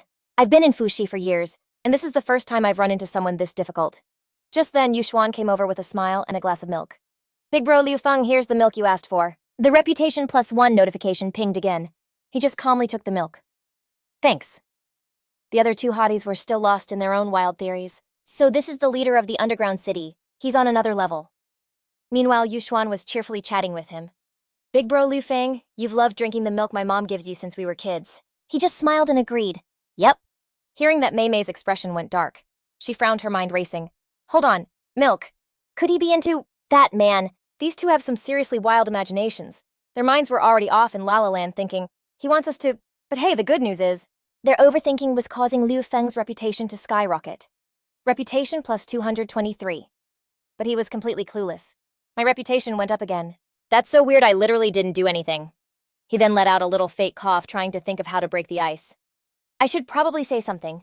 Even if we can't do the stuff you see in those special flicks, we can at least be friends, right? Qian Qian, ever the sharp one, picked up on it. He coughed 3 times, but they totally read it the wrong way. Does he want the two of us in his room at 3 in the morning? So it's true. We really can't escape this fate. Liu Feng barely got 2 words out, you two, when Mei Mei and Qian Qian shot up out of their seats, leaving him totally baffled. Gah! The two of them scurried away, leaving him with a cryptic, we got the message. He was just left there completely dumbfounded. A moment later, it hit him like a ton of bricks. His idols totally hated him. As Liu Feng walked into the command room, he was immediately met with the sharp click-clack of high heels on the floor. And a sharp command rang out. Attention! As soon as she said it, everyone in the room stood and shouted in unison, Welcome, Director! He got all awkward and was like, hey guys, you really don't have to do all this. But Callie shut that down immediately. That's not acceptable. A director must have the presence of a director. She then gestured to the empty chair at the head of the table. Director, your seat. Liu Feng, flustered by how assertive she was, just went with it. All right. As Callie announced that the meeting was starting, his mind was already wandering. Man, this is so dorky. Should I be acting all serious and mysterious right now? Suddenly, that familiar notification sound popped up. Reputation +2. He was pretty surprised. Wait, I can get reputation points in here too. Callie tapped a few keys on her console. All right, let's get to the first item on the agenda. She started her presentation. Now that the firearm situation is handled, I propose we establish a 30-person unit to serve as the refugees' official guard. She pointed to 2 pictures on the screen. The reason being, 2 new powers have recently emerged in our area, the National Salvation Army and the Guiyi Divine Cult. Liu Feng frowned. Oh, new factions popped up around here, what kind? Callie pointed to the pictures and explained. One of them is the Guiyi Cult. They've been expanding their territory lately. And they're growing fast. Their slogan is something like, believe in the Doomsday Cult and find salvation. The other group is super close to us. They call themselves the National Salvation Army. They're basically a mob of thugs who banded together, made their own little army base, and have about 200 members. Hearing that, Li Xin scoffed. The National Salvation Army, sounds more like some backwoods refugee camp, cobbled together by a bunch of hicks from like Nebraska or something. Long Hian also chimed in. Looks like we've caught a high priest of the One Unity Church. Liu Feng suddenly remembered the person they caught and ordered. Right, Hendong, bring her here. And she quickly grabbed a rope to pull out. Cecilia, in a torn black and white striped outfit, still flaunted her charm. Hello, everyone! Liu Feng saw this scene and covered his face, exclaiming, Hendong, what's going on here? Where's this interest coming from?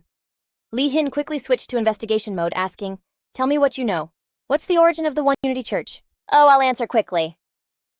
The One Unity Church was established before the apocalypse.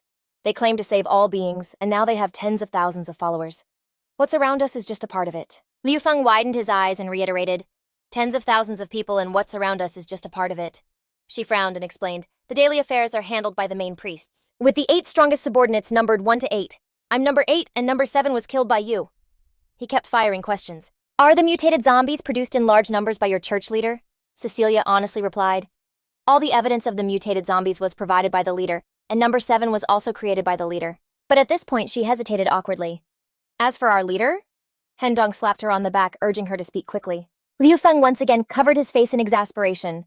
Hendong has been spoiled who taught her all this. On the other side, she didn't stop, quickly saying. She was blushing from being hit, hurriedly giving in. Sorry, Your Holiness, I'll talk. She spoke with an uncertain tone. I haven't met the leader, but based on my speculation, it's very likely. Her voice dropped. Not human. Things seem more serious than he thought, seriously asking. Is that so? So where's the apostle you mentioned earlier? Li Hin also chimed in. Can you recognize it? Even though she didn't want to, she had to tell the truth. I received it, and it's likely already entered the city. Liu Feng quickly decided, then for the next operation, you'll come with us. Then he looked at Callie in disgust. Continuing, for now, we don't need to have conflicts with them. First, let's train our guard team well, then we'll deal with them. She nodded in agreement. I think so too. Suggesting that the main force should first clear out all the strongholds around the refuge. On the screen, the monthly tasks appeared, and Lu Feng started making plans.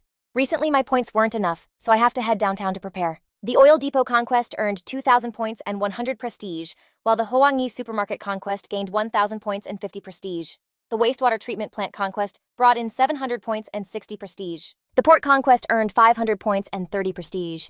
Each month's task involves clearing and conquering resource points around to gain prestige and points, but I'll lead the team or send my subordinates to conquer. You divide the work among everyone. Each of us will lead a team. Li Hin will go to the supermarket. Long Hian will head to the wastewater treatment plant. Dai Quang will conquer the port, and I'll personally go to the oil depot. Everyone responded in unison. Then Lu Feng sighed. Oh, there's never enough talent. He quickly returned to work. The next meeting issue, Callie called out. The screen changed to a city map. She pointed to a location and explained that we need to go to the downtown research center to find the nanoseeds, to clarify the conspiracy of Trin Tien Hung. But she suddenly paused, moved to another spot, and zoomed in. Zombies in downtown reached several million. We basically can't rely on our strength to get to downtown, so we also need to borrow some power. Li Hin raised her hand to ask. So how do we do that? Lu Feng looked confused too. Ah! Callie shot a glance, her tone dripping with disdain. She thought everyone was like her, big-chested and empty-headed. Chief Lu had already thought of a method, but he had no ideas and could only worry inside. And Li Hin was poked and irritated.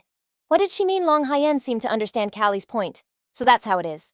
If so, Canton Tay should step up to help, but I'll clarify it myself. Old Teuton recounted it when I was in the city. Waiting for the lady, I heard some news that the army was about to scout downtown. Callie then added, although I don't know what the army wants to do, they've started recruiting mutants and bounty hunters. I suggest the chief build a relationship, saving So Sun Ha twice, helping complete tasks, and even gifting food supplies. The main goal is right here. She turned to Lu Feng. Chief, complete the mission above your level, plus arrange everything properly, then hitch a ride with the army. That's too easy. I'm not wrong, am I? The chief smiled dangerously, praising him in a low voice. You really are something. Callie wasn't wrong. Ha, you all figured it out. Looks like I didn't hide it well enough. Hearing this, she admired him inside. Truly, Lu Feng was impressive. His ability to control people was no less than Trin Tien Hung. Long Hian looked at him with admiration. Is this the strength of Junior Lu Feng? No wonder he's the leader of a refuge always prepared, leaving no trace. Ken also rated him very highly. No wonder he's the man the lady has her eyes on. Everyone kept praising Lu Feng quietly. This man's ability to control is really unpredictable. Seeing everything done, he wrapped up the work. Just do it like this. Tomorrow we'll clean up the base around. Next time I go into the city, I'll contact the army downtown dismissed. But little did everyone know that deep down, Lu Feng was crying out of fear. Oh my god, that scared me to death. How can they be so smart? I didn't say anything and they already figured out the plan. 3 hours later in his private room, Lu Feng was happily watching a movie. Oh wow, so thrilling. It's the new film about the risk of mutation. While watching the movie and sipping a beer, he seemed to be in a really good mood. Yeah, looking at the rich spread on the table, he sighed in satisfaction. What part of this looks like the apocalypse? Living like this, I don't even have it in front of me. He picked up a skewer to eat, feeling refreshed when a notification rang out. To Thien and Hoa, my request to join. Do you agree? Lu Feng was a bit confused. Oh, do they want to watch the movie together? Forget it. Let them in. Soon after, the two of them entered wearing tight bunny-made outfits. Chief, we've come as promised. Seeing the mountainous scene before him, he awkwardly spat out the sip of beer he just took.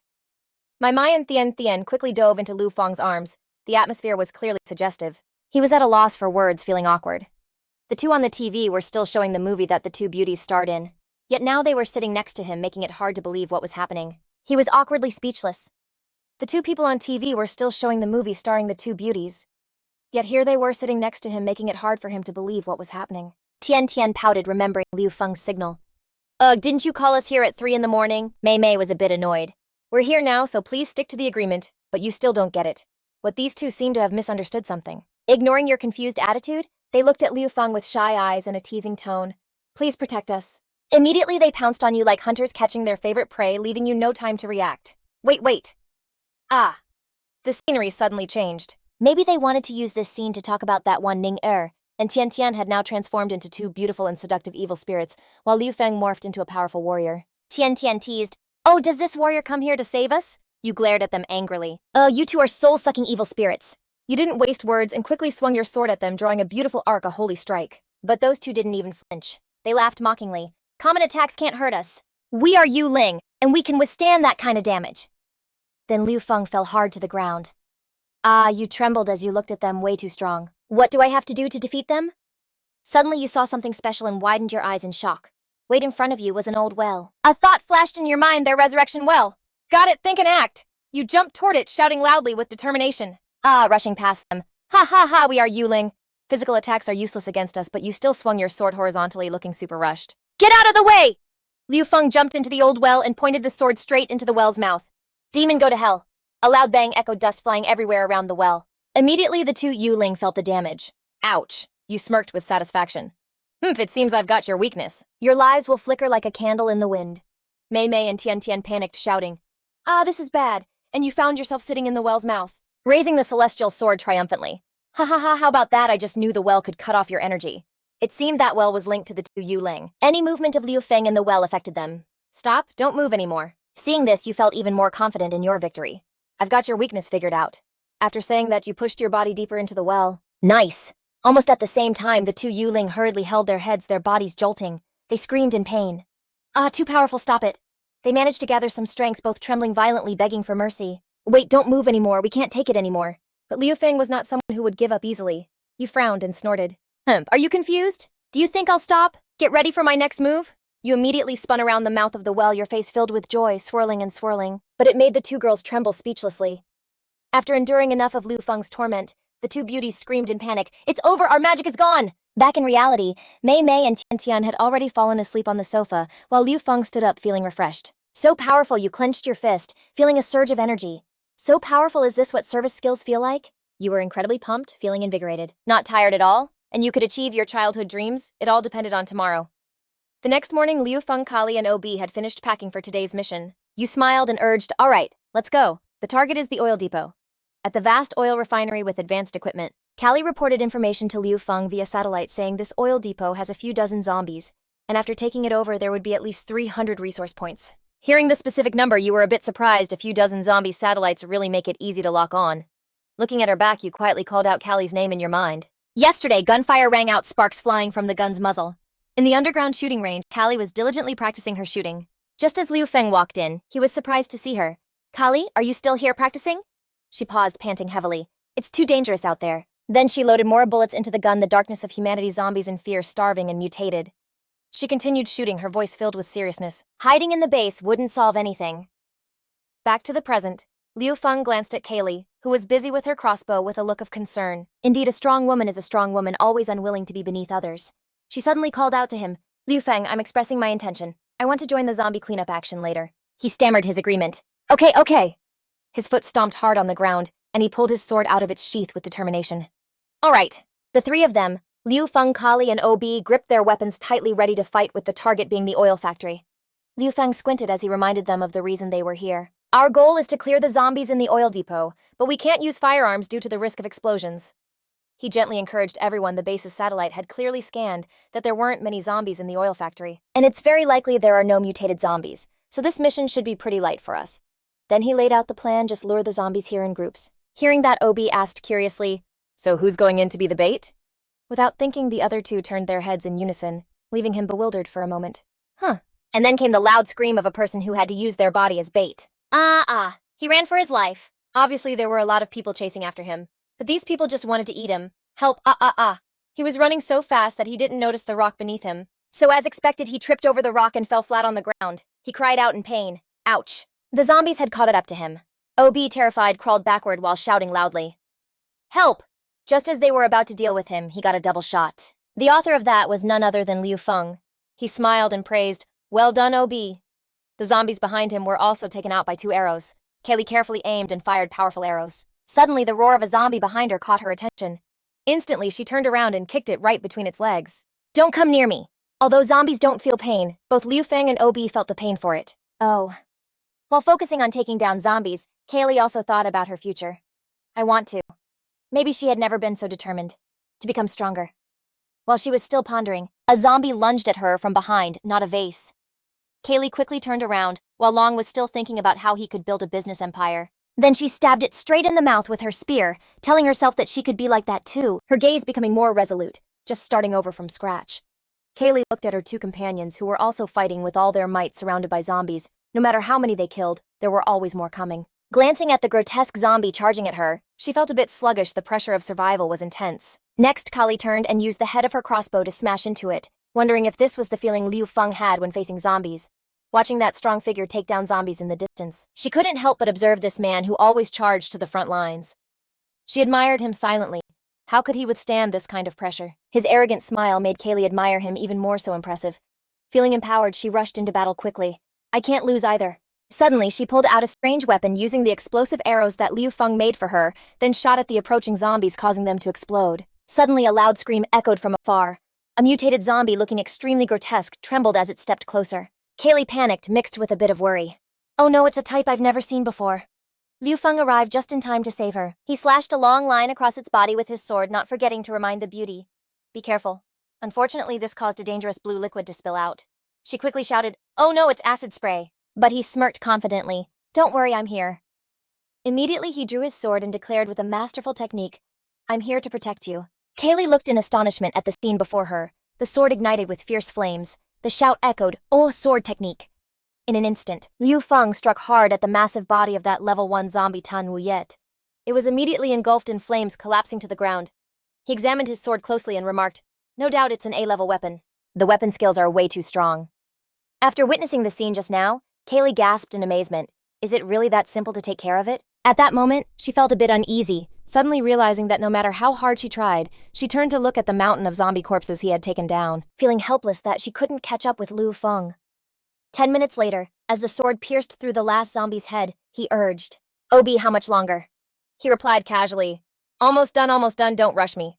Looking at the pile of corpses sitting around, he quietly said, the zombies outside are basically cleaned up. He continued to give orders according to the plan. Just wait a bit to clean up inside the room. Controlling the boss would mean the mission is complete. After a while, Obi had also finished the job. The door is open, let's go. Liu Feng quickly rushed inside like a bullet. I'll pave the way. Kaylee quickly caught up. He suddenly asked her, how does it feel to kill zombies? She honestly replied, her voice cold. It's much harder than I imagined. No need to provoke me, I'll gradually get stronger. He was a bit at a loss for words, only able to think to himself, so competitive is this what a strong woman is like. Liu Feng scratched his head casually, said, then let's do our best together. Ha ha ha. Just then a blood-curdling scream echoed from the loudspeaker. Help! That voice was pleading desperately. Is anyone there? Hurry to the control room and save me. He spoke up cautiously. Who? Inside the building, there were corpses lying everywhere with blood trails stretching from the door all the way inside. The sound of screaming became hoarse from the loudspeaker. Help! That voice again pleaded through the speaker. Help, there are too many zombies outside. I'm in the control room on the top floor. Please, heroes, save me. This left all 3 of them astonished. Liu Feng immediately consulted his system.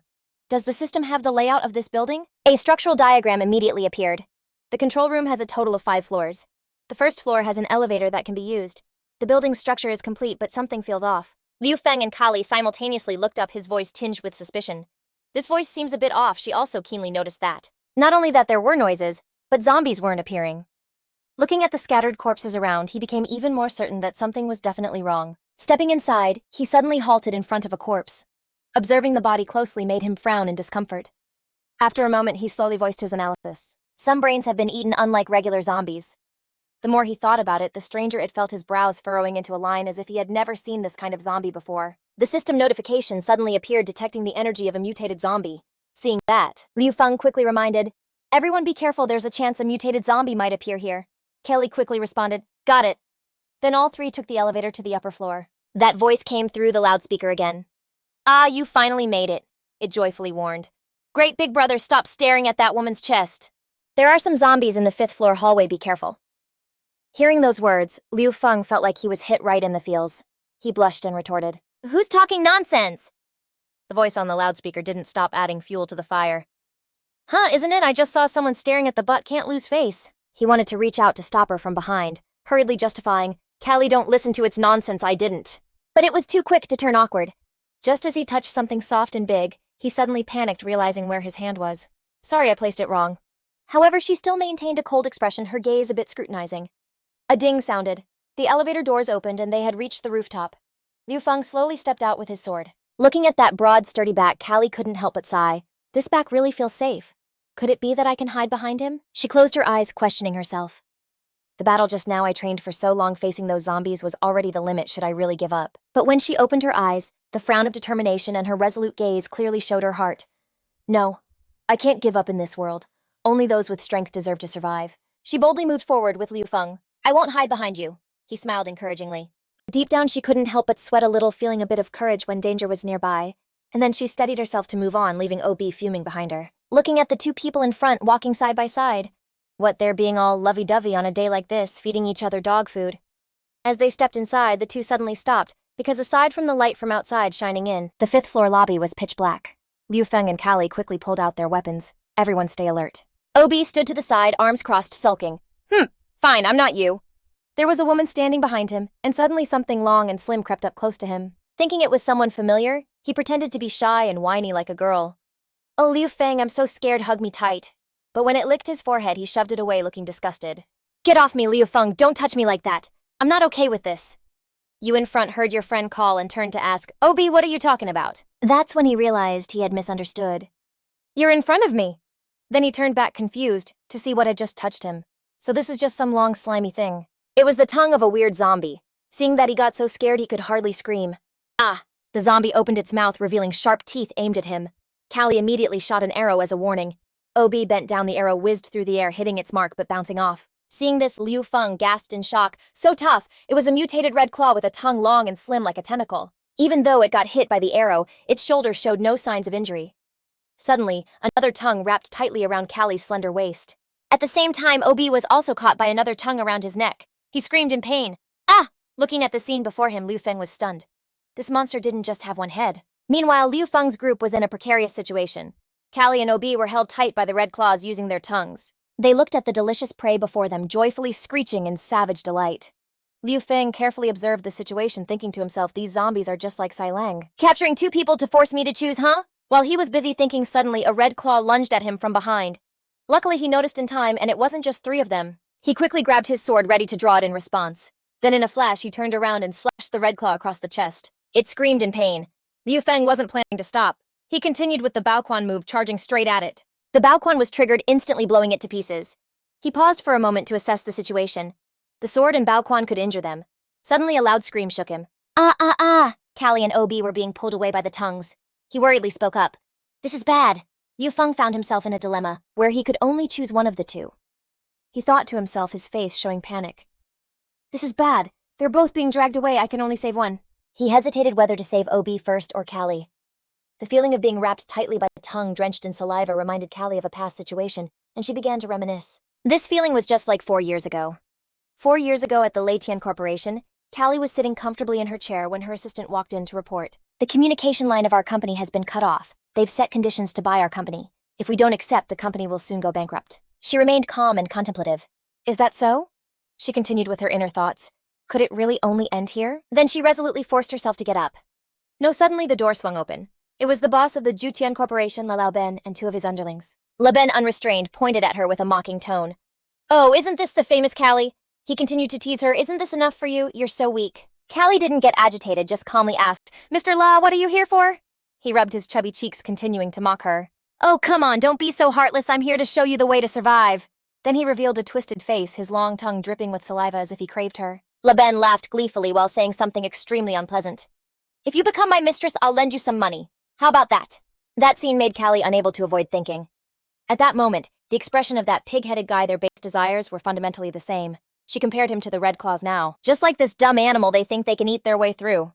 After reminiscing, she felt empowered. Callie raised her knee ready to counterattack. She shouted loudly, "For something like this, I just want to say you should follow me."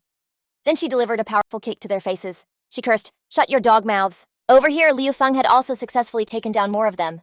After rescuing OB, he shot another arrow towards his teammate. That arrow hit the tongue of the pink claw, holding Callie, slicing it off, and she managed to escape.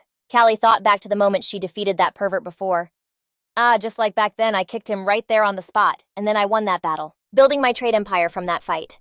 Liu Feng quickly rushed to catch Callie, saying, "I didn't expect you to have such a violent side." She couldn't help but feel a thrill, especially since she had him by her side now.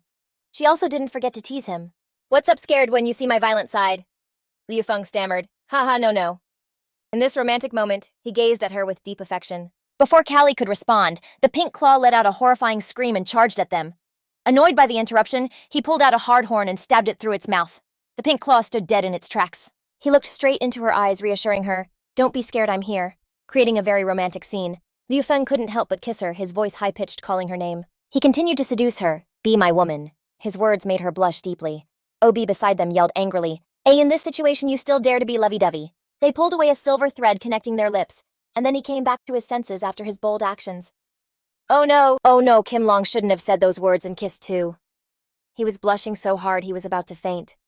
Callie touched her lips and looked straight into his eyes, responding, "To be my man, you must be a powerful and influential hero. You still need to step it up." Her answer made him think for a moment, feeling a bit positive inside. "Ha! Does that count as an agreement?" Suddenly a noise rang out. Clang Liu Feng immediately turned his attention to the source of the sound.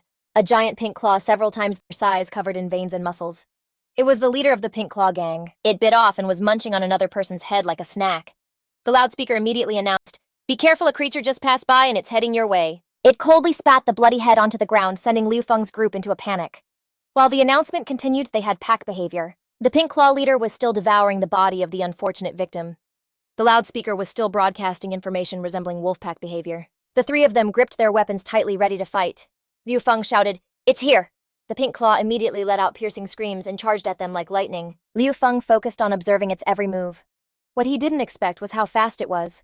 In an instant, its claws were almost touching his face. Luckily, he managed to dodge just in time, his face showing clear shock.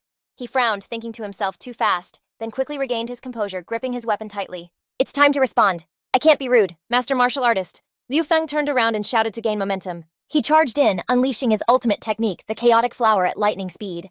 The fiery sword strikes danced straight into the Pink Claw, causing it to writhe in pain. OB saw the situation turning in their favor and exclaimed, "It's working!"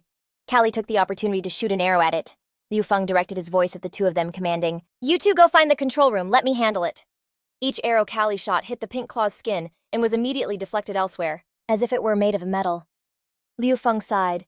Everything is so tough. He gritted his teeth and poured all his strength into the next blow. "Take a hit from my power punch." The Pink Claw took the full force of the punch and was sent flying, crashing into the ground, creating a massive tremor. He marveled, that move is so strong. He silently observed the wreckage, then was startled to find its hand was still moving. OB and Callie took the chance to run towards the door, and he shouted, "Now's our chance, let's open the door." A voice came from inside the door. "Oh, you two are here, please help us open the door." "Thank you so much," Callie asked. "How long will it take?" OB confidently replied, while kneeling by the door. 5 minutes should do." Inside, they couldn't help but urge him, impatiently asking the single bro to hurry it up a bit. "Can you speed it up by 20%, being single for 30 years and all?" OB shouted angrily, "Damn it, shut up." She stood beside him, thinking to herself that this guy talks a bit weird. In the distance, a terrifying burst of fire erupted. Its powerful force sent Liu Feng flying into the air. As he was flung away, Callie anxiously called out Liu Feng's name. He closed his eyes, bracing himself for another impact. To his surprise, that impact was the soft curves of Callie. She hugged him tightly and asked, "Are you okay?" He stammered, I'm fine." His eyes couldn't help but glance at that softness for a moment. She curiously asked, "What happened?" He replied, "It is something unexpected occurred," he shouted in frustration. The force of the fist unexpectedly didn't break his arm. It managed to withstand the blow because the Blood Monkey leader was an elite in defensive specialization. Bones and flesh are closely related. The outer muscles help the bones absorb the shock. It can't be broken in one hit. He gritted his teeth in anger, thinking, "Damn it, the cooldown for the fist technique is too short to use." He worriedly asked, "How much longer?" OB immediately replied, 3 more minutes. He observed the Crimson Claw, thinking that this zombie fights with a keen sense of smell. His martial arts skills weren't very effective at the moment. As he struck it, the skeletal armor was incredibly tough. His mind was filled with thoughts reminiscing about his senior brother Longxian, who could accurately target soft spots from a distance. With a single shot that could take it down, this ability was just right to counter him. The Crimson Claw took the initiative, raising its fist towards him. Liu Feng quickly pushed Kaylee away, shouting a warning. "Watch out, the Crimson Claw has grabbed you. It successfully punched you into the wall." The powerful punch shattered the wall into pieces. He was flung away again, facing it directly. Liu Feng was now heavily injured, suppressing the pain while cursing. "Damn!" Suddenly a voice rang out. "Oh, you guys are here!" A mysterious creature called out.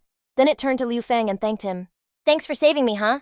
Were you scared by the strange creature in front of you?" Finally, the weird robot showed up. It was Xiaobu. Liu Feng silently observed the robot Xiaobu. It screamed in panic. "The door is broken! That pervert who likes to watch people backward, and the monster came in here too!"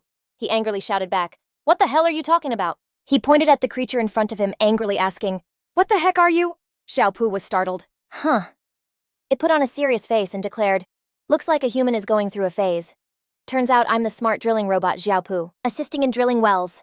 Liu Feng rushed over to teach it a lesson, pressing its head down while scolding, "You little toy tricked us into coming up here." It was bullied to the point of frustration. Xiaopu is not just a toy, it's the latest drilling robot. While he was busy lecturing Xiaopu, he suddenly got alerted by a warning sound. Liu Feng cautiously faced the blood-soaked Crimson Claw, which charged at him looking really fierce. Luckily, he managed to grab Xiaopu and run away just in time. It screamed in fear, "Let go of me!" Then it indignantly complained, "You scared me to death, I almost didn't make it." Liu Feng calmly replied, "What the strength of this zombie leader is usually just normal. It's just that its shell is too tough." He glared at the Crimson Claw, thinking of ways to deal with it. "The problem is how to break through that tough shell, right?" Xiaopu beside him innocently waved its arms up and down, constantly exclaiming, "Wow, this robotic arm is so powerful." It jumped into the air and suggested, "Then let's fuse together." He couldn't react to its action in time and could only exclaim. Xiaopu immediately changed 180 degrees. It was no longer the cute little robot it was at first. Its eyes were now glowing red with battle spirit. Its expression was extremely determined as it announced a change in mode. Ultimate Weapon of Greater East Asia, D59 Transformation Drilling Well Destruction Mode. Then it aimed at Liu Feng's back and attached itself, the blue electronic circuit starting to activate. He anxiously asked, "What?" Then it officially merged with him. The circuits were still running along his body. The circuits wrapped around his arms, forming a stunning high-tech armor. "That's a level B support gear for the little pew, which can increase skill power, but the second skill is still locked. You're staring at the armor wondering about it." "The power skeleton amps up damage skills," Xiaopu was quick to explain.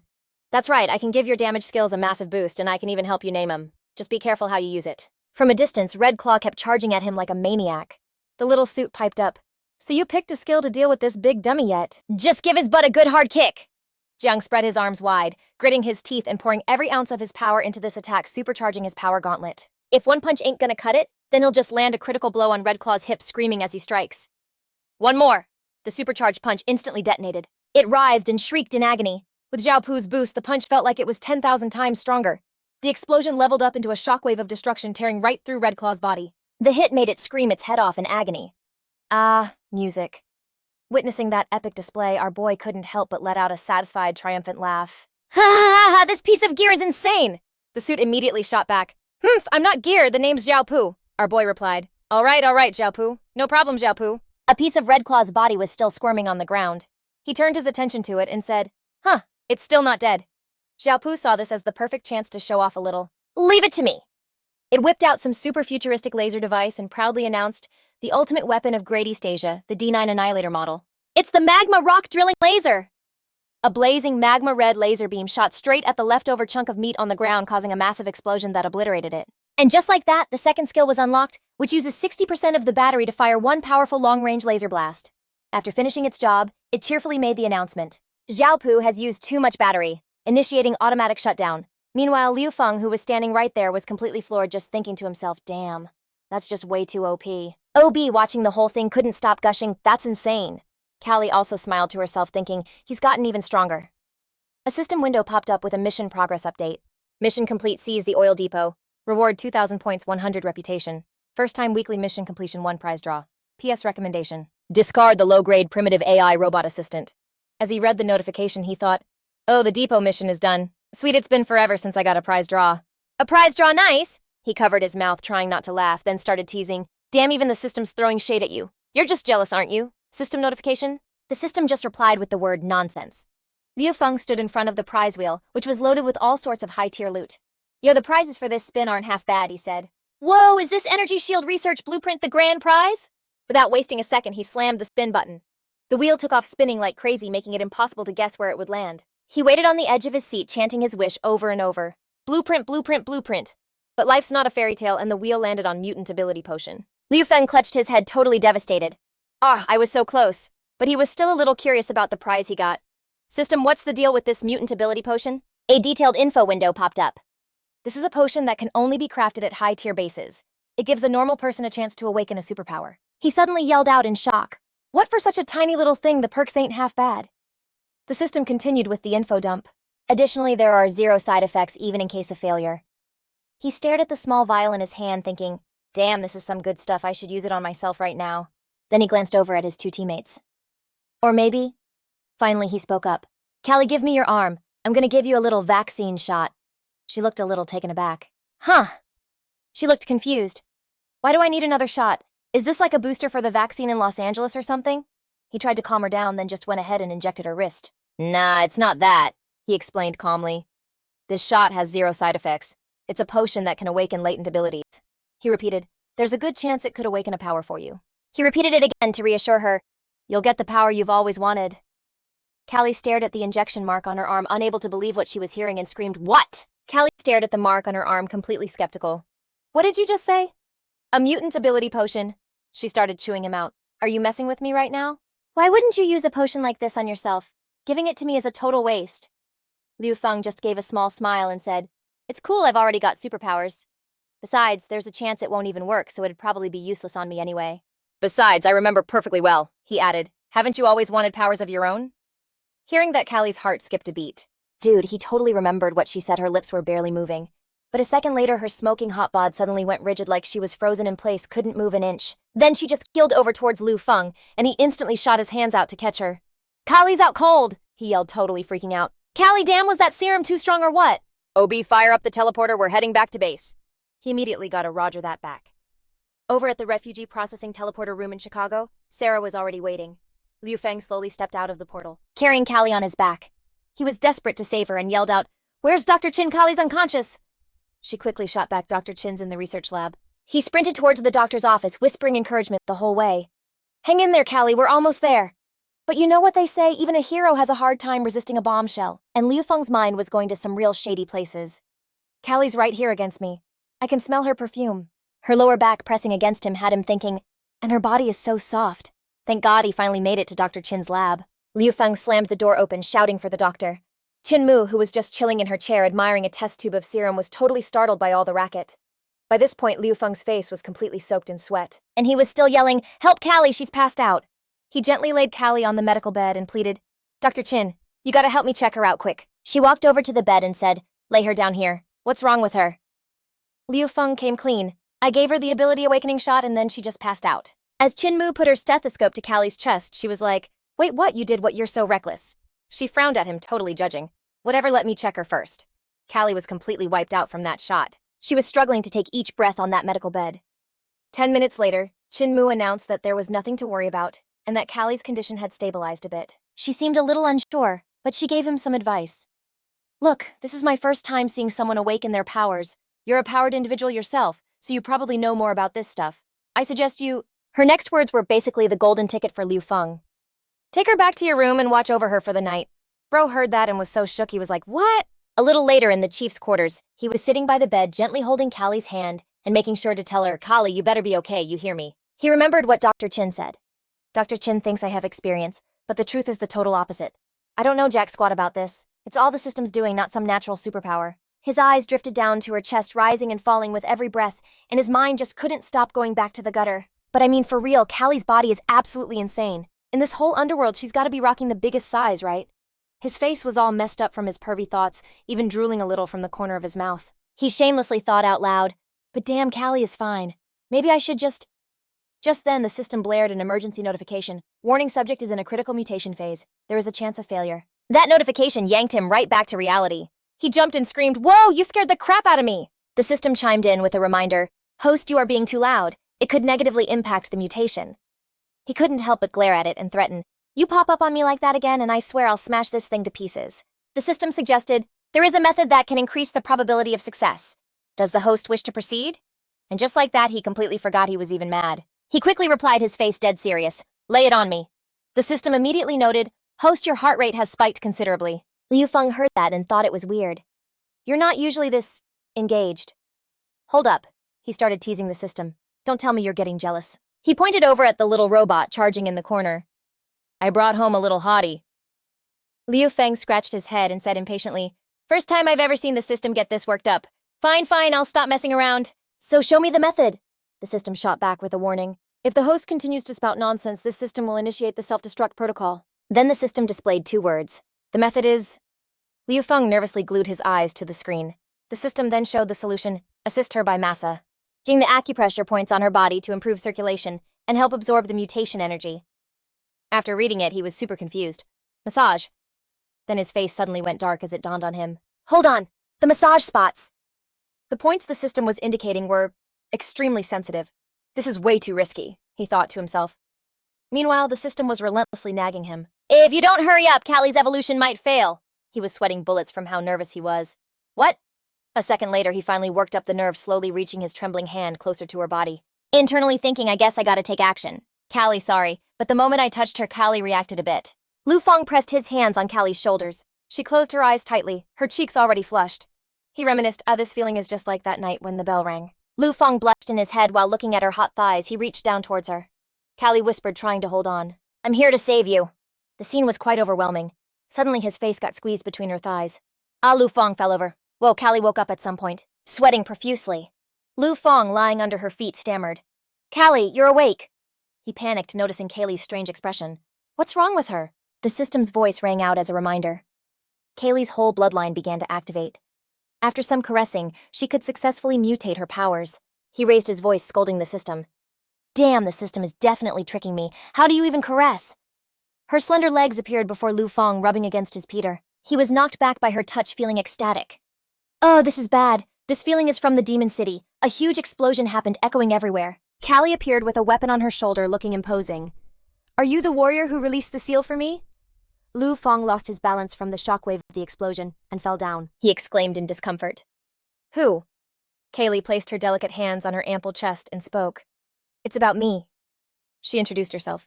I'm the one you personally freed. Her gaze was as cold as ice. 6th Hell Demon King, Lust Demon King. Callie made Lu Feng's eyes widen in shock. What? As soon as he finished speaking, Callie used her wings to approach, tightly wrapping his body with red silk. She stepped forward with a laugh. Hey, warrior, oh. Callie stroked his chin to check his temperature. The wings holding Lu Feng's body ignited in flames. She asked, can you handle it?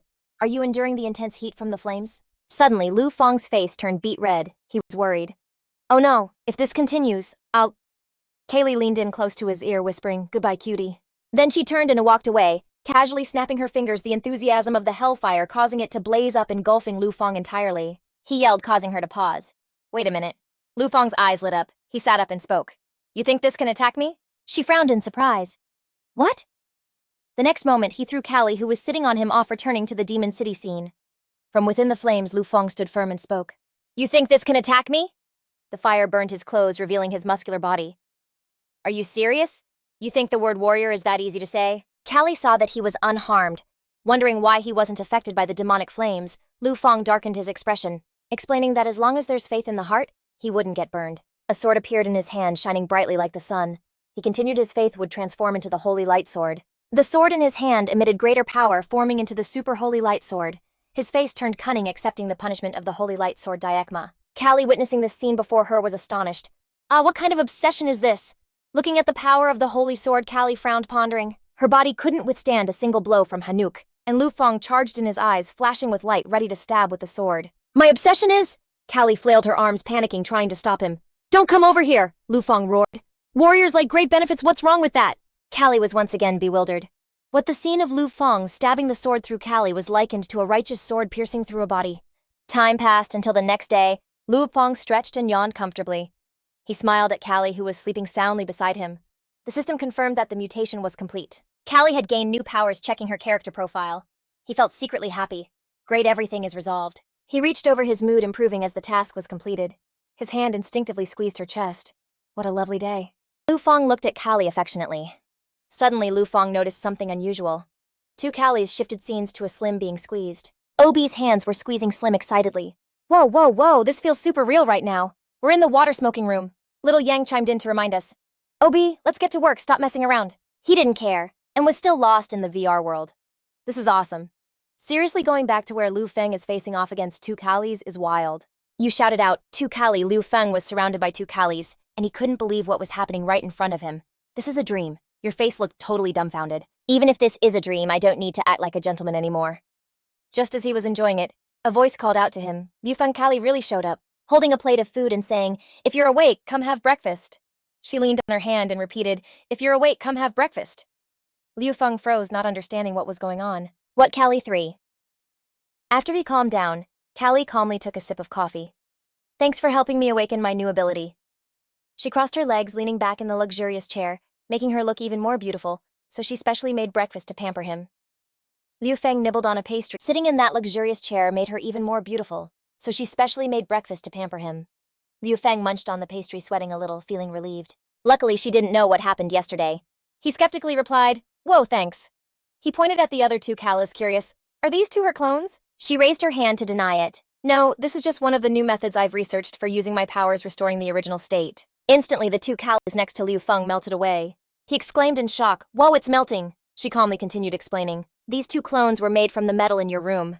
My ability is Callie Chao Yan controlling the form. Liu Feng began to understand. Whoa, so any object can change form. Callie acknowledged that, but controlling metal is even easier. Liu Feng suddenly turned pale. A name popped into his head. Wan Zi Wang. Callie extinguished his thoughts, thinking too highly of it. This ability isn't like Wan Zi Wang from the movies who has offensive powers, at least not right now. He nodded, showing he understood. Callie raised her hand to control a cube. Look, I can only change their physical form, but I can't really make 'em move. That cube started to sink into her arm. But I can change their form to merge with my own body. Liu Feng pressed on. So what about those clones that can move? Callie put a finger to her lips and answered. That brings us to my research from this morning. Callie patiently laid it all out. I can split my consciousness. I can basically hijack them to control their actions and perceive their surroundings kind of like a living camera. Of course, the bigger the object, the more of my consciousness I have to pour into it. If I overdo it, I could literally end up with a split personality. She stated her current goal. Right now, my absolute limit is controlling 2 clones for a short amount of time. I feel like with a little more training, making more clones won't be a problem. Liu Feng's jaw totally hit the floor. Wait a sec, does that mean?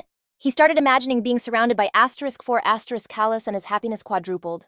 4 of them, sensing Liu Feng's pervy thoughts, Callie directed the cube to aim right at his family jewels. Liu Feng's eyes bulged as he yelped. She mused, and here I was thinking about the real asterisk uses for this ability. Callie's eyes lit up as she pointed a finger to the sky. This ability can totally complement yours. It's a 100% match. Liu Feng was floored. What, your ability is a 100% match with mine? Just then, a system notification chimed in. Level 3 shelter upgrade complete. Preparing to initiate construction. Li Xin got a notification the underground base is starting its upgrade in 10 minutes. On the other side, Long Xuan also noticed and warned, everyone hold on tight, brace yourselves for some shaking. Back with Liu Feng, the system activated. A huge flash of light appeared, and the system announced, upgrade commencing. The light was so blinding that both Liu Feng and Callie had to throw their hands up to cover their eyes. When the light faded, he curiously peeked his eyes open. The system displayed a confirmation message. Level 3, shelter upgrade complete. Callie couldn't hold back her curiosity. This is... A massive new area appeared, and everyone below was totally stunned. Whoa, it got so much bigger. So this is the upgrade. This is totally insane. Even Li Xin couldn't hide her shock. Wow, this base gets a new look every single